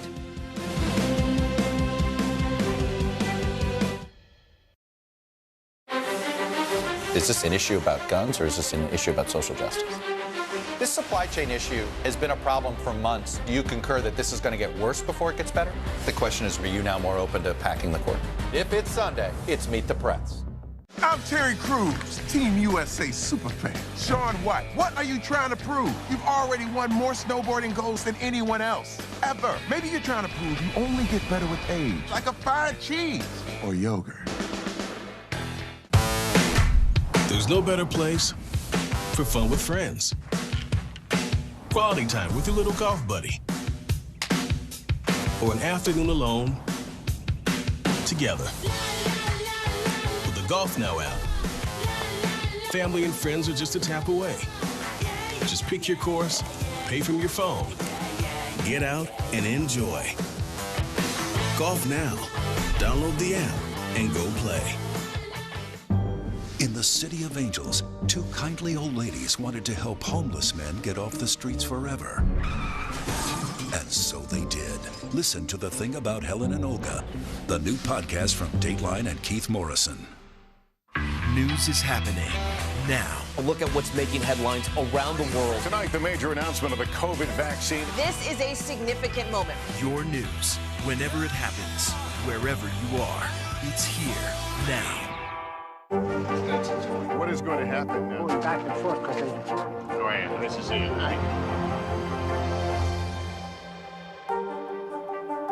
To cover the news, you have to be in it. We'll take you to the front lines of the story, bringing your news feed to life. Streaming live every night. It's your news playlist. Top Story with Tom Llamas, weeknights at 7 on NBC News Now. This is a very different kind of program. We're here to start conversation about the big things happening in our world. Professor, I'm not asking you to predict the future, but what do we think that the new normal is going to be? Is part of this that everyone's rethinking their jobs during this pandemic and their relationship to their employers? What is your biggest tip for any parent who's concerned about this? It's not my job to tell you what to think. My job is to think about what you tell me. Now Tonight with Joshua Johnson, streaming weeknights at 8 on NBC News Now. News is more than a headline. It informs, it inspires, and it still matters. To cover it, you have to be in it. And that's what we're going to do. Every night, we take you to the front lines of the story, where it's actually happening, with NBC News journalists on the ground from all over the world. We cover what you need to know and bring your newsfeed to life in prime time. And streaming live, it's your news playlist every night. Top Story with Tom Llamas, weeknights at 7 on NBC News Now. The Meet the Press Chuck Todd Cast, free wherever you get your podcasts. On the money this hour, neither Omicron nor global supply chain issues were any match for holiday shoppers. New reports show sales were up 8.5% this year. They rose at the fastest pace in 17 years. Christina Partsinelos joins us now from the CNBC newsroom. Christina. What? This is according to MasterCard. So right now they have data from December 1st to December 24th. And yes, like you mentioned, we are seeing an increase of 8.5% compared to 2020, which sounds good. But overall, there's still a lot to be told. We don't know in the entire month after Christmas if that traffic is going to continue. This is just coming from MasterCard's debit cards and cash. So they did track that. They noticed a huge surge in what? Clothing and jewelry. Jewelry is doing really, really well, along with electronics. Another really interesting fact that came from this report, too, is online sales. So online sales are up 11% compared to 2020, which sounds, that's not too bad, 11%. But when you compare it to pre-pandemic levels, online sales have jumped 61%, which really shows how, I guess, accustomed all of us have become to just purchasing all our goods online and through the e-commerce process. So I guess overall what we're seeing so far with these preliminary results for MasterCard is strength during the holiday season, up 8.5%. Even physical stores, so those people that went into the stores just over the last, let's say, 25 days, they did see sales increase about 8.1% compared to last year. So yes, it's an increase, but it's not a massive increase that we were hoping for, given what's going on with Omicron. And it's not just in online sales, right? I know there was some big box office news this weekend, too. Spider-Man hit a major milestone. Can you tell us about that?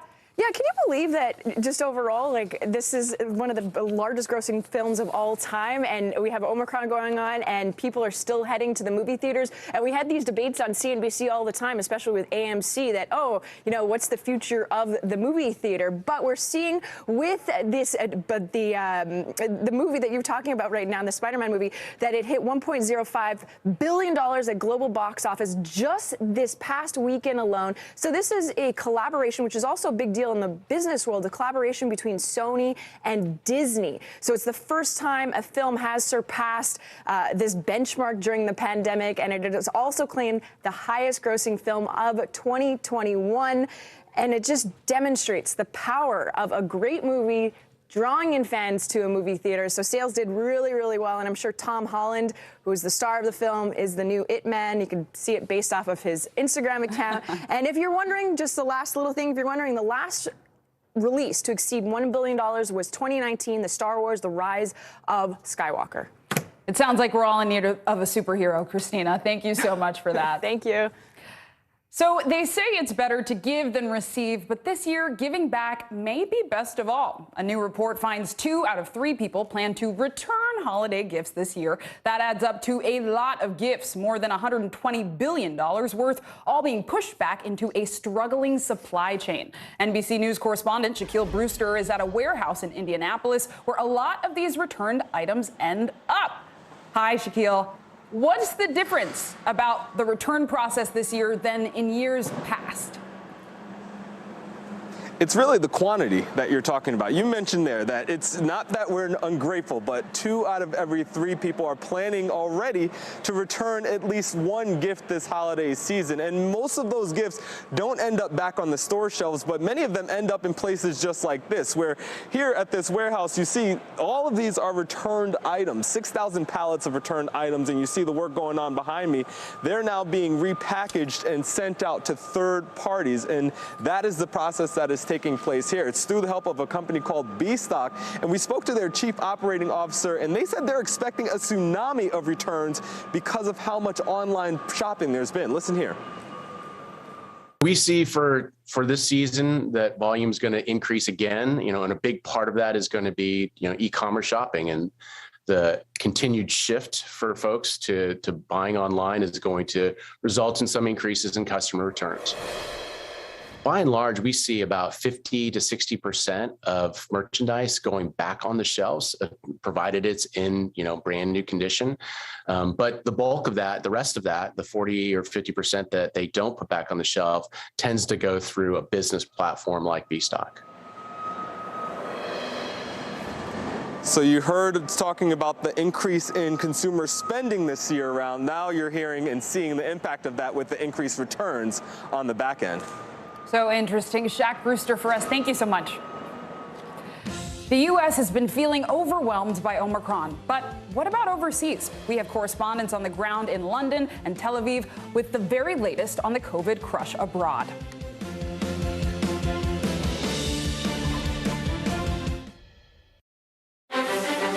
Is this an issue about guns, or is this an issue about social justice? This supply chain issue has been a problem for months. Do you concur that this is going to get worse before it gets better? The question is, are you now more open to packing the court? If it's Sunday, it's Meet the Press. What is going to happen now? Going back and forth because Go ahead. This is it, right? Good morning, I'm Joe Fryer. And I'm Savannah Sellers. Another giant leap for mankind. They want folks to shelter in place until this storm pushes through. This new travel requirement, is it possible we're going to see tighter restrictions? Morning News Now, streaming weekdays at 7. News is more than a headline. It informs, it inspires, and it still matters. To cover it, you have to be in it. And that's what we're going to do. Every night, we take you to the front lines of the story, where it's actually happening, with NBC News journalists on the ground from all over the world. We cover what you need to know and bring your newsfeed to life. In primetime and streaming live, it's your news playlist every night. Top Story with Tom Llamas, weeknights at 7 on NBC News Now. Michaela Schifrin. With just one more gold medal, she'll have more than any American alpine skier in history. She's climbed the mountain of this sport. Almost time to come down for more gold, Michaela. Better do it fast.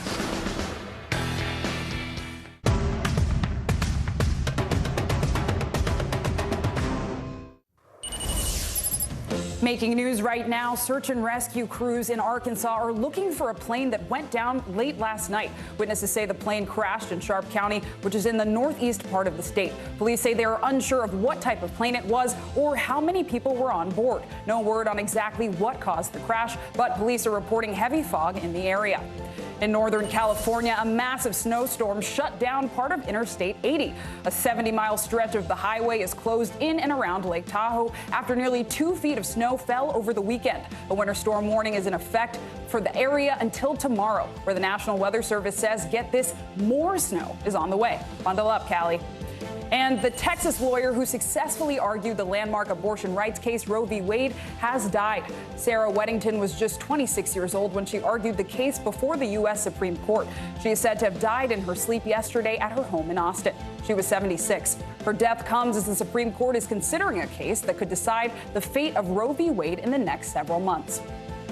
Half past the hour now, and we return to our top story today, the coronavirus pandemic. The Omicron variant is wreaking havoc across the country. Cases have already hit levels higher than last winter's peak. COVID-related deaths have also increased. All of this comes as testing remains a mess. People are waiting in long lines, then they're waiting days to get their results. Our reporters are spread out around the globe. Gary Grumbach is at a testing site in New Jersey. Molly Hunter is in London, and Raf Sanchez is in Tel Aviv for us. Thank you all. I know COVID cases in some states have already reached record pandemic highs. Case in Point, New Jersey, where this week numbers rose to their highest levels ever, with over 30,000 residents testing positive just this weekend.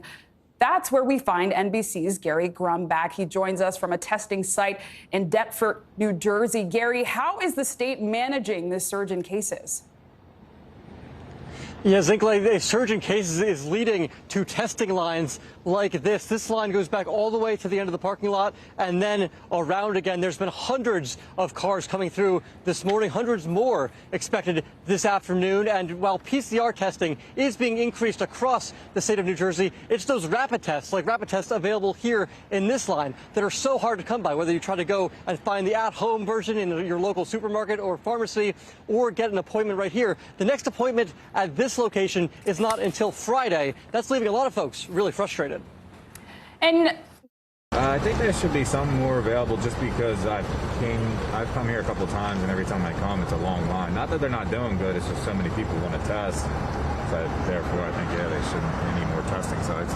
It's hard to say because it's everything's pretty hit or miss. I mean, people either want it or they don't, and they don't like being told what to do. So I think the available options and places, there seem to be a lot. It's just there needs to be more appointments available.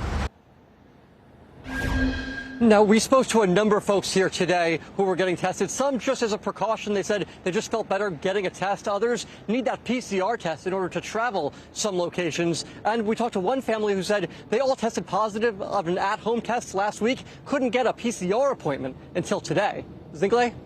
We're here to start conversations about the big things happening in our world, because it's not my job to tell you what to think. My job is to think about what you tell me. Now Tonight with Joshua Johnson, streaming weeknights at 8 on NBC News Now. American Greed, new season, new night.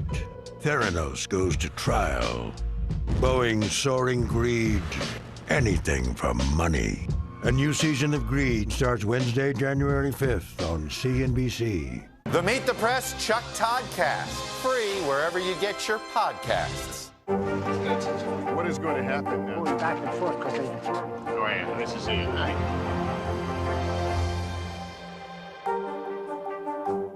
News is happening now. A look at what's making headlines around the world. Tonight, the major announcement of the COVID vaccine. This is a significant moment. Your news, whenever it happens, wherever you are, it's here now.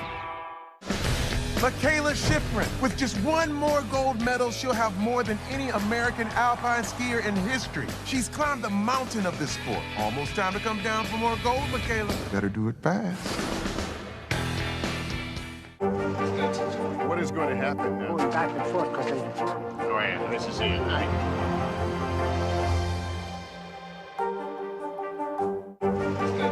What is going to happen now? Going back and forth because this is it, right?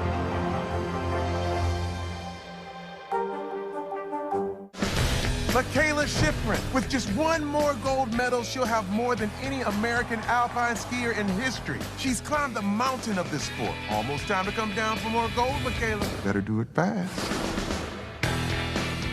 The Meet the Press Chuck Todd Cast, free wherever you get your podcasts.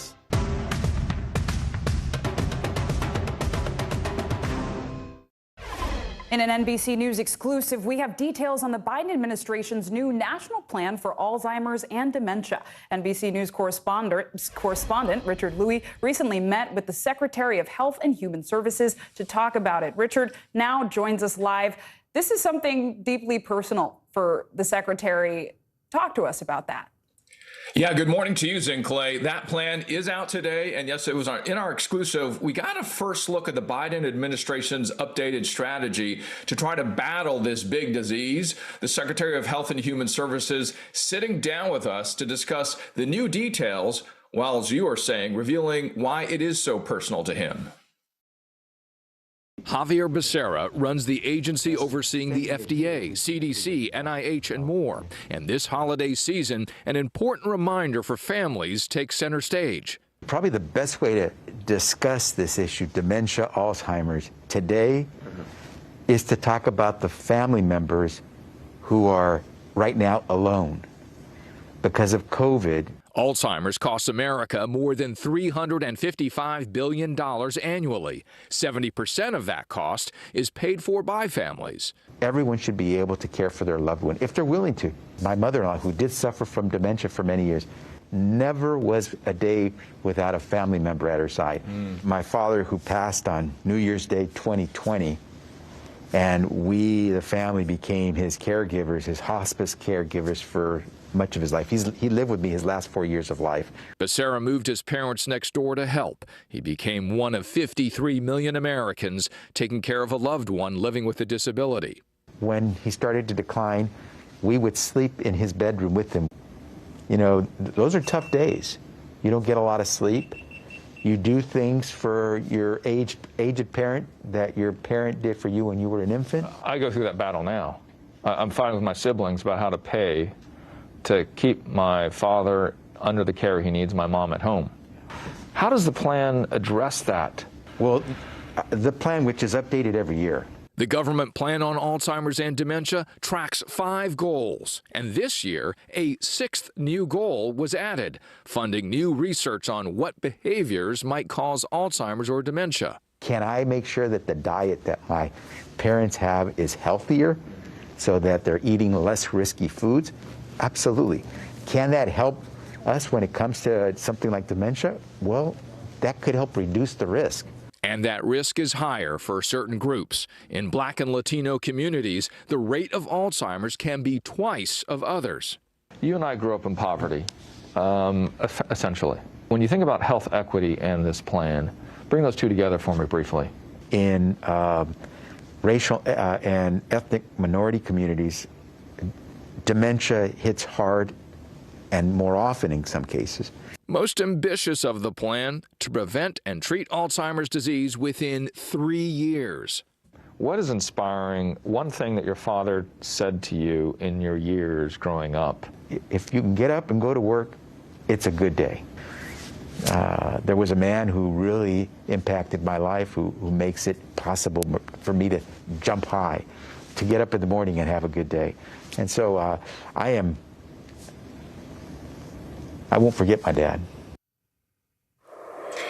And Zinkley, as you heard, the secretary sharing each new year marking his father's passing, and now how grateful he is as he can share with his mother at home these tough times as it can be for him during the holidays. Zinkley, again, that plan, which also includes issues of mental health and Alzheimer's and their caregivers, that is coming out today. Richard Louie with a deeply personal report. Thank you so much. This week, South Africa, home to cultural diversity and my first name, will honor the life and legacy of Archbishop Desmond Tutu. The anti-apartheid leader died yesterday at the age of 90. Tributes are already pouring in from all over the world. NBC News foreign correspondent Molly Hunter takes a look back at his impact as both a spiritual and civil rights leader.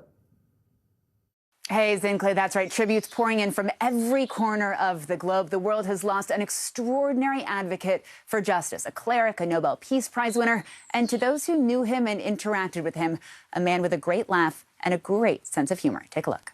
Black and white together!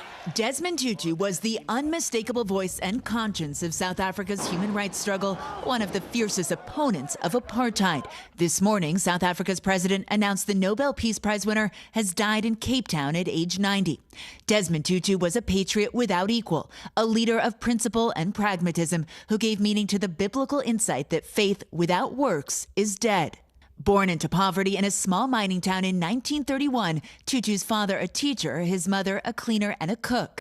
After quitting his own teaching job in protest at the racial segregation, Tutu studied to become a priest. In 1975, he became the first Black Anglican Dean of Johannesburg. Extraordinary capacity to communicate with Black South Africans, and also to get under the skin of white South Africans. Resistance to apartheid was met with brutal violence and killing. Hundreds of activists, including Nelson Mandela, were sent to prison for decades. The system of this country is evil.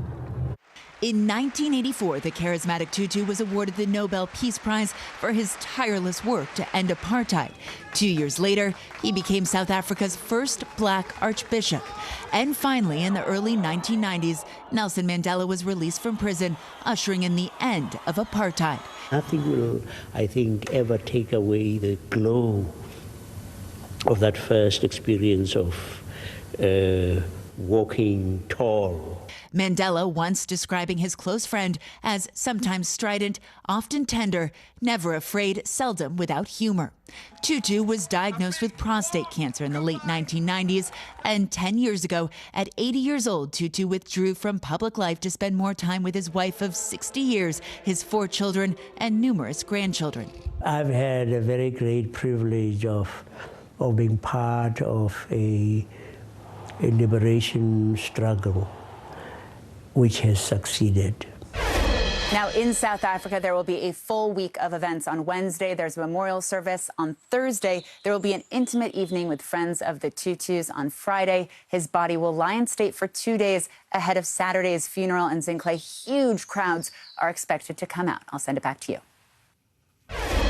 President Biden's first year in office has been met with legislative wins and losses, some historic gains, and another spiraling COVID surge. But when it comes to the totality of things, how did he do? NBC's Monica Alba tells us. Every president's first year in office tests the power of promise, marked with campaign pledges kept and those still unfulfilled. We're going to keep up the fight until we get it done. Before Joe Biden was even sworn in, he knew the coronavirus pandemic would largely define the beginning of his term. To heal, we must remember. Honoring the hundreds of thousands dead on the eve of his inauguration. This is Democracy's Day, a day of history and hope. The Biden-Harris administration launching a massive effort to get Americans vaccinated. It's time to act. We can reduce suffering in this country. Leading to the president's first legislative victory in March in the form of a $1.9 trillion COVID relief bill. As 100 days in office marked more than 100 million COVID vaccine shots administered. Go get vaccinated, America. Still, many refuse to roll up their sleeves, even as new variants brought spikes and surges. It's become a political issue, which is a sad, sad commentary. The Biden administration's vaccine mandates for federal workers, contractors, and private businesses challenged in courts. It's not about just go and get the vaccine, it's about having the choice to get it. Rules and enforcement across the country a tangled web as U.S. COVID deaths topped 800,000 and normal never quite returned. Do not wait. Go get your booster if it's time for you to do so. Overseas, high-stakes challenges on the world stage as the U.S. rejoined the Paris Agreement, the international treaty on climate change. The United States is determined to re-engage with Europe. While also placing sanctions on Russia ahead of a critical face-to-face summit with Vladimir Putin in Switzerland. Yet it was Afghanistan that would move front and center after the president announced his decision to withdraw all troops from the country by the 20th anniversary of September 11th. We'll do it responsibly, deliberately, and safely. Underestimating how quickly the Taliban would take control, resulting in a chaotic and deadly evacuation. I am President of the United States of America, and the buck stops with me. But I do not regret my decision to end America's war fighting in Afghanistan. The president followed up on his pledge to combat global warming at a major UN summit in Glasgow. We meet with the eyes of history upon us. Climate also a key part of the president's domestic agenda, revoking a permit for the Keystone XL pipeline and halting new energy leasing in Alaska's Arctic National Wildlife Refuge. Also keeping his word when appointing a diverse cabinet and repealing the ban on transgender personnel in the armed forces. Transgender personnel, if qualified in every other way, can serve our government in the United States military. On Capitol Hill, after months of negotiations and Democratic infighting, a scaled-back $1.2 trillion infrastructure bill is signed into law.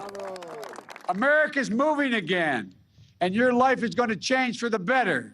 While the second half of the president's economic agenda, a massive social spending and climate plan, is now in limbo with no clear path forward, along with other major priorities still stalled in Congress. Free the vote! Like voting rights. The people need the fur! The people act! Police reform. Ain't no justice in this town! Creating a pathway to citizenship. The promise of protection for immigrant families. Nothing has changed. And making Roe v. Wade the law of the land. Abortion still needs to be legal. With much still unfinished, the president will now take the country into a new year of change and challenges ahead of the critical 2022 midterm elections. Monica Alba, NBC News, the White House. In a few months, a big birthday on the books. Queen Elizabeth will celebrate her Platinum Jubilee, honoring her 70 years on the throne. Kelly Cobiella has a look at the milestone year coming up for the Queen and the royal family. Guys, good morning. Yeah, after a tough year, the Queen already looking forward to 2022. Buckingham Palace is planning parades, parties, and lots of pageantry to mark the Queen's astounding 70 years on the throne. Queen Elizabeth entering a new era this morning after celebrating the first Christmas without her husband, Prince Philip, but keeping spirits high during her holiday message. And as much as I and my family miss him, I know he would want us to enjoy Christmas. The Queen's plans scaled down, missing the traditional family church service and staying at her Windsor residence, where an intruder was arrested for breaching onto the castle grounds on Christmas Day. A 19-year-old caught by police within minutes, the Queen and guests undisturbed. The Cambridges hosting a Christmas carol with Kate playing the piano.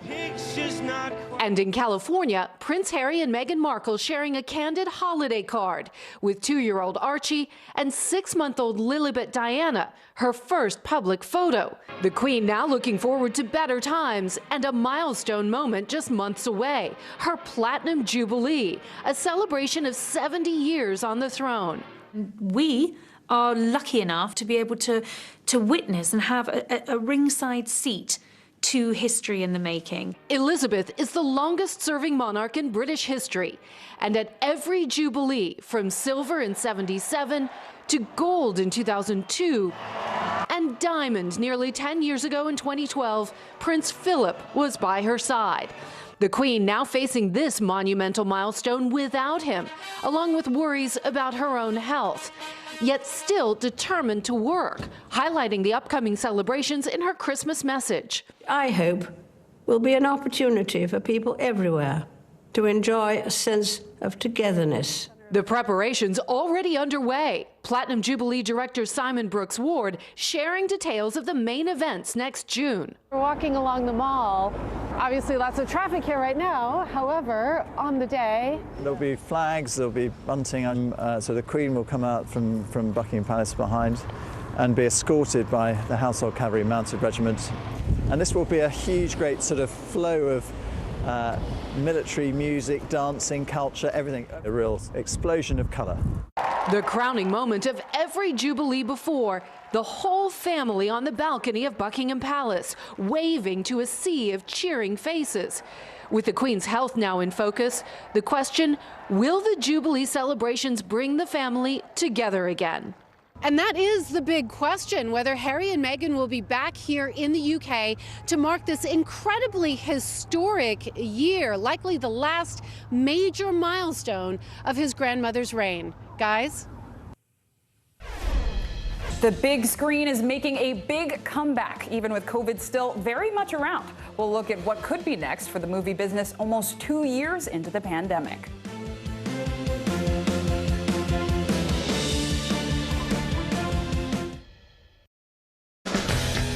Nathan Chen equals power, because every time he does one of these, he's hit with forces 7 times his body weight. 945 pounds? That's 4 Terry Cruises. See? Power. Michaela Schifrin. With just one more gold medal, she'll have more than any American alpine skier in history. She's climbed the mountain of this sport. Almost time to come down for more gold, Michaela. Better do it fast. This is a very different kind of program. We're here to start conversation about the big things happening in our world. Professor, I'm not asking you to predict the future, but what do we think that the new normal is going to be?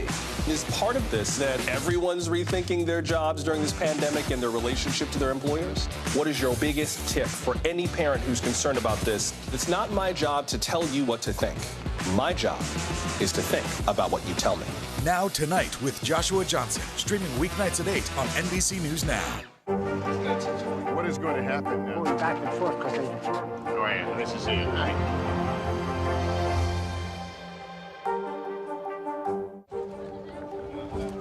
Let's go. This is a critical choke point for this fire.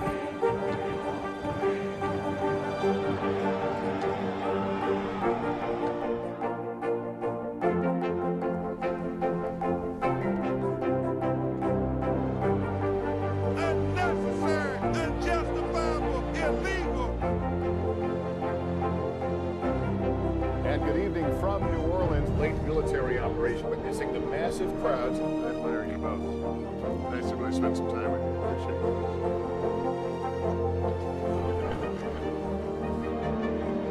At any moment now.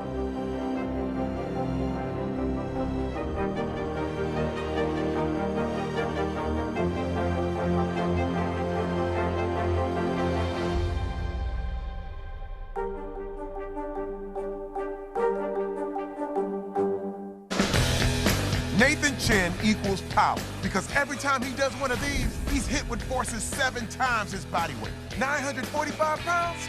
That's 4 Terry Cruises. See? Power.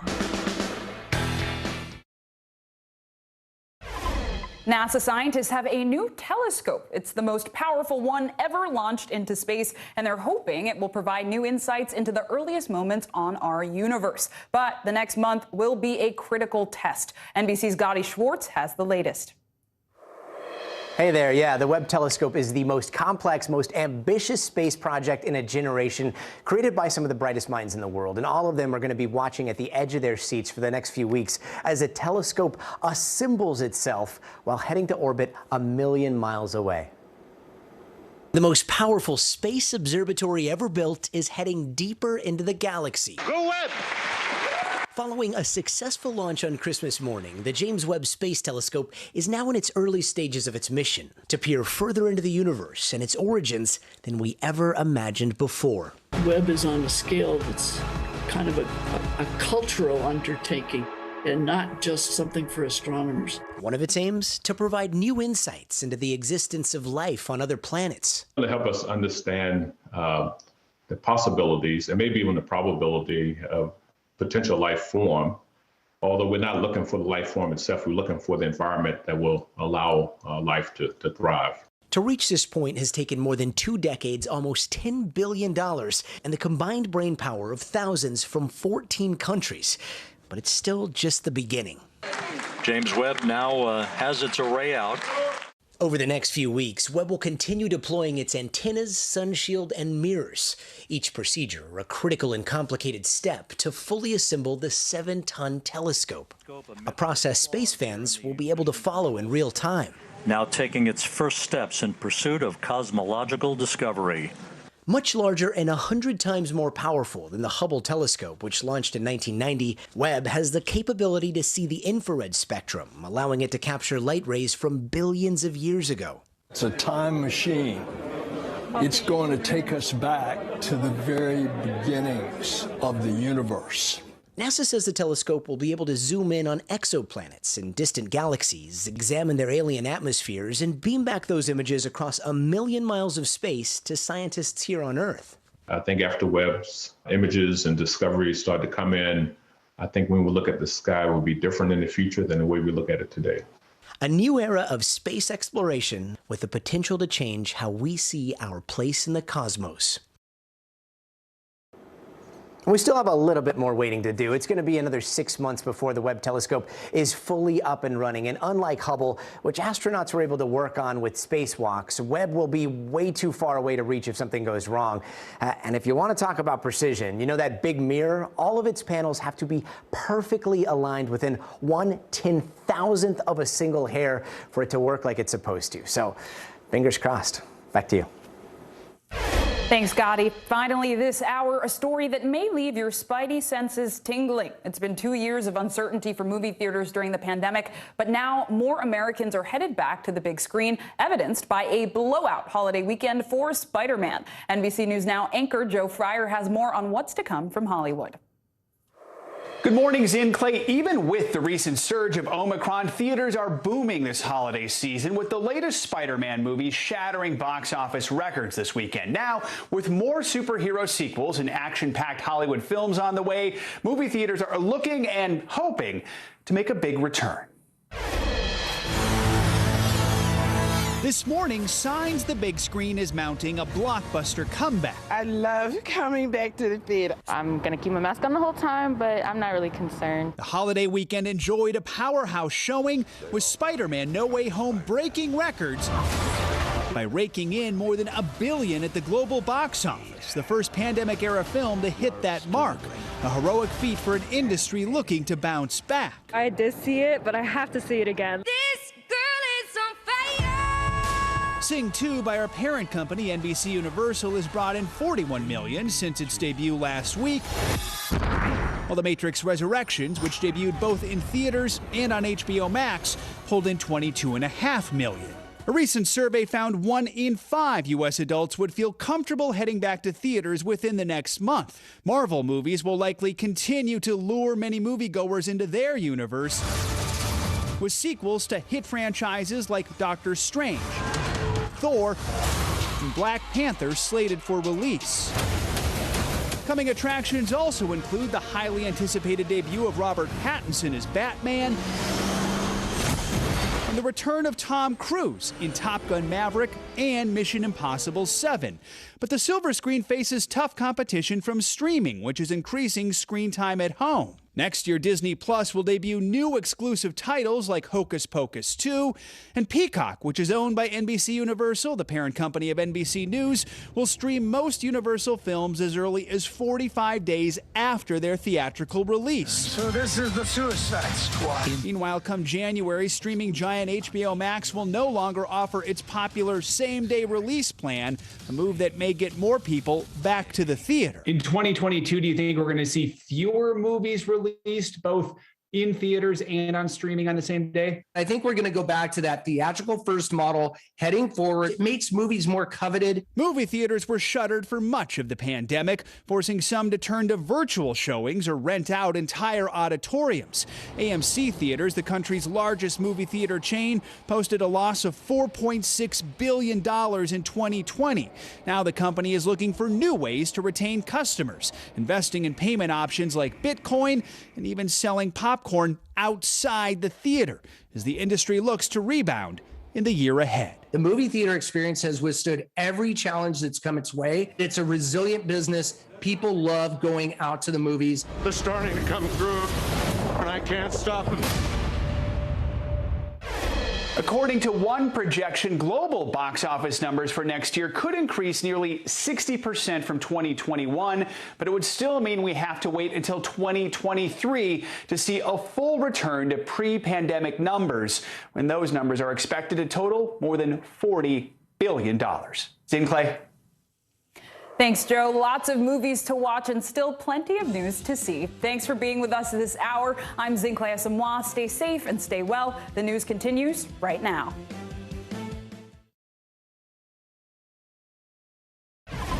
Hey everyone, I'm Allison Mars. You are watching NBC News Now. Here's what's happening.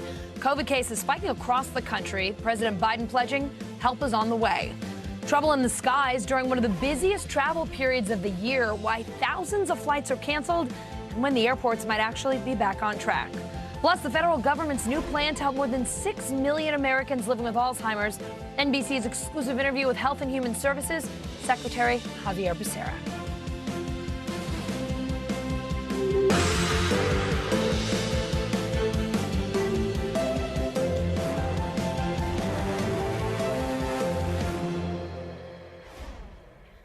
We start with the COVID surge across the country. Many states now reporting a record number of infections. We've got team coverage. NBC News reporter Gary Grumback's in Deptford, New Jersey. NBC News White House correspondent Mike Memley's with the president in Rehoboth Beach, Delaware. Mike, we'll start with you. The president met today with the White House COVID response team and the nation's governors. Here he is. This is not like March of 2020, the beginning of the pandemic. We're prepared and we know what it takes to save lives, protect people, and keep schools and businesses open. We just have to stay focused and continue to work together. My message to the governor is simple. If you need something, say something. And we're going to have your back in any way we can. So, Mike, how do the governors respond to that offer? Well, Allison, the president, as he was making his way to Delaware, took a question from a reporter who asked just that very question. The president said that there were no complaints, just a lot of questions. I think we all have a lot of questions about just what we're walking into here as these Omicron cases surge around the country, especially as it relates to testing. Now, we only saw part of the president's conversation with the governors, but one of the governors we did hear from during that conversation was Republican Asa Hutchinson of Arkansas. Now, he's the chairman of the National Governors Association. About half of the nation's governors participated in this meeting with the president and his medical team today. And one of the things that Governor Hutchinson said was that he has seen strong cooperation with the federal government. He cited, for instance, the state had requested additional monoclonal antibodies to be sent to the state. There's obviously a real demand for them across the country. He said that the federal government was quick and responsive to those requests. He hopes to see more of that over time. He also said something I thought was interesting. While he thanked the president for some of the steps he's taking as it relates to getting more testing out, he expressed some concern about the fact that when the federal government announces what we saw last week, which was that they're going to be purchasing 500 million take-home tests, that actually puts some strain on the supply chains when states maybe want to purchase some additional tests on their own. So this kind of a back and forth between the federal and the state governments is going to be so critical, and it's a sort of example of some of the many challenges we're seeing right now, especially as it relates to testing. Yeah, let's talk more about testing, Mike. The president specifically addressing testing problems we were seeing over the holiday weekend. What did he say on that? Yeah, just to set this up, you remember a few weeks ago, Vice President Harris said that we really didn't see Omicron coming. She had to her office at least, had to sort of clarify what she meant by that. But then last week we saw President Biden say pretty much the same thing, that the fact that Omicron went from non-existent to becoming the dominant strain in the country caught a lot of this, him and his team by surprise. And so the president was asked today about the need for testing, and he indicated, yes, that he wished he had known more. Let's listen to his full answer. If we'd known, we would have gone harder, quicker if we could have. Because steps we have to be taking to increase the number of authorized tests, we're now able to purchase 500 million at-home rapid tests to be sent to the American people for free when they request it. And we're going to continue to use the Defense Production Act to produce as many tests as possible. And starting in 2 weeks, private insurance will reimburse you for the cost of at-home tests. We're providing access to free tests for folks who don't have insurance. But we have to do more. We have to do better, and we will.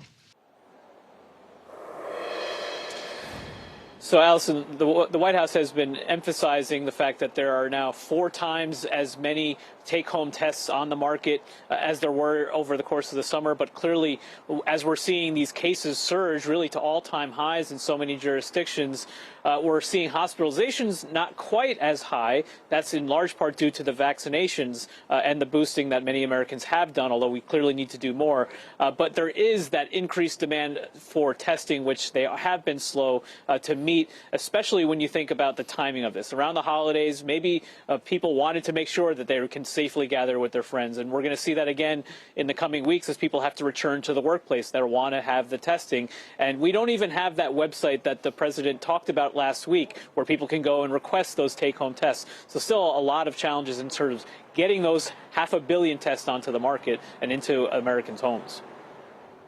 Mike, you set me up very nicely for my next question, which is about vaccinations. How is the White House working with the governors to get more shots in arms? Because we know a lot of people are vaccinated, but many others are not.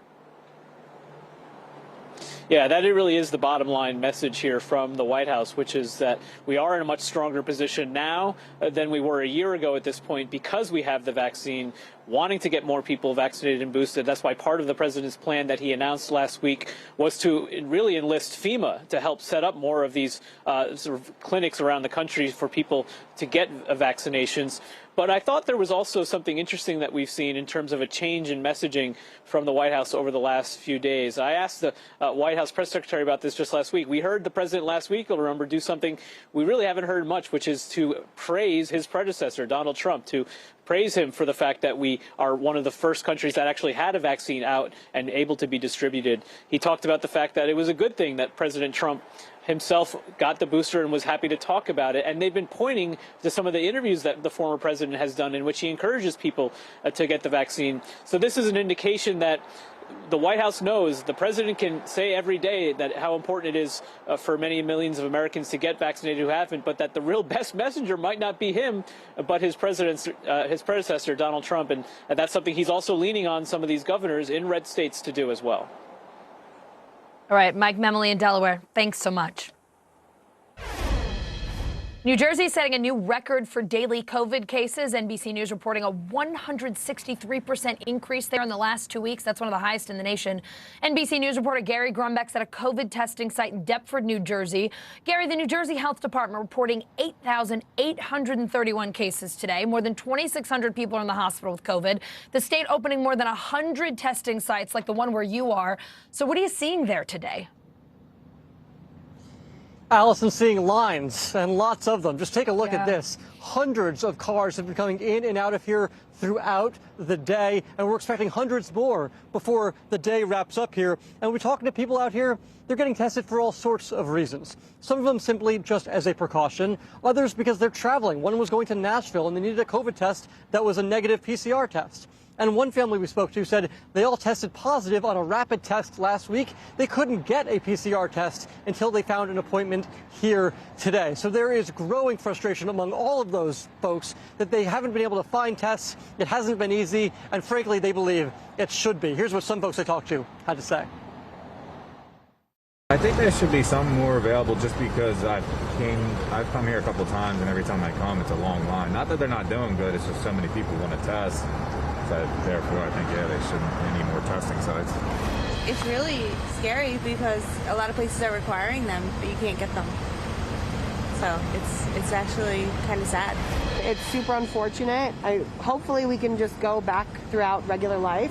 I think what's really upsetting is there's no support for families because obviously all of us in the same house have to be out of work. During the holidays, it was a little bit easier because there were vacation days and whatnot, but outside of that, other families don't have that. So as you heard there, the frustration really boils down to people thinking that officials on all levels, from President Biden on down, should have had this figured out by now. Allison? Yeah, we've been in this for some time. You'd think we might be a little further along, but Gary, here we are. Governor Murphy there in New Jersey saying all options are on the table to stop Omicron. He was on that call with the president and the governors today. So besides opening more testing sites, what's the governor saying? What is New Jersey doing?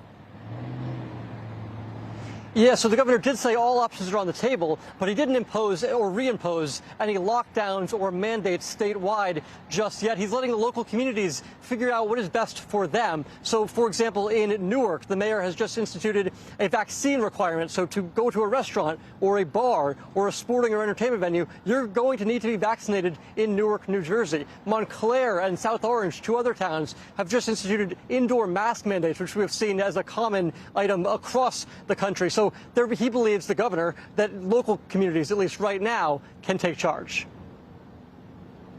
Gary, the governor is also catching some flack for traveling internationally right now. He and his family on vacation in Costa Rica.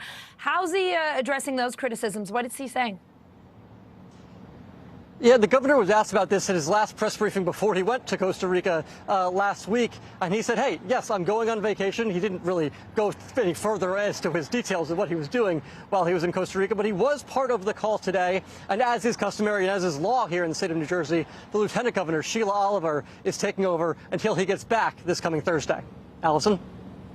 All right, Gary Grumbeck in New Jersey, thanks. And testing at the turnstiles. Getting a COVID test in New York City is now just a subway station away. The MTA opening 2 pop-up testing sites this morning, and more are coming. And as NBC News correspondent Allison Barber found out, they might just be the shortest lines in the Big Apple.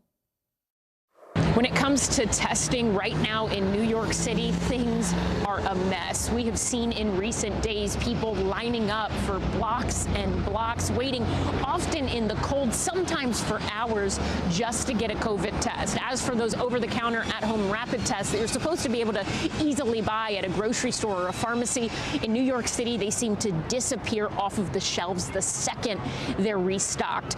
To try and help deal with some of these issues, alleviate some of the struggle, some of the lines, the state has put pop-up testing sites inside of subways. 2 of them opened this morning. We spoke to people inside the testing site here in Times Square, and they told us that they had been waiting, trying to find COVID tests in other areas, other sites for days without any luck. They say more sites like the ones inside of the subways are needed in New York City. Listen. I've been trying to get tested for days, and you can't in my neighborhood. You can't even find a test in any of the pharmacies. So I heard about this new federal testing site, and I came down here early in the morning to see how efficient it can be. And this is the shortest line, I guarantee you, in all of New York City. All the other places, lines are super long, so long. So when I heard that they was having this morning, I got dressed, came down, and here I am. And it's not that many people at all. The 2 subway testing pop-up sites that opened today, one here in Times Square, another at Grand Central. 5 additional sites are expected to open in the coming days. We have seen vaccination sites in subways prior to this. There's still one here at the Times Square subway stop, but testing inside of a subway, that's a first for the Big Apple. There's no appointment required. You can register day out. That's the whole point. We're making it really convenient, really easy. We know that some people have had challenges getting appointments. That's not the idea with these sites. These sites are first come, first served, and we're going to serve everybody.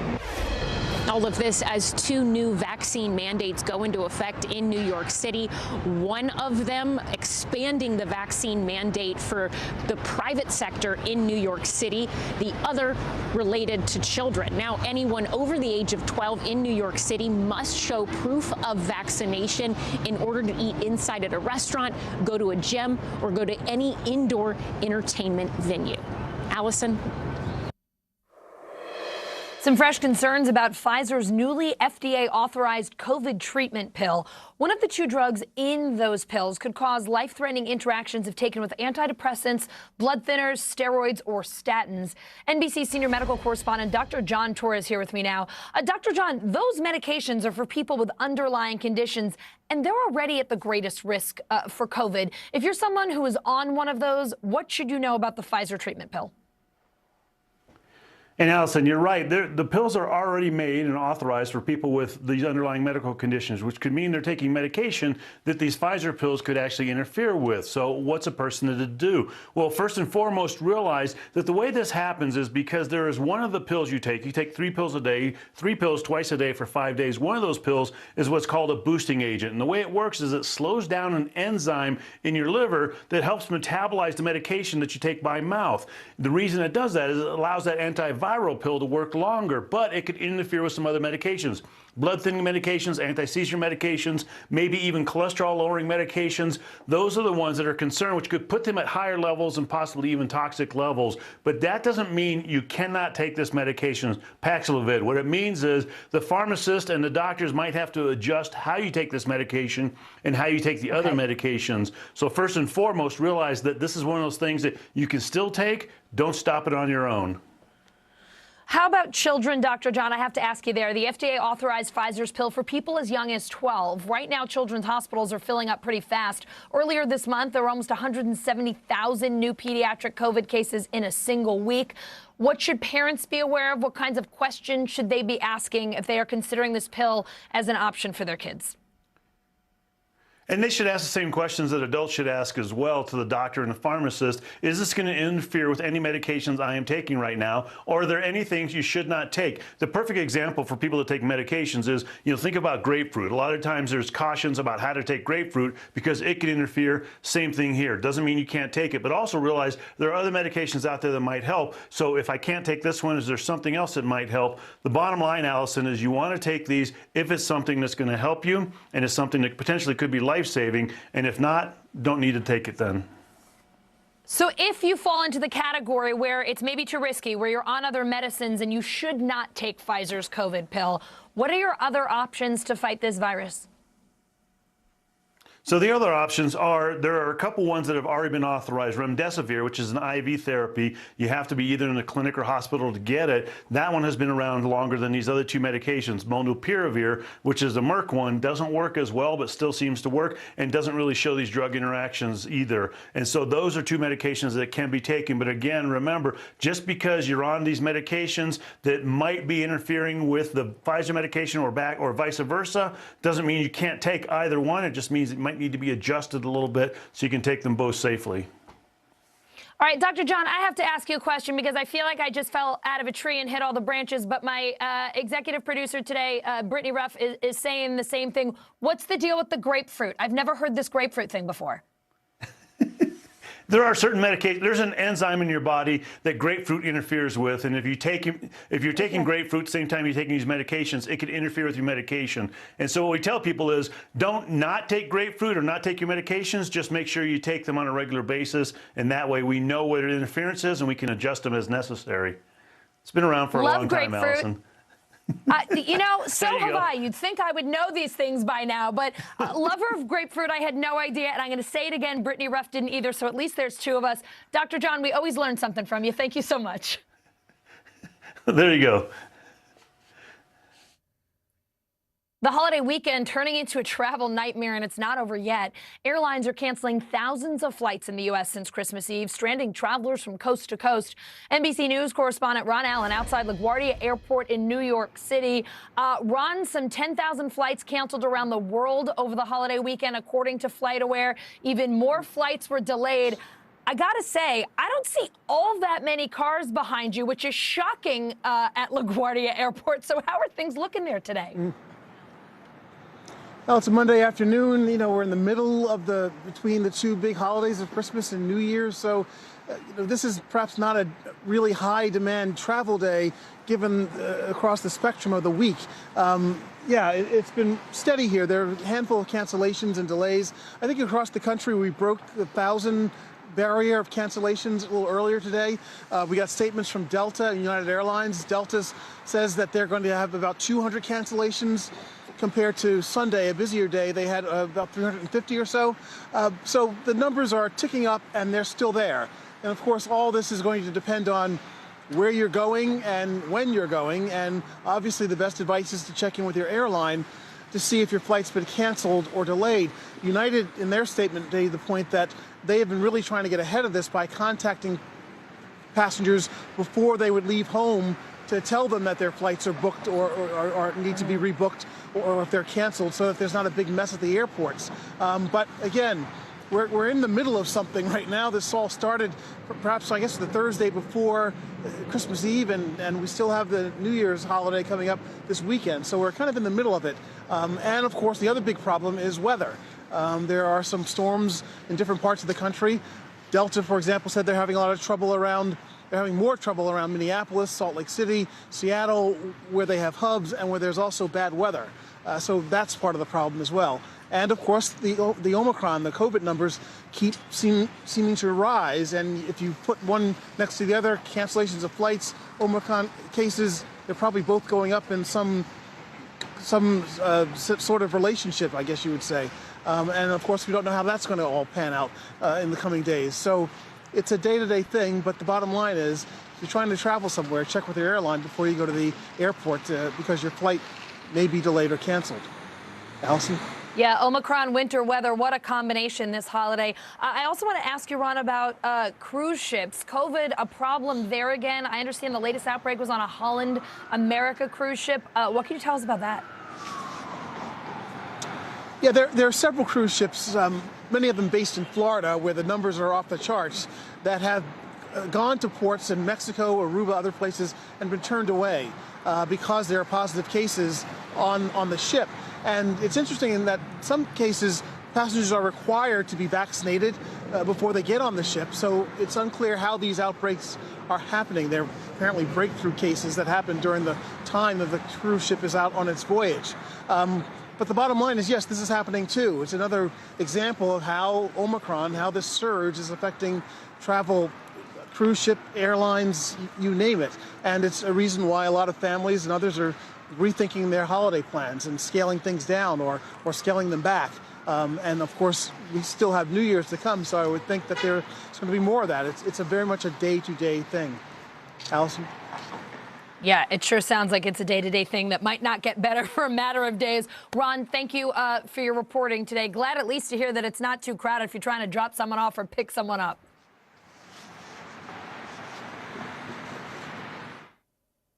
Coming up, former President Donald Trump's spokesperson suing the January 6th committee, the fight over his financial records. Next.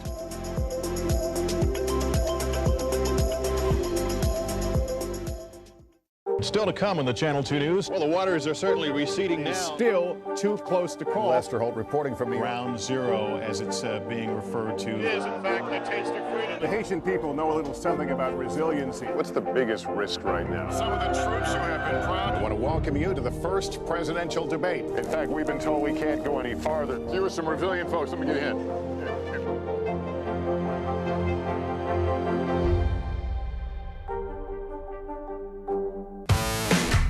There's no better place for fun with friends.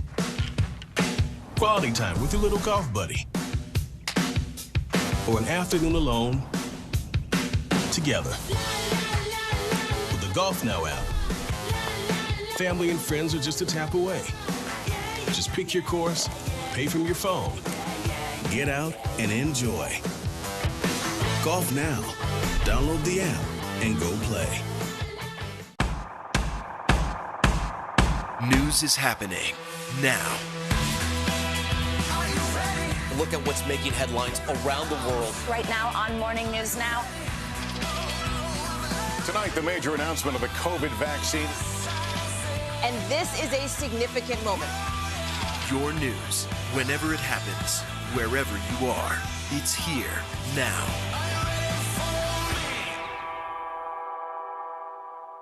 To cover the news, you have to be in it.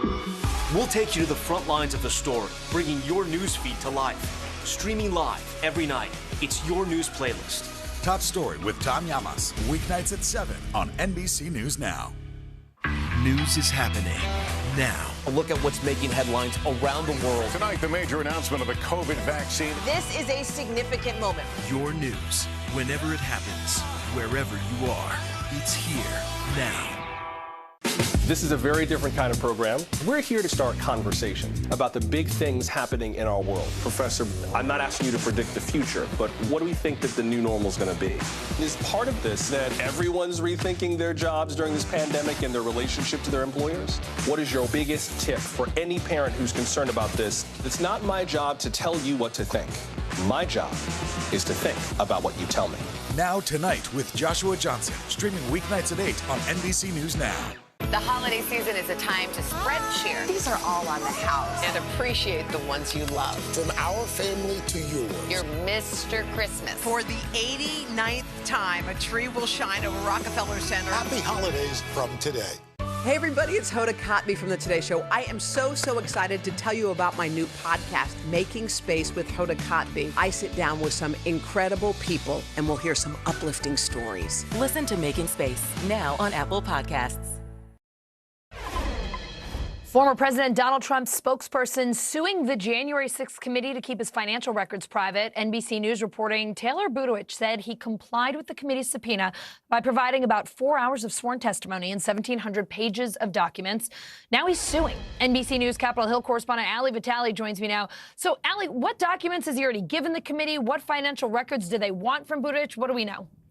Well, the reason that they're looking at Taylor Budowich is for the role that he played in disseminating a social media and radio advertising campaign around the rally at the Ellipse on January 6th. We know that that's the rally where former President Donald Trump spoke, as well as other Trump allies. And that's the place where Trump said that the folks that were there should march on the Capitol. It's one of the key things the January 6th committee is investigating. And the reason that they've ratcheted things up beyond just the documents and depositions with Budowich is they're actually demanding records from his bank. In a letter to Budowich, the chairman of the committee, Benny Thompson, said that the reason that they're looking at those records is because, and I'm quoting here, they believe his efforts include directing a 501c4 organization approximately $200,000 from a source or sources that weren't disclosed to the organization to pay for the advertising campaign. So in short, Allison, this is just follow the money.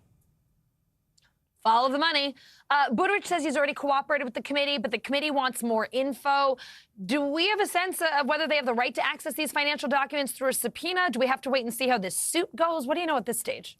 Well, at this point, they're going to have to wait to see how the courts rule, because the reason that Budowich moved on this so quickly, this is a Christmas Eve filing. He says that he wants to stop the bank from actually giving this information over to the committee. We know that we've seen these kinds of things before, too. In the case of Mark Meadows, it was regarding the telecom companies. But really, it's sort of a question of these folks were okay with the committee's investigations to a point, and then they seemingly decided they were going to draw a line in the sand, and that was too much investigating for them. So not the first of these kinds of lawsuits that we've seen, probably not the last either, but it does show that even with cooperating, there's still more that the committee might want to know that these witnesses may not want to give, and that's how this stuff ends up in the courts. Allie, the January 6th panel says it's collected more than 30,000 pages of documents. It's interviewed more than 300 witnesses. That's a whole lot of work. Do we have a sense of what's top of the list for this committee as they start 2022?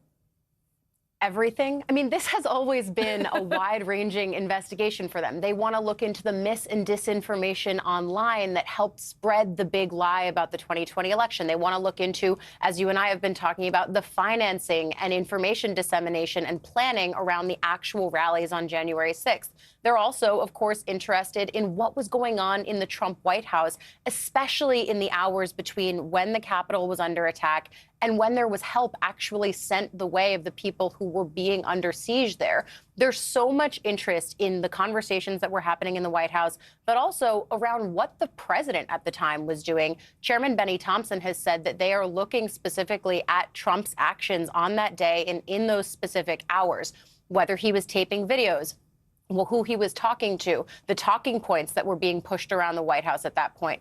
I think the really important thing here as we move forward, we know that they're going to have more hearings. We know that in the coming year, they're going to release findings. They want to do that sooner rather than later. Of course, a lot of this stuff is tied up in the courts. But the thing that's really important moving next is, yes, the role of the former president, but also the ways in which they end up dealing with sitting members of Congress. So far, we know that they have requested, not subpoenaed, but requested information and depositions from 2 sitting members of Congress. Both of them, allies of the former president, have said they're not going to comply. They're not playing ball with the committee. Well, that puts the committee in a place now to say, what are they going to do and how far are they willing to go to actually get that information from their colleagues effectively at this point? So that's the huge question looming as we know that more public hearings are coming. It's really what are they willing to do to get information from their colleagues at this point? Looks like a busy year is heading for that committee, that's for sure. Allie Vitale, thank you so much. Thanks, my friend. Help is on the way for 6 million Americans living with Alzheimer's and dementia. The Biden administration paying for new research on what behaviors might cause the disease. The Secretary of Health and Human Services spoke exclusively with MSNBC weekend anchor Richard Louie about this new national plan and why it's a personal mission. Javier Becerra runs the agency overseeing the FDA, CDC, NIH, and more. And this holiday season, an important reminder for families takes center stage. Probably the best way to discuss this issue, dementia, Alzheimer's, today is to talk about the family members who are right now alone because of COVID. Alzheimer's costs America more than $355 billion annually. 70% of that cost is paid for by families. Everyone should be able to care for their loved one if they're willing to. My mother-in-law, who did suffer from dementia for many years, never was a day without a family member at her side. My father, who passed on New Year's Day 2020, and we, the family, became his caregivers, his hospice caregivers for much of his life. He lived with me his last 4 years of life. Becerra moved his parents next door to help. He became one of 53 million Americans taking care of a loved one living with a disability. When he started to decline, we would sleep in his bedroom with him. You know, those are tough days. You don't get a lot of sleep. You do things for your aged parent that your parent did for you when you were an infant. I go through that battle now. I'm fighting with my siblings about how to pay to keep my father under the care he needs, my mom at home. How does the plan address that? Well, the plan, which is updated every year. The government plan on Alzheimer's and dementia tracks 5 goals, and this year a 6th new goal was added, funding new research on what behaviors might cause Alzheimer's or dementia. Can I make sure that the diet that my parents have is healthier so that they're eating less risky foods? Absolutely. Can that help us when it comes to something like dementia? Well, that could help reduce the risk. And that risk is higher for certain groups. In Black and Latino communities, the rate of Alzheimer's can be twice of others. You and I grew up in poverty, essentially. When you think about health equity and this plan, bring those two together for me briefly. In racial and ethnic minority communities, dementia hits hard and more often in some cases. Most ambitious of the plan, to prevent and treat Alzheimer's disease within 3 years. What is inspiring, one thing that your father said to you in your years growing up? If you can get up and go to work, it's a good day. There was a man who really impacted my life, who makes it possible for me to jump high, to get up in the morning and have a good day. And so I won't forget my dad.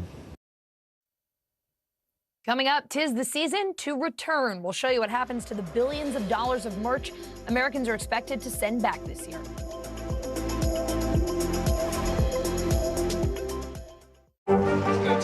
What is going to happen now? Going back and forth because Oh, yeah, this is it, right?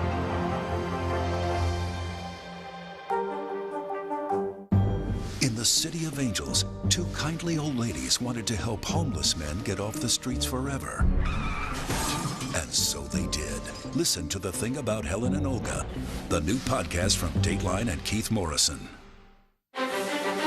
Is this an issue about guns or is this an issue about social justice? This supply chain issue has been a problem for months. Do you concur that this is going to get worse before it gets better? The question is, are you now more open to packing the court? If it's Sunday, it's Meet the Press.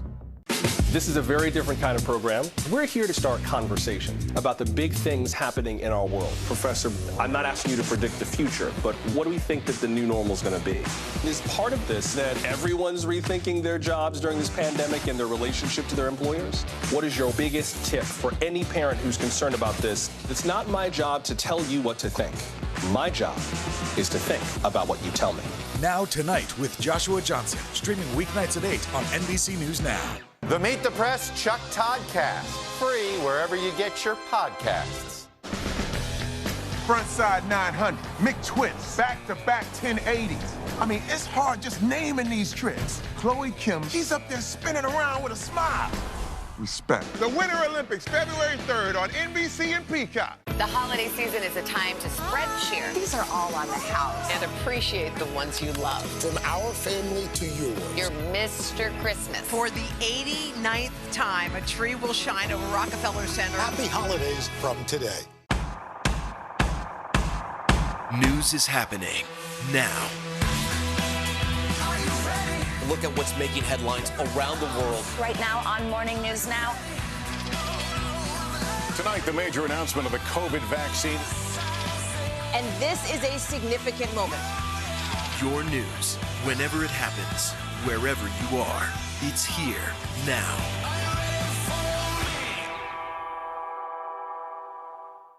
Good morning, I'm Joe Fryer. And I'm Savannah Sellers. Another giant leap for mankind. They want folks to shelter in place until this storm pushes through. This new travel requirement, is it possible we're going to see tighter restrictions? Morning News Now, streaming weekdays at 7. Welcome to The Tonight Show. Let me show you how it's done. Show me what you got. I don't want to be a Lego.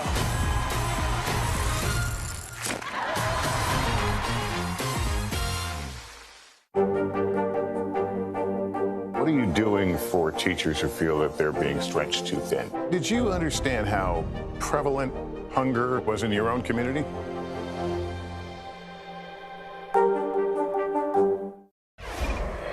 It is time for the bottom line, our daily look at what's going on in the business world and beyond. We have a first look at how much Americans spent this holiday season. Holiday sales moving at their fastest pace in 17 years, according to a new report from MasterCard, up 8.5% from 2020 and 10.7% from pre-pandemic 2019. And 2 out of 3 customers plan to return some of those purchases this year. NBC News correspondent Shaquille Brewster is at B-Stock. It's a warehouse outside Indianapolis where some of those returns will end up. Looks like a lot of those returns will end up there. So, Shaq, you are watching Americans send back their unwanted gifts in real time. What are you seeing and where do they go? There are a lot of gifts, Allison, that we're talking about. You mentioned that number about how 2 in every 3 people plan at least to send back at least one gift. Well, you get a little depiction of what that can look like here. You see each pallet that you're looking at through this entire warehouse. There are 6,000 of those pallets. You see a tires on there. Some of them have chairs. We've seen TVs here. I can tell you that B-Stock is the company that is organizing this, that puts these return items into one bundle essentially and then resells them to the third party. They're saying that they're expecting a tsunami of returns this year around because of those online sales that you mentioned. I want you to listen to our conversation with the COO of this company and just listen to how he frames the influx that they're expecting. We see for this season that volume is going to increase again, and a big part of that is going to be, e-commerce shopping, and the continued shift for folks to buying online is going to result in some increases in customer returns. By and large, we see about 50 to 60% of merchandise going back on the shelves, provided it's in, brand new condition. But the bulk of that, the rest of that, the 40 or 50% that they don't put back on the shelf, tends to go through a business platform like B-Stock. That last point that he made there, you see all of the items behind me. A lot of them are not going back to those original shelves, but are going off to consumers in other forms, Allison. Shaq, all that packaging, all that shipping, whether you're buying or returning, creates a whole lot of waste. How do our shopping habits, our return habits affect the environment? Yeah, look, that's the sobering side of this, especially you consider many companies have at least made it easier to return some items. Well, not only is it more expensive for them, but there's also environmental costs that you see involved in this. We're talking about 5.8 billion pounds of return packaging that ends up in landfills. You're talking about lots of other carbon emissions that go out. We did a comparison of the number of carbon emissions. I think it's like 12.8 million tons. I might be wrong on that specific number, but it compares to the emissions that you get from 4 coal power plants in this country and what they emit in a year. So these are a lot of emissions that you're talking about in the process of sending that item back to the store and then taking it to facilities like this and then transporting it to the next seller or the next buyer. It's a lot of added costs that you see in the process. Yeah, Shaq, listen, I don't shop online or buy from anyone if they're not offering me free shipping and free returns. That's the hook that gets me. So when I do that kind of shopping, who pays for my free returns? What kind of cost are we talking about? I mean, that's a whole big issue. I just worry about the fact that I'm not paying it.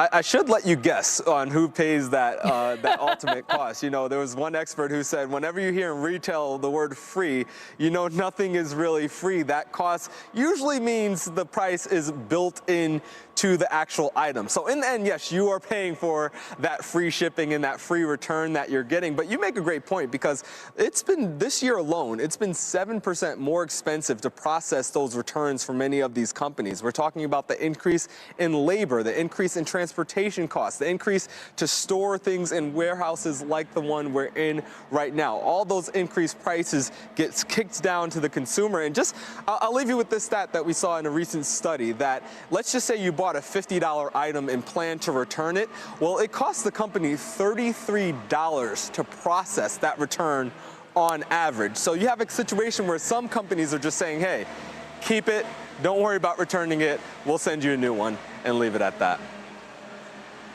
I have gotten that call and that email before. Just hang on to it. If something's wrong with it, we'll send you another one. It's not worth the cost. We don't want it back. Shaq, right. Yeah, they don't want to deal with my free return. Shaq, thank you so much. It's also a pleasure to see you inside on this cold winter day. It's a nice change. Oh, the pleasure's all mine, Allison. See you, Shaq. Coming up, Queen Elizabeth's emotional holiday message, the tribute to her late husband, Prince Philip, after this break.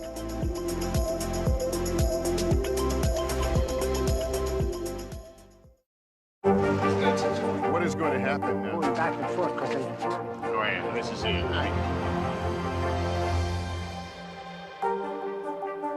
Wednesday, January 5th, a new season of Greed begins on CNBC. Theranos goes to trial. She was the next big thing. Sex and scandal. I had just graduated high school. He would ask me to go out for a couple of drinks. Boeing's soaring greed. What caused this brand new plane to crash? Anything for money. He ran a criminal syndicate, millions of dollars. American Greed. New season starts Wednesday, January 5th on CNBC. We began our Across America journey tonight, St. Louis, Austin, here in Nashville. From Washington, D.C., the site of our nation's capital, you rarely see. It's your last move. Was talking smack part of this? What are you doing for teachers who feel that they're being stretched too thin? Did you understand how prevalent hunger was in your own community?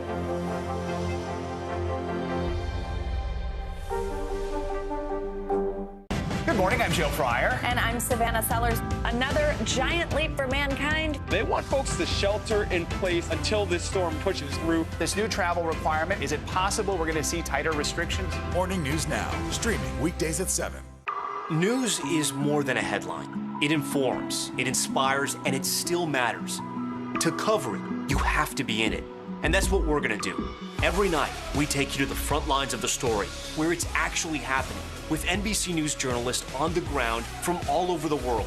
We cover what you need to know and bring your newsfeed to life. In primetime and streaming live, it's your news playlist every night. Top Story with Tom Llamas, weeknights at 7 on NBC News Now.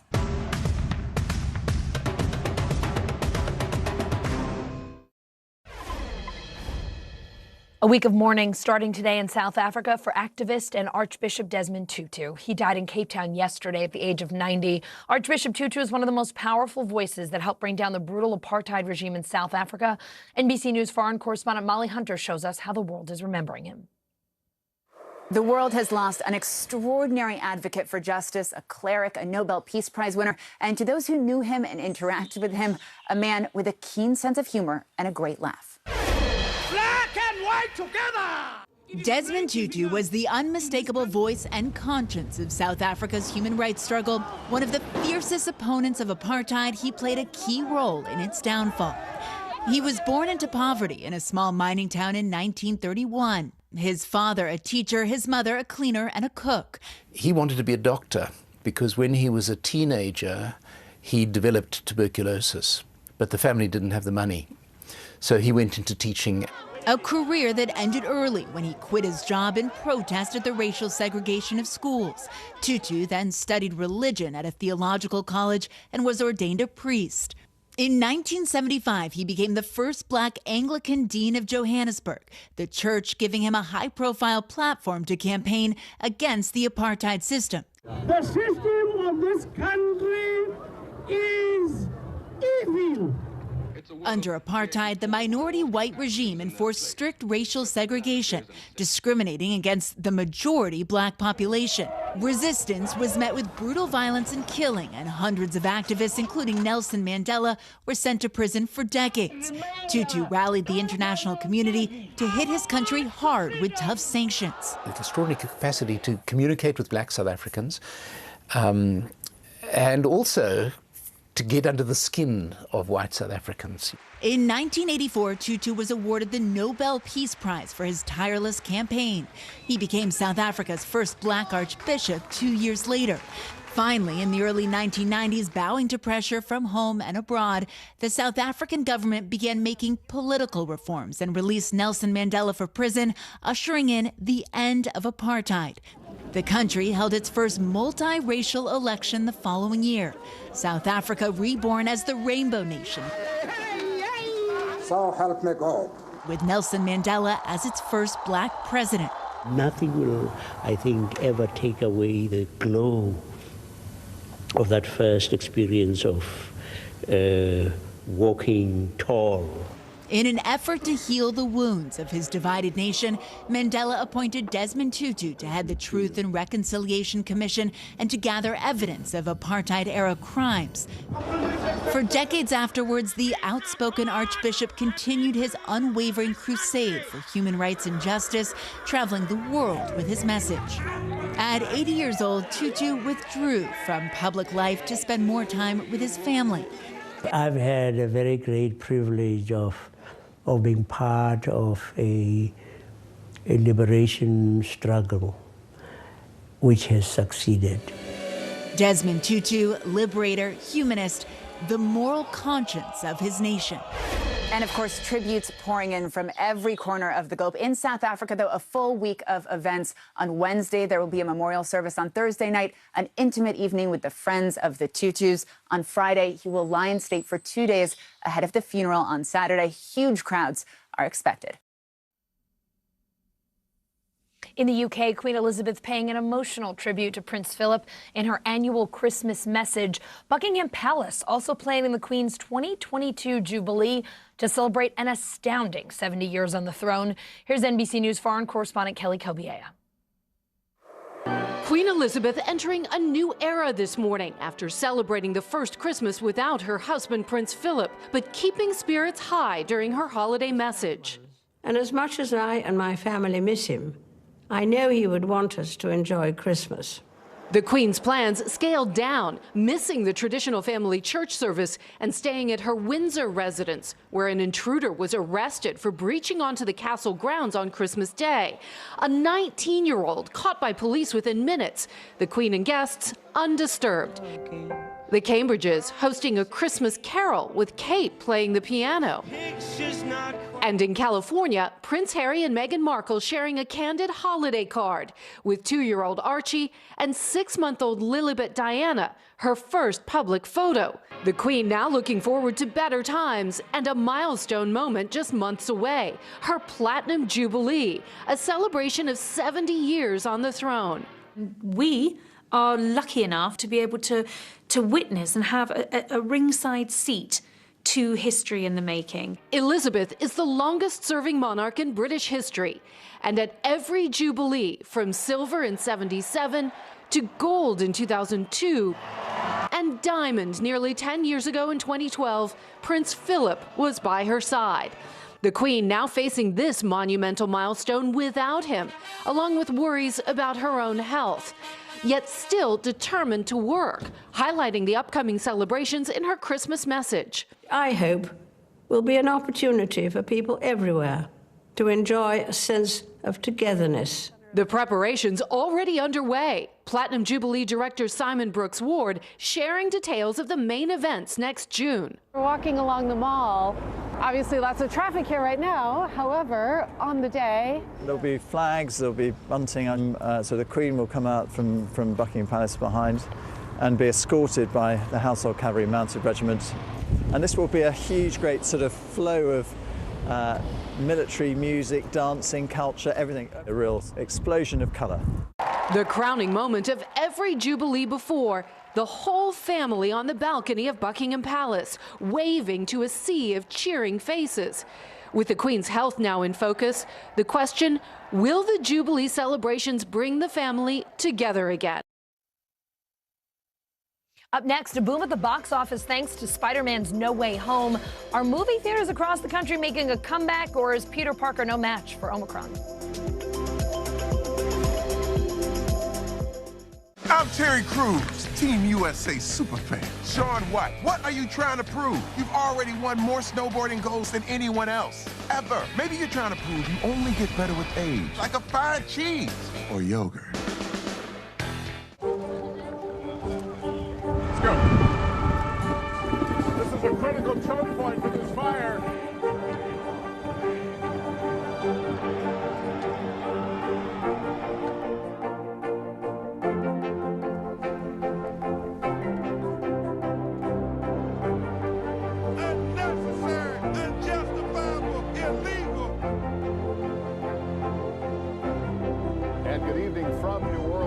Military operation, witnessing the massive crowds. I admire you both.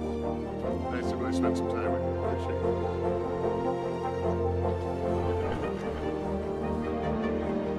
At any moment now.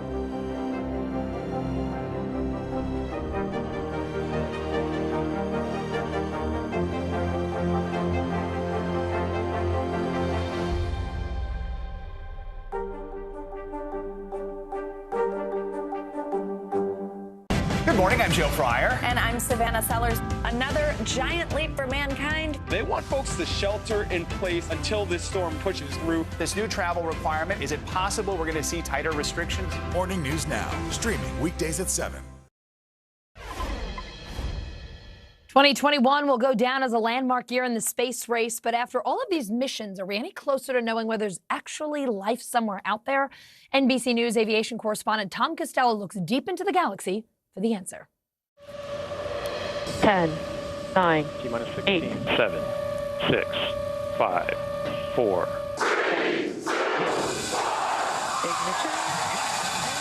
Fire. From New Mexico to Texas to Florida, put 2021 down as the year the private space race came roaring off the pad. To the next generation of dreamers, if we can do this, just imagine what you can do. Billionaires Richard Branson, Jeff Bezos, and Elon Musk bringing commercial space travel one rocket ride closer for all of us back here on Earth. On his first trip, Bezos brought along 82-year-old Wally Funk, one of the original female Mercury astronauts who never flew. Then Captain Kirk himself, 90-year-old William Shatner, choked up with emotion after landing back on Earth. What you have given me is the most profound experience I can imagine. Godspeed Inspiration 4. On September 15th, it was the 4 civilian astronauts on board a SpaceX rocket who made history on a 3-day orbit around the world. We can see the entire perimeter of the Earth, which is so beautiful. The trip, part of a fundraiser for St. Jude Children's Hospital, where crew member Haley Arsenault was treated for cancer as a child. But with prices starting at $250,000 per seat, space tourism is still way out of reach for most of us Earthlings. It's important to you that this becomes accessible to everybody. That's why we started it. I mean, I think ultimately the price will come down to a level where an awful lot of people will be able to do it. But Bezos and Musk aren't content with joyrides around the Earth. Musk's SpaceX has won a NASA contract for its Starship to carry astronauts to the surface of the moon. That same system could eventually fly onto Mars. And Jeff Bezos planning to build a commercial space station called Orbital Reef, a sort of floating business park. While the commercial space race is hot and at full throttle, the U.S. is not alone. China is putting astronauts in space, already building its own space station, with plans to put humans on the moon as soon as 2030. And then there's Mars, the ultimate goal. This year, NASA pulled off yet another first. After landing a rover on the surface, it flew a helicopter, a drone really, over the Martian surface. Here's NASA's animation. And here's the actual chopper flight. So far from Earth, it had to fly itself, making 500 calculations per second. We have done it. This is the first time I've been able to say we've done it. It's a vast universe holding billions of galaxies and hundreds of billions of planets. So what are the chances that we're not alone, that life exists on at least one of those planets? The problem? We humans love sci-fi, and we tend to think of aliens as the characters we see on TV and in the movies. phone home. Our understanding of life doesn't mean that we understand all the options or all the possibilities of the various life forms that may be out there. Absolutely true. Yes, just because we understand our own life doesn't mean that we know what to predict of how life might form in another different environment. But have aliens already visited us? There's a whole fleet of them. What about the UFO sightings from credible sources like Navy pilots? Astrophysicist Adam Frank is a sympathetic skeptic. Why do UFOs always look like exactly what we'd expect them to look like from all the movies we've watched, right? As I like to say, if it sounds like a science fiction story, it is. Frank believes life probably does exist beyond Earth, but he hasn't seen compelling evidence that they've visited Earth yet. If there is intelligent life out there, experts say it is probably many light years away. And each light year is at least a 37,000-year journey. So we're talking about 100,000 years to get there, or maybe even further. So you better pack an overnight bag. Big blockbusters are bringing back hope for movie theaters during the pandemic. More Americans are grabbing the popcorn and sitting in front of the big screen again, with Spider-Man smashing box office expectations. NBC News Now anchor Joe Fryer takes us to the movies. Allison, with the recent surge of Omicron, theaters are booming this holiday season, with the latest Spider-Man movie shattering box office records this weekend. Now, with more superhero sequels and action-packed Hollywood films on the way, movie theaters are looking and hoping to make a big return. This morning, signs the big screen is mounting a blockbuster comeback. I love coming back to the theater. I'm going to keep my mask on the whole time, but I'm not really concerned. The holiday weekend enjoyed a powerhouse showing, with Spider-Man No Way Home breaking records by raking in more than $1 billion at the global box office, the first pandemic-era film to hit that mark. A heroic feat for an industry looking to bounce back. I did see it, but I have to see it again. This girl is on fire! Sing 2 by our parent company, NBC Universal, has brought in $41 million since its debut last week, while The Matrix Resurrections, which debuted both in theaters and on HBO Max, pulled in $22.5 million. A recent survey found 1 in 5 U.S. adults would feel comfortable heading back to theaters within the next month. Marvel movies will likely continue to lure many moviegoers into their universe, with sequels to hit franchises like Doctor Strange, Thor, and Black Panther slated for release. Coming attractions also include the highly anticipated debut of Robert Pattinson as Batman, and the return of Tom Cruise in Top Gun Maverick and Mission Impossible 7. But the silver screen faces tough competition from streaming, which is increasing screen time at home. Next year, Disney Plus will debut new exclusive titles like Hocus Pocus 2, and Peacock, which is owned by NBC Universal, the parent company of NBC News, will stream most Universal films as early as 45 days after their theatrical release. So this is the Suicide Squad. Meanwhile, come January, streaming giant HBO Max will no longer offer its popular same-day release plan, a move that may get more people back to the theater. In 2022, do you think we're going to see fewer movies released both in theaters and on streaming on the same day? I think we're going to go back to that theatrical first model heading forward. It makes movies more coveted. Movie theaters were shuttered for much of the pandemic, forcing some to turn to virtual showings or rent out entire auditoriums. AMC Theaters, the country's largest movie theater chain, posted a loss of $4.6 billion in 2020. Now the company is looking for new ways to retain customers, investing in payment options like Bitcoin and even selling popcorn outside the theater as the industry looks to rebound in the year ahead. The movie theater experience has withstood every challenge that's come its way. It's a resilient business. People love going out to the movies. They're starting to come through, and I can't stop them. According to one projection, global box office numbers for next year could increase nearly 60% from 2021, but it would still mean we have to wait until 2023 to see a full return to pre-pandemic numbers, when those numbers are expected to total more than $40 billion. Allison. Hey everyone, I'm Allison Morris. You are watching NBC News Now. Here's what's happening. COVID cases spiking across the country. President Biden pledging help is on the way. Trouble in the skies during one of the busiest travel periods of the year. Why thousands of flights are canceled and when the airports might actually be back on track. Plus, the federal government's new plan to help more than 6 million Americans living with Alzheimer's. NBC's exclusive interview with Health and Human Services Secretary Xavier Becerra.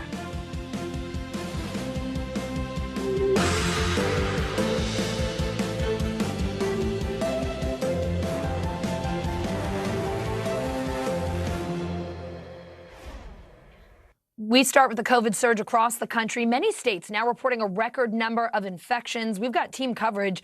NBC News reporter Gary Grumback's in Deptford, New Jersey. NBC News White House correspondent Mike Memley's with the president in Rehoboth Beach, Delaware. Mike, we'll start with you. The president met today with the White House COVID response team and the nation's governors. Here he is.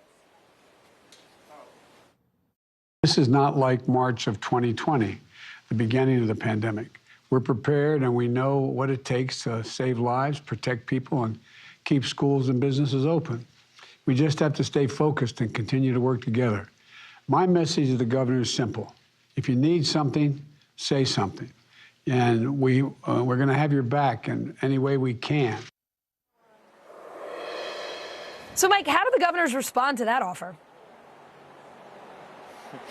Well, Allison, the president, as he was making his way to Delaware, took a question from a reporter who asked just that very question. The president said that there were no complaints, just a lot of questions. I think we all have a lot of questions about just what we're walking into here as these Omicron cases surge around the country, especially as it relates to testing. Now, we only saw part of the president's conversation with the governors, but one of the governors we did hear from during that conversation was Republican Asa Hutchinson of Arkansas. Now, he's the chairman of the National Governors Association. About half of the nation's governors participated in this meeting with the president and his medical team today.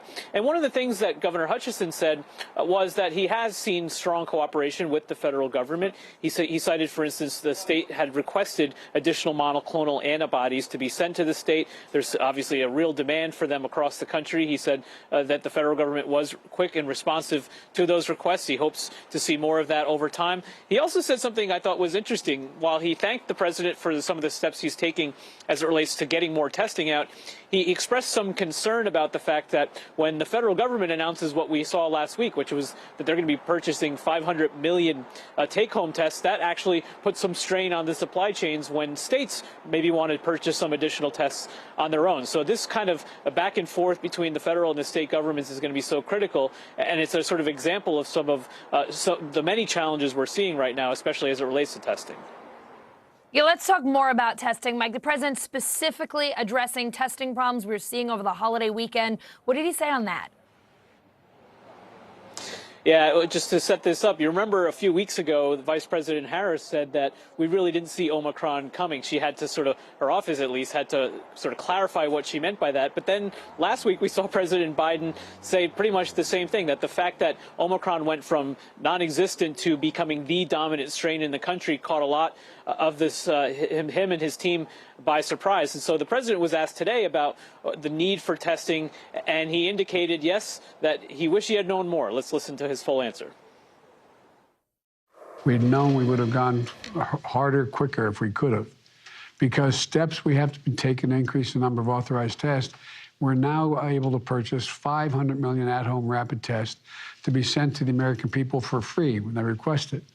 And we're going to continue to use the Defense Production Act to produce as many tests as possible.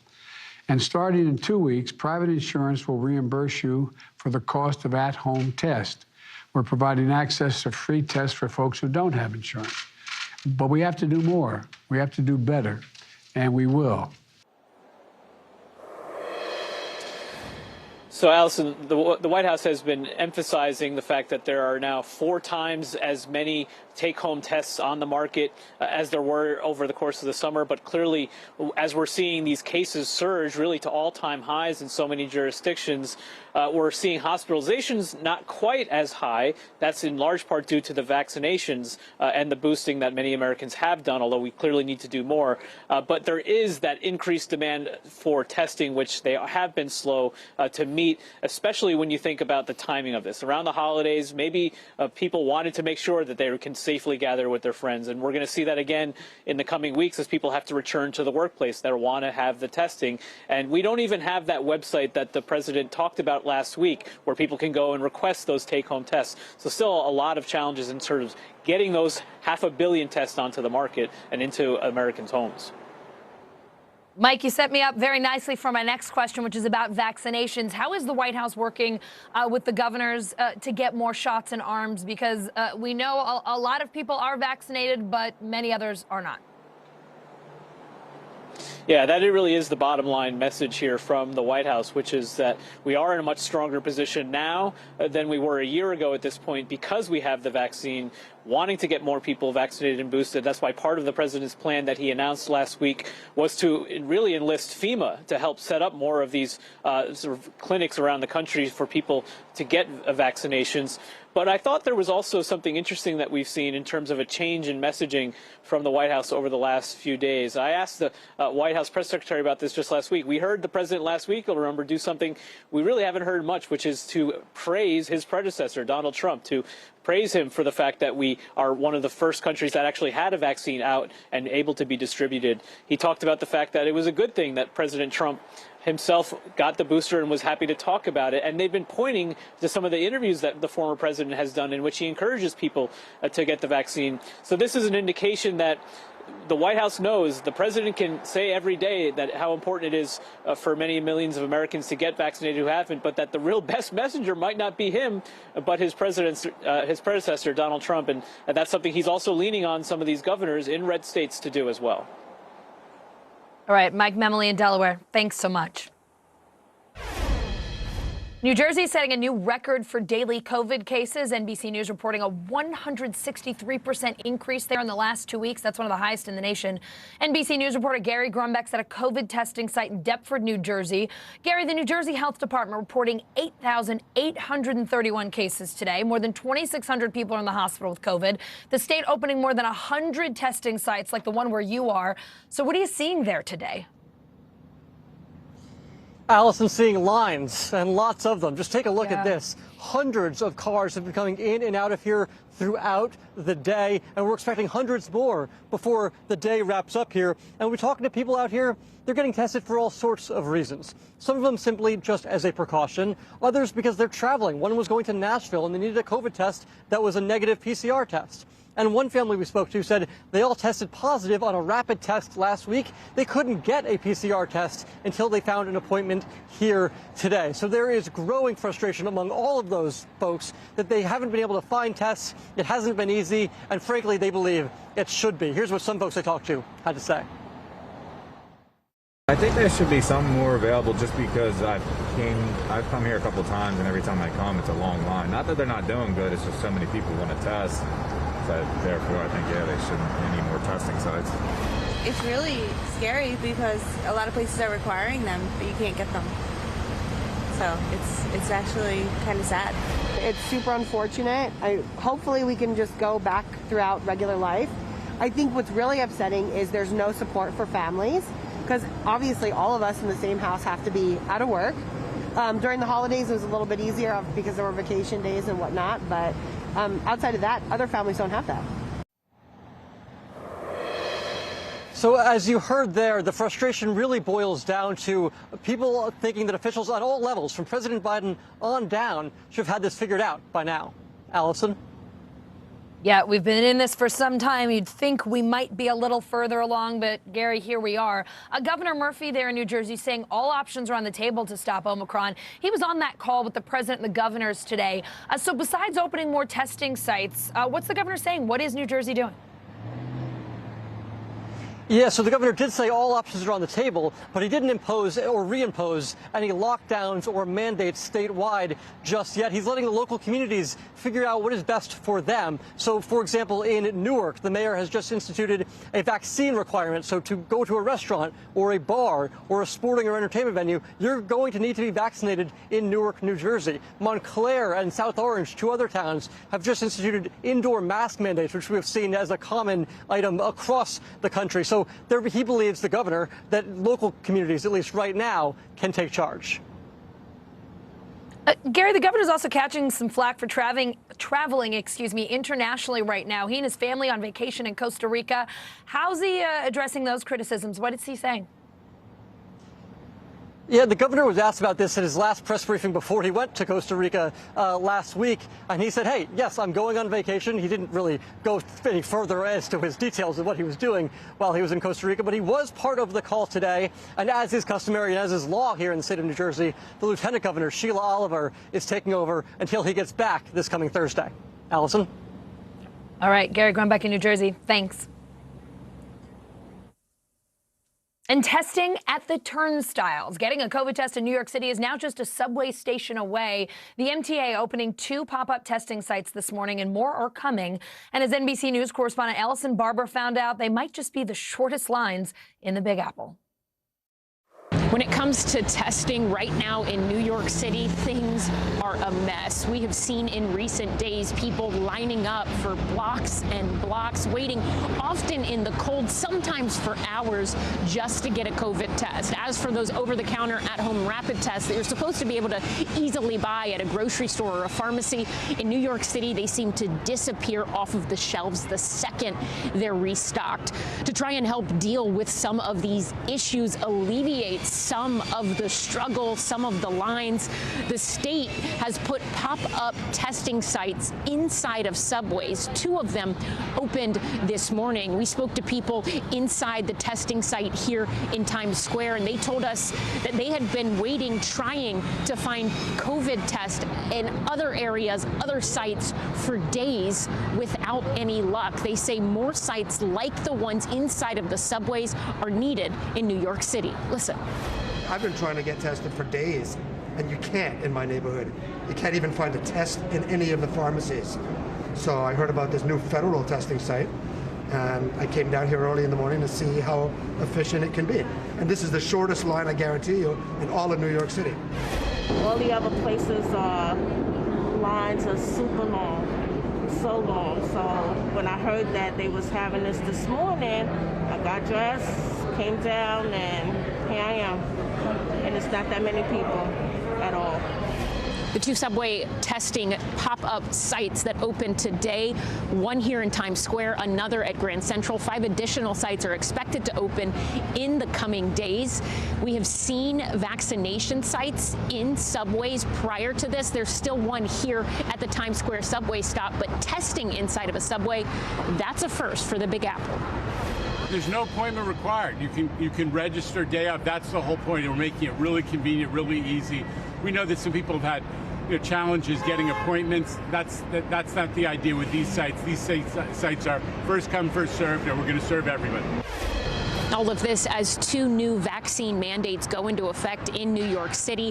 One of them expanding the vaccine mandate for the private sector in New York City. The other related to children. Now, anyone over the age of 12 in New York City must show proof of vaccination in order to eat inside at a restaurant, go to a gym, or go to any indoor entertainment venue. Allison? Some fresh concerns about Pfizer's newly FDA-authorized COVID treatment pill. One of the 2 drugs in those pills could cause life-threatening interactions if taken with antidepressants, blood thinners, steroids, or statins. NBC senior medical correspondent Dr. John Torres here with me now. Dr. John, those medications are for people with underlying conditions, and they're already at the greatest risk for COVID. If you're someone who is on one of those, what should you know about the Pfizer treatment pill? And Allison, you're right. The pills are already made and authorized for people with these underlying medical conditions, which could mean they're taking medication that these Pfizer pills could actually interfere with. So what's a person to do? Well, first and foremost, realize that the way this happens is because there is one of the pills you take 3 pills a day, 3 pills twice a day for 5 days. One of those pills is what's called a boosting agent. And the way it works is it slows down an enzyme in your liver that helps metabolize the medication that you take by mouth. The reason it does that is it allows that antiviral pill to work longer, but it could interfere with some other medications. Blood thinning medications, anti-seizure medications, maybe even cholesterol-lowering medications. Those are the ones that are concerned, which could put them at higher levels and possibly even toxic levels. But that doesn't mean you cannot take this medication, Paxlovid. What it means is the pharmacist and the doctors might have to adjust how you take this medication and how you take the other medications. So first and foremost, realize that this is one of those things that you can still take. Don't stop it on your own. How about children, Dr. John? I have to ask you there. The FDA authorized Pfizer's pill for people as young as 12. Right now, children's hospitals are filling up pretty fast. Earlier this month, there were almost 170,000 new pediatric COVID cases in a single week. What should parents be aware of? What kinds of questions should they be asking if they are considering this pill as an option for their kids? And they should ask the same questions that adults should ask as well to the doctor and the pharmacist. Is this going to interfere with any medications I am taking right now? Or are there any things you should not take? The perfect example for people that take medications is, think about grapefruit. A lot of times there's cautions about how to take grapefruit because it can interfere. Same thing here. Doesn't mean you can't take it, but also realize there are other medications out there that might help. So if I can't take this one, is there something else that might help? The bottom line, Allison, is you want to take these if it's something that's going to help you and it's something that potentially could be life-saving, and if not, don't need to take it then. So if you fall into the category where it's maybe too risky, where you're on other medicines and you should not take Pfizer's COVID pill, what are your other options to fight this virus?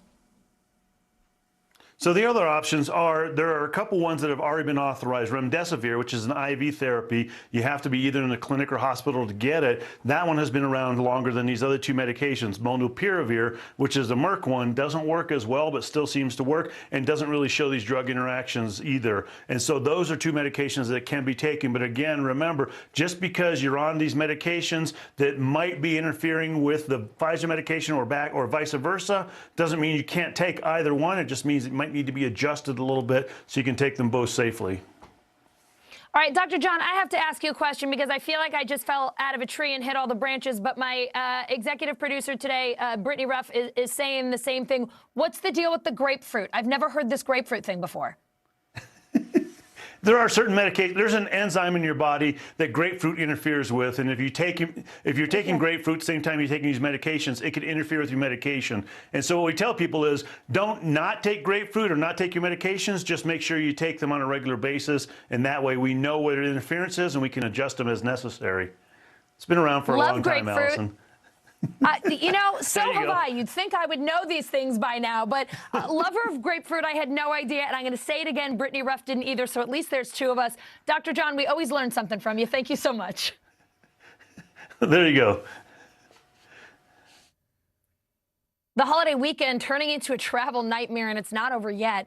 Airlines are canceling thousands of flights in the U.S. since Christmas Eve, stranding travelers from coast to coast. NBC News correspondent Ron Allen outside LaGuardia Airport in New York City. Ron, some 10,000 flights canceled around the world over the holiday weekend, according to FlightAware. Even more flights were delayed. I gotta say, I don't see all that many cars behind you, which is shocking at LaGuardia Airport. So how are things looking there today? Well, it's a Monday afternoon. We're in the middle of between the 2 big holidays of Christmas and New Year's. So, this is perhaps not a really high demand travel day given across the spectrum of the week. It's been steady here. There are a handful of cancellations and delays. I think across the country, we broke the 1,000 barrier of cancellations a little earlier today. We got statements from Delta and United Airlines. Delta says that they're going to have about 200 cancellations compared to Sunday, a busier day. They had about 350 or so. So the numbers are ticking up and they're still there. And of course, all this is going to depend on where you're going and when you're going. And obviously the best advice is to check in with your airline to see if your flight's been canceled or delayed. United, in their statement, made the point that they have been really trying to get ahead of this by contacting passengers before they would leave home to tell them that their flights are booked or need to be rebooked or if they're canceled, so that there's not a big mess at the airports. But again, we're in the middle of something right now. This all started perhaps, I guess, the Thursday before Christmas Eve, and we still have the New Year's holiday coming up this weekend. So we're kind of in the middle of it. And of course, the other big problem is weather. There are some storms in different parts of the country. Delta, for example, said they're having a lot of trouble around. They're having more trouble around Minneapolis, Salt Lake City, Seattle, where they have hubs and where there's also bad weather. So that's part of the problem as well. And of course, the Omicron, the COVID numbers keep seeming to rise. And if you put one next to the other, cancellations of flights, Omicron cases, they're probably both going up in some sort of relationship, I guess you would say. And of course, we don't know how that's going to all pan out in the coming days. So it's a day-to-day thing, but the bottom line is, if you're trying to travel somewhere, check with your airline before you go to the airport because your flight may be delayed or canceled. Allison? Yeah, Omicron, winter weather, what a combination this holiday. I also want to ask you, Ron, about cruise ships. COVID, a problem there again. I understand the latest outbreak was on a Holland America cruise ship. What can you tell us about that? Yeah, there are several cruise ships, many of them based in Florida, where the numbers are off the charts, that have gone to ports in Mexico, Aruba, other places, and been turned away because there are positive cases on the ship. And it's interesting in that some cases, passengers are required to be vaccinated before they get on the ship. So it's unclear how these outbreaks are happening. They're apparently breakthrough cases that happen during the time that the cruise ship is out on its voyage. But the bottom line is, yes, this is happening too. It's another example of how Omicron, how this surge is affecting travel, cruise ship, airlines, you name it. And it's a reason why a lot of families and others are rethinking their holiday plans and scaling things down or scaling them back. And of course, we still have New Year's to come, so I would think that there's going to be more of that. It's a very much a day-to-day thing. Allison? Yeah, it sure sounds like it's a day-to-day thing that might not get better for a matter of days. Ron, thank you for your reporting today. Glad at least to hear that it's not too crowded if you're trying to drop someone off or pick someone up.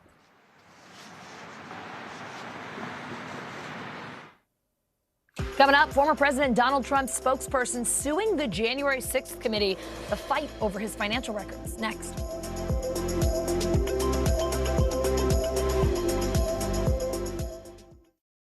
We're here to start conversations about the big things happening in our world, because it's not my job to tell you what to think. My job is to think about what you tell me. Now Tonight with Joshua Johnson, streaming weeknights at 8 on NBC News Now.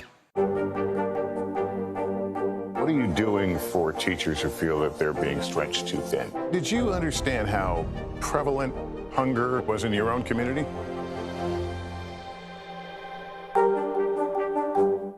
Good morning, I'm Joe Fryer. And I'm Savannah Sellers. Another giant leap for mankind. They want folks to shelter in place until this storm pushes through. This new travel requirement, is it possible we're going to see tighter restrictions? Morning News Now, streaming weekdays at 7. What are you doing for teachers who feel that they're being stretched too thin? Did you understand how prevalent hunger was in your own community?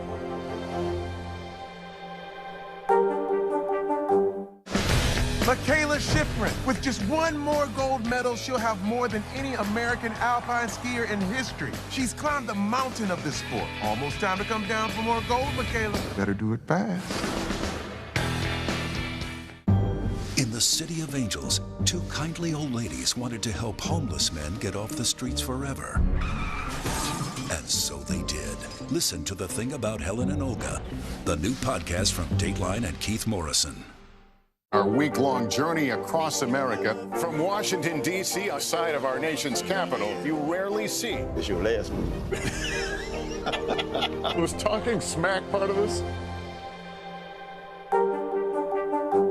To cover the news, you have to be in it.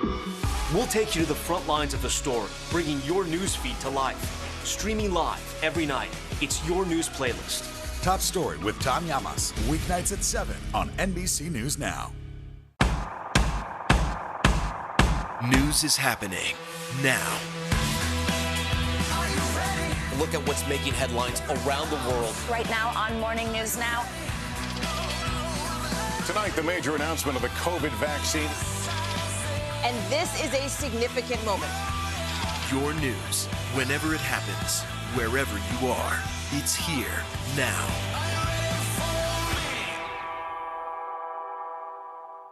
Hey everybody, it's Hoda Kotb from the Today Show. I am so excited to tell you about my new podcast, Making Space with Hoda Kotb. I sit down with some incredible people and we'll hear some uplifting stories. Listen to Making Space now on Apple Podcasts.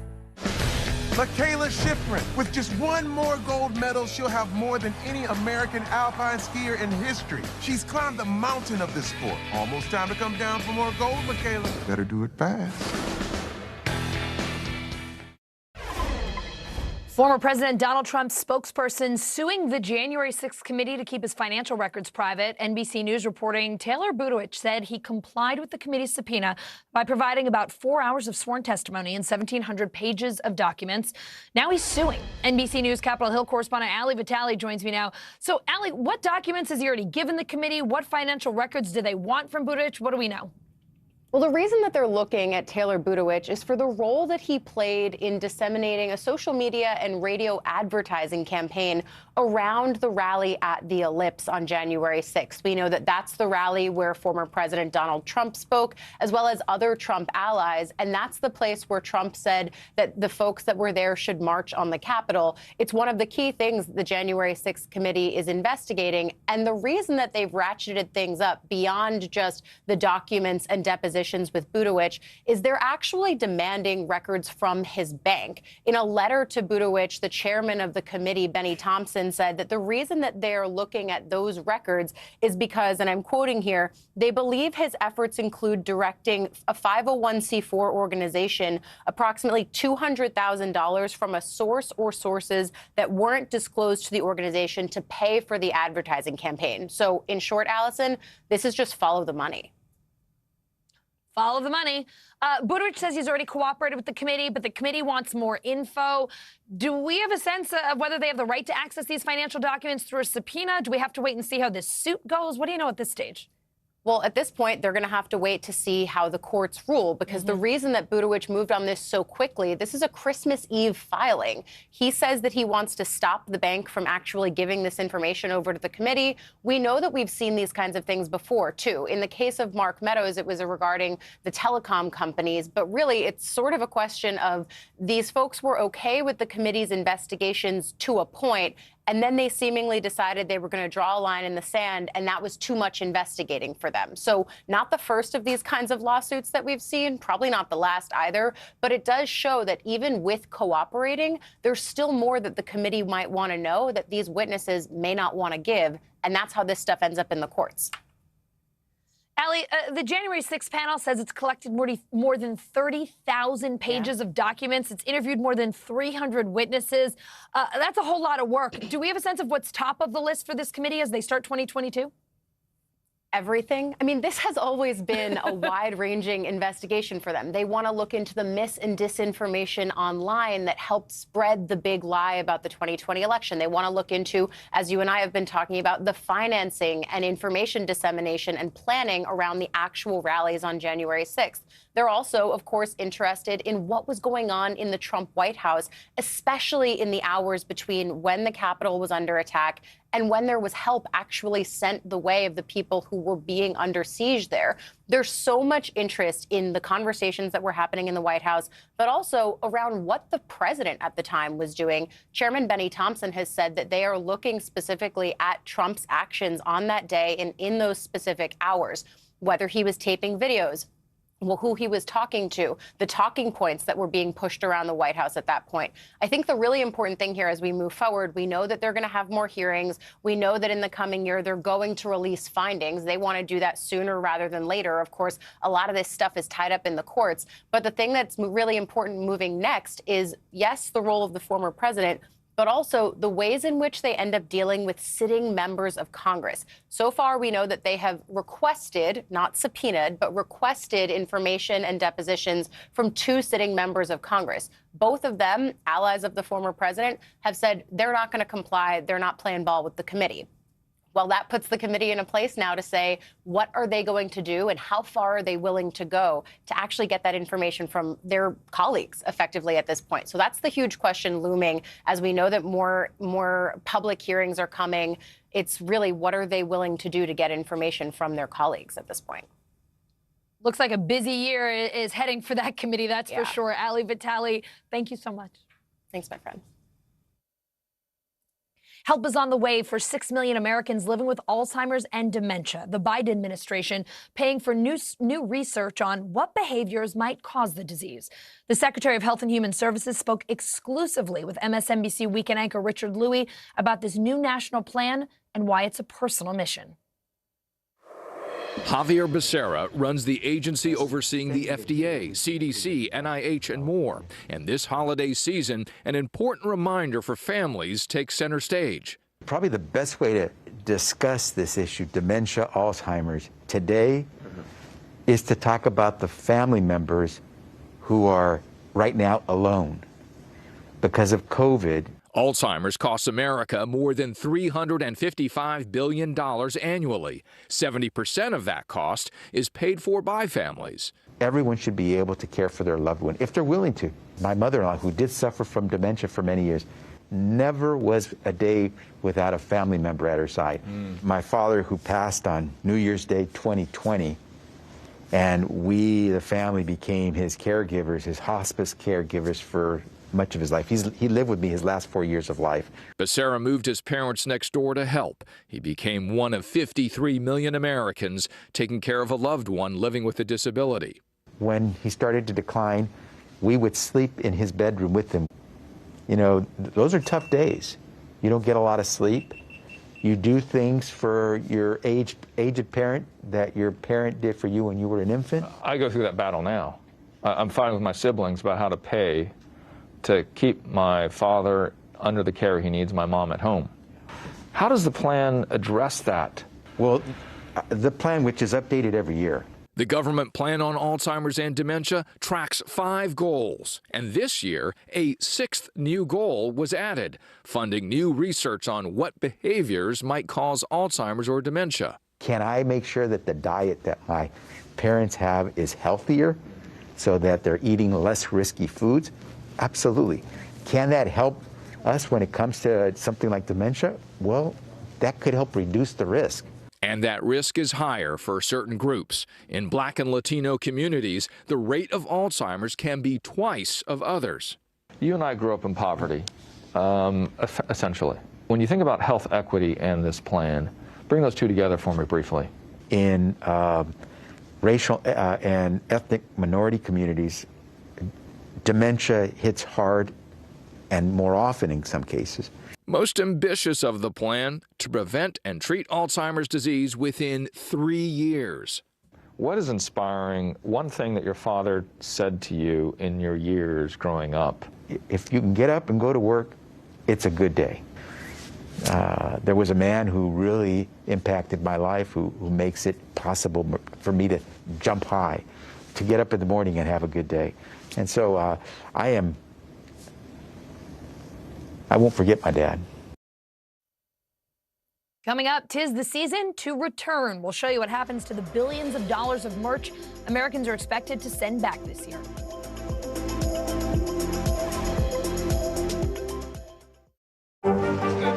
What is going to happen now? Going back and forth because Oh, yeah, this is it, right?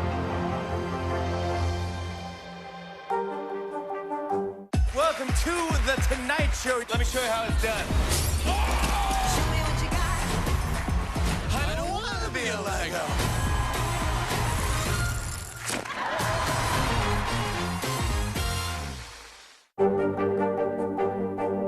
What are you doing for teachers who feel that they're being stretched too thin? Did you understand how prevalent hunger was in your own community?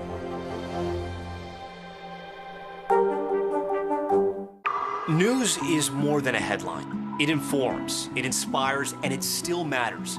To cover it, you have to be in it. And that's what we're gonna do. Every night, we take you to the front lines of the story, where it's actually happening, with NBC News journalists on the ground from all over the world. We cover what you need to know and bring your newsfeed to life in prime time And streaming live, it's your news playlist every night. Top Story with Tom Llamas, weeknights at 7 on NBC News Now.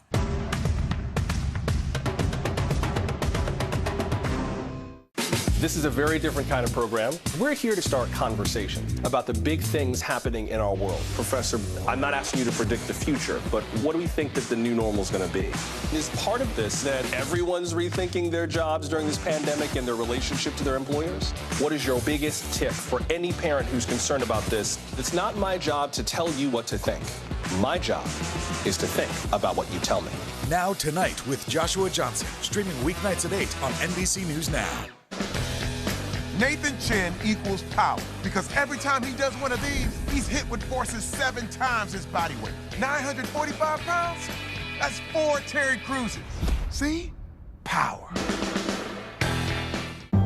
In the City of Angels, 2 kindly old ladies wanted to help homeless men get off the streets forever. And so they did. Listen to The Thing About Helen and Olga, the new podcast from Dateline and Keith Morrison. Hey everybody, it's Hoda Kotb from the Today Show. I am so excited to tell you about my new podcast, Making Space with Hoda Kotb. I sit down with some incredible people and we'll hear some uplifting stories. Listen to Making Space now on Apple Podcasts. The holiday season is a time to spread cheer. These are all on the house. And appreciate the ones you love. From our family to yours. You're Mr. Christmas. For the 89th time, a tree will shine over Rockefeller Center. Happy holidays from today. To cover the news, you have to be in it.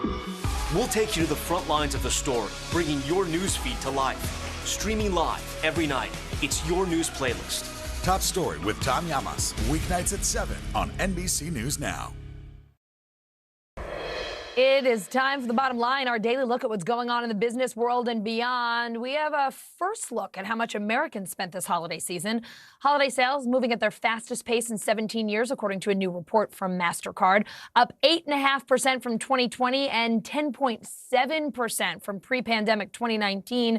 And 2 out of 3 customers plan to return some of those purchases this year. NBC News correspondent Shaquille Brewster is at B-Stock. It's a warehouse outside Indianapolis where some of those returns will end up. Looks like a lot of those returns will end up there. So, Shaq, you are watching Americans send back their unwanted gifts in real time. What are you seeing and where do they go? There are a lot of gifts, Allison, that we're talking about. You mentioned that number about how 2 in every 3 people plan at least to send back at least 1 gift. Well, you get the little depiction of what that can look like here. You see each pallet that you're looking at through this entire warehouse. There are 6,000 of those pallets. You see a tire is on there. Some of them have chairs. We've seen TVs here. I can tell you that B-Stock is the company that is organizing this, that puts these return items into one bundle essentially and then resells them to the third party. They're saying that they're expecting a tsunami of returns this year around because of those online sales that you mentioned. I want you to listen to our conversation with the COO of this company and just listen to how he frames the influx that they're expecting. We see for this season that volume is going to increase again, and a big part of that is going to be, e-commerce shopping, and the continued shift for folks to buying online is going to result in some increases in customer returns. By and large, we see about 50 to 60% of merchandise going back on the shelves, provided it's in, brand new condition. But the bulk of that, the rest of that, the 40 or 50% that they don't put back on the shelf, tends to go through a business platform like B-Stock. That last point that he made there, you see all of the items behind me. A lot of them are not going back to those original shelves, but are going off to consumers in other forms, Allison. Shaq, all that packaging, all that shipping, whether you're buying or returning, creates a whole lot of waste. How do our shopping habits, our return habits affect the environment? Yeah, look, that's the sobering side of this, especially you consider many companies have at least made it easier to return some items. Well, not only is it more expensive for them, but there's also environmental costs that you see involved in this. We're talking about 5.8 billion pounds of return packaging that ends up in landfills. You're talking about lots of other carbon emissions that go out. We did a comparison of the number of carbon emissions. I think it's like 12.8 million tons. I might be wrong on that specific number, but it compares to the emissions that you get from 4 coal power plants in this country and what they emit in a year. So these are a lot of emissions that you're talking about in the process of sending that item back to the store and then taking it to facilities like this and then transporting it to the next seller or the next buyer. It's a lot of added costs that you see in the process. Yeah, Shaq, listen, I don't shop online or buy from anyone if they're not offering me free shipping and free returns. That's the hook that gets me. So when I do that kind of shopping, who pays for my free returns? What kind of cost are we talking about? I mean, that's a whole big issue. I just worry about the fact that I'm not paying it. I should let you guess on who pays that that ultimate cost. You know, there was one expert who said whenever you hear in retail the word free, you know nothing is really free. That cost usually means the price is built in to the actual item. So in the end, yes, you are paying for that free shipping and that free return that you're getting. But you make a great point because it's been, this year alone, it's been 7% more expensive to process those returns for many of these companies. We're talking about the increase in labor, the increase in transportation costs, the increase to store things in warehouses like the one we're in right now. All those increased prices gets kicked down to the consumer. And just, I'll leave you with this stat that we saw in a recent study that, let's just say you bought a $50 item and plan to return it. Well, it costs the company $33 to process that return on average. So you have a situation where some companies are just saying, hey, keep it, don't worry about returning it, we'll send you a new one, and leave it at that. I have gotten that call and that email before. Just hang on to it. If something's wrong with it, we'll send you another one. It's not worth the cost. We don't want it back. Shaq, right. Yeah, they don't want to deal with my free return. Shaq, thank you so much. It's also a pleasure to see you inside on this cold winter day. It's a nice change. Oh, the pleasure's all mine, Allison. See you, Shaq. Coming up, Queen Elizabeth's emotional holiday message, the tribute to her late husband, Prince Philip, after this break.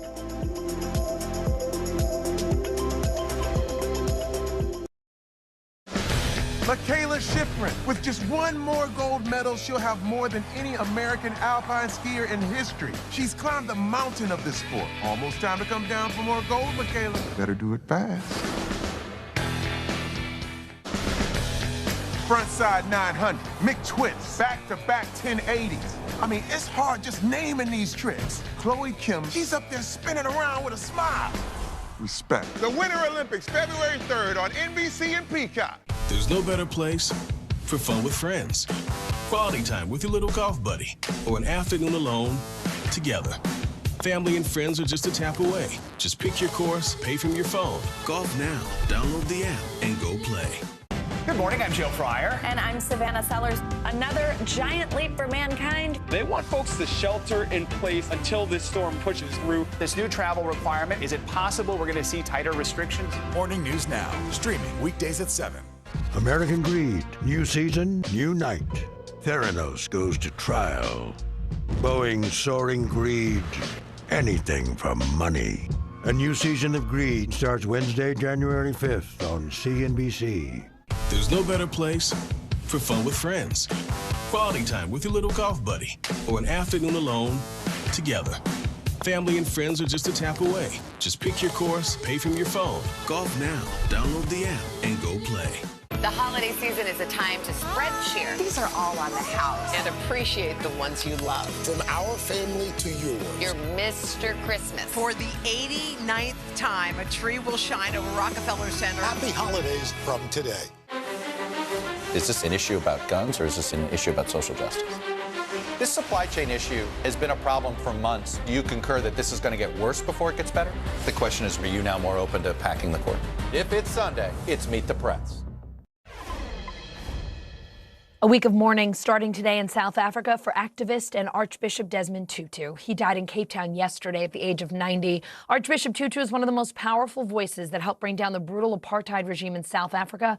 NBC News foreign correspondent Molly Hunter shows us how the world is remembering him. The world has lost an extraordinary advocate for justice, a cleric, a Nobel Peace Prize winner, and to those who knew him and interacted with him, a man with a keen sense of humor and a great laugh. Black and white together! Desmond Tutu was the unmistakable voice and conscience of South Africa's human rights struggle. One of the fiercest opponents of apartheid, he played a key role in its downfall. He was born into poverty in a small mining town in 1931. His father a teacher, his mother a cleaner and a cook. He wanted to be a doctor because when he was a teenager, he developed tuberculosis, but the family didn't have the money. So he went into teaching. A career that ended early when he quit his job in protest at the racial segregation of schools. Tutu then studied religion at a theological college and was ordained a priest. In 1975, he became the first black Anglican dean of Johannesburg, the church giving him a high-profile platform to campaign against the apartheid system. The system of this country is evil.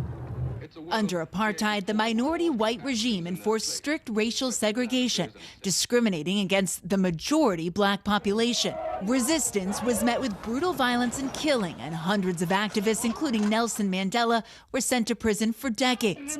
Tutu rallied the international community to hit his country hard with tough sanctions. With extraordinary capacity to communicate with black South Africans, and also to get under the skin of white South Africans. In 1984, Tutu was awarded the Nobel Peace Prize for his tireless campaign. He became South Africa's first black archbishop 2 years later. Finally, in the early 1990s, bowing to pressure from home and abroad, the South African government began making political reforms and released Nelson Mandela from prison, ushering in the end of apartheid. The country held its first multiracial election the following year. South Africa reborn as the Rainbow Nation. So help me God. With Nelson Mandela as its first black president. Nothing will, I think, ever take away the glow of that first experience of walking tall.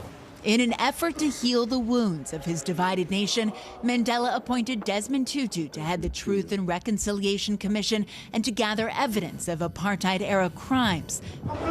For decades afterwards, the outspoken archbishop continued his unwavering crusade for human rights and justice, traveling the world with his message. At 80 years old, Tutu withdrew from public life to spend more time with his family. I've had a very great privilege of being part of a liberation struggle which has succeeded. Desmond Tutu, liberator, humanist, the moral conscience of his nation. And of course, tributes pouring in from every corner of the globe. In South Africa, though, a full week of events. On Wednesday, there will be a memorial service. On Thursday night, an intimate evening with the friends of the Tutus. On Friday, he will lie in state for 2 days ahead of the funeral on Saturday. Huge crowds are expected. In the UK, Queen Elizabeth paying an emotional tribute to Prince Philip in her annual Christmas message. Buckingham Palace also planning the Queen's 2022 Jubilee to celebrate an astounding 70 years on the throne. Here's NBC News foreign correspondent Kelly Kobiea. Queen Elizabeth entering a new era this morning after celebrating the first Christmas without her husband, Prince Philip, but keeping spirits high during her holiday message. And as much as I and my family miss him, I know he would want us to enjoy Christmas. The Queen's plans scaled down, missing the traditional family church service and staying at her Windsor residence, where an intruder was arrested for breaching onto the castle grounds on Christmas Day. A 19-year-old caught by police within minutes. The Queen and guests undisturbed. The Cambridges hosting a Christmas carol with Kate playing the piano. And in California, Prince Harry and Meghan Markle sharing a candid holiday card with 2-year-old Archie and 6-month-old Lilibet Diana, her first public photo. The Queen now looking forward to better times and a milestone moment just months away, her Platinum Jubilee, a celebration of 70 years on the throne. We are lucky enough to be able to witness and have a ringside seat to history in the making. Elizabeth is the longest-serving monarch in British history, and at every Jubilee, from silver in '77 to gold in 2002 and diamond nearly 10 years ago in 2012, Prince Philip was by her side. The Queen now facing this monumental milestone without him, along with worries about her own health, yet still determined to work, highlighting the upcoming celebrations in her Christmas message. I hope will be an opportunity for people everywhere to enjoy a sense of togetherness. The preparations already underway. Platinum Jubilee director Simon Brooks Ward sharing details of the main events next June. We're walking along the mall. Obviously lots of traffic here right now. However, on the day, there'll be flags, there'll be bunting, so the Queen will come out from Buckingham Palace behind and be escorted by the Household Cavalry Mounted Regiment. And this will be a huge, great sort of flow of military music, dancing, culture, everything. A real explosion of colour. The crowning moment of every Jubilee before, the whole family on the balcony of Buckingham Palace, waving to a sea of cheering faces. With the Queen's health now in focus, the question, will the Jubilee celebrations bring the family together again? Up next, a boom at the box office thanks to Spider-Man's No Way Home. Are movie theaters across the country making a comeback, or is Peter Parker no match for Omicron?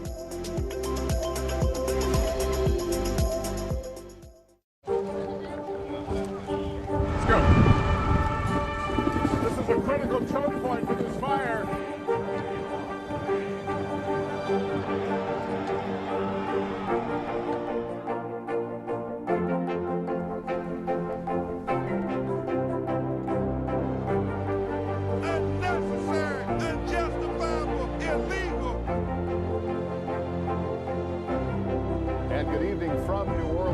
Military operation witnessing the massive crowds. I admire you both. Nice to really spend some time with you. Appreciate it.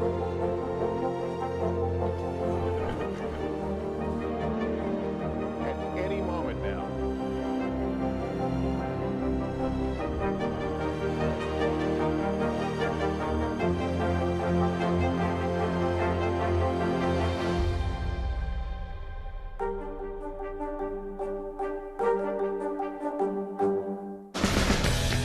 Frontside 900, McTwist, back-to-back 1080s. I mean, it's hard just naming these tricks. Chloe Kim, she's up there spinning around with a smile. Respect. The Winter Olympics, February 3rd on NBC and Peacock. Hey everybody, it's Hoda Kotb from the Today Show. I am so excited to tell you about my new podcast, Making Space with Hoda Kotb. I sit down with some incredible people and we'll hear some uplifting stories. Listen to Making Space now on Apple Podcasts.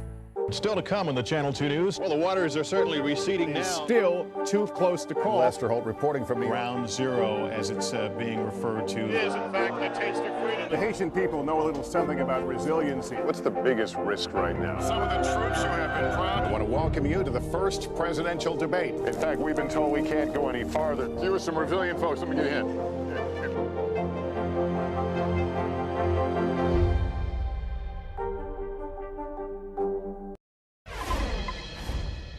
2021 will go down as a landmark year in the space race, but after all of these missions, are we any closer to knowing whether there's actually life somewhere out there? NBC News aviation correspondent Tom Costello looks deep into the galaxy for the answer. 10, 9, 8, 7, 6, 5, 4. Fire, fire. From New Mexico to Texas to Florida, put 2021 down as the year the private space race came roaring off the pad. To the next generation of dreamers, if we can do this, just imagine what you can do. Billionaires Richard Branson, Jeff Bezos, and Elon Musk bringing commercial space travel one rocket ride closer for all of us back here on Earth. On his first trip, Bezos brought along 82-year-old Wally Funk, one of the original female Mercury astronauts who never flew. Then Captain Kirk himself, 90-year-old William Shatner, choked up with emotion after landing back on Earth. What you have given me is the most profound experience I can imagine. Godspeed Inspiration 4. On September 15th, it was the 4 civilian astronauts on board a SpaceX rocket who made history on a 3-day orbit around the world. We can see the entire perimeter of the Earth, which is so beautiful. The trip, part of a fundraiser for St. Jude Children's Hospital, where crew member Haley Arsenault was treated for cancer as a child. But with prices starting at $250,000 per seat, space tourism is still way out of reach for most of us Earthlings. It's important to you that this becomes accessible to everybody. That's why we started it. I mean, I think ultimately the price will come down to a level where an awful lot of people will be able to do it. But Bezos and Musk aren't content with joyrides around the Earth. Musk's SpaceX has won a NASA contract for its Starship to carry astronauts to the surface of the moon. That same system could eventually fly onto Mars. And Jeff Bezos planning to build a commercial space station called Orbital Reef, a sort of floating business park. While the commercial space race is hot and at full throttle, the U.S. is not alone. China is putting astronauts in space, already building its own space station, with plans to put humans on the moon as soon as 2030. And then there's Mars, the ultimate goal. This year, NASA pulled off yet another first. After landing a rover on the surface, it flew a helicopter, a drone really, over the Martian surface. Here's NASA's animation. And here's the actual chopper flight. So far from Earth, it had to fly itself, making 500 calculations per second. We have done it. This is the first time I've been able to say we've done it. It's a vast universe holding billions of galaxies and hundreds of billions of planets. So what are the chances that we're not alone, that life exists on at least one of those planets? The problem? We humans love sci-fi, and we tend to think of aliens as the characters we see on TV and in the movies. E.T. phone home. Our understanding of life doesn't mean that we understand all the options or all the possibilities of the various life forms that may be out there. Absolutely true. Yes, just because we understand our own life doesn't mean that we know what to predict of how life might form in another different environment. But have aliens already visited us? There's a whole fleet of them. What about the UFO sightings from credible sources like Navy pilots? Astrophysicist Adam Frank is a sympathetic skeptic.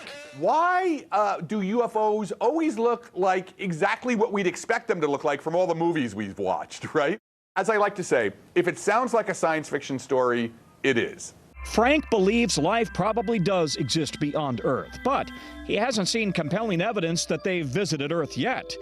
If there is intelligent life out there, experts say it is probably many light years away. And each light year is at least a 37,000-year journey. So we're talking about 100,000 years to get there, or maybe even further. So you better pack an overnight bag. Big blockbusters are bringing back hope for movie theaters during the pandemic. More Americans are grabbing the popcorn and sitting in front of the big screen again, with Spider-Man smashing box office expectations. NBC News Now anchor Joe Fryer takes us to the movies. Allison, with the recent surge of Omicron, theaters are booming this holiday season, with the latest Spider-Man movie shattering box office records this weekend. Now, with more superhero sequels and action-packed Hollywood films on the way, movie theaters are looking and hoping to make a big return. This morning, signs the big screen is mounting a blockbuster comeback. I love coming back to the theater. I'm going to keep my mask on the whole time, but I'm not really concerned. The holiday weekend enjoyed a powerhouse showing, with Spider-Man No Way Home breaking records by raking in more than $1 billion at the global box office, the first pandemic-era film to hit that mark. A heroic feat for an industry looking to bounce back. I did see it, but I have to see it again. This girl is on fire! Sing 2 by our parent company, NBC Universal, has brought in $41 million since its debut last week, while The Matrix Resurrections, which debuted both in theaters and on HBO Max, pulled in $22.5 million. A recent survey found 1 in 5 U.S. adults would feel comfortable heading back to theaters within the next month. Marvel movies will likely continue to lure many moviegoers into their universe, with sequels to hit franchises like Doctor Strange, Thor, and Black Panther slated for release. Coming attractions also include the highly anticipated debut of Robert Pattinson as Batman, and the return of Tom Cruise in Top Gun Maverick and Mission Impossible 7. But the silver screen faces tough competition from streaming, which is increasing screen time at home. Next year, Disney Plus will debut new exclusive titles like Hocus Pocus 2, and Peacock, which is owned by NBC Universal, the parent company of NBC News, will stream most Universal films as early as 45 days after their theatrical release. So this is the Suicide Squad. Meanwhile, come January, streaming giant HBO Max will no longer offer its popular same-day release plan, a move that may get more people back to the theater. In 2022, do you think we're going to see fewer movies released both in theaters and on streaming on the same day? I think we're going to go back to that theatrical first model heading forward. It makes movies more coveted. Movie theaters were shuttered for much of the pandemic, forcing some to turn to virtual showings or rent out entire auditoriums.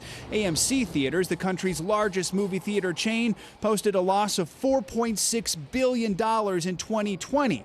Now the company is looking for new ways to retain customers, investing in payment options like Bitcoin and even selling popcorn outside the theater as the industry looks to rebound in the year ahead. The movie theater experience has withstood every challenge that's come its way. It's a resilient business. People love going out to the movies. They're starting to come through, and I can't stop them. According to one projection, global box office numbers for next year could increase nearly 60% from 2021, but it would still mean we have to wait until 2023 to see a full return to pre-pandemic numbers, when those numbers are expected to total more than $40 billion. Allison.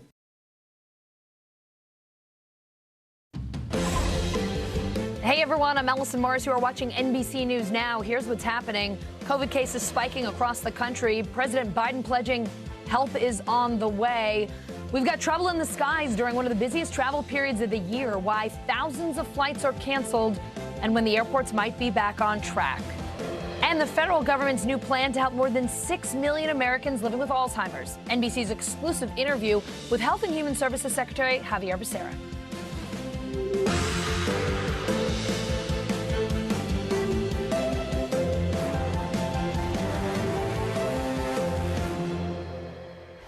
We start with the COVID surge across the country. Many states now reporting a record number of infections. We've got team coverage. NBC News reporter Gary Grumbach's in Deptford, New Jersey. NBC News White House correspondent Mike Memley's with the president in Rehoboth Beach, Delaware. Mike, we'll start with you. The president met today with the White House COVID response team and the nation's governors. Here he is. This is not like March of 2020, the beginning of the pandemic. We're prepared and we know what it takes to save lives, protect people, and keep schools and businesses open. We just have to stay focused and continue to work together. My message to the governor is simple. If you need something, say something. And we're going to have your back in any way we can. So, Mike, how did the governors respond to that offer? Well, Allison, the president, as he was making his way to Delaware, took a question from a reporter who asked just that very question. The president said that there were no complaints, just a lot of questions. I think we all have a lot of questions about just what we're walking into here as these Omicron cases surge around the country, especially as it relates to testing. Now, we only saw part of the president's conversation with the governors, but one of the governors we did hear from during that conversation was Republican Asa Hutchinson of Arkansas. Now, he's the chairman of the National Governors Association. About half of the nation's governors participated in this meeting with the president and his medical team today.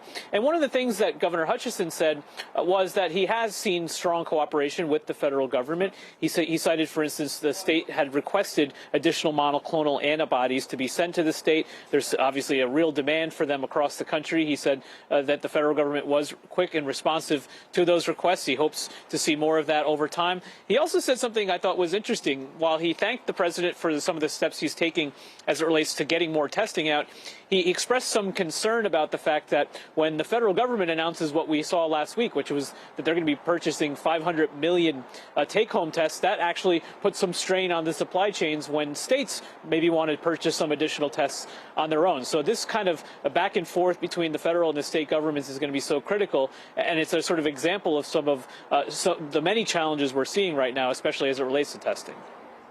Yeah, let's talk more about testing, Mike. The president specifically addressing testing problems we were seeing over the holiday weekend. What did he say on that? Yeah, just to set this up, you remember a few weeks ago, Vice President Harris said that we really didn't see Omicron coming. She had to her office at least, had to sort of clarify what she meant by that. But then last week we saw President Biden say pretty much the same thing, that the fact that Omicron went from non-existent to becoming the dominant strain in the country caught a lot of this, him and his team by surprise. And so the president was asked today about the need for testing, and he indicated, yes, that he wished he had known more. Let's listen to his full answer. If we'd known, we would have gone harder, quicker if we could have.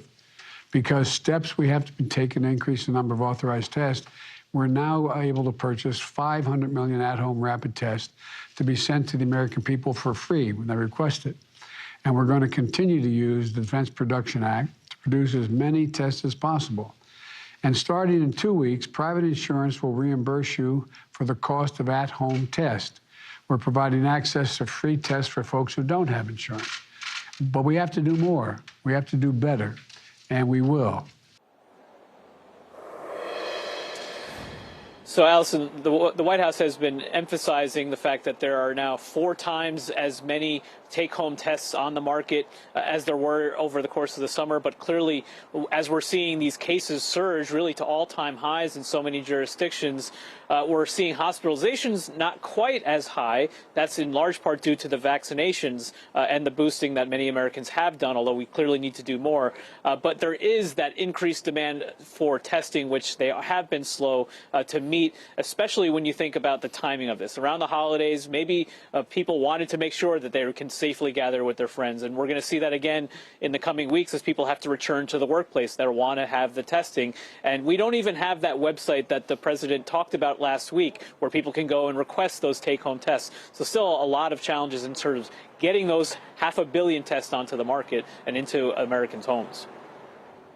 Mike, you set me up very nicely for my next question, which is about vaccinations. How is the White House working with the governors to get more shots in arms? Because we know a lot of people are vaccinated, but many others are not. Yeah, that really is the bottom line message here from the White House, which is that we are in a much stronger position now than we were a year ago at this point because we have the vaccine, wanting to get more people vaccinated and boosted. That's why part of the president's plan that he announced last week was to really enlist FEMA to help set up more of these sort of clinics around the country for people to get vaccinations.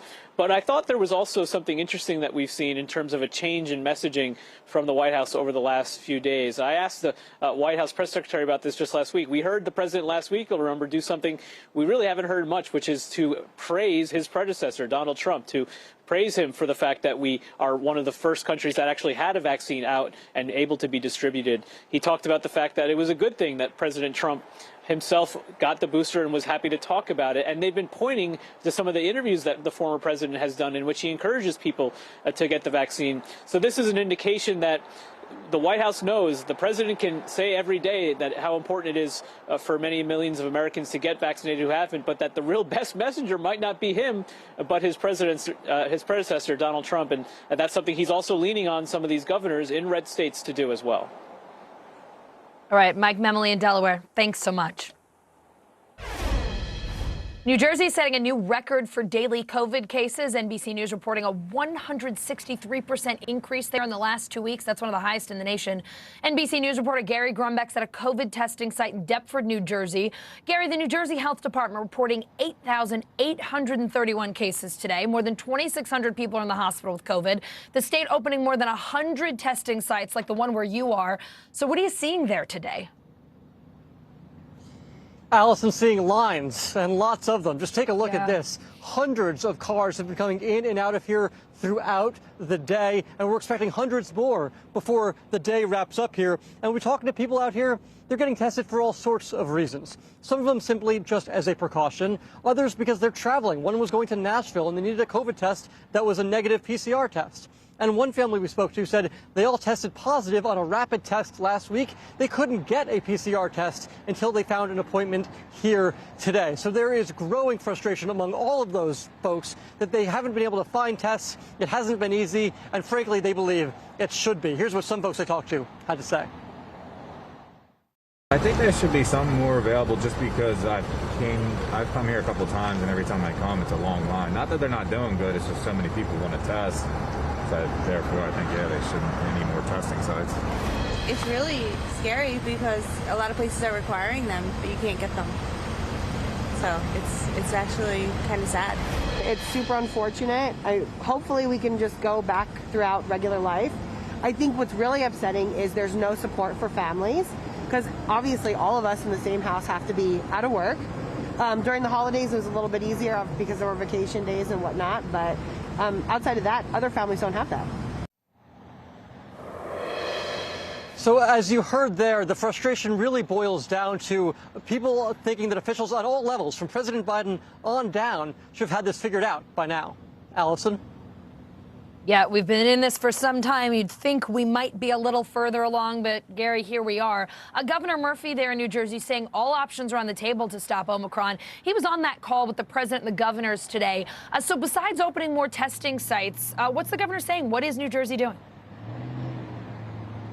Yeah, so the governor did say all options are on the table, but he didn't impose or reimpose any lockdowns or mandates statewide just yet. He's letting the local communities figure out what is best for them. So, for example, in Newark, the mayor has just instituted a vaccine requirement. So to go to a restaurant or a bar or a sporting or entertainment venue, you're going to need to be vaccinated in Newark, New Jersey. Montclair and South Orange, two other towns, have just instituted indoor mask mandates, which we have seen as a common item across the country. So he believes, the governor, that local communities, at least right now, can take charge. Gary, the governor's also catching some flack for traveling internationally right now. He and his family on vacation in Costa Rica. How's he addressing those criticisms? What is he saying? Yeah, the governor was asked about this at his last press briefing before he went to Costa Rica last week, and he said, hey, yes, I'm going on vacation. He didn't really go any further as to his details of what he was doing while he was in Costa Rica, but he was part of the call today, and as is customary and as is law here in the state of New Jersey, the Lieutenant Governor, Sheila Oliver, is taking over until he gets back this coming Thursday. Allison? All right, Gary, going back in New Jersey. Thanks. And testing at the turnstiles. Getting a COVID test in New York City is now just a subway station away. The MTA opening 2 pop-up testing sites this morning, and more are coming. And as NBC News correspondent Allison Barber found out, they might just be the shortest lines in the Big Apple. When it comes to testing right now in New York City, things are a mess. We have seen in recent days people lining up for blocks and blocks, waiting often in the cold, sometimes for hours, just to get a COVID test. As for those over-the-counter at-home rapid tests that you're supposed to be able to easily buy at a grocery store or a pharmacy, in New York City, they seem to disappear off of the shelves the second they're restocked. To try and help deal with some of these issues, alleviate some of the struggle, some of the lines, the state has put pop-up testing sites inside of subways. 2 of them opened this morning. We spoke to people inside the testing site here in Times Square, and they told us that they had been waiting, trying to find COVID tests in other areas, other sites for days without any luck. They say more sites like the ones inside of the subways are needed in New York City. Listen. I've been trying to get tested for days, and you can't in my neighborhood. You can't even find a test in any of the pharmacies. So I heard about this new federal testing site, and I came down here early in the morning to see how efficient it can be. And this is the shortest line, I guarantee you, in all of New York City. All the other places, lines are super long, so long. So when I heard that they was having this morning, I got dressed, came down, and here I am. And it's not that many people at all. The 2 subway testing pop-up sites that opened today, one here in Times Square, another at Grand Central. 5 additional sites are expected to open in the coming days. We have seen vaccination sites in subways prior to this. There's still one here at the Times Square subway stop, but testing inside of a subway, that's a first for the Big Apple. There's no appointment required. You can register day of. That's the whole point. We're making it really convenient, really easy. We know that some people have had challenges getting appointments. That's not the idea with these sites. These sites are first come, first served, and we're going to serve everybody. All of this as 2 new vaccine mandates go into effect in New York City. One of them expanding the vaccine mandate for the private sector in New York City, the other related to children. Now, anyone over the age of 12 in New York City must show proof of vaccination in order to eat inside at a restaurant, go to a gym, or go to any indoor entertainment venue. Allison. Some fresh concerns about Pfizer's newly FDA-authorized COVID treatment pill. One of the 2 drugs in those pills could cause life-threatening interactions if taken with antidepressants, blood thinners, steroids, or statins. NBC senior medical correspondent Dr. John Torres here with me now. Dr. John, those medications are for people with underlying conditions, and they're already at the greatest risk for COVID. If you're someone who is on one of those, what should you know about the Pfizer treatment pill? And Allison, you're right. The pills are already made and authorized for people with these underlying medical conditions, which could mean they're taking medication that these Pfizer pills could actually interfere with. So what's a person to do? Well, first and foremost, realize that the way this happens is because there is one of the pills you take 3 pills a day, 3 pills twice a day for 5 days. One of those pills is what's called a boosting agent. And the way it works is it slows down an enzyme in your liver that helps metabolize the medication that you take by mouth. The reason it does that is it allows that antiviral pill to work longer, but it could interfere with some other medications.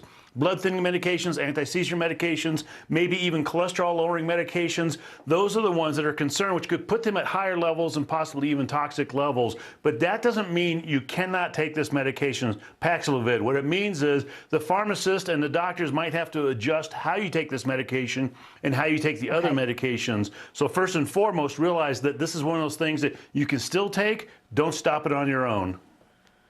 How about children, Dr. John? I have to ask you there. The FDA authorized Pfizer's pill for people as young as 12. Right now, children's hospitals are filling up pretty fast. Earlier this month, there were almost 170,000 new pediatric COVID cases in a single week.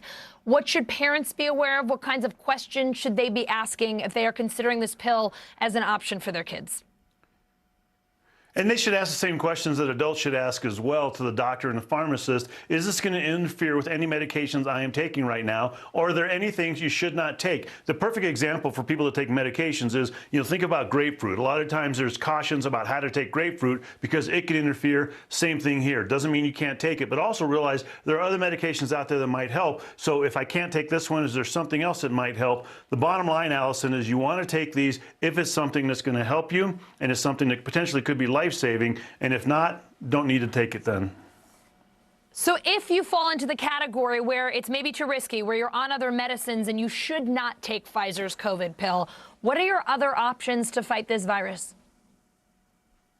So the other options are, there are a couple ones that have already been authorized. Remdesivir, which is an IV therapy. You have to be either in a clinic or hospital to get it. That one has been around longer than these other 2 medications. Molnupiravir, which is the Merck one, doesn't work as well, but still seems to work and doesn't really show these drug interactions either. And so those are 2 medications that can be taken. But again, remember, just because you're on these medications that might be interfering with the Pfizer medication or vice versa, doesn't mean you can't take either one. It just means it might need to be adjusted a little bit so you can take them both safely.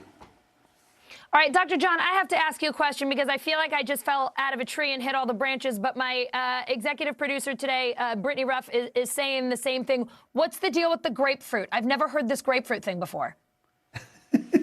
There are certain medications. There's an enzyme in your body that grapefruit interferes with, and if you're taking grapefruit same time you're taking these medications, it could interfere with your medication. And so what we tell people is, don't not take grapefruit or not take your medications. Just make sure you take them on a regular basis, and that way we know what interference is and we can adjust them as necessary. It's been around for a long time, Allison.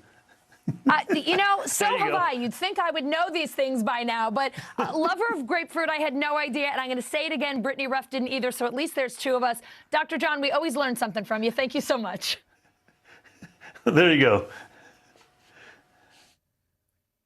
The holiday weekend turning into a travel nightmare, and it's not over yet. Airlines are canceling thousands of flights in the U.S. since Christmas Eve, stranding travelers from coast to coast. NBC News correspondent Ron Allen outside LaGuardia Airport in New York City. Ron, some 10,000 flights canceled around the world over the holiday weekend, according to FlightAware. Even more flights were delayed. I got to say, I don't see all that many cars behind you, which is shocking at LaGuardia Airport. So how are things looking there today? Well, it's a Monday afternoon. You know, we're in the middle of between the two big holidays of Christmas and New Year's. So this is perhaps not a really high demand travel day given across the spectrum of the week. Yeah, it's been steady here. There are a handful of cancellations and delays. I think across the country we broke the 1,000 barrier of cancellations a little earlier today. We got statements from Delta and United Airlines. Delta says that they're going to have about 200 cancellations compared to Sunday, a busier day. They had about 350 or so. So the numbers are ticking up and they're still there. And of course, all this is going to depend on where you're going and when you're going. And obviously the best advice is to check in with your airline to see if your flight's been canceled or delayed. United, in their statement, made the point that they have been really trying to get ahead of this by contacting passengers before they would leave home to tell them that their flights are booked or need to be rebooked or if they're canceled so that there's not a big mess at the airports. But again, we're in the middle of something right now. This all started perhaps, I guess, the Thursday before Christmas Eve, and we still have the New Year's holiday coming up this weekend. So we're kind of in the middle of it. And of course, the other big problem is weather. There are some storms in different parts of the country. Delta, for example, said they're having a lot of trouble around, they're having more trouble around Minneapolis, Salt Lake City, Seattle, where they have hubs and where there's also bad weather. So that's part of the problem as well. And of course, the Omicron, the COVID numbers keep seeming to rise. And if you put one next to the other, cancellations of flights, Omicron cases, they're probably both going up in some sort of relationship, I guess you would say. And of course, we don't know how that's going to all pan out in the coming days. So it's a day-to-day thing. But the bottom line is, if you're trying to travel somewhere, check with your airline before you go to the airport because your flight may be delayed or canceled. Allison? Yeah, Omicron, winter weather, what a combination this holiday. I also want to ask you, Ron, about cruise ships. COVID, a problem there again. I understand the latest outbreak was on a Holland America cruise ship. What can you tell us about that? Yeah, there are several cruise ships, many of them based in Florida, where the numbers are off the charts, that have gone to ports in Mexico, Aruba, other places, and been turned away because there are positive cases on the ship.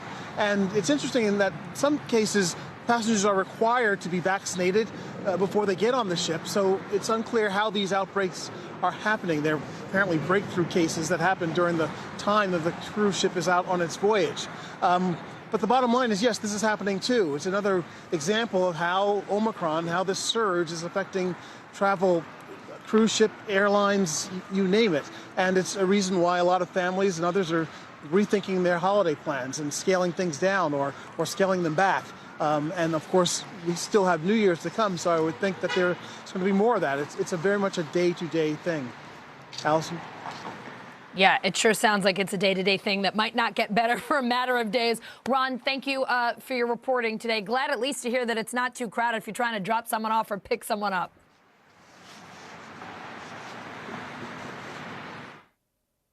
Coming up, former President Donald Trump's spokesperson suing the January 6th committee, the fight over his financial records. Next.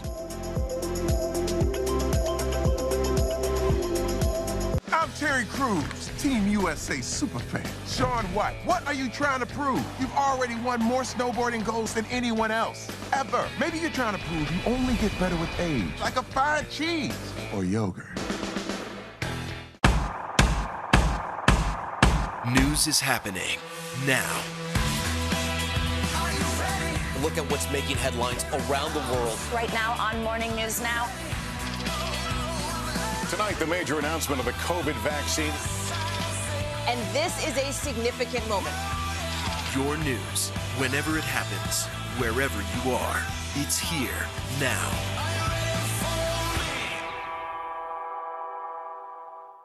Good morning, I'm Joe Fryer. And I'm Savannah Sellers. Another giant leap for mankind. They want folks to shelter in place until this storm pushes through. This new travel requirement, is it possible we're going to see tighter restrictions? Morning News Now, streaming weekdays at 7.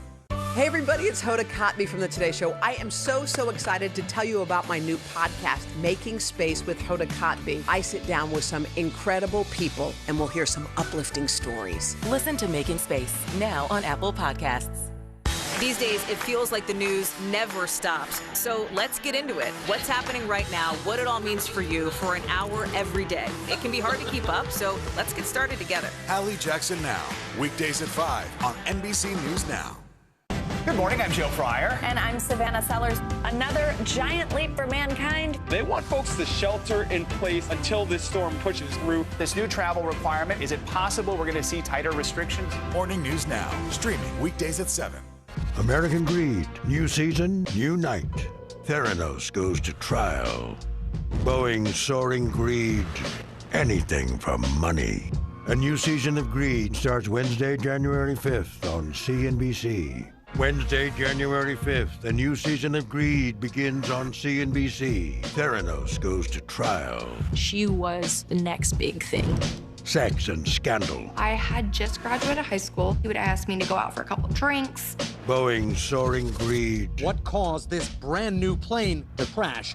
Anything for money. He ran a criminal syndicate, millions of dollars. American Greed, new season starts Wednesday, January 5th on CNBC. What are you doing for teachers who feel that they're being stretched too thin? Did you understand how prevalent hunger was in your own community?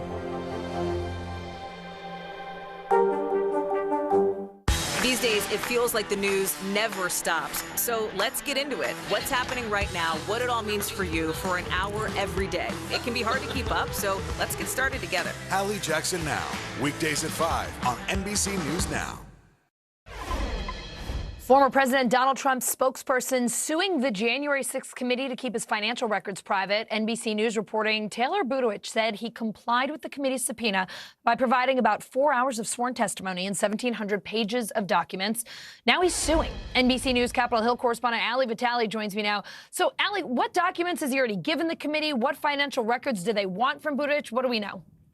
Well, the reason that they're looking at Taylor Budowich is for the role that he played in disseminating a social media and radio advertising campaign around the rally at the Ellipse on January 6th. We know that that's the rally where former President Donald Trump spoke, as well as other Trump allies. And that's the place where Trump said that the folks that were there should march on the Capitol. It's one of the key things the January 6th committee is investigating. And the reason that they've ratcheted things up beyond just the documents and depositions with Budowich is they're actually demanding records from his bank. In a letter to Budowich, the chairman of the committee, Benny Thompson, said that the reason that they're looking at those records is because, and I'm quoting here, they believe his efforts include directing a 501c4 organization approximately $200,000 from a source or sources that weren't disclosed to the organization to pay for the advertising campaign. So in short, Allison, this is just follow the money.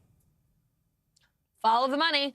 Budowich says he's already cooperated with the committee, but the committee wants more info. Do we have a sense of whether they have the right to access these financial documents through a subpoena? Do we have to wait and see how this suit goes? What do you know at this stage?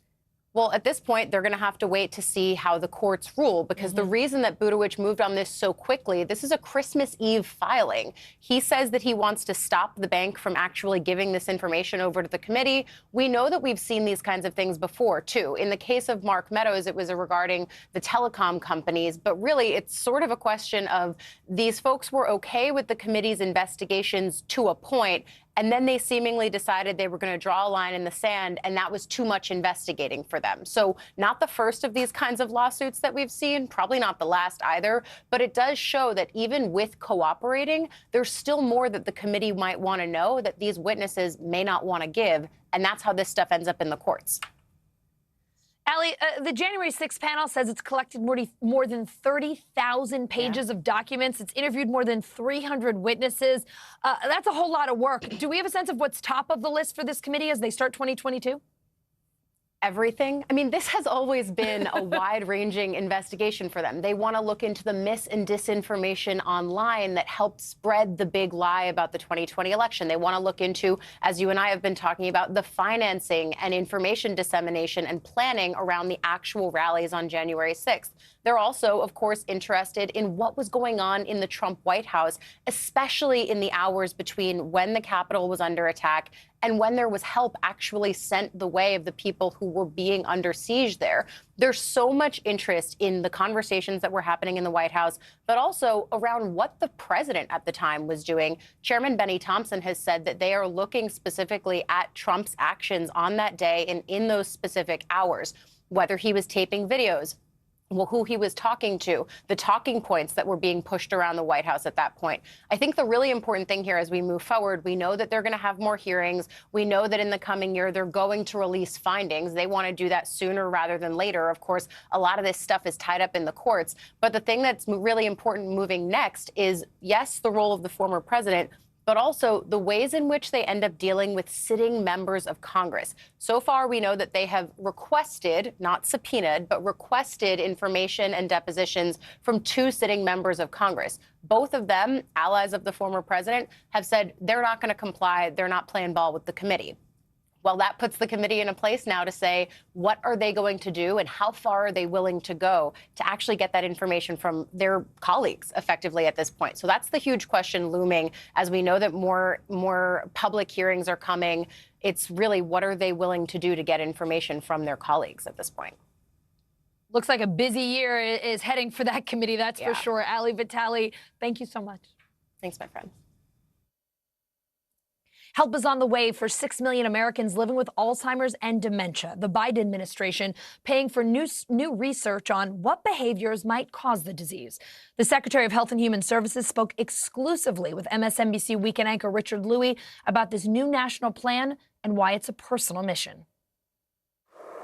Javier Becerra runs the agency overseeing the FDA, CDC, NIH, and more. And this holiday season, an important reminder for families takes center stage. Probably the best way to discuss this issue, dementia, Alzheimer's, today is to talk about the family members who are right now alone because of COVID. Alzheimer's costs America more than $355 billion annually. 70% of that cost is paid for by families. Everyone should be able to care for their loved one if they're willing to. My mother-in-law, who did suffer from dementia for many years, never was a day without a family member at her side. My father, who passed on New Year's Day 2020, and we, the family, became his caregivers, his hospice caregivers for much of his life. He lived with me his last 4 years of life. Becerra moved his parents next door to help. He became one of 53 million Americans taking care of a loved one living with a disability. When he started to decline, we would sleep in his bedroom with him. You know, those are tough days. You don't get a lot of sleep. You do things for your aged parent that your parent did for you when you were an infant. I go through that battle now. I'm fighting with my siblings about how to pay to keep my father under the care he needs, my mom at home. How does the plan address that? Well, the plan, which is updated every year. The government plan on Alzheimer's and dementia tracks 5 goals. And this year, a 6th new goal was added, funding new research on what behaviors might cause Alzheimer's or dementia. Can I make sure that the diet that my parents have is healthier so that they're eating less risky foods? Absolutely. Can that help us when it comes to something like dementia? Well, that could help reduce the risk. And that risk is higher for certain groups. In Black and Latino communities, the rate of Alzheimer's can be twice of others. You and I grew up in poverty, essentially. When you think about health equity and this plan, bring those two together for me briefly. In racial and ethnic minority communities, dementia hits hard and more often in some cases. Most ambitious of the plan, to prevent and treat Alzheimer's disease within 3 years.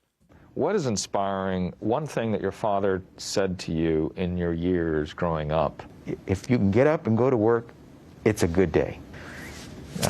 There was a man who really impacted my life who makes it possible for me to jump high, to get up in the morning and have a good day. And so I won't forget my dad. Coming up, 'tis the season to return. We'll show you what happens to the billions of dollars of merch Americans are expected to send back this year.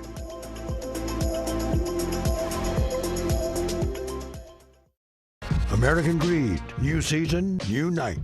Theranos goes to trial. Boeing's soaring greed. Anything for money. A new season of Greed starts Wednesday, January 5th on CNBC. In the City of Angels, two kindly old ladies wanted to help homeless men get off the streets forever. And so they did. Listen to The Thing About Helen and Olga, the new podcast from Dateline and Keith Morrison. Our week-long journey across America, from Washington, D.C., outside of our nation's capital, you rarely see. It's your last move. Was talking smack part of this? Nathan Chen equals power because every time he does one of these, he's hit with forces 7 times his body weight. 945 pounds? That's 4 Terry Cruises. See? Power. Good morning, I'm Joe Fryer. And I'm Savannah Sellers. Another giant leap for mankind. They want folks to shelter in place until this storm pushes through. This new travel requirement, is it possible we're going to see tighter restrictions? Morning News Now, streaming weekdays at 7. I'm Terry Crews, Team USA superfan. Shaun White, what are you trying to prove? You've already won more snowboarding golds than anyone else, ever. Maybe you're trying to prove you only get better with age, like a fine cheese or yogurt. What is going to happen now? Going back and forth because Go ahead. This is it.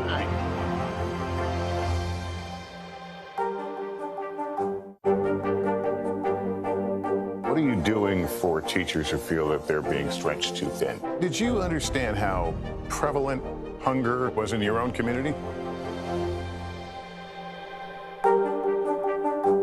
There's no better place for fun with friends. Quality time with your little golf buddy, or an afternoon alone together. Family and friends are just a tap away. Just pick your course, pay from your phone. Golf now. Download the app and go play. Our week-long journey across America, from Washington, D.C., outside of our nation's capital, you rarely see. It's your last move. Was talking smack part of this?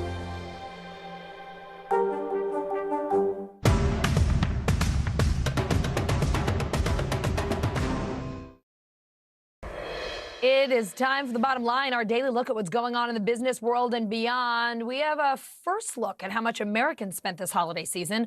Holiday sales moving at their fastest pace in 17 years, according to a new report from MasterCard, up 8.5% from 2020 and 10.7% from pre-pandemic 2019.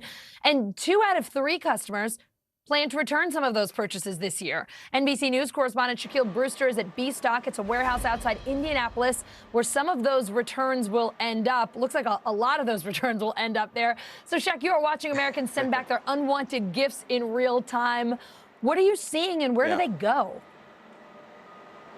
There are a lot of gifts, Allison, that we're talking about. You mentioned that number about how 2 in every 3 people plan at least to send back at least one gift. Well, you get a little depiction of what that can look like here. You see each pallet that you're looking at through this entire warehouse. There are 6,000 of those pallets. You see a tire is on there. Some of them have chairs. We've seen TVs here. I can tell you that B-Stock is the company that is organizing this, that puts these return items into one bundle essentially and then resells them to the third party. They're saying that they're expecting a tsunami of returns this year around because of those online sales that you mentioned. I want you to listen to our conversation with the COO of this company and just listen to how he frames the influx that they're expecting.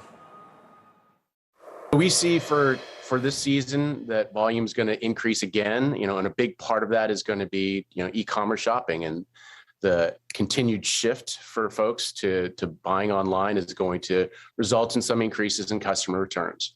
By and large, we see about 50 to 60% of merchandise going back on the shelves, provided it's in, brand new condition. But the bulk of that, the rest of that, the 40 or 50% that they don't put back on the shelf, tends to go through a business platform like B-Stock.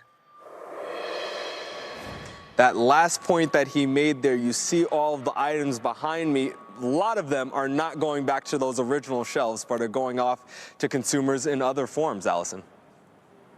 Shaq, all that packaging, all that shipping, whether you're buying or returning, creates a whole lot of waste. How do our shopping habits, our return habits affect the environment? Yeah, look, that's the sobering side of this, especially you consider many companies have at least made it easier to return some items. Well, not only is it more expensive for them, but there's also environmental costs that you see involved in this. We're talking about 5.8 billion pounds of return packaging that ends up in landfills. You're talking about lots of other carbon emissions that go out. We did a comparison of the number of carbon emissions. I think it's like 12.8 million tons. I might be wrong on that specific number, but it compares to the emissions that you get from 4 coal power plants in this country and what they emit in a year. So these are a lot of emissions that you're talking about in the process of sending that item back to the store and then taking it to facilities like this and then transporting it to the next seller or the next buyer. It's a lot of added costs that you see in the process. Yeah, Shaq, listen, I don't shop online or buy from anyone if they're not offering me free shipping and free returns. That's the hook that gets me. So when I do that kind of shopping, who pays for my free returns? What kind of cost are we talking about? I mean, that's a whole big issue. I just worry about the fact that I'm not paying it. I should let you guess on who pays that that ultimate cost. You know, there was one expert who said whenever you hear in retail the word free, you know nothing is really free. That cost usually means the price is built in to the actual item. So in the end, yes, you are paying for that free shipping and that free return that you're getting. But you make a great point because it's been, this year alone, it's been 7% more expensive to process those returns for many of these companies. We're talking about the increase in labor, the increase in transportation costs, the increase to store things in warehouses like the one we're in right now. All those increased prices gets kicked down to the consumer. And just, I'll leave you with this stat that we saw in a recent study that let's just say you bought a $50 item and plan to return it. Well, it costs the company $33 to process that return on average. So you have a situation where some companies are just saying, hey, keep it, don't worry about returning it, we'll send you a new one and leave it at that.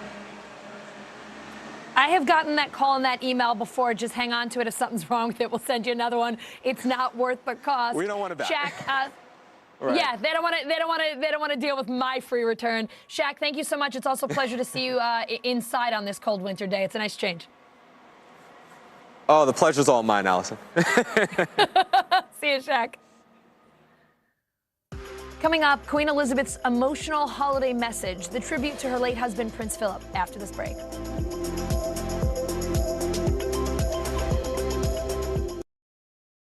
These days, it feels like the news never stops. So let's get into it. What's happening right now, what it all means for you for an hour every day. It can be hard to keep up, so let's get started together. Hallie Jackson Now, weekdays at 5 on NBC News Now.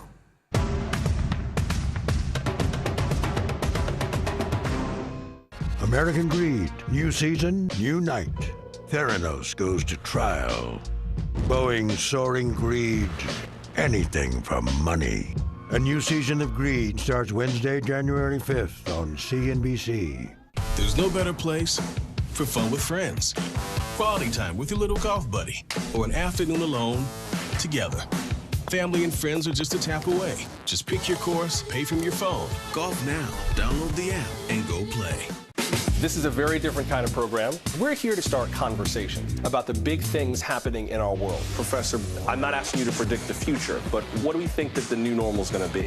Is part of this that everyone's rethinking their jobs during this pandemic and their relationship to their employers? What is your biggest tip for any parent who's concerned about this? It's not my job to tell you what to think. My job is to think about what you tell me. Now Tonight with Joshua Johnson, streaming weeknights at 8 on NBC News Now. Frontside 900, McTwist, back-to-back 1080s. I mean, it's hard just naming these tricks. Chloe Kim, she's up there spinning around with a smile. Respect. The Winter Olympics, February 3rd on NBC and Peacock. Our week-long journey across America. From Washington, D.C., outside of our nation's capital, you rarely see. It's your last move.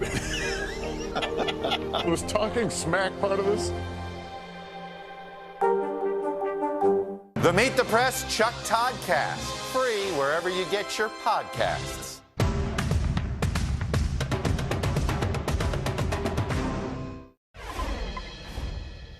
A week of mourning starting today in South Africa for activist and Archbishop Desmond Tutu. He died in Cape Town yesterday at the age of 90. Archbishop Tutu is one of the most powerful voices that helped bring down the brutal apartheid regime in South Africa. NBC News foreign correspondent Molly Hunter shows us how the world is remembering him. The world has lost an extraordinary advocate for justice, a cleric, a Nobel Peace Prize winner, and to those who knew him and interacted with him, a man with a keen sense of humor and a great laugh. Black and white together! Desmond Tutu was the unmistakable voice and conscience of South Africa's human rights struggle. One of the fiercest opponents of apartheid, he played a key role in its downfall. He was born into poverty in a small mining town in 1931. His father a teacher, his mother a cleaner and a cook. He wanted to be a doctor because when he was a teenager, he developed tuberculosis, but the family didn't have the money. So he went into teaching. A career that ended early when he quit his job in protest at the racial segregation of schools. Tutu then studied religion at a theological college and was ordained a priest. In 1975, he became the first Black Anglican Dean of Johannesburg, the church giving him a high-profile platform to campaign against the apartheid system. The system of this country is evil. Under apartheid, the minority white regime enforced strict racial segregation, discriminating against the majority Black population. Resistance was met with brutal violence and killing, and hundreds of activists, including Nelson Mandela, were sent to prison for decades. Tutu rallied the international community to hit his country hard with tough sanctions. With extraordinary capacity to communicate with Black South Africans, and also to get under the skin of white South Africans. In 1984, Tutu was awarded the Nobel Peace Prize for his tireless campaign. He became South Africa's first Black archbishop 2 years later. Finally, in the early 1990s, bowing to pressure from home and abroad, the South African government began making political reforms and released Nelson Mandela from prison, ushering in the end of apartheid. The country held its first multiracial election the following year. South Africa reborn as the Rainbow Nation. So help me God. With Nelson Mandela as its first Black president. Nothing will, I think, ever take away the glow of that first experience of walking tall. In an effort to heal the wounds of his divided nation, Mandela appointed Desmond Tutu to head the Truth and Reconciliation Commission and to gather evidence of apartheid-era crimes. For decades afterwards, the outspoken Archbishop continued his unwavering crusade for human rights and justice, traveling the world with his message. At 80 years old, Tutu withdrew from public life to spend more time with his family. I've had a very great privilege of being part of a liberation struggle which has succeeded. Desmond Tutu, liberator, humanist, the moral conscience of his nation. And of course, tributes pouring in from every corner of the globe. In South Africa, though, a full week of events. On Wednesday, there will be a memorial service. On Thursday night, an intimate evening with the friends of the Tutus. On Friday, he will lie in state for 2 days ahead of the funeral on Saturday. Huge crowds are expected. In the UK, Queen Elizabeth paying an emotional tribute to Prince Philip in her annual Christmas message. Buckingham Palace also planning the Queen's 2022 Jubilee to celebrate an astounding 70 years on the throne. Here's NBC News foreign correspondent Kelly Kobiea. Queen Elizabeth entering a new era this morning after celebrating the first Christmas without her husband, Prince Philip, but keeping spirits high during her holiday message. And as much as I and my family miss him, I know he would want us to enjoy Christmas. The Queen's plans scaled down, missing the traditional family church service and staying at her Windsor residence, where an intruder was arrested for breaching onto the castle grounds on Christmas Day. A 19-year-old caught by police within minutes. The Queen and guests undisturbed. The Cambridges hosting a Christmas carol with Kate playing the piano. And in California, Prince Harry and Meghan Markle sharing a candid holiday card with 2-year-old Archie and 6-month-old Lilibet Diana, her first public photo. The Queen now looking forward to better times and a milestone moment just months away, her Platinum Jubilee, a celebration of 70 years on the throne. We are lucky enough to be able to witness and have a ringside seat to history in the making. Elizabeth is the longest-serving monarch in British history, and at every Jubilee, from silver in '77 to gold in 2002 and diamond nearly 10 years ago in 2012, Prince Philip was by her side. The Queen now facing this monumental milestone without him, along with worries about her own health, yet still determined to work, highlighting the upcoming celebrations in her Christmas message. I hope will be an opportunity for people everywhere to enjoy a sense of togetherness. The preparations already underway. Platinum Jubilee director Simon Brooks Ward sharing details of the main events next June. We're walking along the mall. Obviously lots of traffic here right now. However, on the day, there'll be flags, there'll be bunting, so the Queen will come out from Buckingham Palace behind and be escorted by the Household Cavalry Mounted Regiment. And this will be a huge, great sort of flow of military music, dancing, culture, everything. A real explosion of colour. The crowning moment of every Jubilee before, the whole family on the balcony of Buckingham Palace, waving to a sea of cheering faces. With the Queen's health now in focus, the question, will the Jubilee celebrations bring the family together again? Up next, a boom at the box office thanks to Spider-Man's No Way Home. Are movie theaters across the country making a comeback, or is Peter Parker no match for Omicron?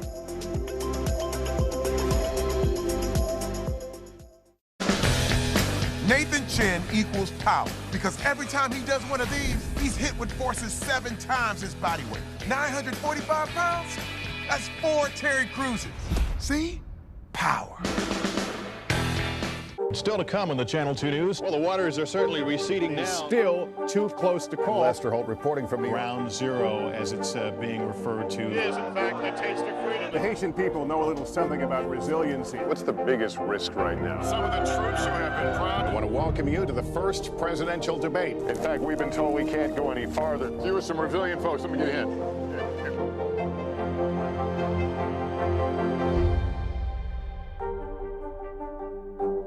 Hey everybody, it's Hoda Kotb from The Today Show. I am so excited to tell you about my new podcast, Making Space with Hoda Kotb. I sit down with some incredible people and we'll hear some uplifting stories. Listen to Making Space now on Apple Podcasts. This is a very different kind of program. We're here to start conversation about the big things happening in our world. Professor, I'm not asking you to predict the future, but what do we think that the new normal is going to be? Is part of this that everyone's rethinking their jobs during this pandemic and their relationship to their employers? What is your biggest tip for any parent who's concerned about this? It's not my job to tell you what to think. My job is to think about what you tell me. Now Tonight with Joshua Johnson, streaming weeknights at 8 on NBC News Now. Welcome to The Tonight Show. Let me show you how it's done. Show me what you got.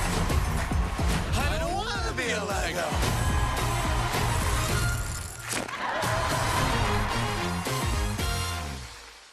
Hey everybody, it's Hoda Kotb from The Today Show. I am so excited to tell you about my new podcast, Making Space with Hoda Kotb. I sit down with some incredible people and we'll hear some uplifting stories. Listen to Making Space now on Apple Podcasts. 2021 will go down as a landmark year in the space race, but after all of these missions, are we any closer to knowing whether there's actually life somewhere out there? NBC News aviation correspondent Tom Costello looks deep into the galaxy for the answer. 10, 9, 8, 7, 6, 5, 4.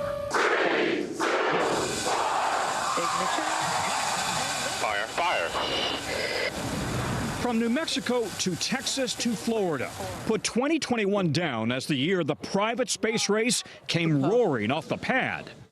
To the next generation of dreamers, if we can do this, just imagine what you can do. Billionaires Richard Branson, Jeff Bezos, and Elon Musk bringing commercial space travel one rocket ride closer for all of us back here on Earth. On his first trip, Bezos brought along 82-year-old Wally Funk, one of the original female Mercury astronauts who never flew. Then Captain Kirk himself, 90-year-old William Shatner, choked up with emotion after landing back on Earth. What you have given me is the most profound experience I can imagine. Godspeed Inspiration 4. On September 15th, it was the 4 civilian astronauts on board a SpaceX rocket who made history on a 3-day orbit around the world. We can see the entire perimeter of the Earth, which is so beautiful. The trip, part of a fundraiser for St. Jude Children's Hospital, where crew member Haley Arsenault was treated for cancer as a child. But with prices starting at $250,000 per seat, space tourism is still way out of reach for most of us Earthlings. It's important to you that this becomes accessible to everybody. That's why we started it. I mean, I think ultimately the price will come down to a level where an awful lot of people will be able to do it. But Bezos and Musk aren't content with joyrides around the Earth. Musk's SpaceX has won a NASA contract for its Starship to carry astronauts to the surface of the moon. That same system could eventually fly onto Mars. And Jeff Bezos planning to build a commercial space station called Orbital Reef, a sort of floating business park. While the commercial space race is hot and at full throttle, the U.S. is not alone. China is putting astronauts in